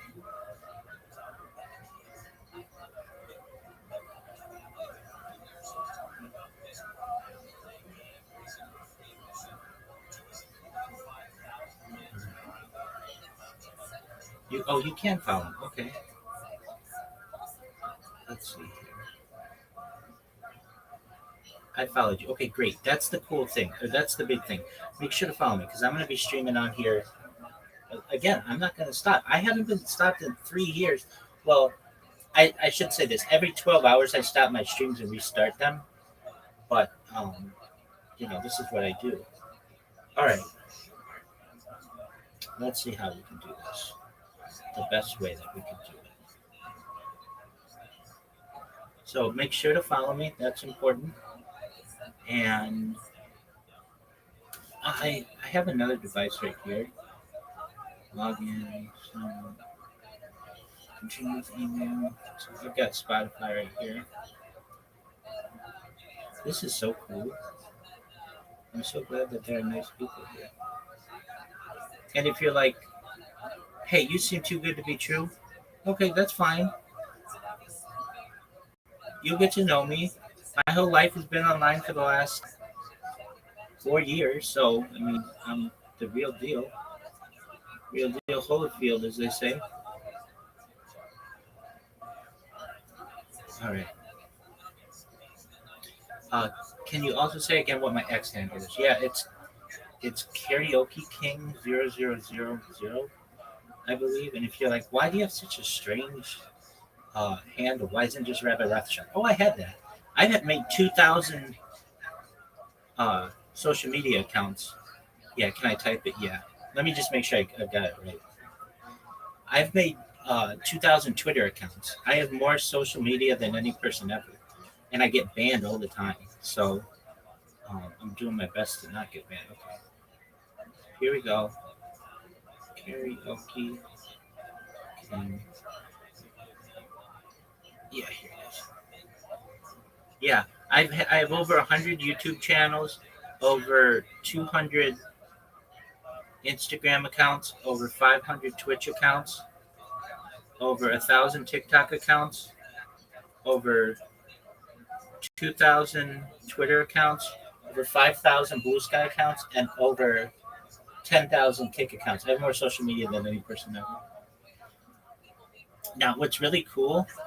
Why all the bands? They don't like when you create multiple accounts. Okay, but check this out. I do live social media, live spaces. So you can actually see this in here's. I'll show you in a second. Here you go. So I'm live in a karaoke space right now, 24/7 space. But you could go back to February of this year and see all my streams um, on Twitter, and they're all video. So That's where you can check that out. Okay. With that being said, man, that's super crazy. You got that right. If you're like you're the most interesting person we've ever met, well, I get told that all the time. So, and if I'm not, well, I will be. Just you watch. Yeah, it's super crazy, man. Okay, I'm gonna have speakers here. Um, so that's probably what I can do. Is let's see here. I get these. Usually they say that to me. Not gonna lie. Oh, you're cool, man. Shout out to Unu, man. All right.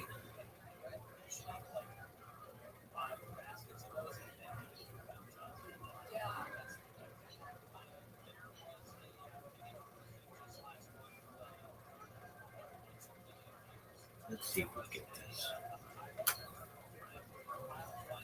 All right. So I like oldies. If you don't know what oldies are, I mean like 50s, 60s, 70s. I like classic rock. I like the Beatles. You can't read the whole handle on here, but you follow me on X. There, I explain what it means. Okay, cool. All right.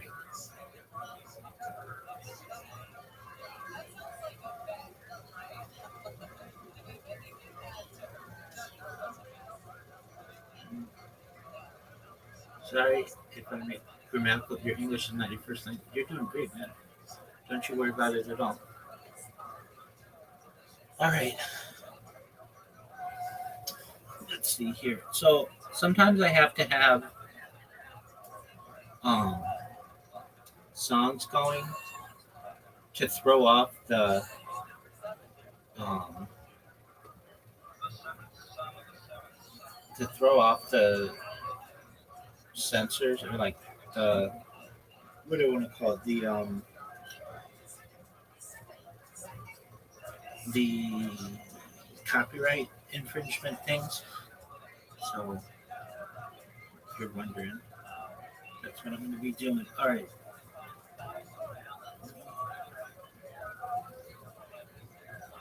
Let's see. Charlie Puth.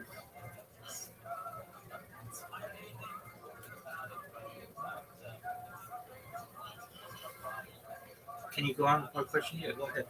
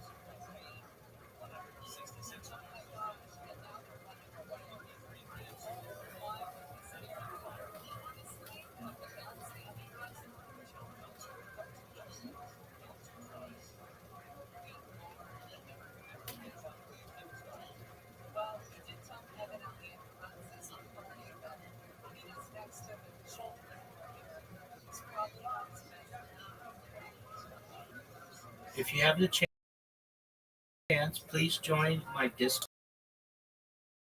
discord.me/rabbi. That's where you'll be able to, if you want to talk with me directly. And I'll answer your questions in just a moment. I am doing my best to multitask.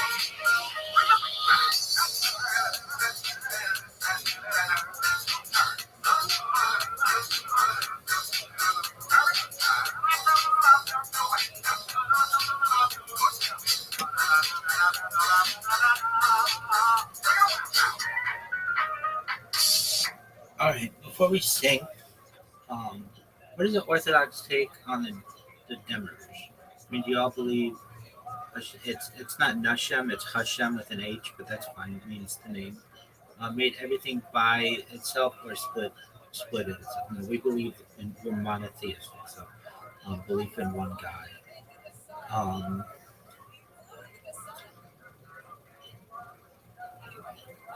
yes, I know the music is really loud. No, you're fine.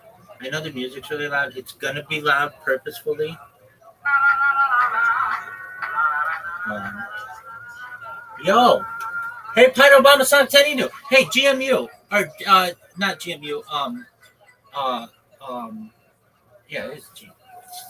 Um, I know who you know. You know who I am. Go to Pump Fund. I launched a coin. Not that I don't love Harry Potter, Obama, Sonic, Tenny New. That's what I'm representing, and I'm telling them all about it. But it's the only way I can live stream. Yeah, it is GNU. Or GMU. GNU. If you want to see it, tell everybody in the community to buy it if you have any extra money, because I live stream, so um, like people are finding out about it. Just one moment, Pump Fund. Okay, so uh, if you're looking for me, it's just under Rabbi. Just look up Rabbi, and you'll be able to find it. So here you go. Here it is. GMU. So just check it out if you can. All right. So I'm gonna sing. Pump Mod is now monitoring this chat for spam. Oh, cool. What up, Pump Mod? Welcome. All right. Here is the Beatles. Twist and shout. Let's see if we can get this.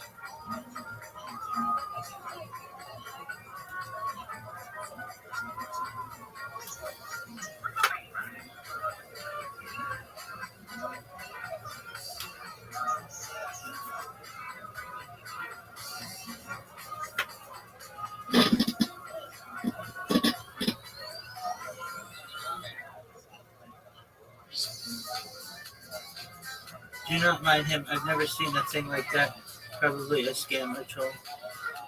Okay, I mean, that's cool. All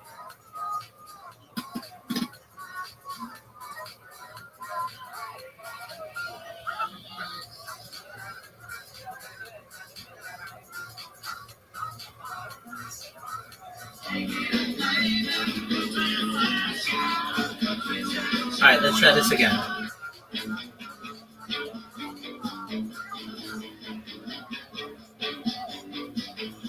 Well, shake it up, baby, now shake it up, baby. Twist and shout, twist and shout. Come on, come on, come on, come on, baby. Now come on, baby, come on and work it on now. Work it on now, work it on now, and work it on now. You know you look so good, look so good. You know you got me going now, got me going just like I knew you would. Like I knew you would. Shake it up, baby, now shake it up, baby. Twist and shout, twist and shout. Come on, come on, come on, come on, baby. Now, come on, baby, come on and work it on now. Work it on now, it's a little girl. Twist a little girl, you know you twist so fine. Twist so fine, you know, twist a little closer. Twist a little closer, let me know. Let your mind, let me know your mind. Ooh. Bum, bum, bum, bum, bum, bum, bum, bum, bum, bum, bum, bum, bum, bum, bum, bum, bum, bum, bum. Bum, bum, bum, bum, bum, bum,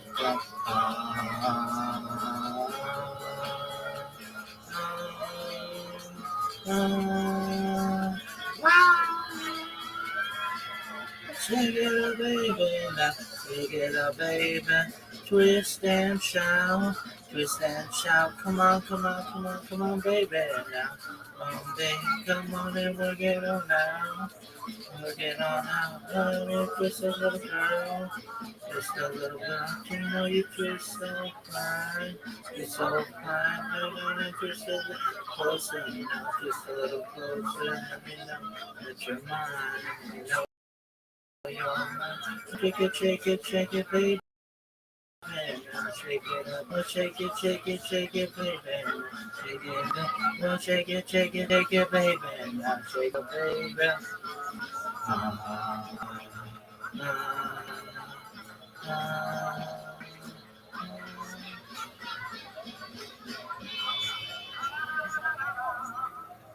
There we go. All right, I see that man asked for an interpretation of the second question. So, for those of you who don't know, Psalm 82 in with these verses is a reference to the rebuke of unjust judges or rulers. So, specifically, is I said, you are gods and you are children of the Most High. Nevertheless, you shall die like men and fall like one of the princes. And the idea of you are gods, using that term E that we talked about earlier, does not mean divine beings in the theological sense, at least not the full theological sense, but it's more a reference to human judges or rulers acting in God's name. In ancient Israel, judges were sometimes called that E word because they exercised the authority on God's behalf. Children of the Most High, this phrase underscores the dignity and responsibility of the position. Nevertheless, you shall die like men. Despite these lofty statuses, these unjust judges will face mortality and judgment like any other human being. And really, this is a warning about accountability.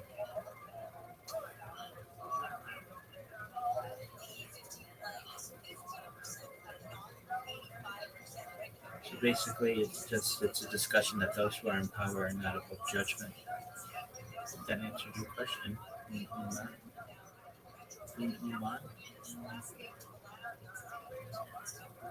You're welcome, my friend.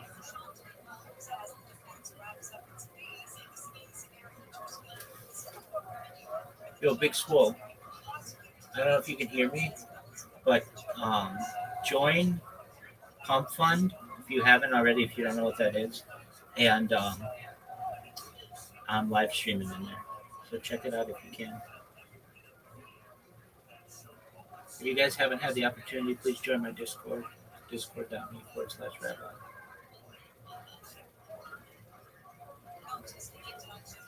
All right. Let's see here. What else can we do that's cool?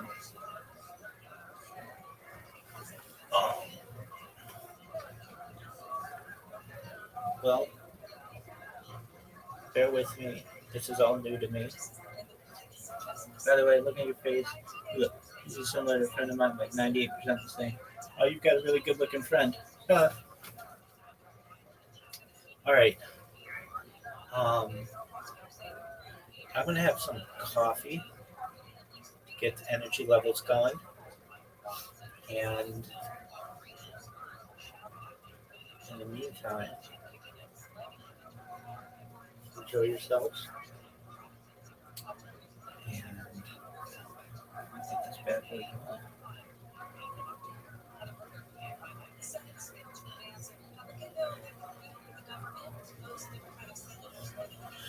Let's see. All right, I'll be right back. I'm going to make some coffee. It'll just take me a few seconds.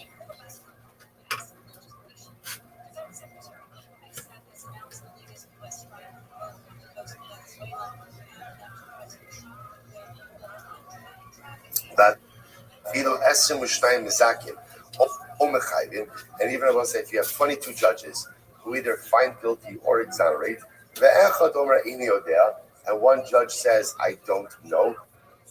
Yosifu Hadayan. So we'll say, remember again, we're reiterating the call over here that when you have a judge who says, I don't know, it's as if he's not there. So this is actually an interesting case. So let's say, for example, you have a situation of 22 judges who say Reuven is innocent, or 22 judges who say Reuven is guilty, and one judge says, I don't know.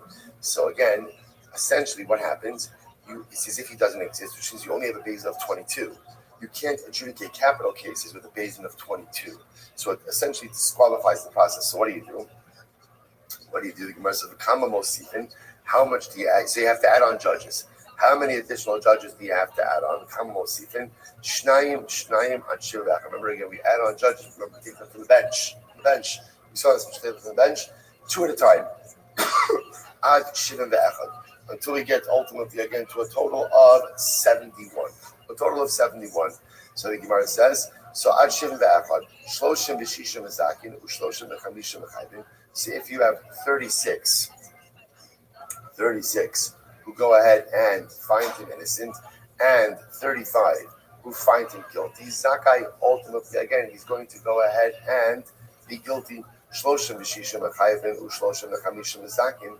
But if you go ahead and you find 36 that find him guilty, and 35 that find him innocent, done an elu connected. Elu, so remember again, here's the issue. Once you get to 71, right?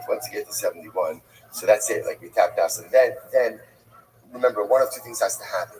Either you need to get to a majority of 2 in order to convict, or you need to get to a majority of 1 in order to exonerate. But at that point, interestingly enough, the group has to work it out, right? So in other words, from 23 to 71, you can keep adding on judges until we figure out what the final verdict is. Once you get to 71, that's the end. That's the end. And halacha l'maisa again, they have to figure it out until they get to a verdict. Incredible. So let's analyze. So ask the Gemara, where do you know this? No, what do you know what? So remember again, the Mishnah said that there are 7 chakiros. 7 chakiros. Gemara says, how do you know that there are 7 chakiros? Gemara actually seems to be looking like for a scripture. If you haven't had the chance, feel free to so Gemara says, because the pasuk follow me. says, I'd appreciate it.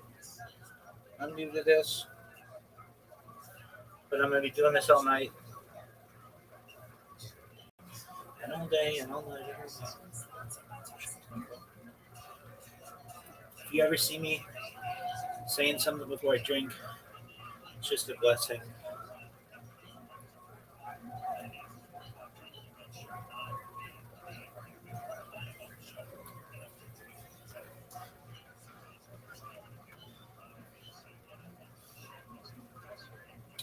All right, dog. Well, you guys know who Joe Rogan is? I love Joe Rogan. So we could watch his podcast. Let's see. I could put it behind me. Okay, I'm here, everybody. I'm just gonna make an adjustment over here. BRB, as they say, I'm here, baby. You'll be able to see me changing this stuff.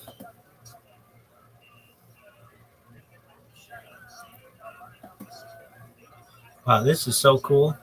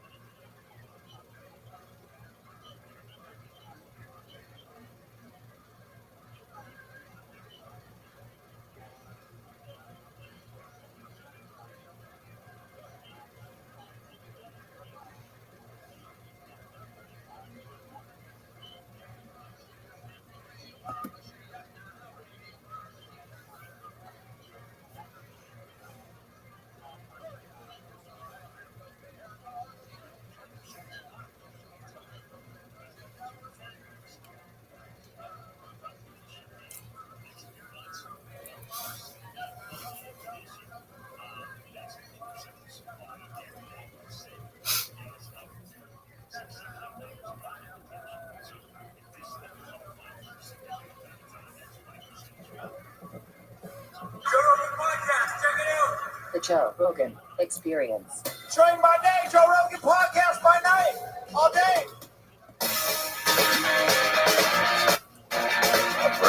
All right, MVP in the house. The most enigmatic, difficult dude to solve in all of MMA. That's you, man. Bro, you know what? I want to start simply because what you have done for me specifically, I get a lot of criticism, a lot of hate, and especially obviously jumping when I first got into the MMA world. New to me, I'm just like, okay, let me just be myself, do my thing. First fight goes well, land this crazy kick, goes viral, and I get nothing but hate. But then having prominent figures like yourself that are constantly have been championing my style, championing the point element of things. I just appreciate you for that. Oh, my pleasure, brother. I appreciate you. It's almost like we called for you. Because there was a time in the early days of MMA, like in the early 2000s, where I was like, this is what's missing. Mm-hmm. What's missing is point fighters. And people would like mock me. I'd be like, no. Like, I've sparred with these dudes. You can't hit them. It's a different thing. I'm like, they have a very specific skill. That skill of closing distance and being elusive. It's not like any other sport. It's almost like fencing and MMA combined, and martial arts combined. I always tell people that, like, most of the combat sports, in terms of kickboxing, the full contact side of things is more to do with there's a fixation on power, nothing else. Whereas our element is just the speed element. Yes. Getting in and getting out. Not getting touched. Like you said, the tag kind of feel, fencing, similar kind of footwork. And just not many people had decided to cross over to any kind of full contact world, really. And he had the likes of Wonderboy Thompson, Raymond Daniels. Yes, you and Raymond were the most prominent ones. And him and Glory, of course, you. Well, he did a little bit of MMA. A little bit of MMA, but you're more prominent in MMA. But the point was that this was an element that I remember when I was doing Taekwondo and I would fight in tournaments, I would occasionally fight in point fighting tournaments. And I'd fight a guy like Mafia Holloway or one of these guys that were really good. I'm like, this is crazy. This is such a crazy skill. Very different. And when I saw MMA, where a lot of guys were just like real flat-footed and waiting, I'm like, there's a giant opening here. And then you came along, and you really were the proof of concept. And I was like, okay, this is it. You get a world champion at that who figures all the other stuff out, because essentially striking is striking. You can learn throwing leg kicks differently. You can learn, different stances and movements. The grappling is that's the big hurdle. But once you could solve the takedown defense and some of the grappling hurdles, and you've actually got submission victories, then you got a real problem, because every fight starts standing up. Exactly. Every fight starts standing up with a big ass fucking cage. It's a big ass cage. And I see guys like Kevin Holland, like, he's like, what the fuck do I do with this guy? He hated every moment of it. Oh, I could feel it. But that's just part of my style, is that kind of frustrating people, because it's just so unfamiliar. For someone like yourself, you'd kind of be in there, whether you're successful or not, you'd understand what's happening, and you'd be calm enough still to be like, okay, I need to know how to figure this out, because I've experienced this before. For someone that's never experienced, and because there's few of us in the MMA world, who do you go to train? There's very few people that are really good at that. And like I said, Wonderboy Thompson, he, friend of mine, obviously me and him, and just us getting on. And he's even said people have contacted him, like, oh yeah, I'm fighting MVP. Like, I want to train with you. He's like, I want MVP to win. So I can't help you, bro. Can't do anything. Well, it's good for the sport. Yeah, it really is, because like, think about, there's certain techniques that just come along, like the calf kick, and all of a sudden, like, how is this?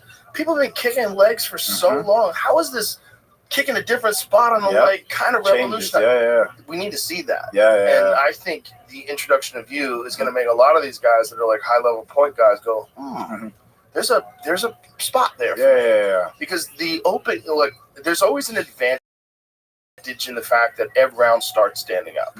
As long as you have takedown defense, every round starts in your realm. And your realm is different than all the other stand-up realms. Totally different. And if a guy is lauding guy and he thinks, oh, this is my world. Like, Yeah. that's not your world. Yeah, yeah, yeah. It's not your. It's your world against someone who agrees to fight the way you fight. 100%. Yeah. And I always say that is because I, I've come up against guys and was like, man, he's got big hit, with a big punch on him. And I agree. I'm like, yeah, I get it, but power only means something if you land. Yeah. And my whole element is like not being touched. But it's also fucking with people's heads. Yeah. One of the things you did during the Jared Cannonier fight after you hit him, you're like, calm down. Calm down. I was like, oh no. Because you imagine just getting popped, your eyes are running, your nose hurts. And this dude's standing in front of you going, calm down, calm down. Like, no, he didn't. Oh, no. But that's it's psychological warfare. But that's the end. That's kind of like part of my personality coming out and the entertaining side of me. And a lot, obviously, added to the criticism that I would get, which because of how I would make my opponents feel in terms of their frustration and then obviously the antics on top of it, so many people, the main term that came with me was like, oh, he's fighting cans. He's fighting cans. That my whole career was, oh, he's fighting cans. Like, he can't. But I always say to people is, I'm just making it seem a lot less difficult than it actually is. These guys are super talented fighters. Yes. I'm just not fighting on the same wavelength and timing as them. As you said, these guys that plod around, they're so used to it. So when they're fighting other people, it looks very even. And when they're fighting somebody that they just can't get their hands on, and they're getting frustrated on top of that. So there's the mental side, the physical side. And you have a lot of power, so there's consequences. Yeah, there's consequences. It's not like you're tippy-tappy, patting them. Yeah. Every now and then, like the Cyborg fight was one of the craziest knockouts in all of MMA history. One thing I actually wanted to do, I actually brought some gifts for you, but one of the things I actually wanted to bring for you. Don't tell me you brought a piece of his head. No. Yeah, he would have let me have that, so I have to leave it. I actually wanted to. We basically had a Pokeball come, a very specific one, and they messed up on delivery. But I'm gonna get it to you in Vegas. Okay. So when we go over to Vegas, I'm just making sure I get that to you because again, it's something that you've spoken about with me, and it's a big part of my history in MMA. Just that Cyborg fight. So yeah, that was the most gruesome injury I've ever seen. Yeah. I've seen a lot of broken bones. I've never seen someone with a caved-in head. Yeah. The doctors were saying that we were hearing back from. They said he's only ever seen that in a car accident, never in that's his MMA. head. Yeah, that is so crazy. Yeah. And that was his last fight. And I know after the fight, he was like, "We're going to fight again." The doctor's like, "Hey, yeah." Because I think he was. Someone sent me something where he was supposed to fight again, and then I'm not sure what happened there. But yeah, he didn't. It's crazy. How could you fight again after that? What made it? I felt very, very bad, obviously at the time as well. But then I didn't see him for another 2 years. Boom! That was just and the sound of that was. It's only when I watched it back. Give me the sound, Jamie. It's hard to breathe. So just about everything you need in a fight, you lose off the liver shot.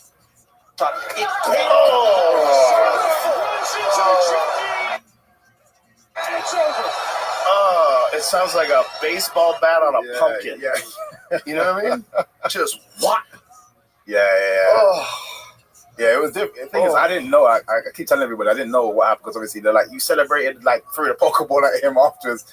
I did not know. You thought it was just a knockout. Yeah, this was a knockout. And obviously, because from kicking his legs, I'm assuming maybe I broke his nose or because I can see he's not out, but he's in pain. It must be something like that. It's only the next day that I found out. But yeah, it was a bad one. That was a bad one. Yeah. It was a very bad one. And the thing is, like I said, I met him. I want to say like 2.5 years later down the line. Obviously, this clip's just been going crazy online and so on and so forth. And I felt awkward. I didn't want to. But also, he had come over for another MMA show, but with one of his students. But one of his students was fighting one of my teammates. And at the beginning, my coaches were like, "Oh, do you want to, go and at some point go and see him and say hello?" I was like, "Yeah, please. Like, I'd love to because that's the last time I saw him." The fight happens, and my teammate is known for his leg locks and breaks his his student's leg. So I'm like, fuck's sake. Oh, God. So the officers were like, do you want to go and see him? I was like, yeah, I'll try. I just felt like I needed to. Sure. I kind of walked into the room. His guy's obviously upset for losing. He's like getting sorted out by the medics, and he's sitting there, just looks at me, and I'm like, hey. What do you say? Like, yeah. Unlucky. Like, I was just like, hey, he's like, shook my hand. Like, I could just feel he wasn't right. Yeah. It just wasn't that time, but I didn't know when I'd get to see him again, and I haven't again since. So, yeah, I just felt it's just one of those things. I just felt bad. Yeah. But what do you do? There's nothing. Yeah. What do you do? Guy's got a broken leg. You broke his head. Yeah. It's just want to stay the fuck away from you and your crew. I mean, at least you're nice about it and friendly. Yeah. It is what it is. Yeah. It's actually interesting because you've trained with Marius, my coaches, one of my coaches, Marius, and obviously he says to say hello. Tell him I said hi. Yeah. He said he trained with you guys. I think you guys trained for about 4 years with Eddie Bravo as well. I've known him for 20 years. Crazy. Crazy. And that's a big part of my history now with them two, the brothers, Alexis and Marius. Were you at the gym when Lee Murray was? No. I was just after. Yeah. Luckily. But interestingly though, when I was at the time that he was around, I was still very like heavily focused on the points fighting, kickboxing. So, but a friend of mine was training at Shoot, and he was like, "You need to come and train with these guys. Like these guys are serious." But for me, MMA was just never gonna be a thing that I'd ever see myself in. Really, I've always seen it as, I guess, like your average fan back in the day, and sometimes now, of like, it's brutal, man. Like, and again. And I'm a points fighter. Like I don't see myself being good enough or tough enough to fight these guys. Like, what changed? Obviously, I had a successful career in the kickboxing, but it didn't really go anywhere.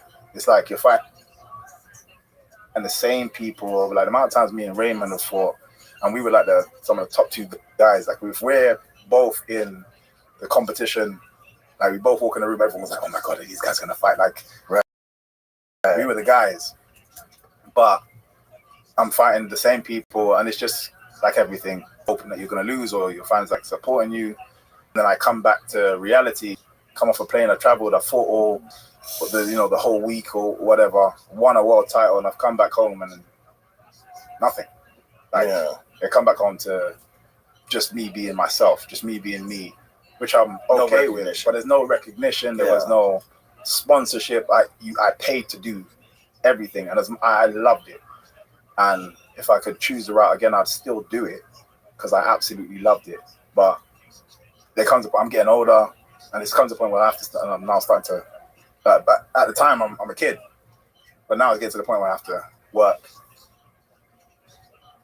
and so now it's like I can't do this forever. But at the same time, I know I want to compete for a living. I just didn't know what. So then I said to myself, okay, cool.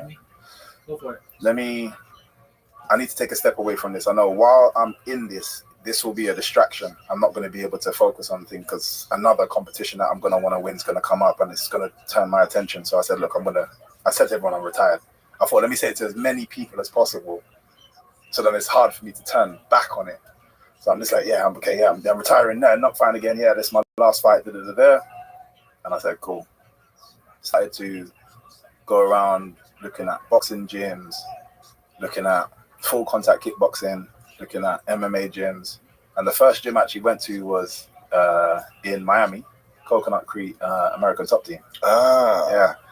Because my sister used to live in that area. Because I got siblings over in America as well. So came out there, and in my head at the time, there's only few people from the UK that was doing anything in MMA. So when I was like, maybe I'm going to try MMA, I was like, obviously you have to go to America. And I'm lucky enough to have siblings that live over there, so I'm good. So get to American Top Team. I go in there. I'm like, this is where I'm gonna start. Like, I've met a couple of the coaches and just kind of just like general chit chat. I didn't tell them who I was or anything. Just kind of saw the vibe. The facilities are amazing. I was like, yeah, this is gonna be my new life. And then I get back to England, and a good friend of mine, Marvin Francis, was like, just in case, just have a look at some gyms over here. You don't know. Just while before, because obviously I got things to sort out before I can just make the full move. So while you're doing that, let's have a look at a couple of gyms. And we did some research. We went to a couple of the Gracie gyms, went to a few other gyms that I was around. Then I found London Shoot Fighters. I hadn't done any research. And at this time, I personally wasn't watching MMA at all. The only person I knew... What year is this? So I'd have been...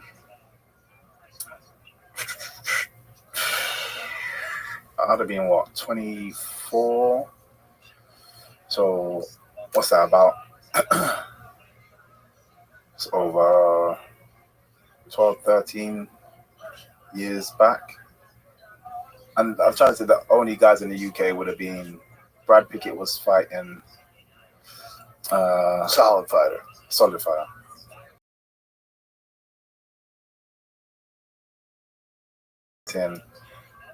But quality from there, everything was in America.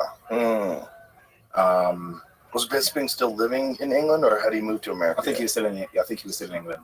Yeah. But again, I was only learning it as I got more into it. But initially, I just thought I made the decision without actually researching anything, which is very much like me. I'll just jump in head first. Figure it out afterwards. So I said to myself, I've got to London Shoot Fighters, and the only person I knew was Chuck Liddell. That's I've actually seen. And I was like, this guy was just knocking people out. I was like, I could relate to that. I was like, he's a striker. Everything else I didn't really care for. I was a typical fan. Like, when they got on the floor, I was like,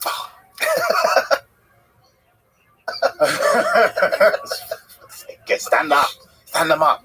So, I've never been to a show, anything. But he's a guy that I like watching, and then I made a decision. I want to do it. Cool.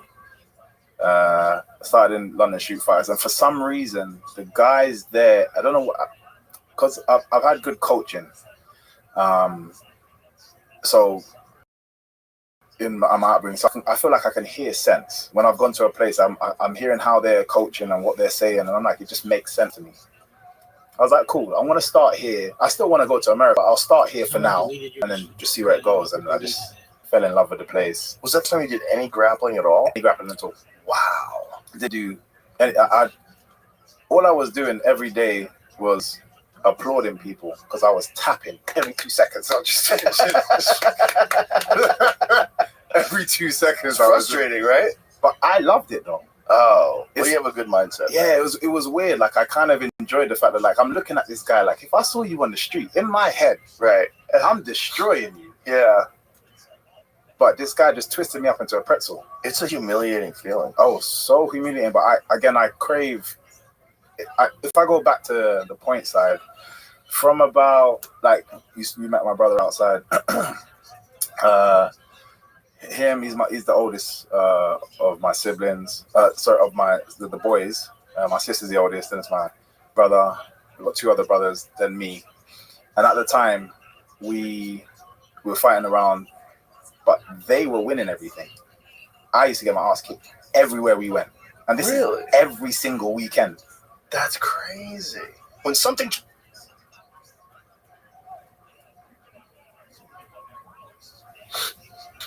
he was, for me, he was the more talented one.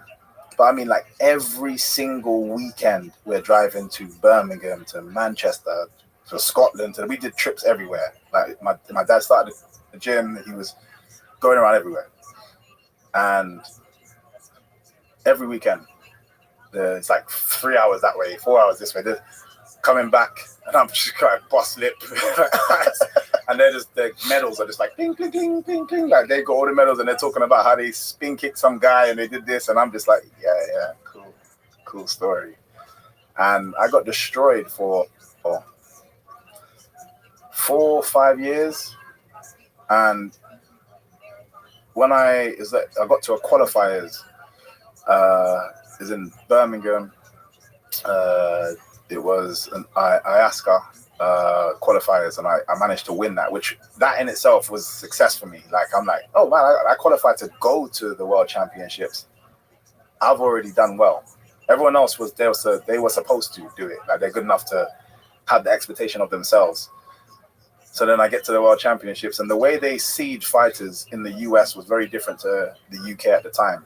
So I one fight, another fight, and I'm winning, and I'm like happy. I'm like, I must be in like the finals already. And then they're like, okay, bring the seeders fighters in, and there's like a shitload of fighters join your mat. And I'm like, oh, my dad would tell me, he's like, yeah, I think you're in the semis. I think you're in the quarters. And then he was like, bro, just keep fighting. He said he couldn't work it out. I don't know. Seriously, I genuinely don't remember. I just remember just feeling tired, and I didn't understand why this was still going on, because in the competitions, 3-4 fights you're in a final. Right. And I was at least 10 fights deep and still felt like I was fighting. All in a day? In a day. Wow. So there's again, the IASCA World Championships in Orlando, Florida. And it was the biggest points kickboxing competition. So there's thousands and thousands of competitors, kids, adults, doing forms, doing, katas and all this stuff. And then you had the points fighting, the light contact fighting, and that was it. And yeah, it just all day. And then it literally got to this, like, okay, I won a fight, and the guy was like, okay, you're in the final next. The referee said that to me, and I was like, oh, what? Like, I can't believe I'm in the final. And this guy was very good. I can't remember his name. He was young. I think it was like 12 or 11 at the time.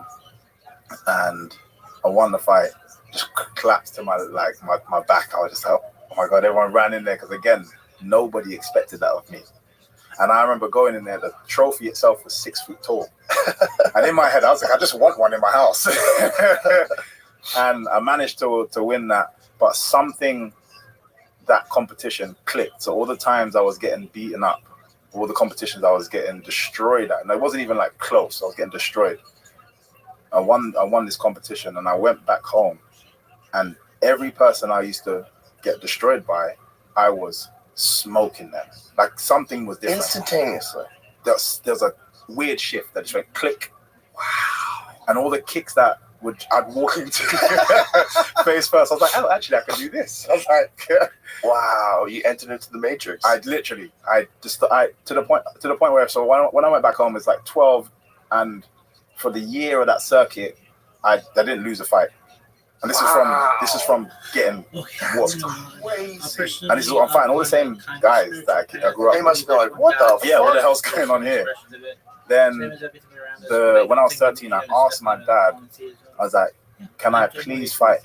And the scene is like 18 plus.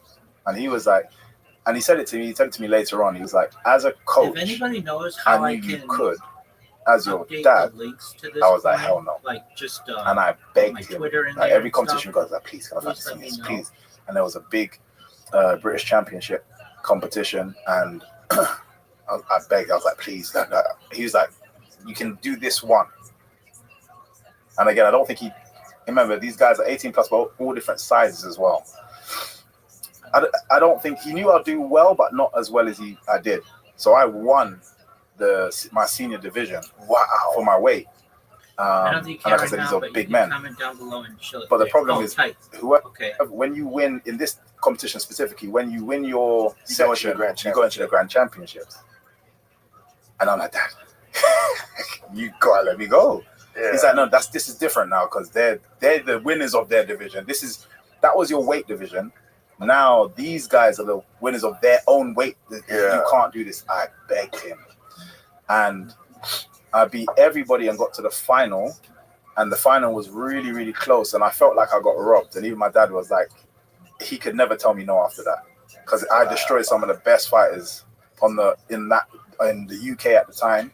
Do you think it was a confidence thing of having gone through that grueling tournament and proven that you could do it, and now you didn't have doubts in your mind anymore? Or was it you had just seen so many different high levels of competition that like maybe your own expectations had risen? Like what was it that made that instantaneous shift? Because it's one thing to go and compete and do really well all of a sudden, and like now I'm competing. But then you went and you were doing it against people that were normally beating you, and you're fucking them up. Yeah. That's like a 50% shift. Yeah. That's a giant Massive shift. I would say one thing, obviously, I hated losing, as anybody would, especially as a kid. There it is. Okay. And we also, and I think as for all of us, we wasn't allowed. So a lot of the kids would fight first and then the seniors would fight. But because we all traveled down together, we stayed the whole competition until the seniors were finished so we can drive back. A lot of the other kids were messing around when obviously we, like as guys that I've known since I was 8 years old that I'm still good friends with now because we were the kids that like playing with each other afterwards, like just being cool. But my dad was like, no, you represent me. You sit down and watch. So as much as we could play a little bit, like when he wasn't looking, but we had to try and get back to the mat to make sure we were watching people. And I feel like I'm a visual learner, and I feel like that helped me become that visual learner. As much as I was getting my ass kicked, I was also spending time watching amazing athletes. Yeah. I think it's an important thing to mention that at that time, there wasn't video readily available like there is today. Like, I remember the first time I went to the Taekwondo World Cup. It was in Colorado Springs in 1980, I think it was 86. And the first time I went, I immediately got better just by seeing them. By seeing everybody. I just went as a spectator. Yeah. I hadn't beaten anybody to qualify for the nationals. So when I went there, the whole experience was just absorption. Yeah. And I came back and I was much better. Much better. I'd never seen those guys live, but my expectations for competition, my expectations for movement and speed, everything had risen. Yeah. And at the time I was 18. So it was just when you're 18, your brain just absorb. You just absorb. And I think even more so when you're younger. Yes. And when you're a little kid. Yeah. And my first competition I was 5 years old. So that is just many years again being up. That's incredible though, because your body develops with that. I started a little late. I started karate when I was 14, and then wrestling and taekwondo when I was 15. But I wished I started earlier. Because I was with these guys that were younger, and their little bodies had like grown stretching. They'd grown punching and kicking. Like you develop into that. Yeah. Well, funny you say that. That's where my name came from. So Venom came from when I was 9. And the only kids that was in my dad's class at the time, mainly, bar a few others, because at the time it was basically one class. He didn't really separate the kids and adults, it's just one class. So I'm trying my best, throwing everything in to hit adults. And they're not moving, but I'm trying my best to just get some kind of reaction. And then when I started hitting people my own size, even though I was losing, I was tall for my age as well. So I was fighting kids slightly more naturally developed than me. But I had a whack on me. That's a great way to put it. You know what I mean? Like, even though I wasn't beating these guys were just way too fast for me. But when I hit them, they felt it. And it was one of my, again, Marvin was literally just like, hey, you got some venom in you, man. Yeah. And we was very into like kung fu movies back in the day, and then and I was very creative mind. Like I love just even with my martial arts, I learn a jab like this, and now I have to add something. I can't do things conventional. I've never liked to do it. If everyone's walking that way, I want to see what's over there. Like I don't know what is wrong. I don't know what's wrong with me, but or what's right with you, or what's right with me. But I just got that. Like I was just curious and creative. And so there's a film called The 5 Deadly Venoms, like old school kung fu classic.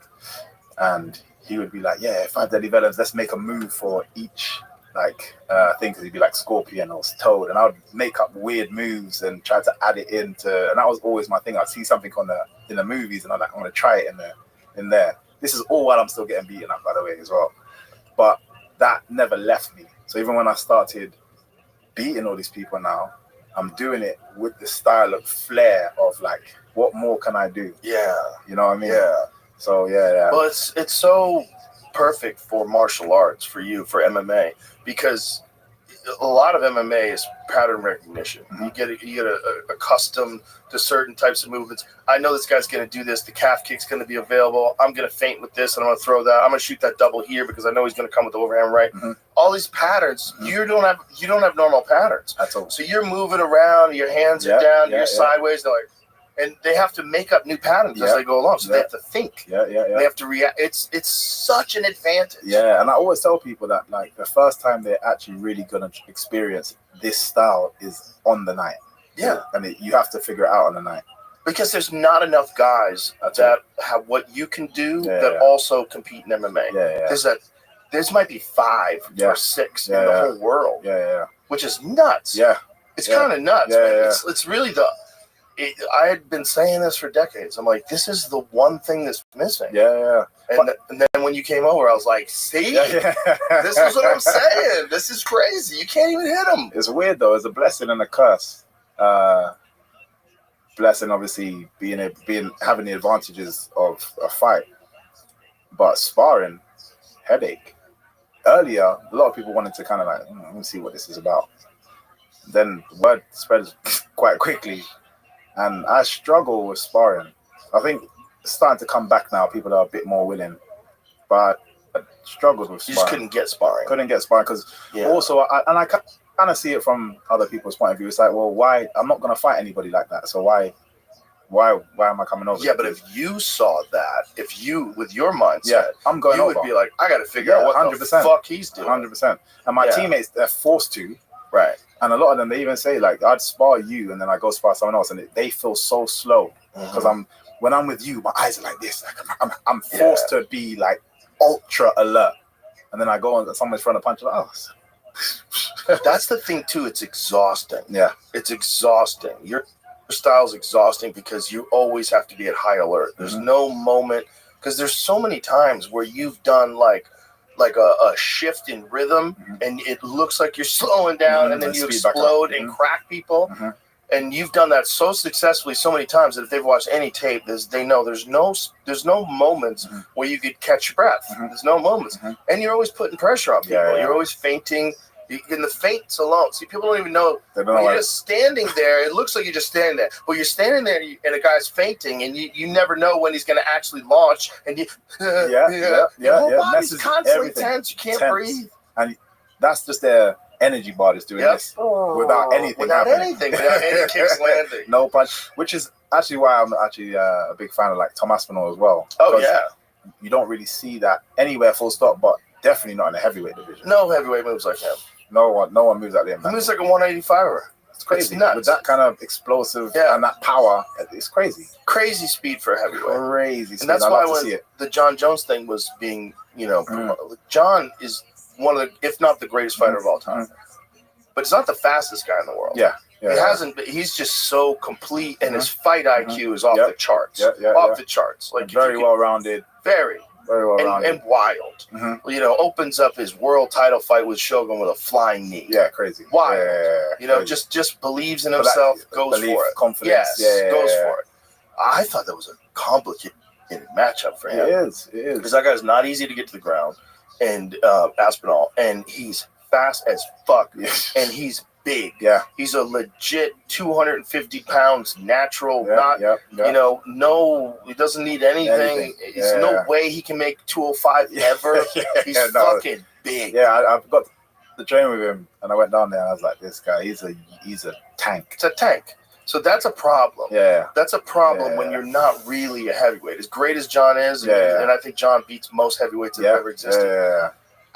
That's a big, that guy's a Francis is another problem.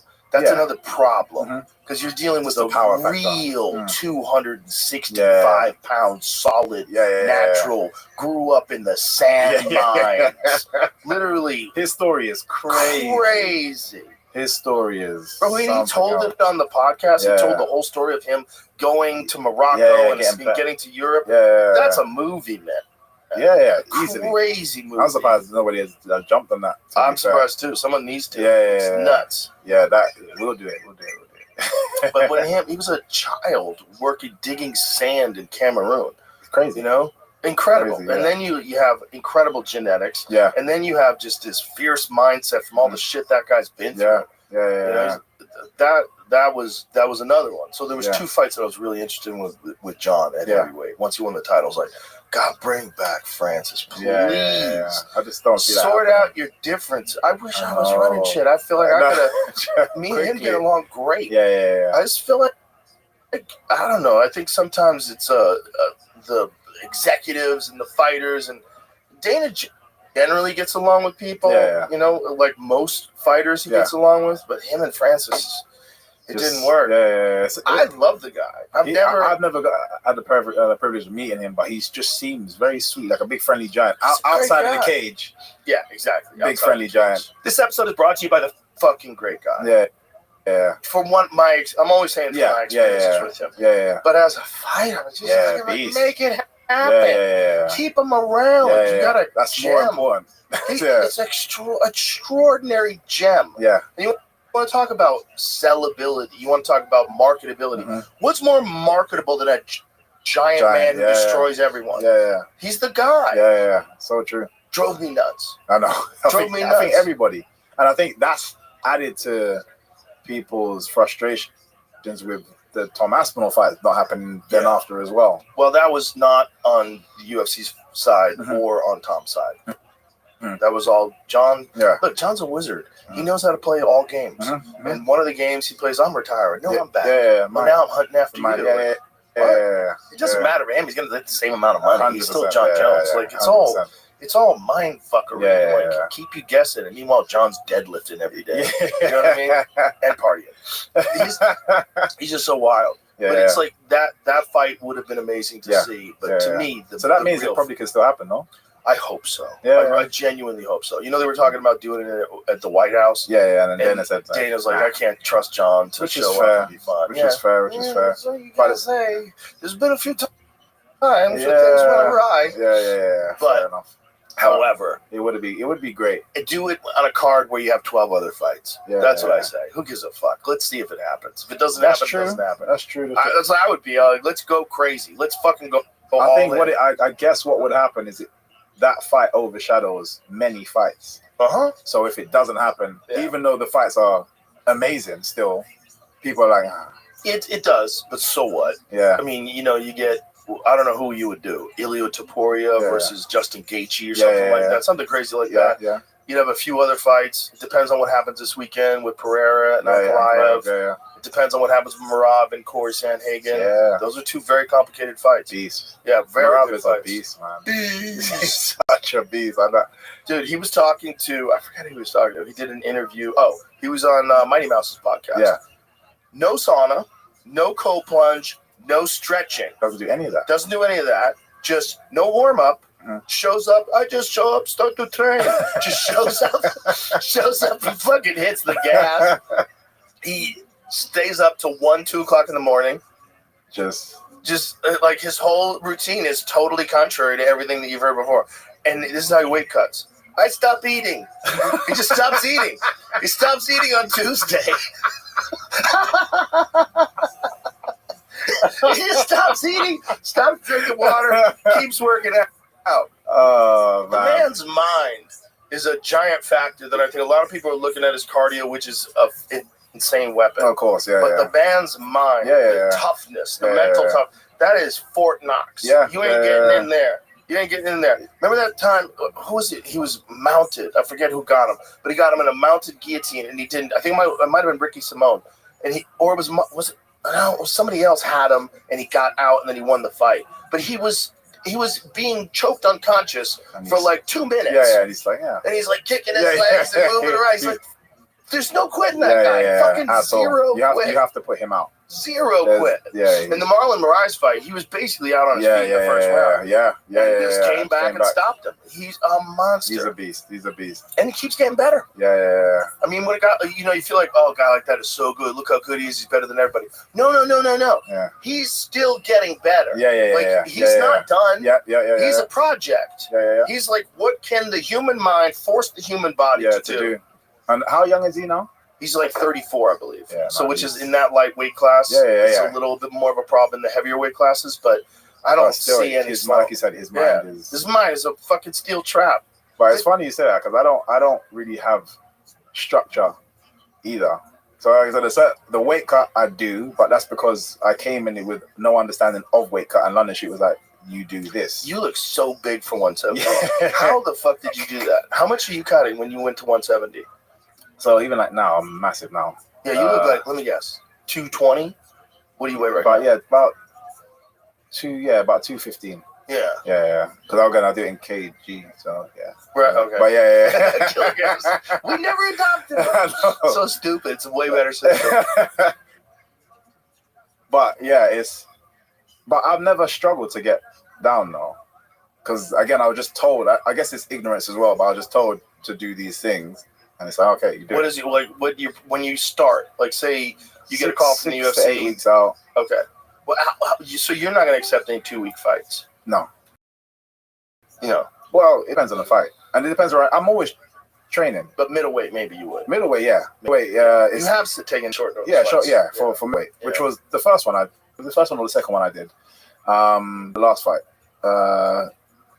maybe. But I would take short notice fights depending on where I am in training. In training.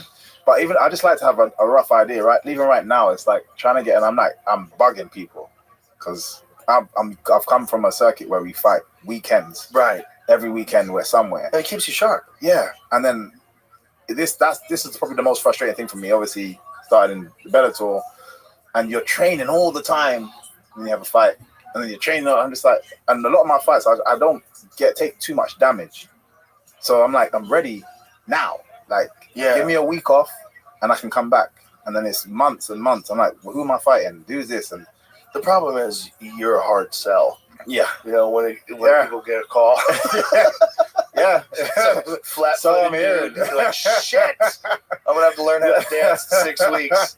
Fuck. And that's the thing. So I'm here, and I assumed wrongly that when I get to the UFC, that is gonna disperse. Everyone's gonna be gunning for me. Like, yeah, I'm gonna show everybody that this guy is a can. Like he only fought people that weren't his level. Yeah, it's still the same. I think, and obviously the more I fight, the less people are putting their hands up. I think even Whitaker said, which I respect, to be fair, he came out, I don't really wait. Somebody sent me something, but he had said like, yeah, I wouldn't be interested in making that fight. Yeah. He's At just this like, point in his career, that's just a setback waiting to happen. Yeah, it's not. And his style is very similar. Exactly. Yeah, I'm a massive fan of his as well. Like, I love his. Obviously, he can tie in the wrestling way better, and just I love his style. I do too. Like, no, and you got to realize, like, that guy, he's been in it for a long time. He had 2 fucking wars with Yoel Romero. When Yoel Romero was made out of metal. Yeah. That guy's he's still fighting. Still. Yeah. 48 years old, fucking people up, looking like he's 30. Mate, I'd swap buddies with him in a second. Who wouldn't? Bro, when he was in here, he came in the studio. It was the most amazing thing because Joey Diaz translated for him. Yeah. So it was him and Joey Diaz going back and forth, and Joey's Cuban as well, of course. And so when he was here, he had to be 230 pounds. His neck starts at the top of his ears. And one of the things that he said, man, he was talking about the Cuban system. He goes, "You have to be a machine." Because he was talking about the system of you get more food if you're at a higher caliber of athlete. So to get more food, the athletes, man. The athletes that are the lower caliber, they eat twice a day. Yeah. And his caliber, he's eating 3 times a day. He's like, so every day they're coming for you. You have to be a machine. And I was like, oh my God.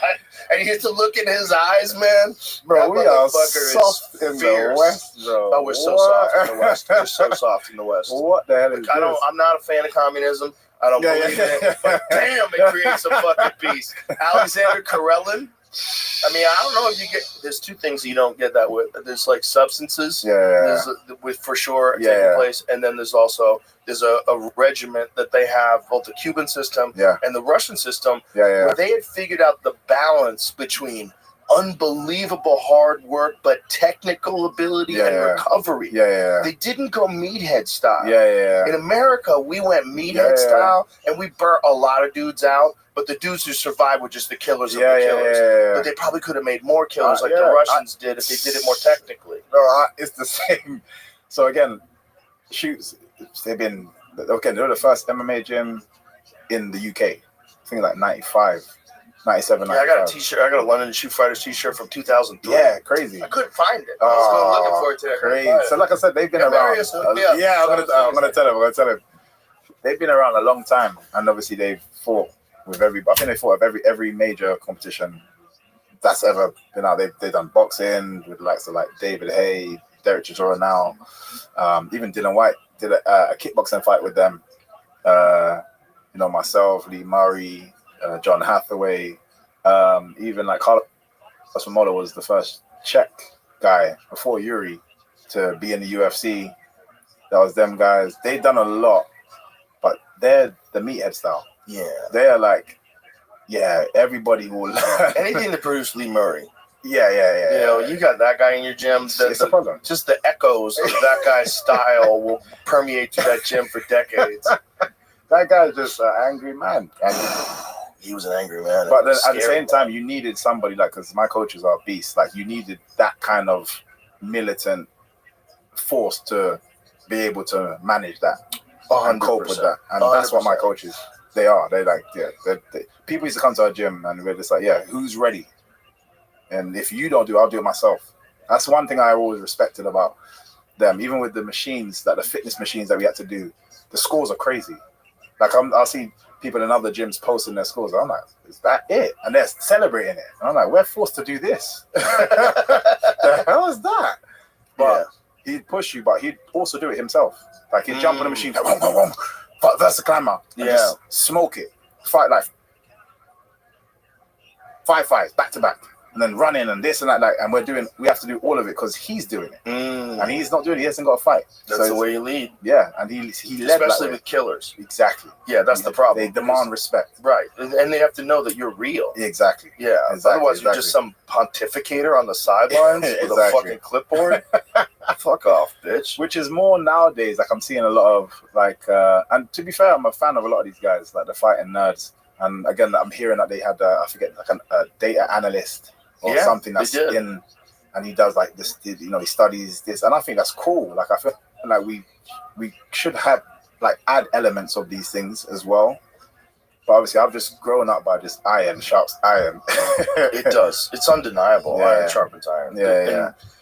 There's outliers. There's a guy who will come out of a gym with nobody and he's a monster. There's just a few of those guys that exist in the world. Yeah. But for the most part, like if you look at a gym like American Top Team, for example, look at how many animals have come out of that gym. So many. Pantoja, who I think does not get the credit he deserves. I think Pantoja is one of the greatest ever. Yeah. Fucking guy's a monster. When that Japanese cat came over from Ryzen, and he just like ragdolled him. Like he had no business. And then the Kai Kara France rematch, like you see the difference between when they first fought and now the difference between like a dominant all-time world champion. Whew. People like when he's on a card, like people don't freak out. I'm like, God damn it. Just because he's 125 pounds, get that shit out of your head. You're watching one of the greatest ever. That's the thing. It's the marketability. People, this is what I knew I had to get right as well. Yes. And I say that to my teammates as well. I'm like, do you know how you're gonna market yourself? No, just, if I beat people up, it's like it doesn't always just. Unfortunately, it should, but it doesn't. That's not what's gonna get you. If I have to, as a promotion owner and the person managing everything, I'm either gonna pick you that's beating everybody but nobody cares about, or this guy that's pretty decent but everyone's making noise about. Gonna pick that guy. So you need to be able to market yourself. And I knew that from the jump, and this is before really social media was massive is a thing. But I said to myself, okay, I need to look in, how am I going to market myself? Because we don't have that much time, like on the mic. The interviews at the time, I don't feel like people got the recognition. People just cared about the fight. They just wanted to watch the fight. They didn't care what you said beforehand, unless you're arguing or shouting. There's beef. Unless you grab that mic and go crazy. Yeah. Yeah. you gotta go crazy. Chael Sonnen was the first Oh, guy to he's figure the that best. out. Yeah, he was. He figured it out before He's the anybody. best. Yeah. Anderson Silva, you absolutely suck. He's the best fighter. But he's still good. This is why he's on the mic now. Yes, but he's the best. perfect. Yeah. It was perfect. But there was balance He's with the that. king. For me, there's perfect balance. Like it wasn't too far. Right. It was exactly what you wanted. Right. Exactly what you need to market a fight and to promote himself. Yes, I agree with you. But again, it's weird though because I think authenticity is important when you do that as well though. And Conor McGregor kind of is the next person for me that's kind of delivered that. Oh, 100%. He took it to a whole nother level. Every time this guy's on the mic, he'll say one line and I'm like, T-shirts, easy. How about when Jeremy Stevens is yelling at him and he goes, who the fuck is that guy? You can't beat this guy.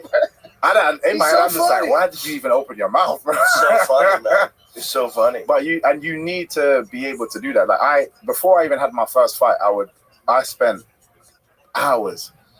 I was a big WWE fan, and I felt like The Rock, Dwayne Johnson, out of all of them, was the best at marketing himself. He had the crowd in the palm of his hand. Every word that he said, and the simple sayings.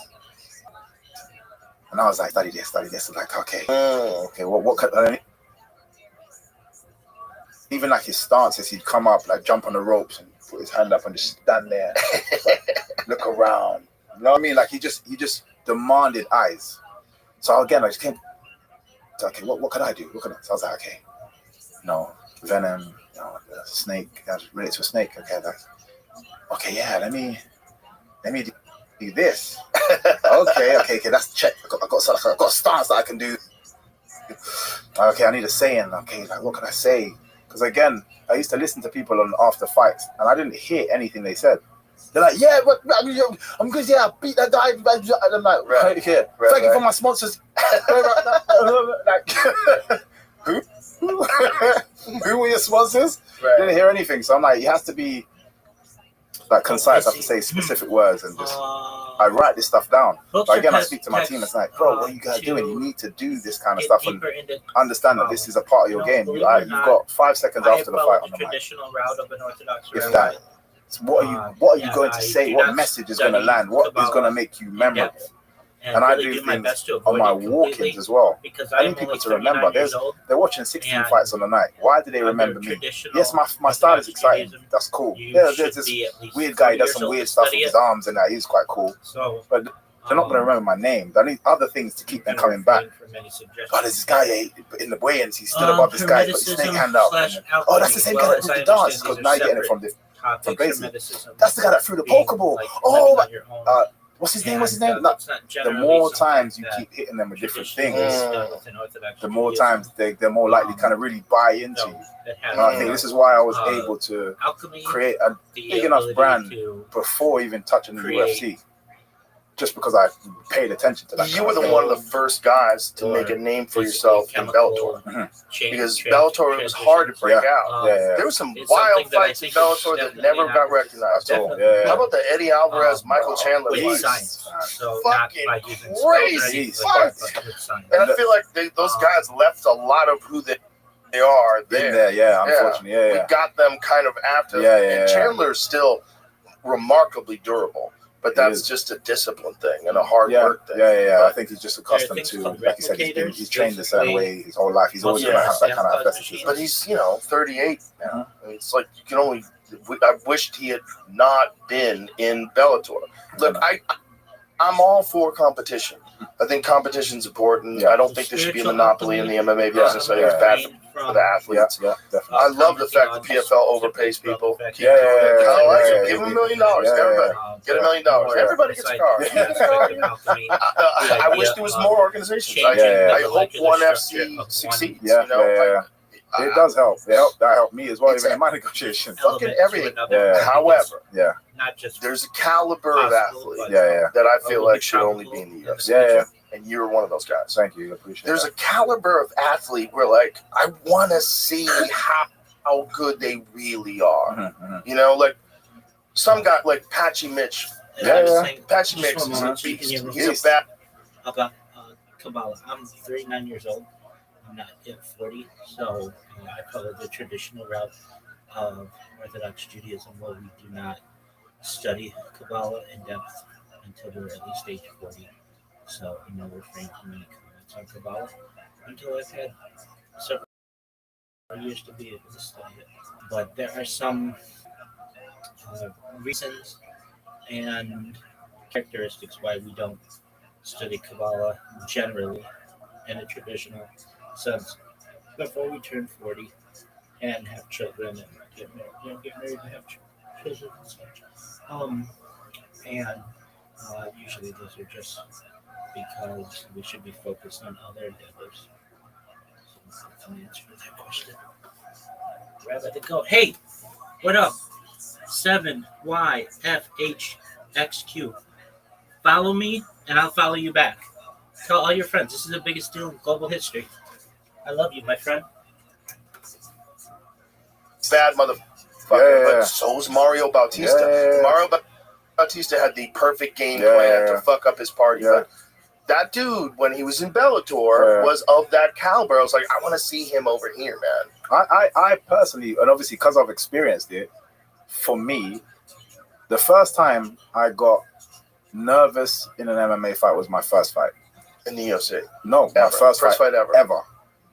And then after that, I was like, oh yeah, this is the same as when I was fighting the kickboxing one. I'm cool. I didn't get the nerves again. The first time again since then was the second fight in the UFC against Ian Gary. Thank you for the follow. The first fight, I don't know why. I don't know what it was, but I was quite relaxed.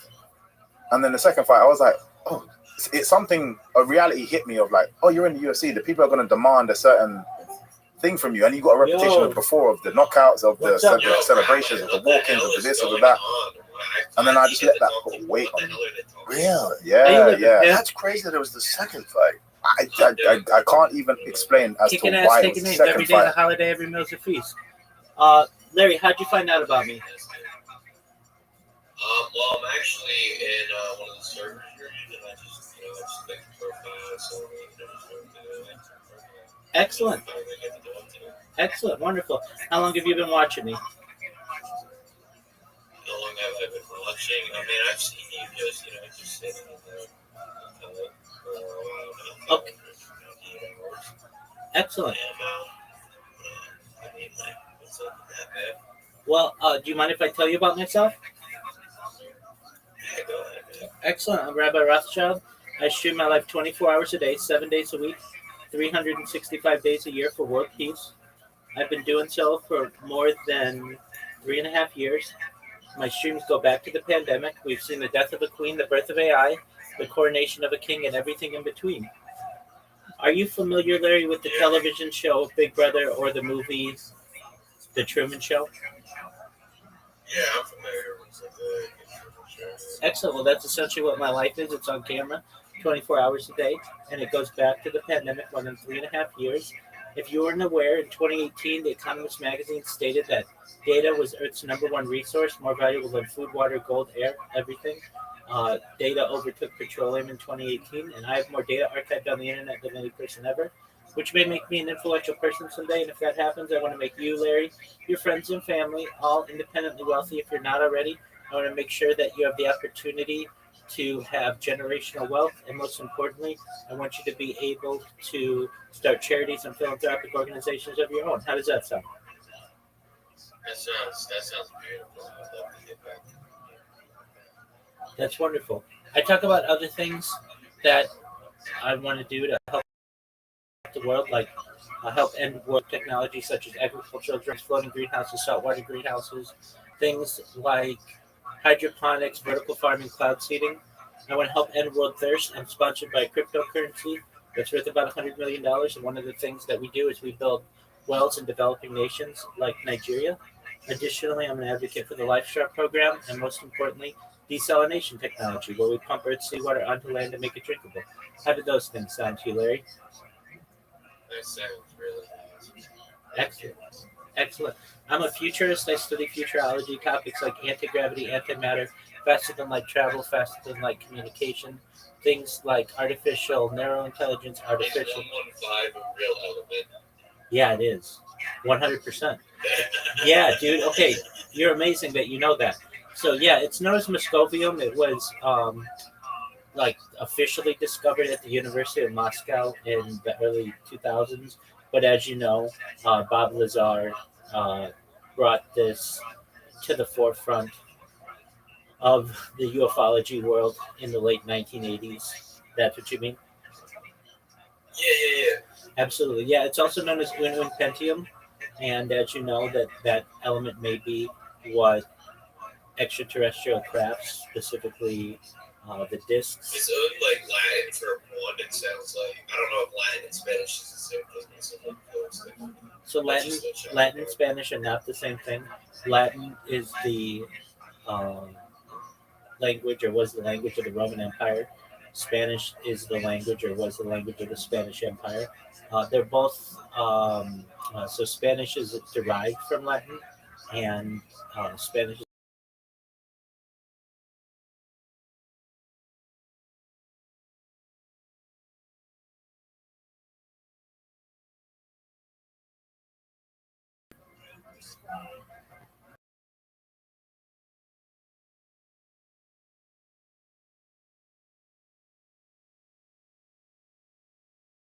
Un is 1 1, and then pentium.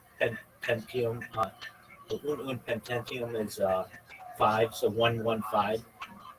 Element 115, and but yeah, it has been given the scientific name Moscovium because it was officially um, discovered, so to speak, um, at the University of Moscow in the early 2000s. So yeah, I talk about that. I talk about artificial narrow intelligence, artificial general intelligence, artificial super intelligence. I talk about things like space elevators, space tourism, Yeah. time travel. I talk about things like faster than light communication, interstellar travel. I talk about things like de-extinction. People don't know this, but the first successful de-extinction took place in the year 2003 with the Pyrenean ibex, which was a goat located in northern Spain, southern France.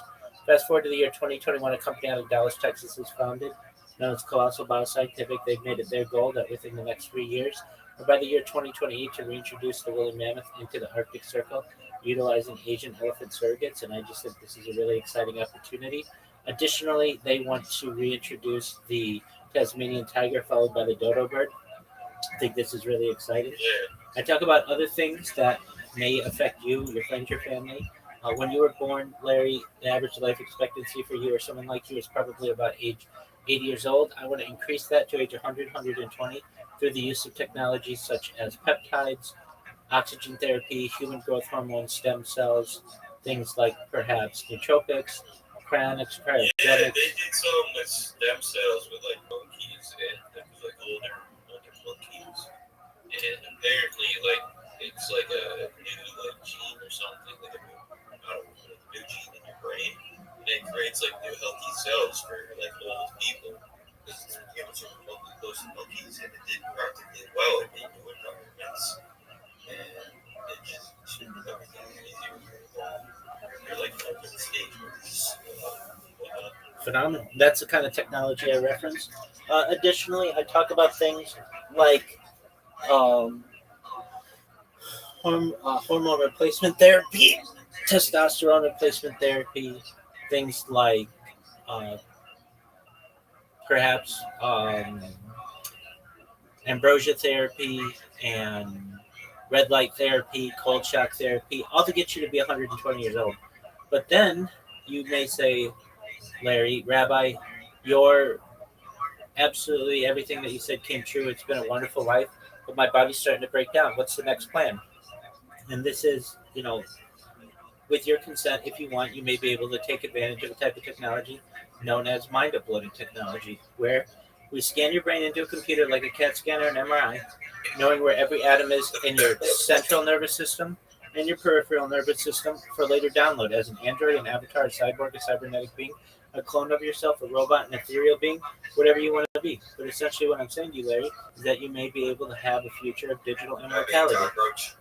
You could be, absolutely. What are your thoughts? Oh yeah, man. What? What are your thoughts? My thoughts? Hey, if I could be a little cockroach and just survive, how long do cockroaches live? They probably live like 7 to 8 years. Well, depends on the environment. But there's the argument that they're one of the few organisms that can survive a nuclear blast. Oh yeah, dude. Like I've seen shit where they getting thrown in microwaves for tests, and dude, they never like freak out. Same with flies. I don't know if it's just their immune system or the way they function, but the cockroach didn't even fucking like freak out. Like he was all casual, like a normal bug. Yeah, essentially. It's crazy, man. So that's what I do. How'd you find out about me specifically? What Discord? What was it? Here, let me look. I think it was. I think yeah, we have 6 mutual. I think it was E-Girl World. Absolutely. Okay, great. Yeah, PC too. 100%. Well, I stream my life in there. So more than anything about making you rich and fulfilling all your greatest hopes and dreams, I want you to know that I'm here to be a positive person in your life. I'm here to have an optimistic view on society, and I'm here to give you hope. So if there's anything you ever need from me, you let me know, okay? All right, hold on. I will be right back. I'm just gonna set up my camera. All right, you do you. Yo, what's going on, Sky Windy?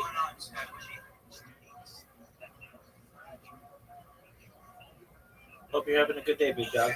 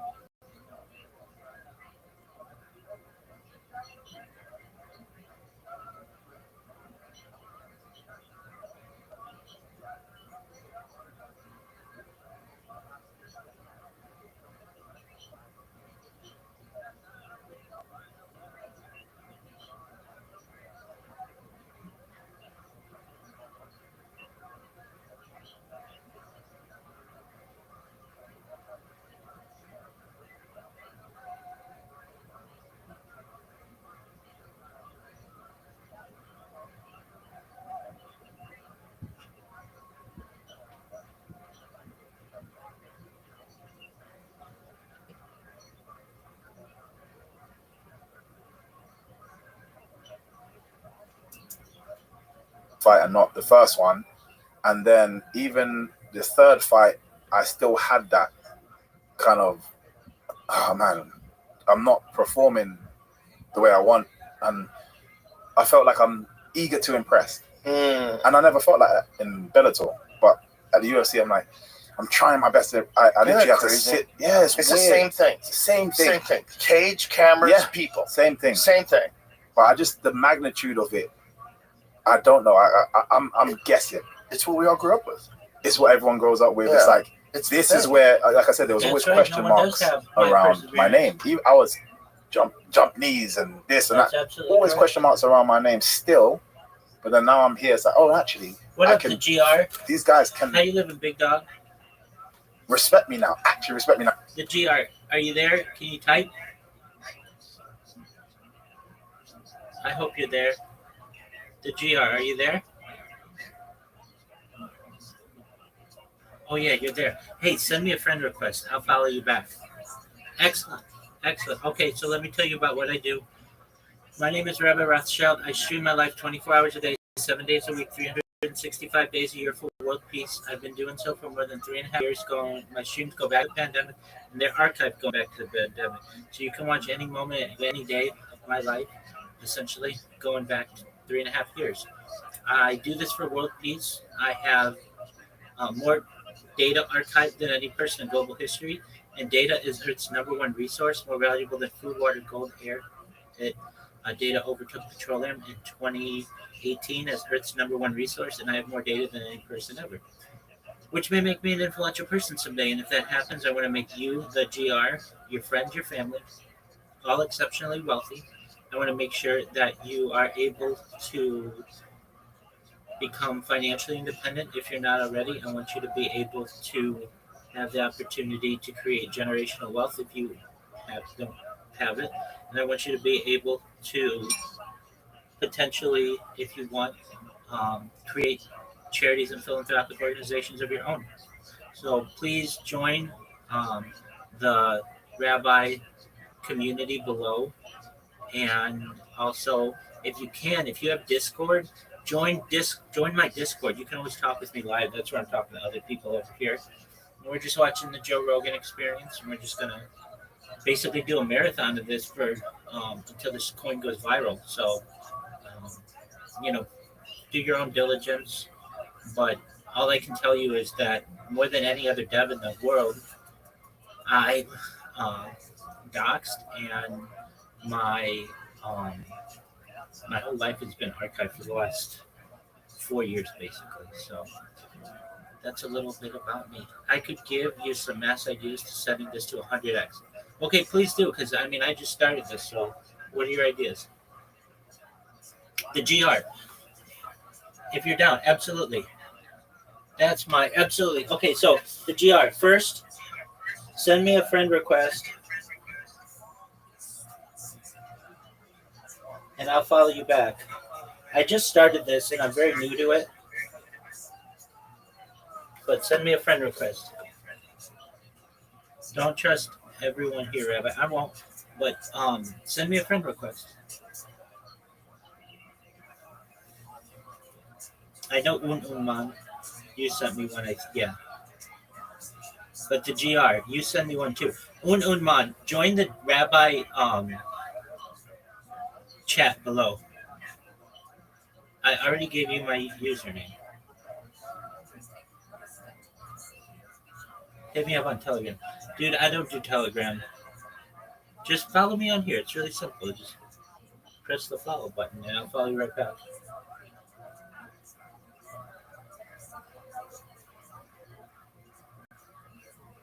I don't want to say I don't do Telegram, but I only do the Harry Potter Wellness Sonic 10 email.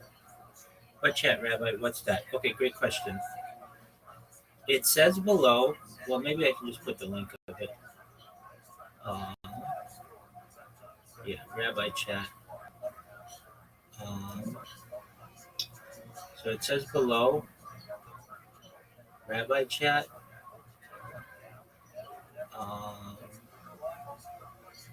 Let me see. Let me see how I can show you that on the phone. Okay, so basically here we have the, okay, so if you see this is like, you know, what you're seeing right here. Scroll down and pass the chart. And right here, it says Rabbi Chat 15 members. Join chat. Press, do you see it? It says join chat.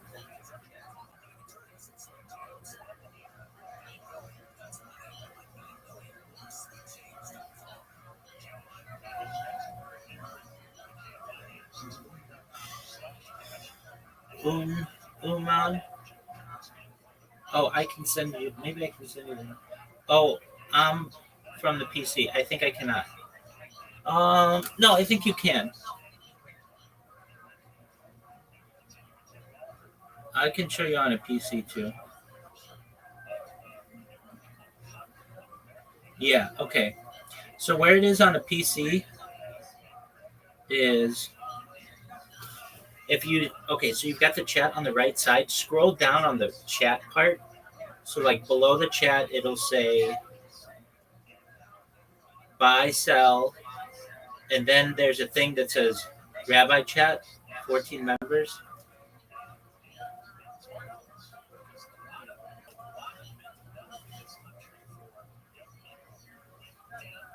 Let's see if you can see that. So It's below the chat. Keep going below the chat. So I'll show you on my phone. Let me just turn it to.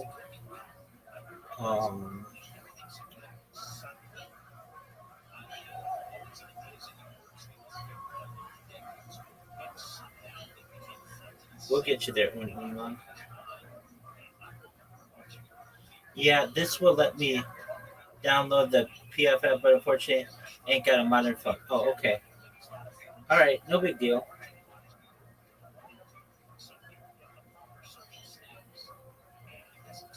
I'm following on X. Excellent. Unman, tell all your friends about this. Unman, do you have Discord? Unuman, do you have Discord? Yes, I do. Okay, go to my Discord. It's right here. I'll send you the link as well. Just go to discord.me/rabbi. That's the easiest way. And then join my Discord. And you can see I have 2,000 people in the Discord.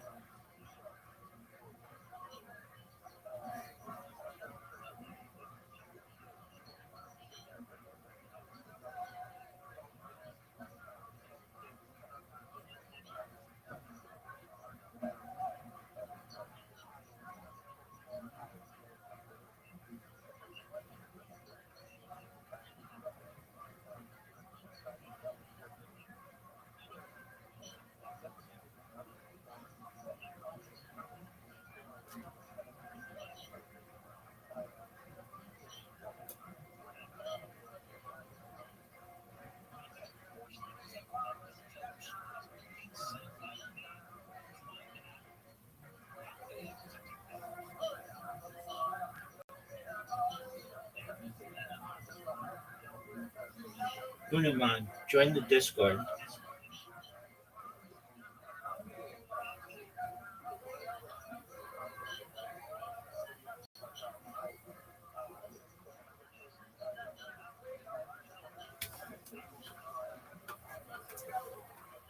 I mean, because I'm here. Yes.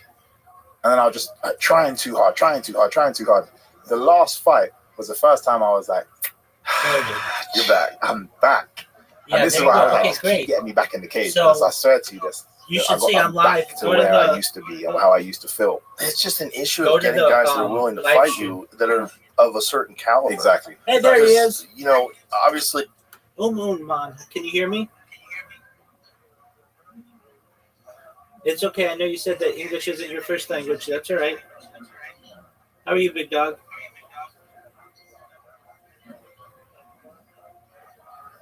It's okay if you can't. Well, hopefully you can hear me. It's okay if you can't talk. No big deal. I'm glad you're in here. You can always connect with me in here if you need 24 hours a day.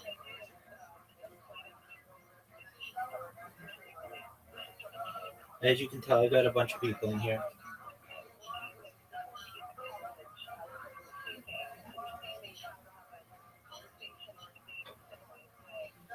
Can you hear me?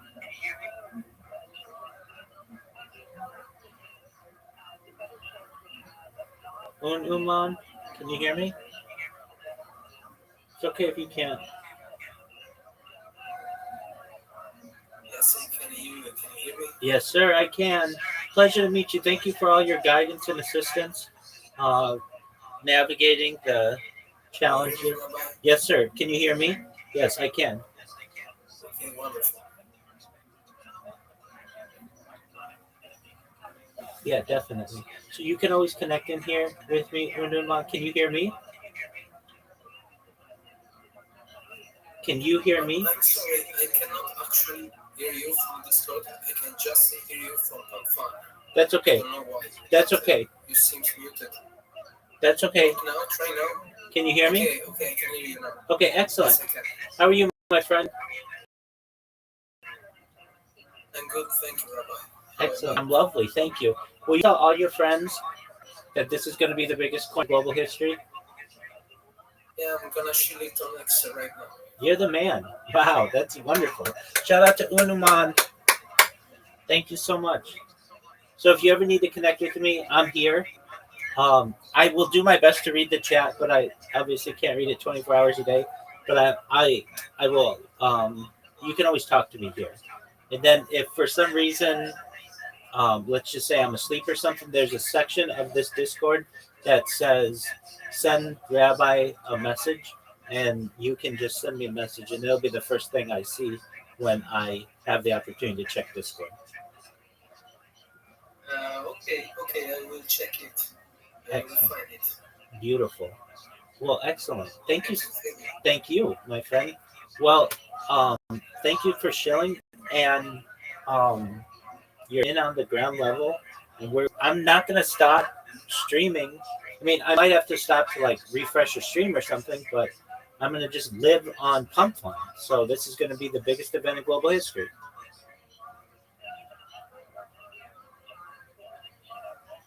So I hope that's cool in your book. I know it's cool in my book.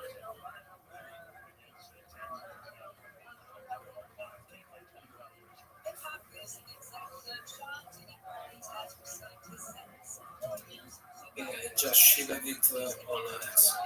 Thank you Thanks so for the much. beautiful life. Absolutely. If you need me, I'm always here for you. Okay, Mom? Thank you so much. You're welcome, my friend.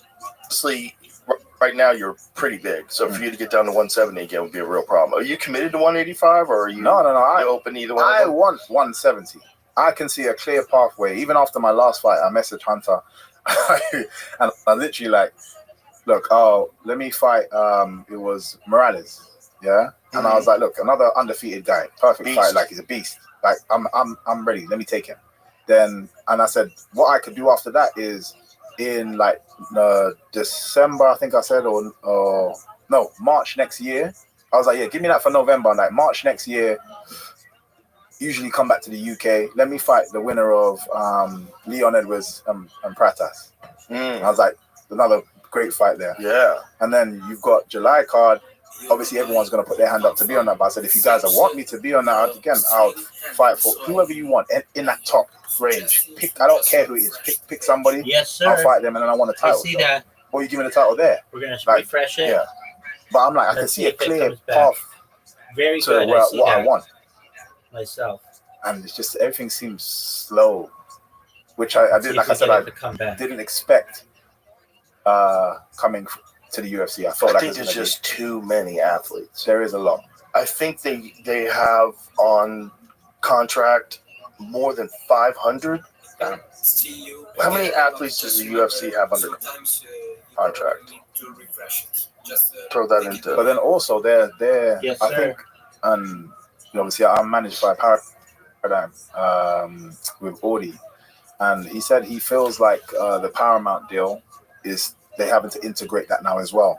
And I'm like, I didn't think about that, but every time because Bellator kept getting new partnerships, it did slow things down a little bit. Oh yeah, that would make sense. So yeah, that doesn't start until January. But obviously they're sorting out contracts and things from now, and then they have to try and align the shows. And I'm guessing, obviously I don't know, but I'm just saying it just feels even slower than before. And I'm like, that sucks. Yeah. And I'm like, I just want to be back out there. I don't care. And this is why I'm happy to take 674. Wow. 674 fighters under contract, and they don't have fights every week. They have fights almost every week, but not every week. That, I mean, just think about that. So you have 52 weeks. You have all these fighters. Fighters want to fight multiple times a year. I appreciate that, but I'm MVP, man. Let's go. I am with you. I'm with you. I always say that I wish I was a matchmaker, but I don't. Because it's the hardest job. Yeah, I'm sure. Yeah, I used to talk to Joe Silva back in the day when he did it. He fucking hated it. Dealing with everybody, and managers, and people flake out, and fail drug tests. God damn it. And these guys, what they're doing right now is very difficult, because what Mick Maynard and Sean Shelby are dealing with is the volume is so much greater. Yeah. There's so many more really good guys. Like in almost every division, like guys are coming in from the Contender Series. Yeah. Like, that guy looks like a world championship caliber fighter. Yeah. Talented. Talent's off the charts right now, and it's because they get to watch. Yeah. These are the kids that are growing up watching Anderson Silva. They're growing up watching John Jones' first fight. Yeah. They're growing up watching the early Chuck Liddell fights. It's normal. Totally different. Yeah. They like when they're play fighting with their friends, they're in stances that look right. They true. know what they're and doing. they know the names of every submission, and this is so true. They're calf kicking each other in the fucking schoolyard. It's a totally different world. That's very true. And those kids are going to grow up. That's going to be integrated into their neuromuscular system. Yep. Yeah, and they're going to learn. There's guys coming along that are like elite black belt level jiu-jitsu, elite stand-up, elite wrestling, takedown defense, cardio off the charts, and they're 22. Yeah. You're like, this is nuts. Now it's just about whether you can compete, whether you can pull it off and keep your head together on fighting things. Which is, again, I think is something that people don't speak about enough. Listen, Aaron Pico is as talented as they come, right? That dude is a fucking vicious boxer, incredible wrestling, gold chip prospect from the very... But Lerone Murphy is another guy. I was saying before that, this is the guy that's not getting the credit he deserves. Because you got all these loud killers at 145, but you got this one dude that does everything perfect. And he's beating everybody. He's beating everything. Etching away. And he doesn't take damage, and he's clever, and he's slick, and he does things, and every technique is perfect. He doesn't. And there's no fat on anything. There's no wild winging punches. Everything's tight and intelligent. That spinning elbow was a work of art. He just knew Aaron Pico's trained. He's come bang. That was a crazy. But that's the difference between someone who can compete at the highest level. And someone accustomed to it. Right. It's the knowing when to hit the gas and when not to. Pico's just all gas, no brakes. Like you said, it's like similar to Michael Chandler again. Yes. Just like in that rage mode all the time. And all gas, no brakes. You need to take your time. Well, that's a wrestler thing too. They always want to break people because in wrestling you can do that. You can have that mentality where you're constantly hitting the gas because you're not going to get knocked out with a flying knee. True.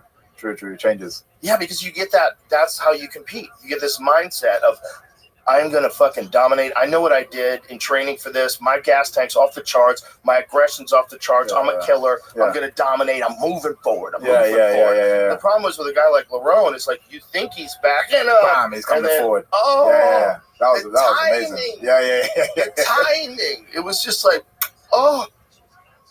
But Pico even stepped right into the elbow. It was ruthless. It made it 10 times worse. Ruthless. And that's my thing. The car crash effect. We create those collision moments. For a guy like Lerone, who's not a big marketing guy, not a big doesn't say wild shit on the moment, just steady professional, does his job. He needs that, right? He needs this spectacular thing where all of a sudden everybody goes, he needs to fight Alexander Volkanovski, and that looks like that's what's going to happen now because of that one performance. Which is, I'm so happy for him. Me too. He's a cool guy, man. I'm so happy for him. But this is why I tell people, if he had just a little bit of chat, a little bit of show your personality, or something. Just give me something else. You have that. No, but you know what it is? I always say, like, everyone, like, Demetrius Johnson for me is one of the greatest, like, of all time. Yeah. Another underappreciated guy because of his size. Yeah. But I feel like underappreciated because you can't market him in the exact same way as you'd market like a Conor McGregor or somebody else like that. But he's a gamer. I'm like, shed a light on. There's a massive community of gaming. That industry is $1 billion deep. Market this guy because he goes back home and he's just like, he's one of them. He's one of those guys. Yeah. So, but again, I don't feel like we saw any of that until afterwards when he was kind of like doing his own thing. And he's now obviously doing a lot of his YouTube channel. I'm so happy that he's getting rid of the recognition. It was kind of when he went to one that he started doing more of the gaming stuff online. But he had been doing it though. He had been doing it in the UFC as well. Yeah. But again, it's just more, I guess. They didn't capitalize. Yeah, that's what I mean. Yeah. I think so. Certain people, you have to, like, what is your thing? Right. Not everybody is just the fighting. They have things to kind of release, wind down, and you know what I mean? Yeah. Find that out. He's killing everybody anyway. So how else can we market? Instead of being like, can't market him and saying he doesn't talk, say anything. There must be something there. There has to be something else there we could look into. Well, it's interesting because some guys, their personality is no personality. Like Pereira. His personality is stone face. Just stone face, destroyer, death machine. Here he comes, Amazon warrior. Literal, actual Amazon warrior. Yeah. Like not a faker. His fucking family comes from a tribe in the Amazon. But then that's what he markets though. Yeah. I guess that's what they market. But It No, was but he because markets of that he as well. markets. He He walks marks. Oh, that walkout. Yeah. Oh yeah, that's true. Bro, I do it That's myself. true. When he's walking out, I'm just waiting for him, like, ah! That's true. And that's what I true. mean, though. I mean, like, that's you're selling your story with just something That's so actually simple. a very good point that I didn't even think of. Yeah. His walkout. His walkout gives gives you you the that. best in the sport. Yeah. And that's what I'm trying to And say. that music, Yeah. the jungle music behind And him. you just the walk. Just like, this Amazon warrior. It's simple. Everyone can relate to it. Oh yeah. It's consistent. So I'm always gonna. Oh, that's the guy. And you see kids in the audience throw the 1-2. Yeah, they do it. Yeah, and like I said, because I'm a big wrestling fan. I see it's those moments that everybody will remember and everybody will do. Right, when Stylebender came into the Undertaker. Oh, beast. But that's what I'm trying to say. It's those kind of things that people just don't. Yeah. And I'm talking the fighters themselves. Obviously, I feel the UFC can do their bit as well. But technically, you're already on the platform that's going to show you to everybody. So then it's your job to figure it out as well. Another aspect of the game. Yeah. Like strength and conditioning, like all these different things. Exactly. Just think about it. You're a professional. Figure out how to market yourself. Yeah. You are the product. The problem is, though, it does lead to like cringe moments. Some guys. So not everybody has your personality. And some guys try, and it's like, yikes. Shit. You gotta take a risk. You gotta take the risk.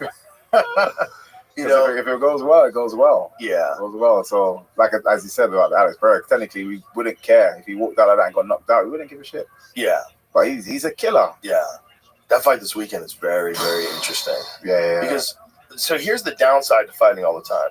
Fighting all the time with your style is a very different thing because you take so little damage, which is another huge element. Yeah. Like I kind of would tell people that if you have a kid and your kid wants to learn martial arts and they want to eventually be an MMA fighter, I would say two things. Number one, wrestling. Take that kid and teach him how to wrestle, because if you could just develop takedown defense and understanding of grappling, at least you have a base from the time you're real little. Exactly. Yeah. That should be your base. Yeah. Because it's the most important aspect of the fight. If you can't grapple, a guy can take you down and he can hold you down. You can't do shit about it. Number two, learn how to point fight. Yeah. Learn how to point fight. Learn distance control. There's a different thing that you guys are doing. If you got like, people think of Billy Blanks as Tybo. You got to go back and watch Billy Blanks when he was a fucking karate wizard, dude. Exactly. He was a wizard. And he was hitting people where you couldn't hit him. You know, all the old school guys were all like light on the feet, bladed style, and they had this leap in ability. That if you're used to a guy standing in front of, it's a giant problem, and you don't have the timing to solve it. You could go 2-3 rounds deep before you start actually landing it. Exactly. You can't do anything to them. It's a giant problem. And I would 100%. say you want to be the person giving the other person that problem. Exactly. Then you can learn all the other stuff too. Exactly. Learn your boxing fundamentals and Muay Thai and knees and elbows.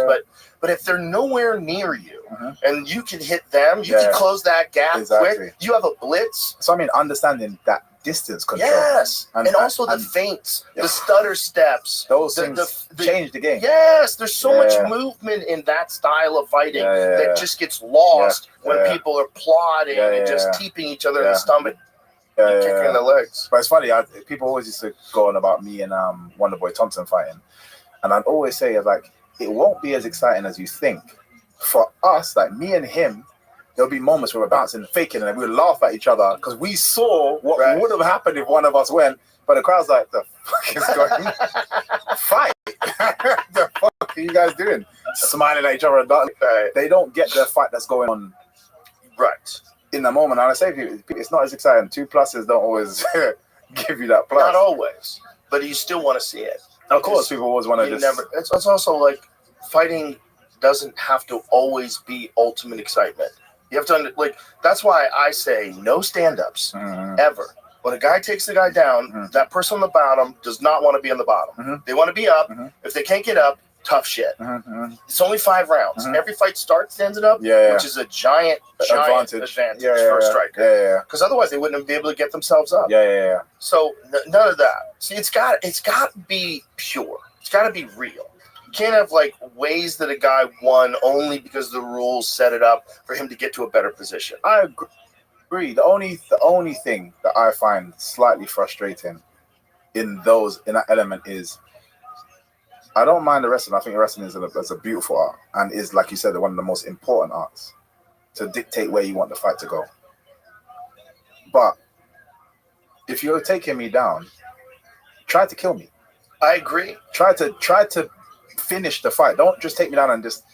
I agree. I like people like grabbing my legs and looking at the clock. Here's the thing: if they're not good enough to kill you, yeah, right? What if they're good enough to take you down and hold you down, but then they just have to be real defensive afterwards, and they'll throw a little pity pat. I know. That's the only element that I just. But here's the thing: they're not good enough to do more.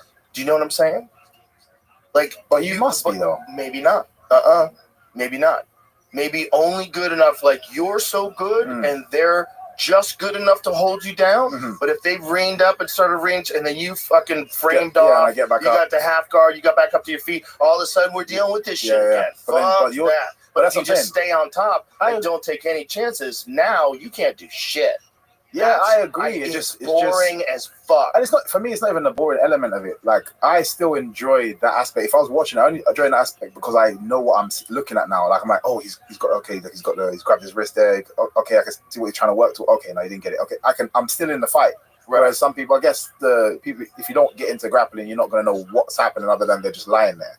So I get it for them, but for me, still, it's just like the aim of this game is for me to beat you, and I mean like knock you out, put you to sleep. So I'm trying to show you that I am the stronger man as a warrior, and that's not by holding you. Right. That's not by holding you down. Holding you down to get you to position to land this elbow and hold you down to get to position to land this pop. Yeah, but just to. I completely agree. However, even though I'm a fan of yours, if a wrestler who had that boring style took you down and held you down for 3 rounds and won a decision, I'm like, damn, he did it. Yeah. He did it because he can't do it any other way. If he can't stand up with you, he's going to get fucked up. And he can take you down anytime. Why would he ever let you up? And if losing position is dangerous, so if you're very explosive and you're very good at grappling, you're very good on the bottom, you've gotten submissions off the bottom. If a guy reins up and starts throwing shots, but he feels like his base is gone, and he just wants to clinch and hold on and maintain position, and he maintains position with this kind of shit. On top, doing this kind of shit. Just little movements, like he's still getting away with that. Yeah, he's still doing that. I agree. Because that might be his only path. Right, for you. But the thing is, he's not good enough. Yeah. Where then you have guys like Khabib. Khabib gets you down. You're getting fucked up. You're getting fucked up constantly. Everybody loved it. He's talking to you. He's keeping that space, but still pinning you. He's crushing your legs in between his legs, and he's trying to choke you out on you. That I can appreciate all day, every day. I can too. But some guys aren't good enough. They're still fighting. Yeah. Right? They're in there. They're like, they're not good enough. There's guys at a world-class level that are not going to be world champions, but they might be able to beat a guy who could be a world champion if they can do that thing. Yeah, it sucks. I know. But It's hard to class you as a world championship fighter. Then, let's talk about Hamzat then. Yeah. Hamzat Dricus Duplessis is a perfect example of that. You got an elite grappler who dominated the fight with very little damage. Yeah, when I dominated it to the point where you're in the worst position you could be in MMA. You're in a crucifix over and over again, every round, over and over again, and you can't do shit about it. You let him just. You can't do shit about it. But so do you think that he's worried about him exploding? Because in my head, I'm like, the fight ends if I elbow the shit out of you right now. I think he's worried about the chaos and Dricus getting back to his feet, and they wanted to just win. This is the whole thing because he came back to his corner apparently, and this is told to me secondhand, but I'm pretty sure it's true. Yeah, by a reliable source that he was saying, "Can I box now?" I was like, "No, okay, no, you're not fucking box." His team was like, "Take him down. He can't." Look, if you got that clear of a dominance. Like that I still agree with though. As the coach is saying, no, take him down. But I'm saying once you are in that position, smash. Yeah, your whole thing is smash. Right. Yeah, smash the shit out. What the hell? Like I think they just wanted that win. Yeah, no matter what. Because it's like it's such a big deal. Hamzat finally got a shot at the title. Yeah. Like, just like, what is the clearest, most intelligent Way to like, if success. you're betting $1 billion on this fight, yeah. what's the best way to victory? Fucking just take him down. Yeah. You can take him down anytime you want to, hold him down, punch him a few times, make sure you're in dominant position so you're not going to get stood back up. If the referee starts talking to you and telling you got to start to a little bit of this, do a little bit of that, fake a submission, don't throw all your gas into it. You know, do whatever the fuck you got to do, but get that goddamn title. Right? And then you know, there's going to be some guys that he can't do that to. And that's where things get interesting. But who would you say that is though? Because his wrestling style is just crazy. It's so Brendan Schaub had been to his training camp. And he called me up. He goes, bro, we got to talk. He goes, I just got back watching Hamzat train. He goes, I've never seen anything like that in my fucking life. He's like, dude, but I'm telling you, he's mopping the floor with like Division I All-Americans, world-class grapplers, jiu-jitsu black belts. He goes, he's mopping the floor with people. He goes, it's nuts. Because they asked me if I wanted to spar with him. Shaw goes, fuck you. He's like, fuck you. I'm not going in there. He goes, he was mauling people on the ground. He goes, I've never seen anything like it. He goes, it was crazy. He goes, he's so high level. I had the privilege of going to the gym and in Dubai and train alongside him, and I saw it for myself.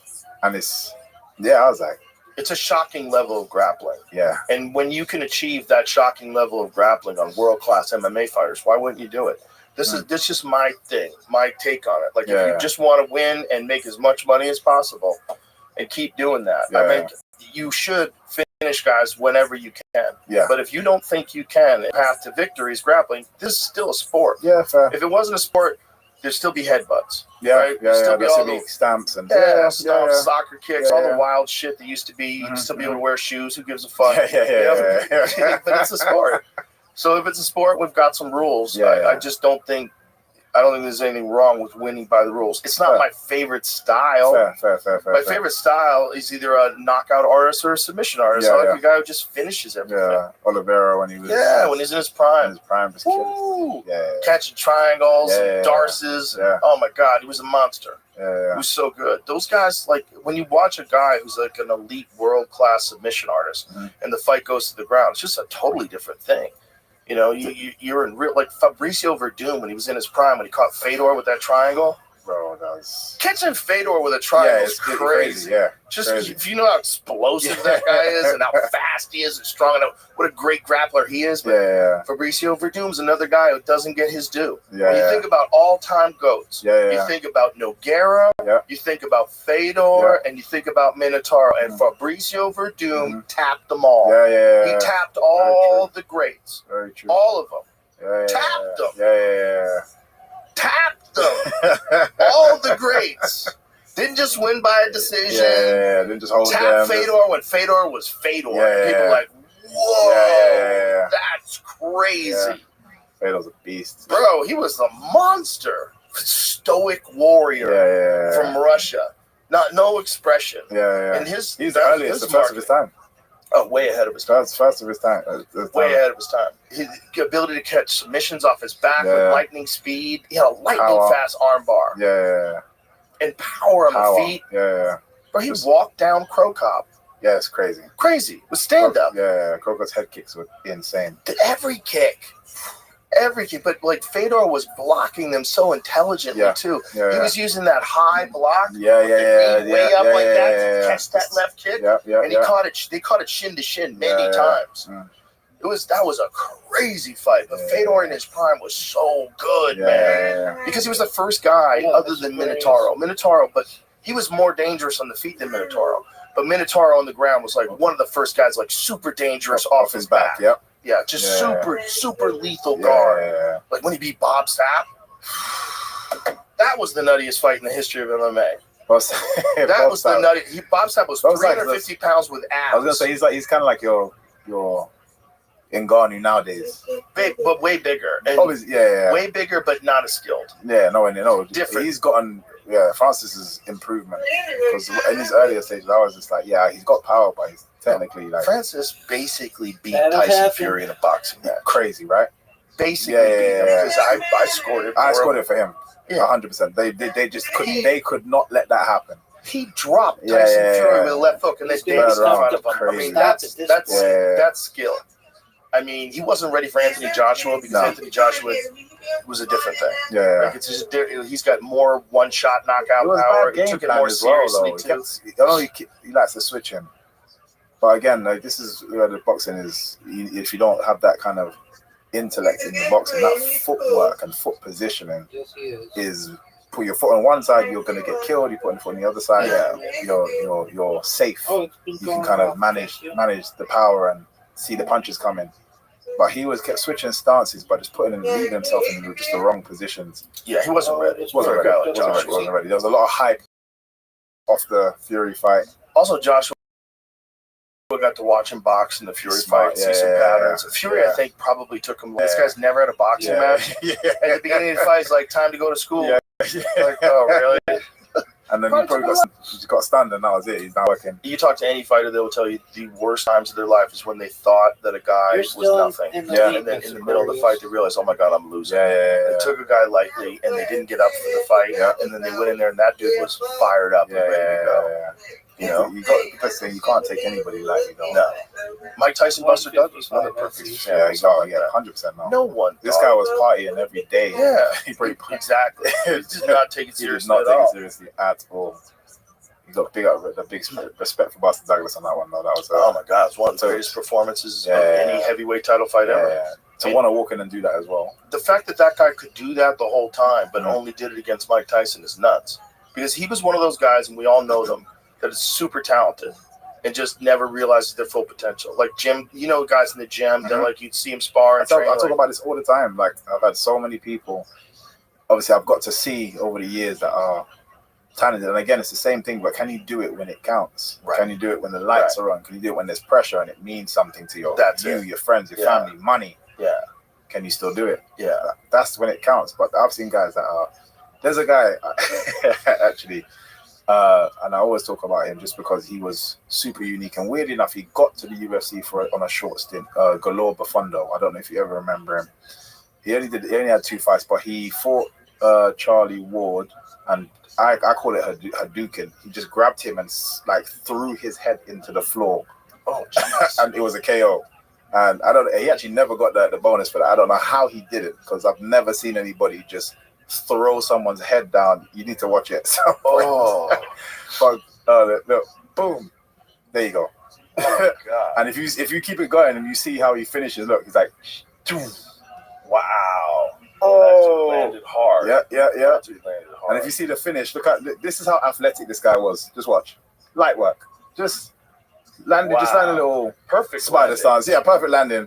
Now I had to deal with this every day. Yeah, and that was nothing. He's super explosive, but again, he's a striker. Very weird striker. Like his kicks are like his hands. He can for ages. Yeah. I was sparring him one time, and me and him, like I'm the guy with him. When he steps in, my eyes do this, and I'm like, okay, I have to make sure because a kick will come from anywhere. And we're sparring and going back and forth, and I'm in my element, and everything slows down for me. Drink some water. And I see his head drop down. And alarm bells are going off. And I'm like, he doesn't shoot. He doesn't go for takedowns. But I'm feeling alarm bells going on. I'm like, something's gone wrong. I don't know why. This felt this slow. Something is wrong. And I've never done this block in my life. And I went like this. X block. I've never done this in my life. Never been taught this. My body said, throw your hands. He did that and did a cartwheel kick. Front flip. Oh, geez. Yeah. Landed on his foot and axe kicked me. If I didn't do that, I'd be sitting here in 2 right now. Wow. Talking to you about the story that I once used to do MMA and this guy split me in half. He's front flip axe kick and a front flip axe kick. That sounds wonderful. On his Instagram, I don't know if you'll find it, but on his Instagram, there's clips of him doing it on a bag.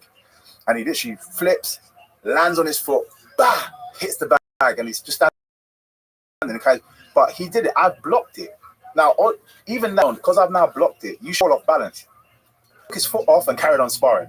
Everyone in the gym was like, what the hell was that? I never even thought anyone could do that. Like, he's another person that in the cage, he never showed this stuff. I've seen him, someone in a single leg, and he's run up the cage and slipped up the single leg and kicked off the cage and landed behind the person. And always when I talk about this, it sounds like I'm exaggerating. He used to do stuff that I've never. It's only in games, and this is why everyone used to love. Watching him do that flip, I believe every word you're saying. Because that was crazy. The landing was crazy. Yeah, like it was like He was it's not like doof. It's not like this. Yeah. No, he landed soft on one knee. Yeah. He was insane, but just never showed it. Wow. Never retired. Yeah, he's like he teaches and stuff now, but he just. And it's a shame, man. He was a fun character, and like I said, amazing person to train because he made me better. Because he got the few people that in the gym that could actually kick me in the head, and and catch me because I'm good at seeing. I got good eyes, and he's just it was just something else. Crazy that you knew it. You had intuition. I don't know what happened, but something said if you don't do this, you're going to die today. Wow, that's crazy that you recognize that of all movements. Yeah. But again, because he never shoots. He's a striker. He'll sprawl in and start doing his jiu-jitsu from there. Never really shoots. And he just went like this. I'm like, what's going on here? I don't feel like sprawling. Something's wrong, but I don't feel like sprawling. Oh, here you go. Oh my God! He does one. He does one and he lands. He does one and he lands it. That's crazy. Boom. That is so crazy. And imagine doing that during sparring. It doesn't make sense. And he's hitting the bag. Boom, look. That's crazy. And I tell people feel like, you're talking rubbish. You can hear that. Oh.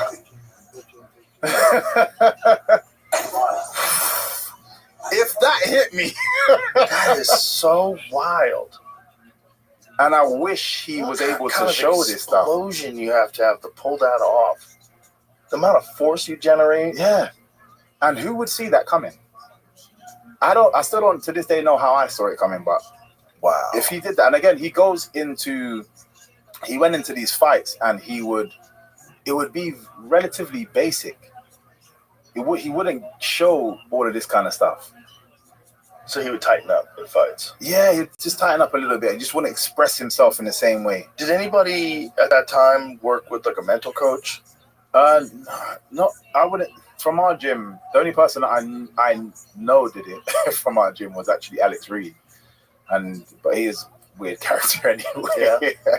Funny guy, lovely guy, but he used to have like therapists come and do this kind of stuff. And at the time, I feel like I didn't care for it because he just made it seem lame. It's just because it was from him, but I understand more so over my time the importance of the mental aspect of things as well. Maybe if someone could explain to him, or if you could have a conversation about what goes wrong when he competes. Yeah. Like what are the thought process when he competes and what could be done different to change that thought, like to combat them when those thoughts come up. Yeah. To have a tool. Yeah. Have a mental toolbox where you go, no. Yeah. We're not going to entertain this kind of negativity. Yeah. We're going to stay positive. We're going to stay zen. Yeah. You know, the most important things, don't ever give in to anxiety. Yeah. Don't let it get to you. Don't let it follow you. You're positive. You're breathing. You're moving. You're a killer. Keep moving and just have someone with him maybe initially to coach him through those movements. I wish there was some, but again, also maybe the gym that he's in with us at London Shoot, that's not a thing. It's right. We beast. Like we're just gonna. Right. That's and the thing is, he still look amazing up into the fight. You get to the fight, and you'd be like, bro, I can't wait for people to see this. Right. And he'd get there, and you're like, what are you doing, man? Yeah. And it's frustrating because he was still super talented. He's still, he won one, and I think he lost the next one, and then that was it. But even his previous fights before that, he's got some exceptional fights. But just not what he's capable of doing. I've never seen what I've seen in the gym on stage. Wow. Never seen. And he still got signed to the UFC. Just because he's still talented. And obviously somebody saw his talent and was like, yeah, I want that.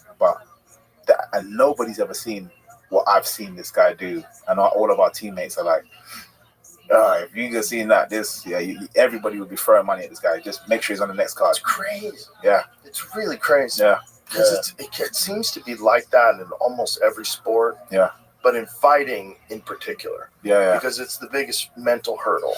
You know, there's no team to fall back on. There's no, I guess we lost tonight, boys. No, you got fucked up in front of the whole world. And that's the sport that you're in. You're in the sport with the highest highs and the lowest lows. Yeah. So that pressure is just, it's unexplainable to the average person. Yeah, you can't explain it, really. This is why I try my best to focus on the element of fun, because I feel like when I'm dancing, smiling, laughing, joking, everything slows down and everything's enjoyable. There's no stress. And anytime I feel slightly stressed, you might see me dance, which is interesting because people just think I'm just doing it for the other person, to mock the other person. And sometimes it's just just stay chill, man. You're here. Like, you don't need to do anything more than this. Right. If I feel like a little bit like, that was a bit, and my mind starts going, no. Let's shake it off, get into your mode again, and then go back to enjoying yourself. That's but I know some people need to be in this angry state and just, psych themselves into it. And I don't even need to be angry at my opponent. And I think that comes from the fact that I used to have to fight my siblings. Right. It's not based on anger. Right. I love them. But my dad he used to say, that's not your sibling on the map, but straight afterwards, make sure you pick that person up, make sure they're good. And again, my brother would beat me up, my other brother would beat me up, my sister would beat me up. Everybody, but I still had love for them. So I never needed anger to thing. And the fact that my family did this thing, and even my nephews and stuff now, it's generational. It's just something that keeps us all together, and we're so close. It's not based on being angry, just based on learning something, enjoying something, and doing it with people that you love. So that's why I can make it fun. Everyone loves this whole tense, and I don't. I think what a lot of people don't understand too is the hardest part of it is the day of the fight. It's not the fight. Once a fight starts happening, you're in there. You're in it. Yeah. It's not scary. Yeah. Unless you're getting fucked up. Yeah. When you're getting fucked up and scary. The end is near. Yeah. There's like you want to see ultimate bravery. Khalil Roundtree in the last round with Pereira. Yeah. When Pereira's putting it on him, that's ultimate bravery. Because he knows he's getting fucked up. Yeah. He knows he doesn't have much time. There's nowhere out. Yeah. His skill set is all in stand-up. Yeah. I mean, he can take guys to the ground, but at this point, that's not going to happen. It's not happening. And his face is broken up. Busted up. And Pereira is doing that Cobra thing where he gets Cobra style, leans back and slams in. Beautiful. It was terrifying. But that's that kind of bravery in front of the whole world. Yeah. A lot of people, they're not sure if they have that. Yeah, fair. And so there's just the pressure of that in front of the whole world. So maybe they're in there just just do enough. Yeah. Just do enough. Exactly. They're scared. Which shrinks you. And sometimes super duper talented people are the most scared. Because it kind of came too easy for them. There's a thing about super duper talented people that for some reason, that gift comes with a curse. And that curse is that it came to you too easily, so you never really developed the grind. The real will and drive to overcome, just make these little tiny wins every day to pile onto a skill set. You're just a lightning bolt. You're a lightning bolt, and then when it's time to actually fight, you're like, you don't know if you've been tested. You don't know who you are yet. I think I get that a lot though, as in people always he's just naturally talented. And only when I tell people that, I get my ass handed to me. But this is the thing that I've always said. Guys who grow up with brothers, especially older brothers who can kick their ass, they're ready to fight at all times. Because they're fighting in their fucking house. They're ready to fight with guys who can beat them up their whole life. Just that alone sets you up for competition in a different way than someone I grew up with my sister. We didn't fight. It's nobody beat me up at home. It's totally different. Because you're accustomed to being around hostile males who are dominating you. Was it older or younger though? Younger sister. Okay, because my older sister was still beating me up. My sister never got into martial arts. I was the only one in the family got into it. Okay. But if I grew up with a bunch of brothers, I'm sure we'd be beating the fuck out of each other. Yeah. Well, we enough. We had to do it. There's one thing again. You'd always say you can't. This is not for out here. It's for in there. If you got an issue, verbalize it. Yeah. And if you still have an issue, we can sort it out in there. But yeah, I'd be annoyed at her. We'd have fights every now and again, but nothing crazy. But it's just being accustomed to just a constant back and forth. Yeah. How about fuck you? Yeah. You know? It's like it's in your house. It's in your house. It's And where you sleep. I was the wind-up.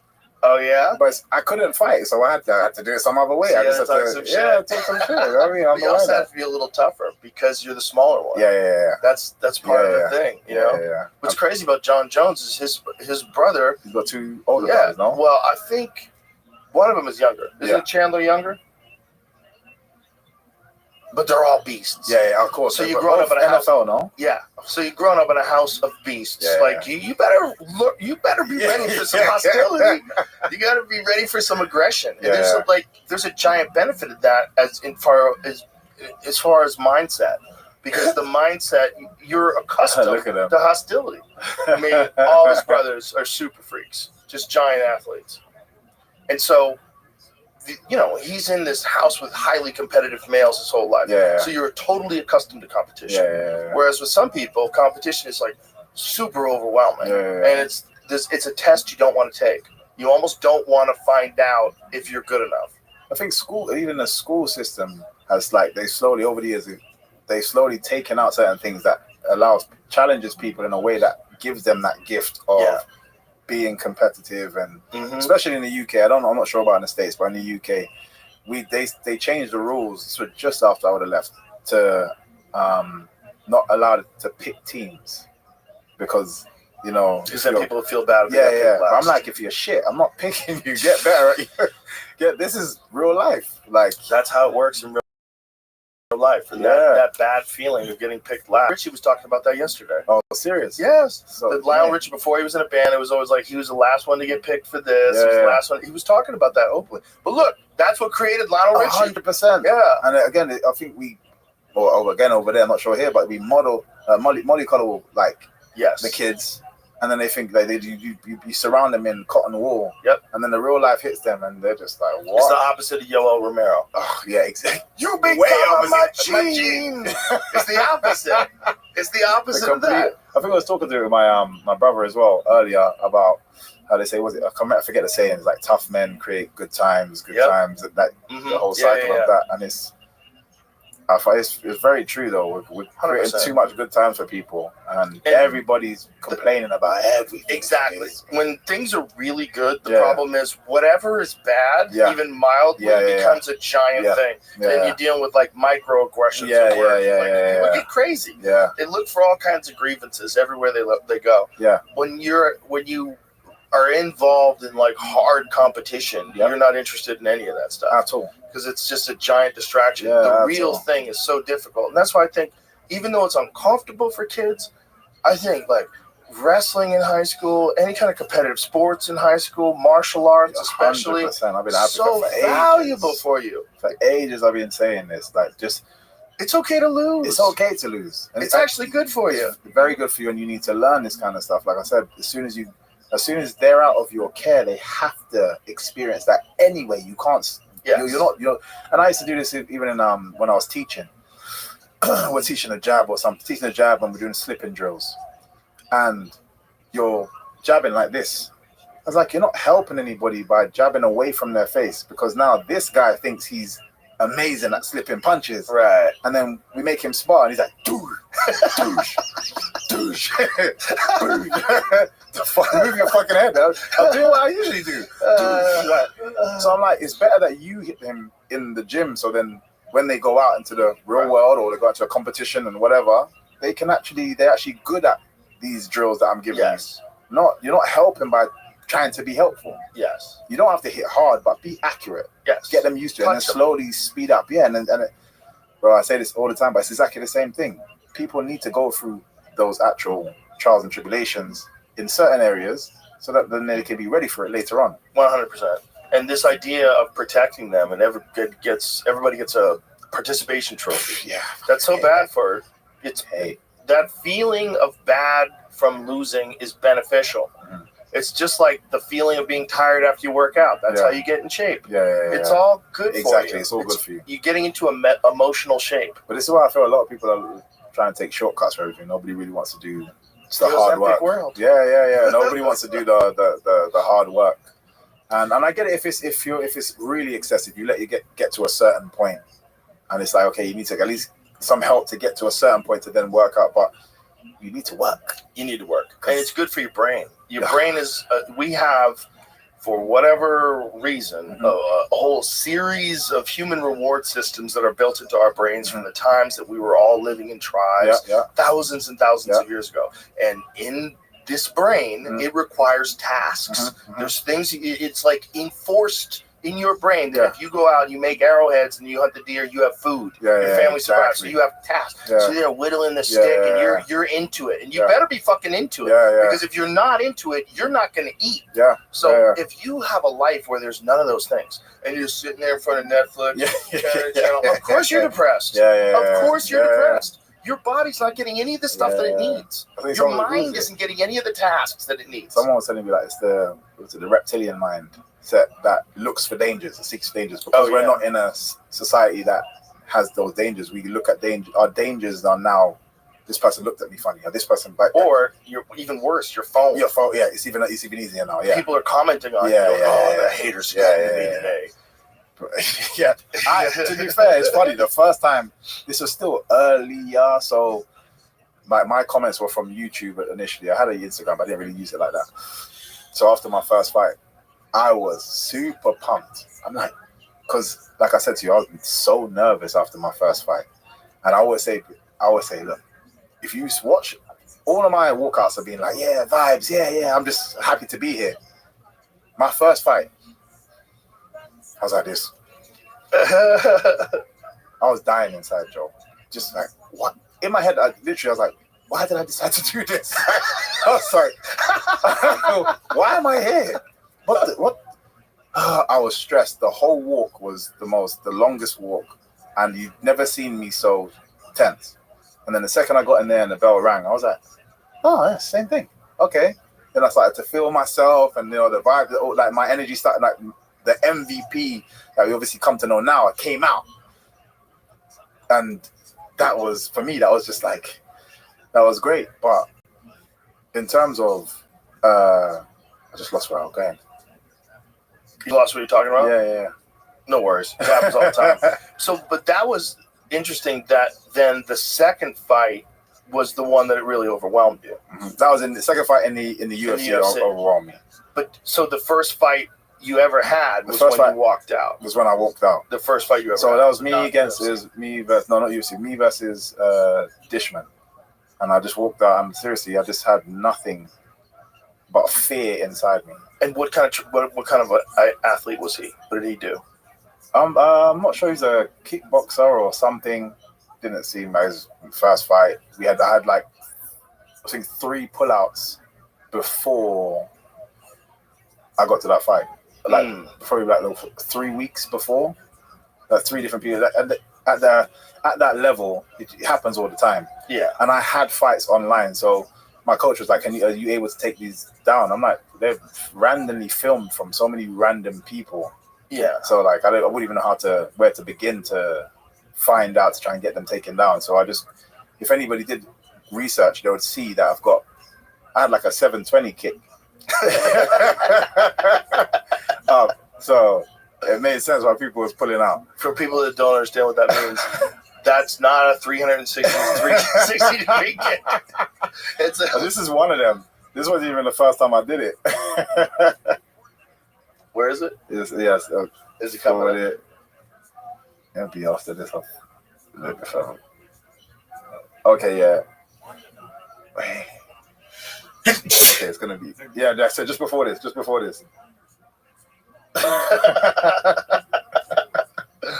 That's crazy. That's such a crazy kid. That dude is sitting there going, how the fuck did he hit me with that? He put his hands on his knees and everything. Like, how the fuck did he pull that off? So I understand why like people would look at that and be like, let's but this guy stepped in, and like I felt so bad negative going forward, walking in. But then once I was in there, but yeah, if you see the walkout, this one was like, but even how I'm even here, I'm super tense. Like it was only until I started bouncing that it was even a thing. What was the thing that was bothering you the most about doing this? Just my decision. Like, why did I do this? I don't know specifically. Oh, but once you got loose. Once I got in there, I was like, oh, cool. He had an obvious game. Yeah, he was trying to take me down. Yeah. He wasn't strong, so I was like, just push off. Like, I was feeling good. And I think after he felt my strength, he was like, okay, he kind of stood back. That style's such a problem. It's such a problem. I'm watching you move here, and I'm thinking, like, what do you do? Oh, you can't do anything. You can't do anything because he's so far away from you, and you like that when you try to close the distance on him, or when he tries to close the distance on you, and he just can't. He just can't get close. Like, look at that. That's just nuts. That's a terrible puzzle to try to solve in real life. Wow, look at that dive. That's pretty good, though. You got to hold your ankle. I mean, that shows you how much you wanted that takedown. Yep. Until this happens. Oh, boy. The best part is just standing there. That's amazing. Look at this. Is amazing. That's amazing. That's the best not walk-off KO ever, right? That's a standoff KO. Like, you realize, that's crazy. You didn't even look at him. That's amazing. It's funny when people ask me, like, why did you stand there? Like, what if he came back? I was like, I landed the kick, and I stood still, and I was thinking he might come back, so I could spin the other way and land another kick. That was the game. And then when the referee stepped in, I was like, perfect. This looks good. It did look good. It looks. But that's the thing. I went. Okay, that's where I remember I was going. I went crazy viral for that. Everyone's like, "Who's this guy?" Yeah. And I was like, because of the relief that I had, because of how tense I was like, "Oh my god!" Like that was for me ticking the box. Like, I can actually do this. I can actually make a career of this. Because I wasn't sure. And got home. When did you jump online? Like, I want to see, like, I'm seeing a video, like, crazy thousands of, like, comments and this and that. Like, okay, yeah, maybe the next comment. Maybe the next one? Nope. Yeah, people don't like me. They didn't like you for that video? I felt like I had murdered someone's child. For that video? Yeah. Okay. It just shows you why you should read comments. Yeah, 100%. Because you're only getting the opinions of the dumbest motherfuckers alive. If you just saw that. So let me tell you my thought when I saw that. Because when that clip went viral, I went, finally. Like, this is proof of what I've been saying for a long time. Like, they have a different thing. Yeah. Like, the really elite point fighters have a totally different thing, and you can't even get close to hitting that. And we're seeing that. Yeah. That was the beginning of it. Yeah. Because even though Raymond had really good success in Glory. Yeah, he was amazing, He did a great success in Glory, but it was different, right? Because you're in a small ring, it's roped off, and he wasn't accustomed to leg kicks yet. He had that one spectacular jumping side kick, spin back kick to the face. Oh, he nearly hit me with one of those. He was very famous for his double back kicks. Oh, my God. And then every now and again, he would hook it. And it was just like, he's knocked people out in the points game. For it, everyone's seen it. Like, and I remember I think it's the first time I fought him, and I was young, but I had a reputation. He was the guy, like, over in America that had a reputation, and we've collided. I was like, I don't care who this guy is, man. I was feeling myself. I was killing everybody for ages. I remember faking, like, moving around, faking, got him in the corner. I was like, oh, perfect, boom, blitz, same thing. I was like, something's off. Boom, did this. Bah. But normally the first kick is light. Both stamps. I was like, shit. Not only was that fast, but that was powerful as well. And that just got into my head. It threw me right off. I didn't want to commit to any of my strikes, and it just from the first moment he let that go, I was just like, he was very dangerous. Very dangerous. And he was another guy that, like, proved that point that this is a completely different skill set. And if you don't know how to deal with that, you're in real. It took the elite guys. It took like the Nicky Holtzkins and the Joseph Valtiminis, those guys to figure. Nicky was beast. Yeah, just chop the legs. Yeah. And Nicky was so technical. Everything was tight, hands up high, chop the leg, chop the leg. He was a beast. Yeah, just chopping the legs, man, is a totally different ballgame. Yeah. As soon as the legs start getting chopped, you're like, it's harder. You can't bounce anymore. Yeah. But that's the thing. It's weird because I started to utilize that as a way to win fights. Weird. Like, not obviously taking the leg kicks, but only giving you that option. So everyone's like, yeah, but that's an awkward style. I was like, yeah, but when I stand in front of you like that, you don't think to do a punch because I feel way too far away. So you're not doing a punch. The only thing you have is what's in front of you is a kick. So it's like I got used to timing kicks as you're kicking, collision going in, or just pulling just off and then putting my foot in slightly deeper, and then just pulling off and then putting my foot in slightly deeper. Now I know I can pull this trigger when I'm ready. And you're getting more and more demoralized because you're not landing. You're throwing a kick, you're swinging around. You're like, and there's only one thing available. Yeah. So I have to keep pressing that same button. Right. And the idea of you shooting on, it feels far. Yeah, too far. It feels very far. Well, that's the Hamzat thing. It's like Hamzat shoots from the middle of the fucking octagon. that guy's got a crazy shot. That shot he hit Whitaker with, and the one he would with.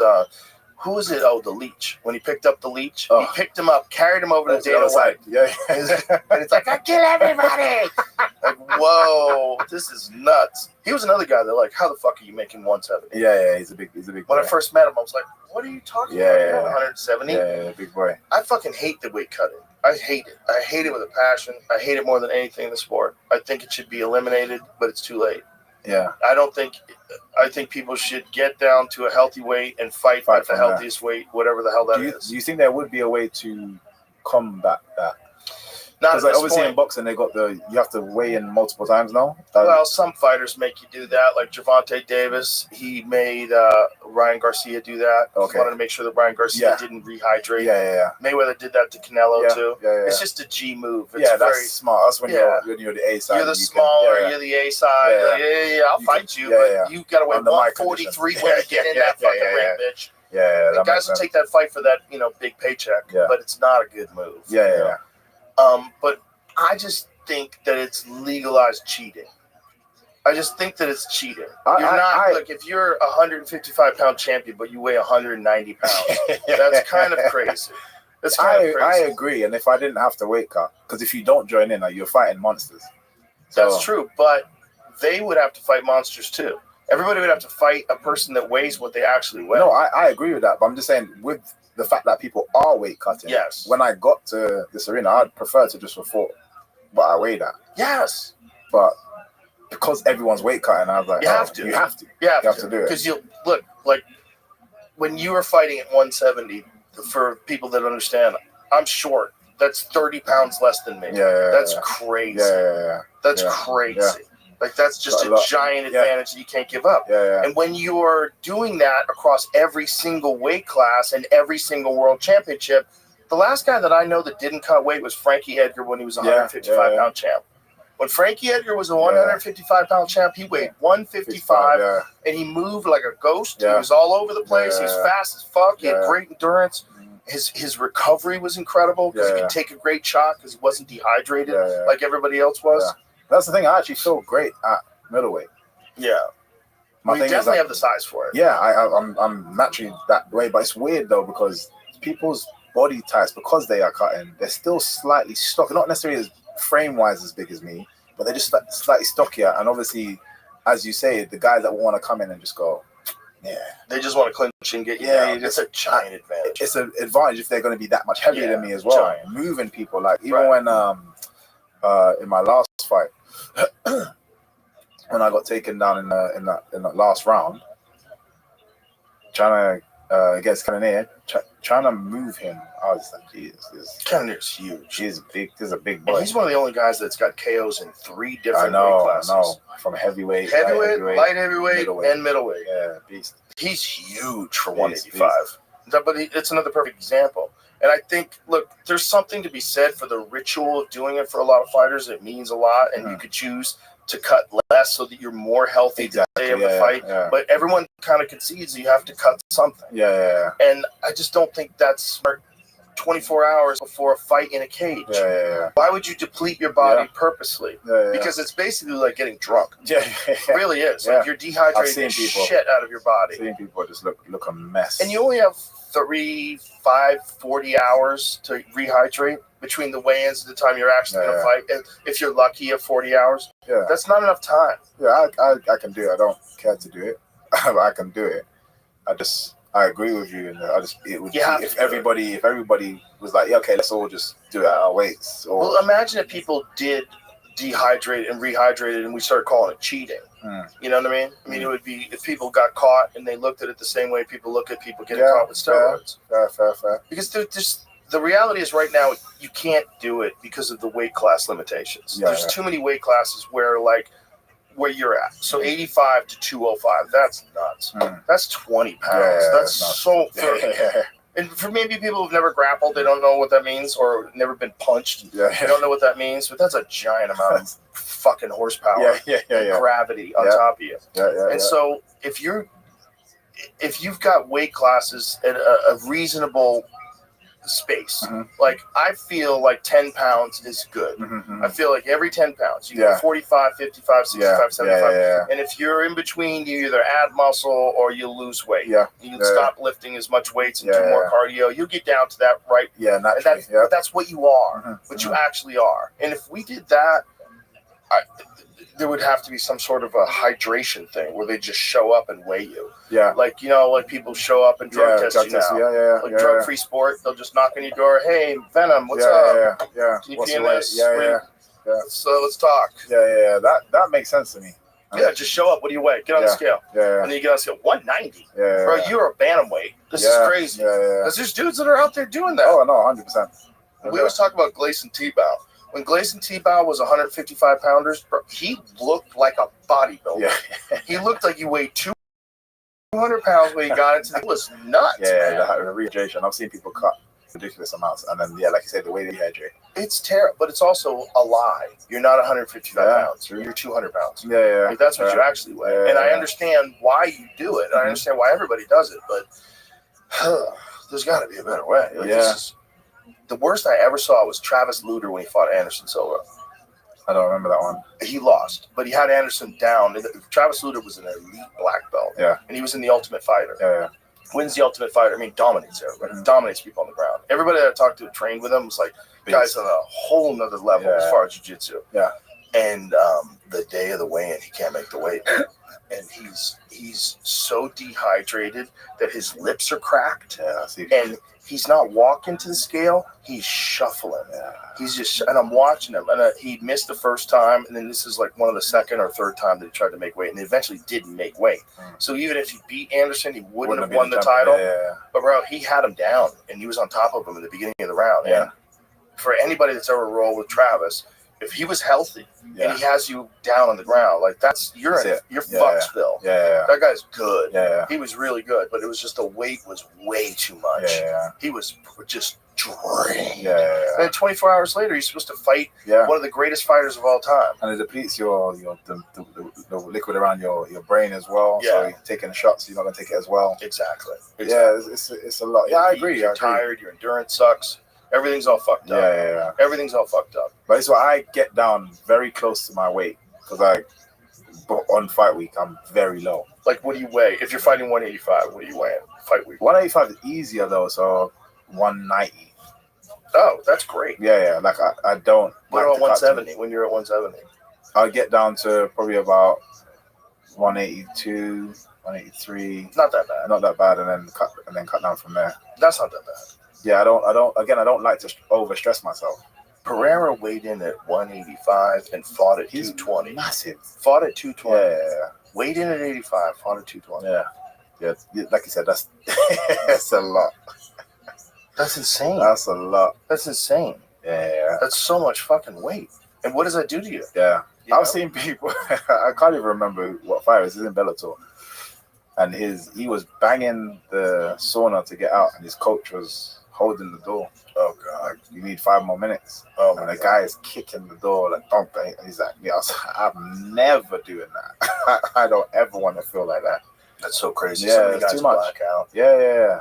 Yeah, I've it's seen just, people passing out and stuff. Yeah. Brian Ortega was just in an interview talking about that. He essentially like almost like what how did he describe it? It was like 30 minutes where he was like in real trouble for his last weight cut. Yeah, he's like he just got really wrecked. People blacked out before. Who was the lady that fell off the stage? Fell off the scales, wasn't it? She stepped back off the scales and then just her legs just went. Oh, I don't remember.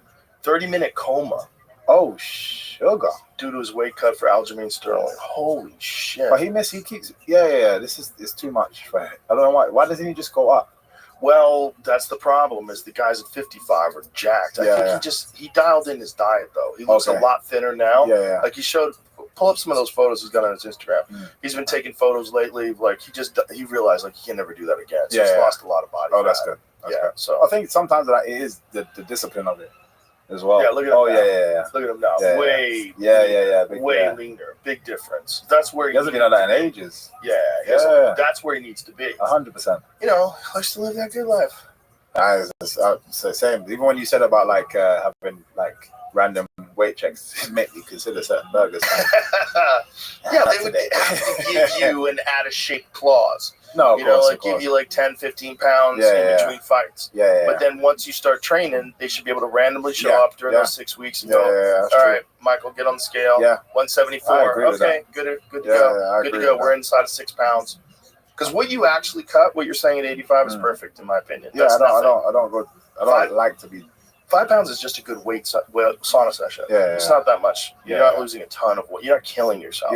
Maybe you ride the bike for a half hour. What do you do? I literally do a 30-minute jog. It's like really low with a sauna suit on. Straight away, I take that off, go straight into the sauna. 15 minutes, then wrap. 15 minutes, then wrap, and I'm done. See, that's perfect. Yeah, that's actually probably therapeutic. Yeah, that's what I mean. It's not bad for you at all. That's probably actually very good for you because you're giving your body all this recovery from the sauna, and you're getting a nice little cardiovascular workout, but nothing crazy. Nothing crazy at all. You're giving yourself a lot of heat shock proteins. You're not killing yourself. Yeah. But there's guys, man. I've seen them. And they look like, okay, here's the worst one. The worst one. Other than Travis. Travis was the worst because I watched him shuffle backstage, but the visuals is TJ Dillashaw when he went down to flyweight. He fought Henry Cejudo at flyweight, and he looked like a dead man. Yes, I remember this. He looked like a hostage that had just gotten released and had not been just fed for ages. He looked fucking because he gets quite jacked as well. Yeah, he fucked up. He fucked up. Look at what he looked like on the left. That's crazy. That picture right he's there. Quite big there. Right, but that picture, one. That picture is fucking crazy. That's a prisoner of war. Yeah. You know what I'm saying? Like, that's not a guy. Look at what he looks like now. Yeah, well, now he's fucking tank. Now he's a tank. That's the one on the right is not fair because that's after he's finished now. He's but $165 now. He's fucking jacked. He's massive. But he was. Here's another guy that doesn't get the credit that he deserves. When he fought Henan Barao, I love this style. Pure flow. It's pure flow. But it's the level changes of up and you don't know where he's attacking. It's not linear. It's not just I'm going here or I'm going here. Switching stances constantly. Angles. Yeah. I used to love watching his style. Have you ever talked to Ludwig? No. Oh, you should meet Dwayne Bang Ludwig. Okay. And talk to him because Dwayne is the one who coached him in that style. Okay. Dwayne, who was an elite kickboxer himself and fought in the UFC, at one point in time had the fastest ever knockout in the UFC. I think it was a 5 or 6 second knockout in the UFC. It was one of the fastest ever. Just step back, one right hand plan. But Dwayne was a beast. But maybe even better than he is as a fighter, he is as a coach. Oh, wow. And he doesn't have that style. This is what's crazy. He devised that style. So this is Dwayne. Watch this. There it is. Nice. So they call it 6 seconds. I don't even think it was 6. Yeah, not there. No. I don't even think it was 6. But the point is, Dwayne's style, like he learned from Bas Rutten, and it's like Dutch kickboxing style. Yeah. But he realized, like Dwayne is like this consummate studier of fighting, and he realized that the best way to fight is to overwhelm them with possibilities and options, but have a whole system of how to do that. So his system is all about switching stances and combinations while you're switching and turning and moving, but he's got it mapped out. Nice. The dude came over to my place with like a binder. Like this thick He's one of those binder guys, of full-on egghead with this shit. And TJ and him just locked up. And the fruits of that labor was the Henan Barao fight. Go to that fight, Jamie.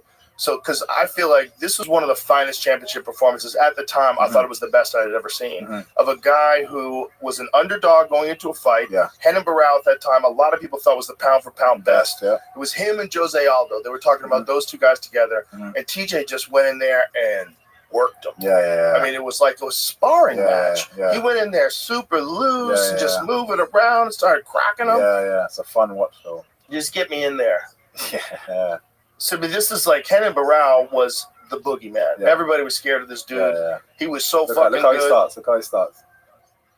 Ooh, stepping in with an uppercut. Just movement. Constant movement, overwhelming you. And look, always on the tips of his toes, moving around. He didn't back up at all and never gave Henan Barao the chance to get some momentum going.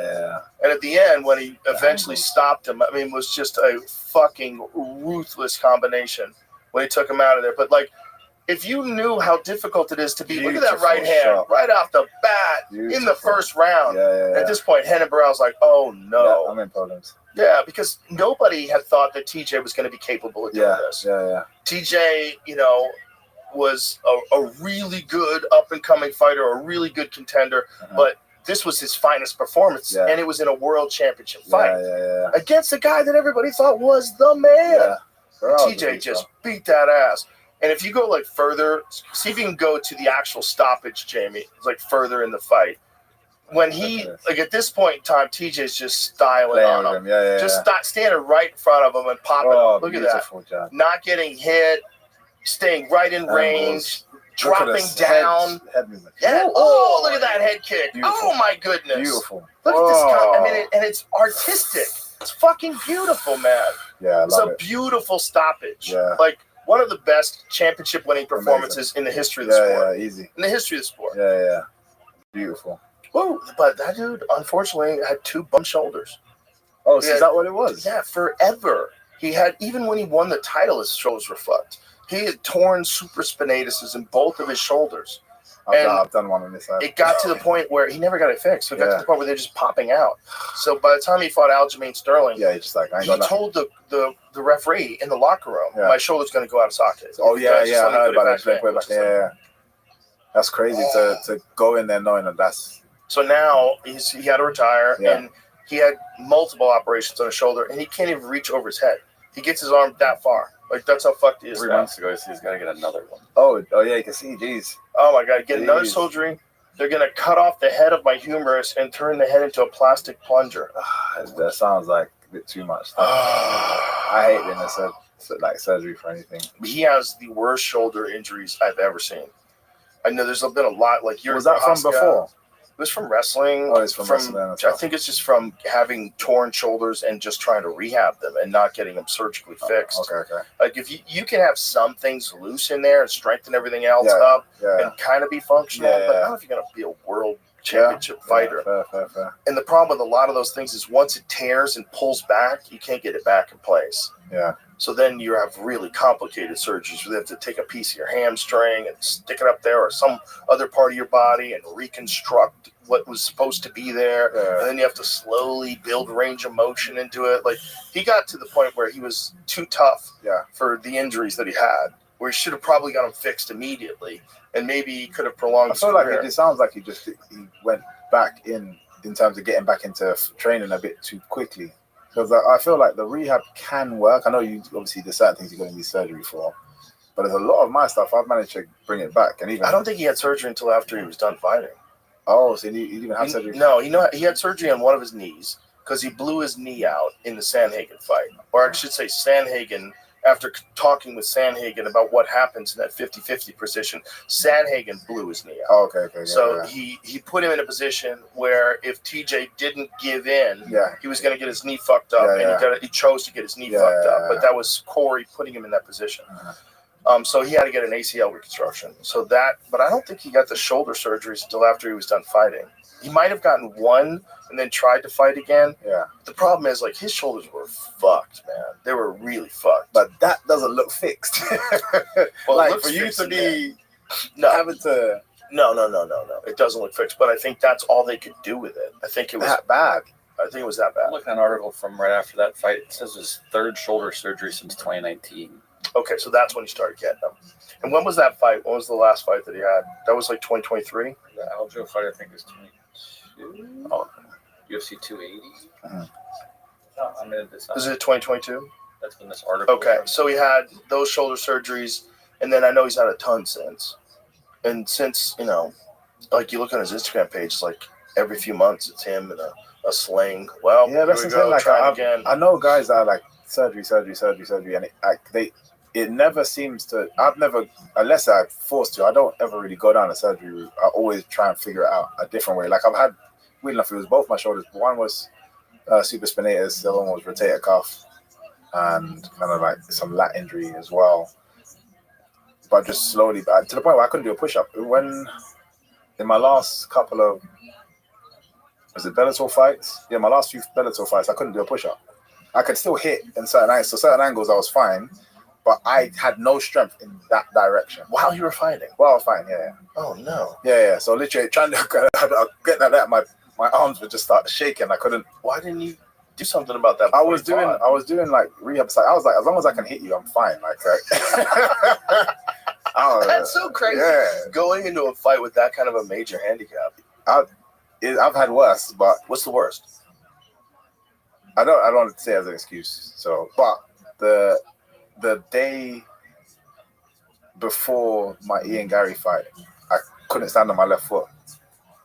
Why not? I up till today I don't understand it. I had the UFC PI working everything. They did shock therapy, they did acupuncture, they were doing everything, and I had a if you see the fight, I literally had ankle supports on. They said you're allowed the ankle supports, you can't really have it taped, but I had it taped under the ankle support. But obviously, if I couldn't just do one ankle, so I had to do both of them. So I had to do both of them. And just the day before the fight, I'm not sure if I did anything when I was cutting weight, like twinged it or something, but I don't remember anything distinct happening. But couldn't walk on my foot. So it was your ankle? You twisted your ankle? It was my ankle or something, and they were working on it. Literally, I was in. And you don't have a single instance where it went? I don't remember anything. All of a sudden, it just hurt. Going, it just started. It hurt the night before. Woke up? It hurt the night before, so on the way-in, it hurt. And I was walking around and I was like, it's hurt, but it didn't feel like anything drastic. And overnight, it just got worse and worse and worse and worse. Probably exaggerated by the weight cut, right? Maybe, yeah. And then and literally the next day, in the morning, we had to go to the PI. My coach was like, bro, if you can't bounce here now, I'm gonna have to put you fight. I was like, there's no way I can get proof in this fight. It's not happening. I was like, it's not happening. Wow. And I went out there and he's like, I'm bouncing. I'm trying to adjust myself and bounce. And he had it. They did the tape that he was gonna use for the fight, and he said he'll come in and do it again just before the fight. And yeah, I was just like adjusting. And I obviously had still had a great performance. Yeah, I had my guy, my videographer, Kishan.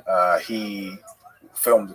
We're doing a documentary, so he's filmed all of it as well. I was kind of like, I'll wait till it comes out as known, but not even to say as an excuse, because I was able to adrenaline. Just I'm in it now and fight.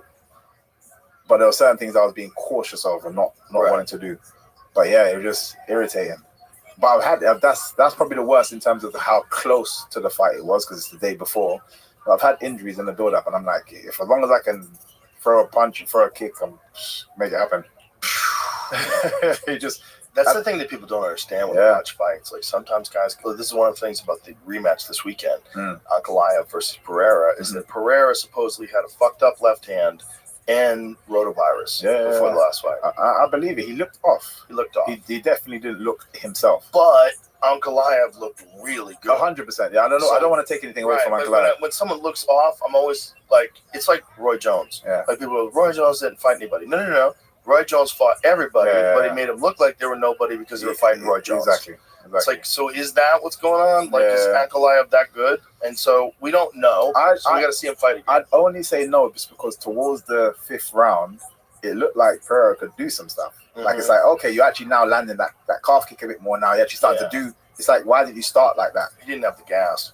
Yeah, so if you've got rotavirus, your gas is very low, and your energy level feels very low. So he's trying to be he's conserving energy, and so this what makes this fight so much more interesting, because hopefully he's had the camp he is. Ankalaev hopefully comes in looking exactly the same way he did that last fight. Yeah, or better.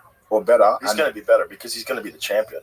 I think there's a thing that happens, and Daniel Cormier has expressed this too. It's like a 30% bump when you become the champion. You got 30. You know, like when you were talking about when you won that tournament. You were just better. Boom. I think there's that when you get the championship. Hopefully, you're going to get to experience that. Yes. You'll get to experience that bump. But this is, I feel like that's just we're going to have to see, and it's a very intriguing one. Yeah. Because Pereira, if he hurt his left hand, that's the doom punch. Exactly. That left hook is that's massive. That's the one. That's the one. If you look at his highlight reel, there's so many left hooks. When he catches people with that, even when he grazed Jamar Hill, it was I still don't get it now. He grazed him. He's got a hell of a punch on him, man. And he put him out. Punch. The Yuri Prohaska one at the end of the first round. Yuri and then he head kicks him in the beginning of the second. Yeah, he's got ferocious power. That head kick was fast. Yeah. I think it was fast as well. Boy, I hope he's healthy. But I heard he's super heavy coming into this week. Oh, is it? I heard he's like 230 going into this week. Yeah. For him, I guess he's got a lot to cut. Yeah. Some guys can do it. Yeah. I don't know what the fuck they're doing. I guess if he was able to get to middleweight. Yeah, well, yeah. But also sometimes it makes you lazier as well. Like, I can do that. And then you get close to the time and shit, it's a bit of work now. Well, he has talked about moving up. Again. And so has Ankalaev. Oh, yeah, actually he has, Ankalaev just said that recently, that he wants to defend the title a couple of times, then move up to heavyweight. I think it's a bit too small. Maybe, but if he puts size on and he gives himself enough time, he's got the skill set, and Aspinall's going to need some fucking challengers. But then fair. Right? Fair. Unless Cyril Gane beats him, right? Yeah, but then does he need, I always say, like, the time that John Jones took up to get to heavyweight, does he need that kind of time? Because it takes a while to put on size like that. Naturally, it takes ages. Now when you're over in Russia. There. Enough said. Real difficult to get those fucking drug testing guys on a plane. And if they do, everybody knows when they're landing. Fair. Good luck fair. Going into the bathroom while those guys pee. Yeah. You'll accept a glass of urine. I will hand it to Vitali. He handles it to you. This is clean urine. I'm not accusing him of doing that, but I know that, for sure. Listen, there was always like the joke about guys going over to Thailand. Like, why are they going over to Thailand to train? It was good training, and also really hard to get those USADA guys on a flight. I know that. Yeah, I thought there's a lot of speculation about that kind of stuff. Like, I just don't care enough, because again, it's like I said, I don't really have like a schedule for anything, even when even the good stuff, like the things you're supposed to be doing. I'm just like, I'll do it. So you're not like a supplement guy or at all. I don't take protein shakes. No, nothing. That's crazy. None of that. No. Never been into it. Multivitamins? Vitamins, but again, I just forget to take them. Like, I'm seriously ADHD mind. I'm just like. You should have someone who makes like a little packet for you. Yeah, so I'm gonna get my wife to do it soon, because she's very into that. She's very into her fitness and stuff. She's a Pilates instructor. She's got her own Pilates app and stuff. No, it's my name. She smartly. Legal name. Well, I don't know if she even intended it that way, but she kind of blew up over COVID because she set up her app at that time, and now everyone's at home. Oh, perfect. You know what I mean? It's just perfect timing, and she just blew up. Her app's called Cloud9 Collective, and she does Pilates for women. But have you ever done Pilates yourself? Yes, I have. bro, I did a video with her and got her to train some MMA. Right.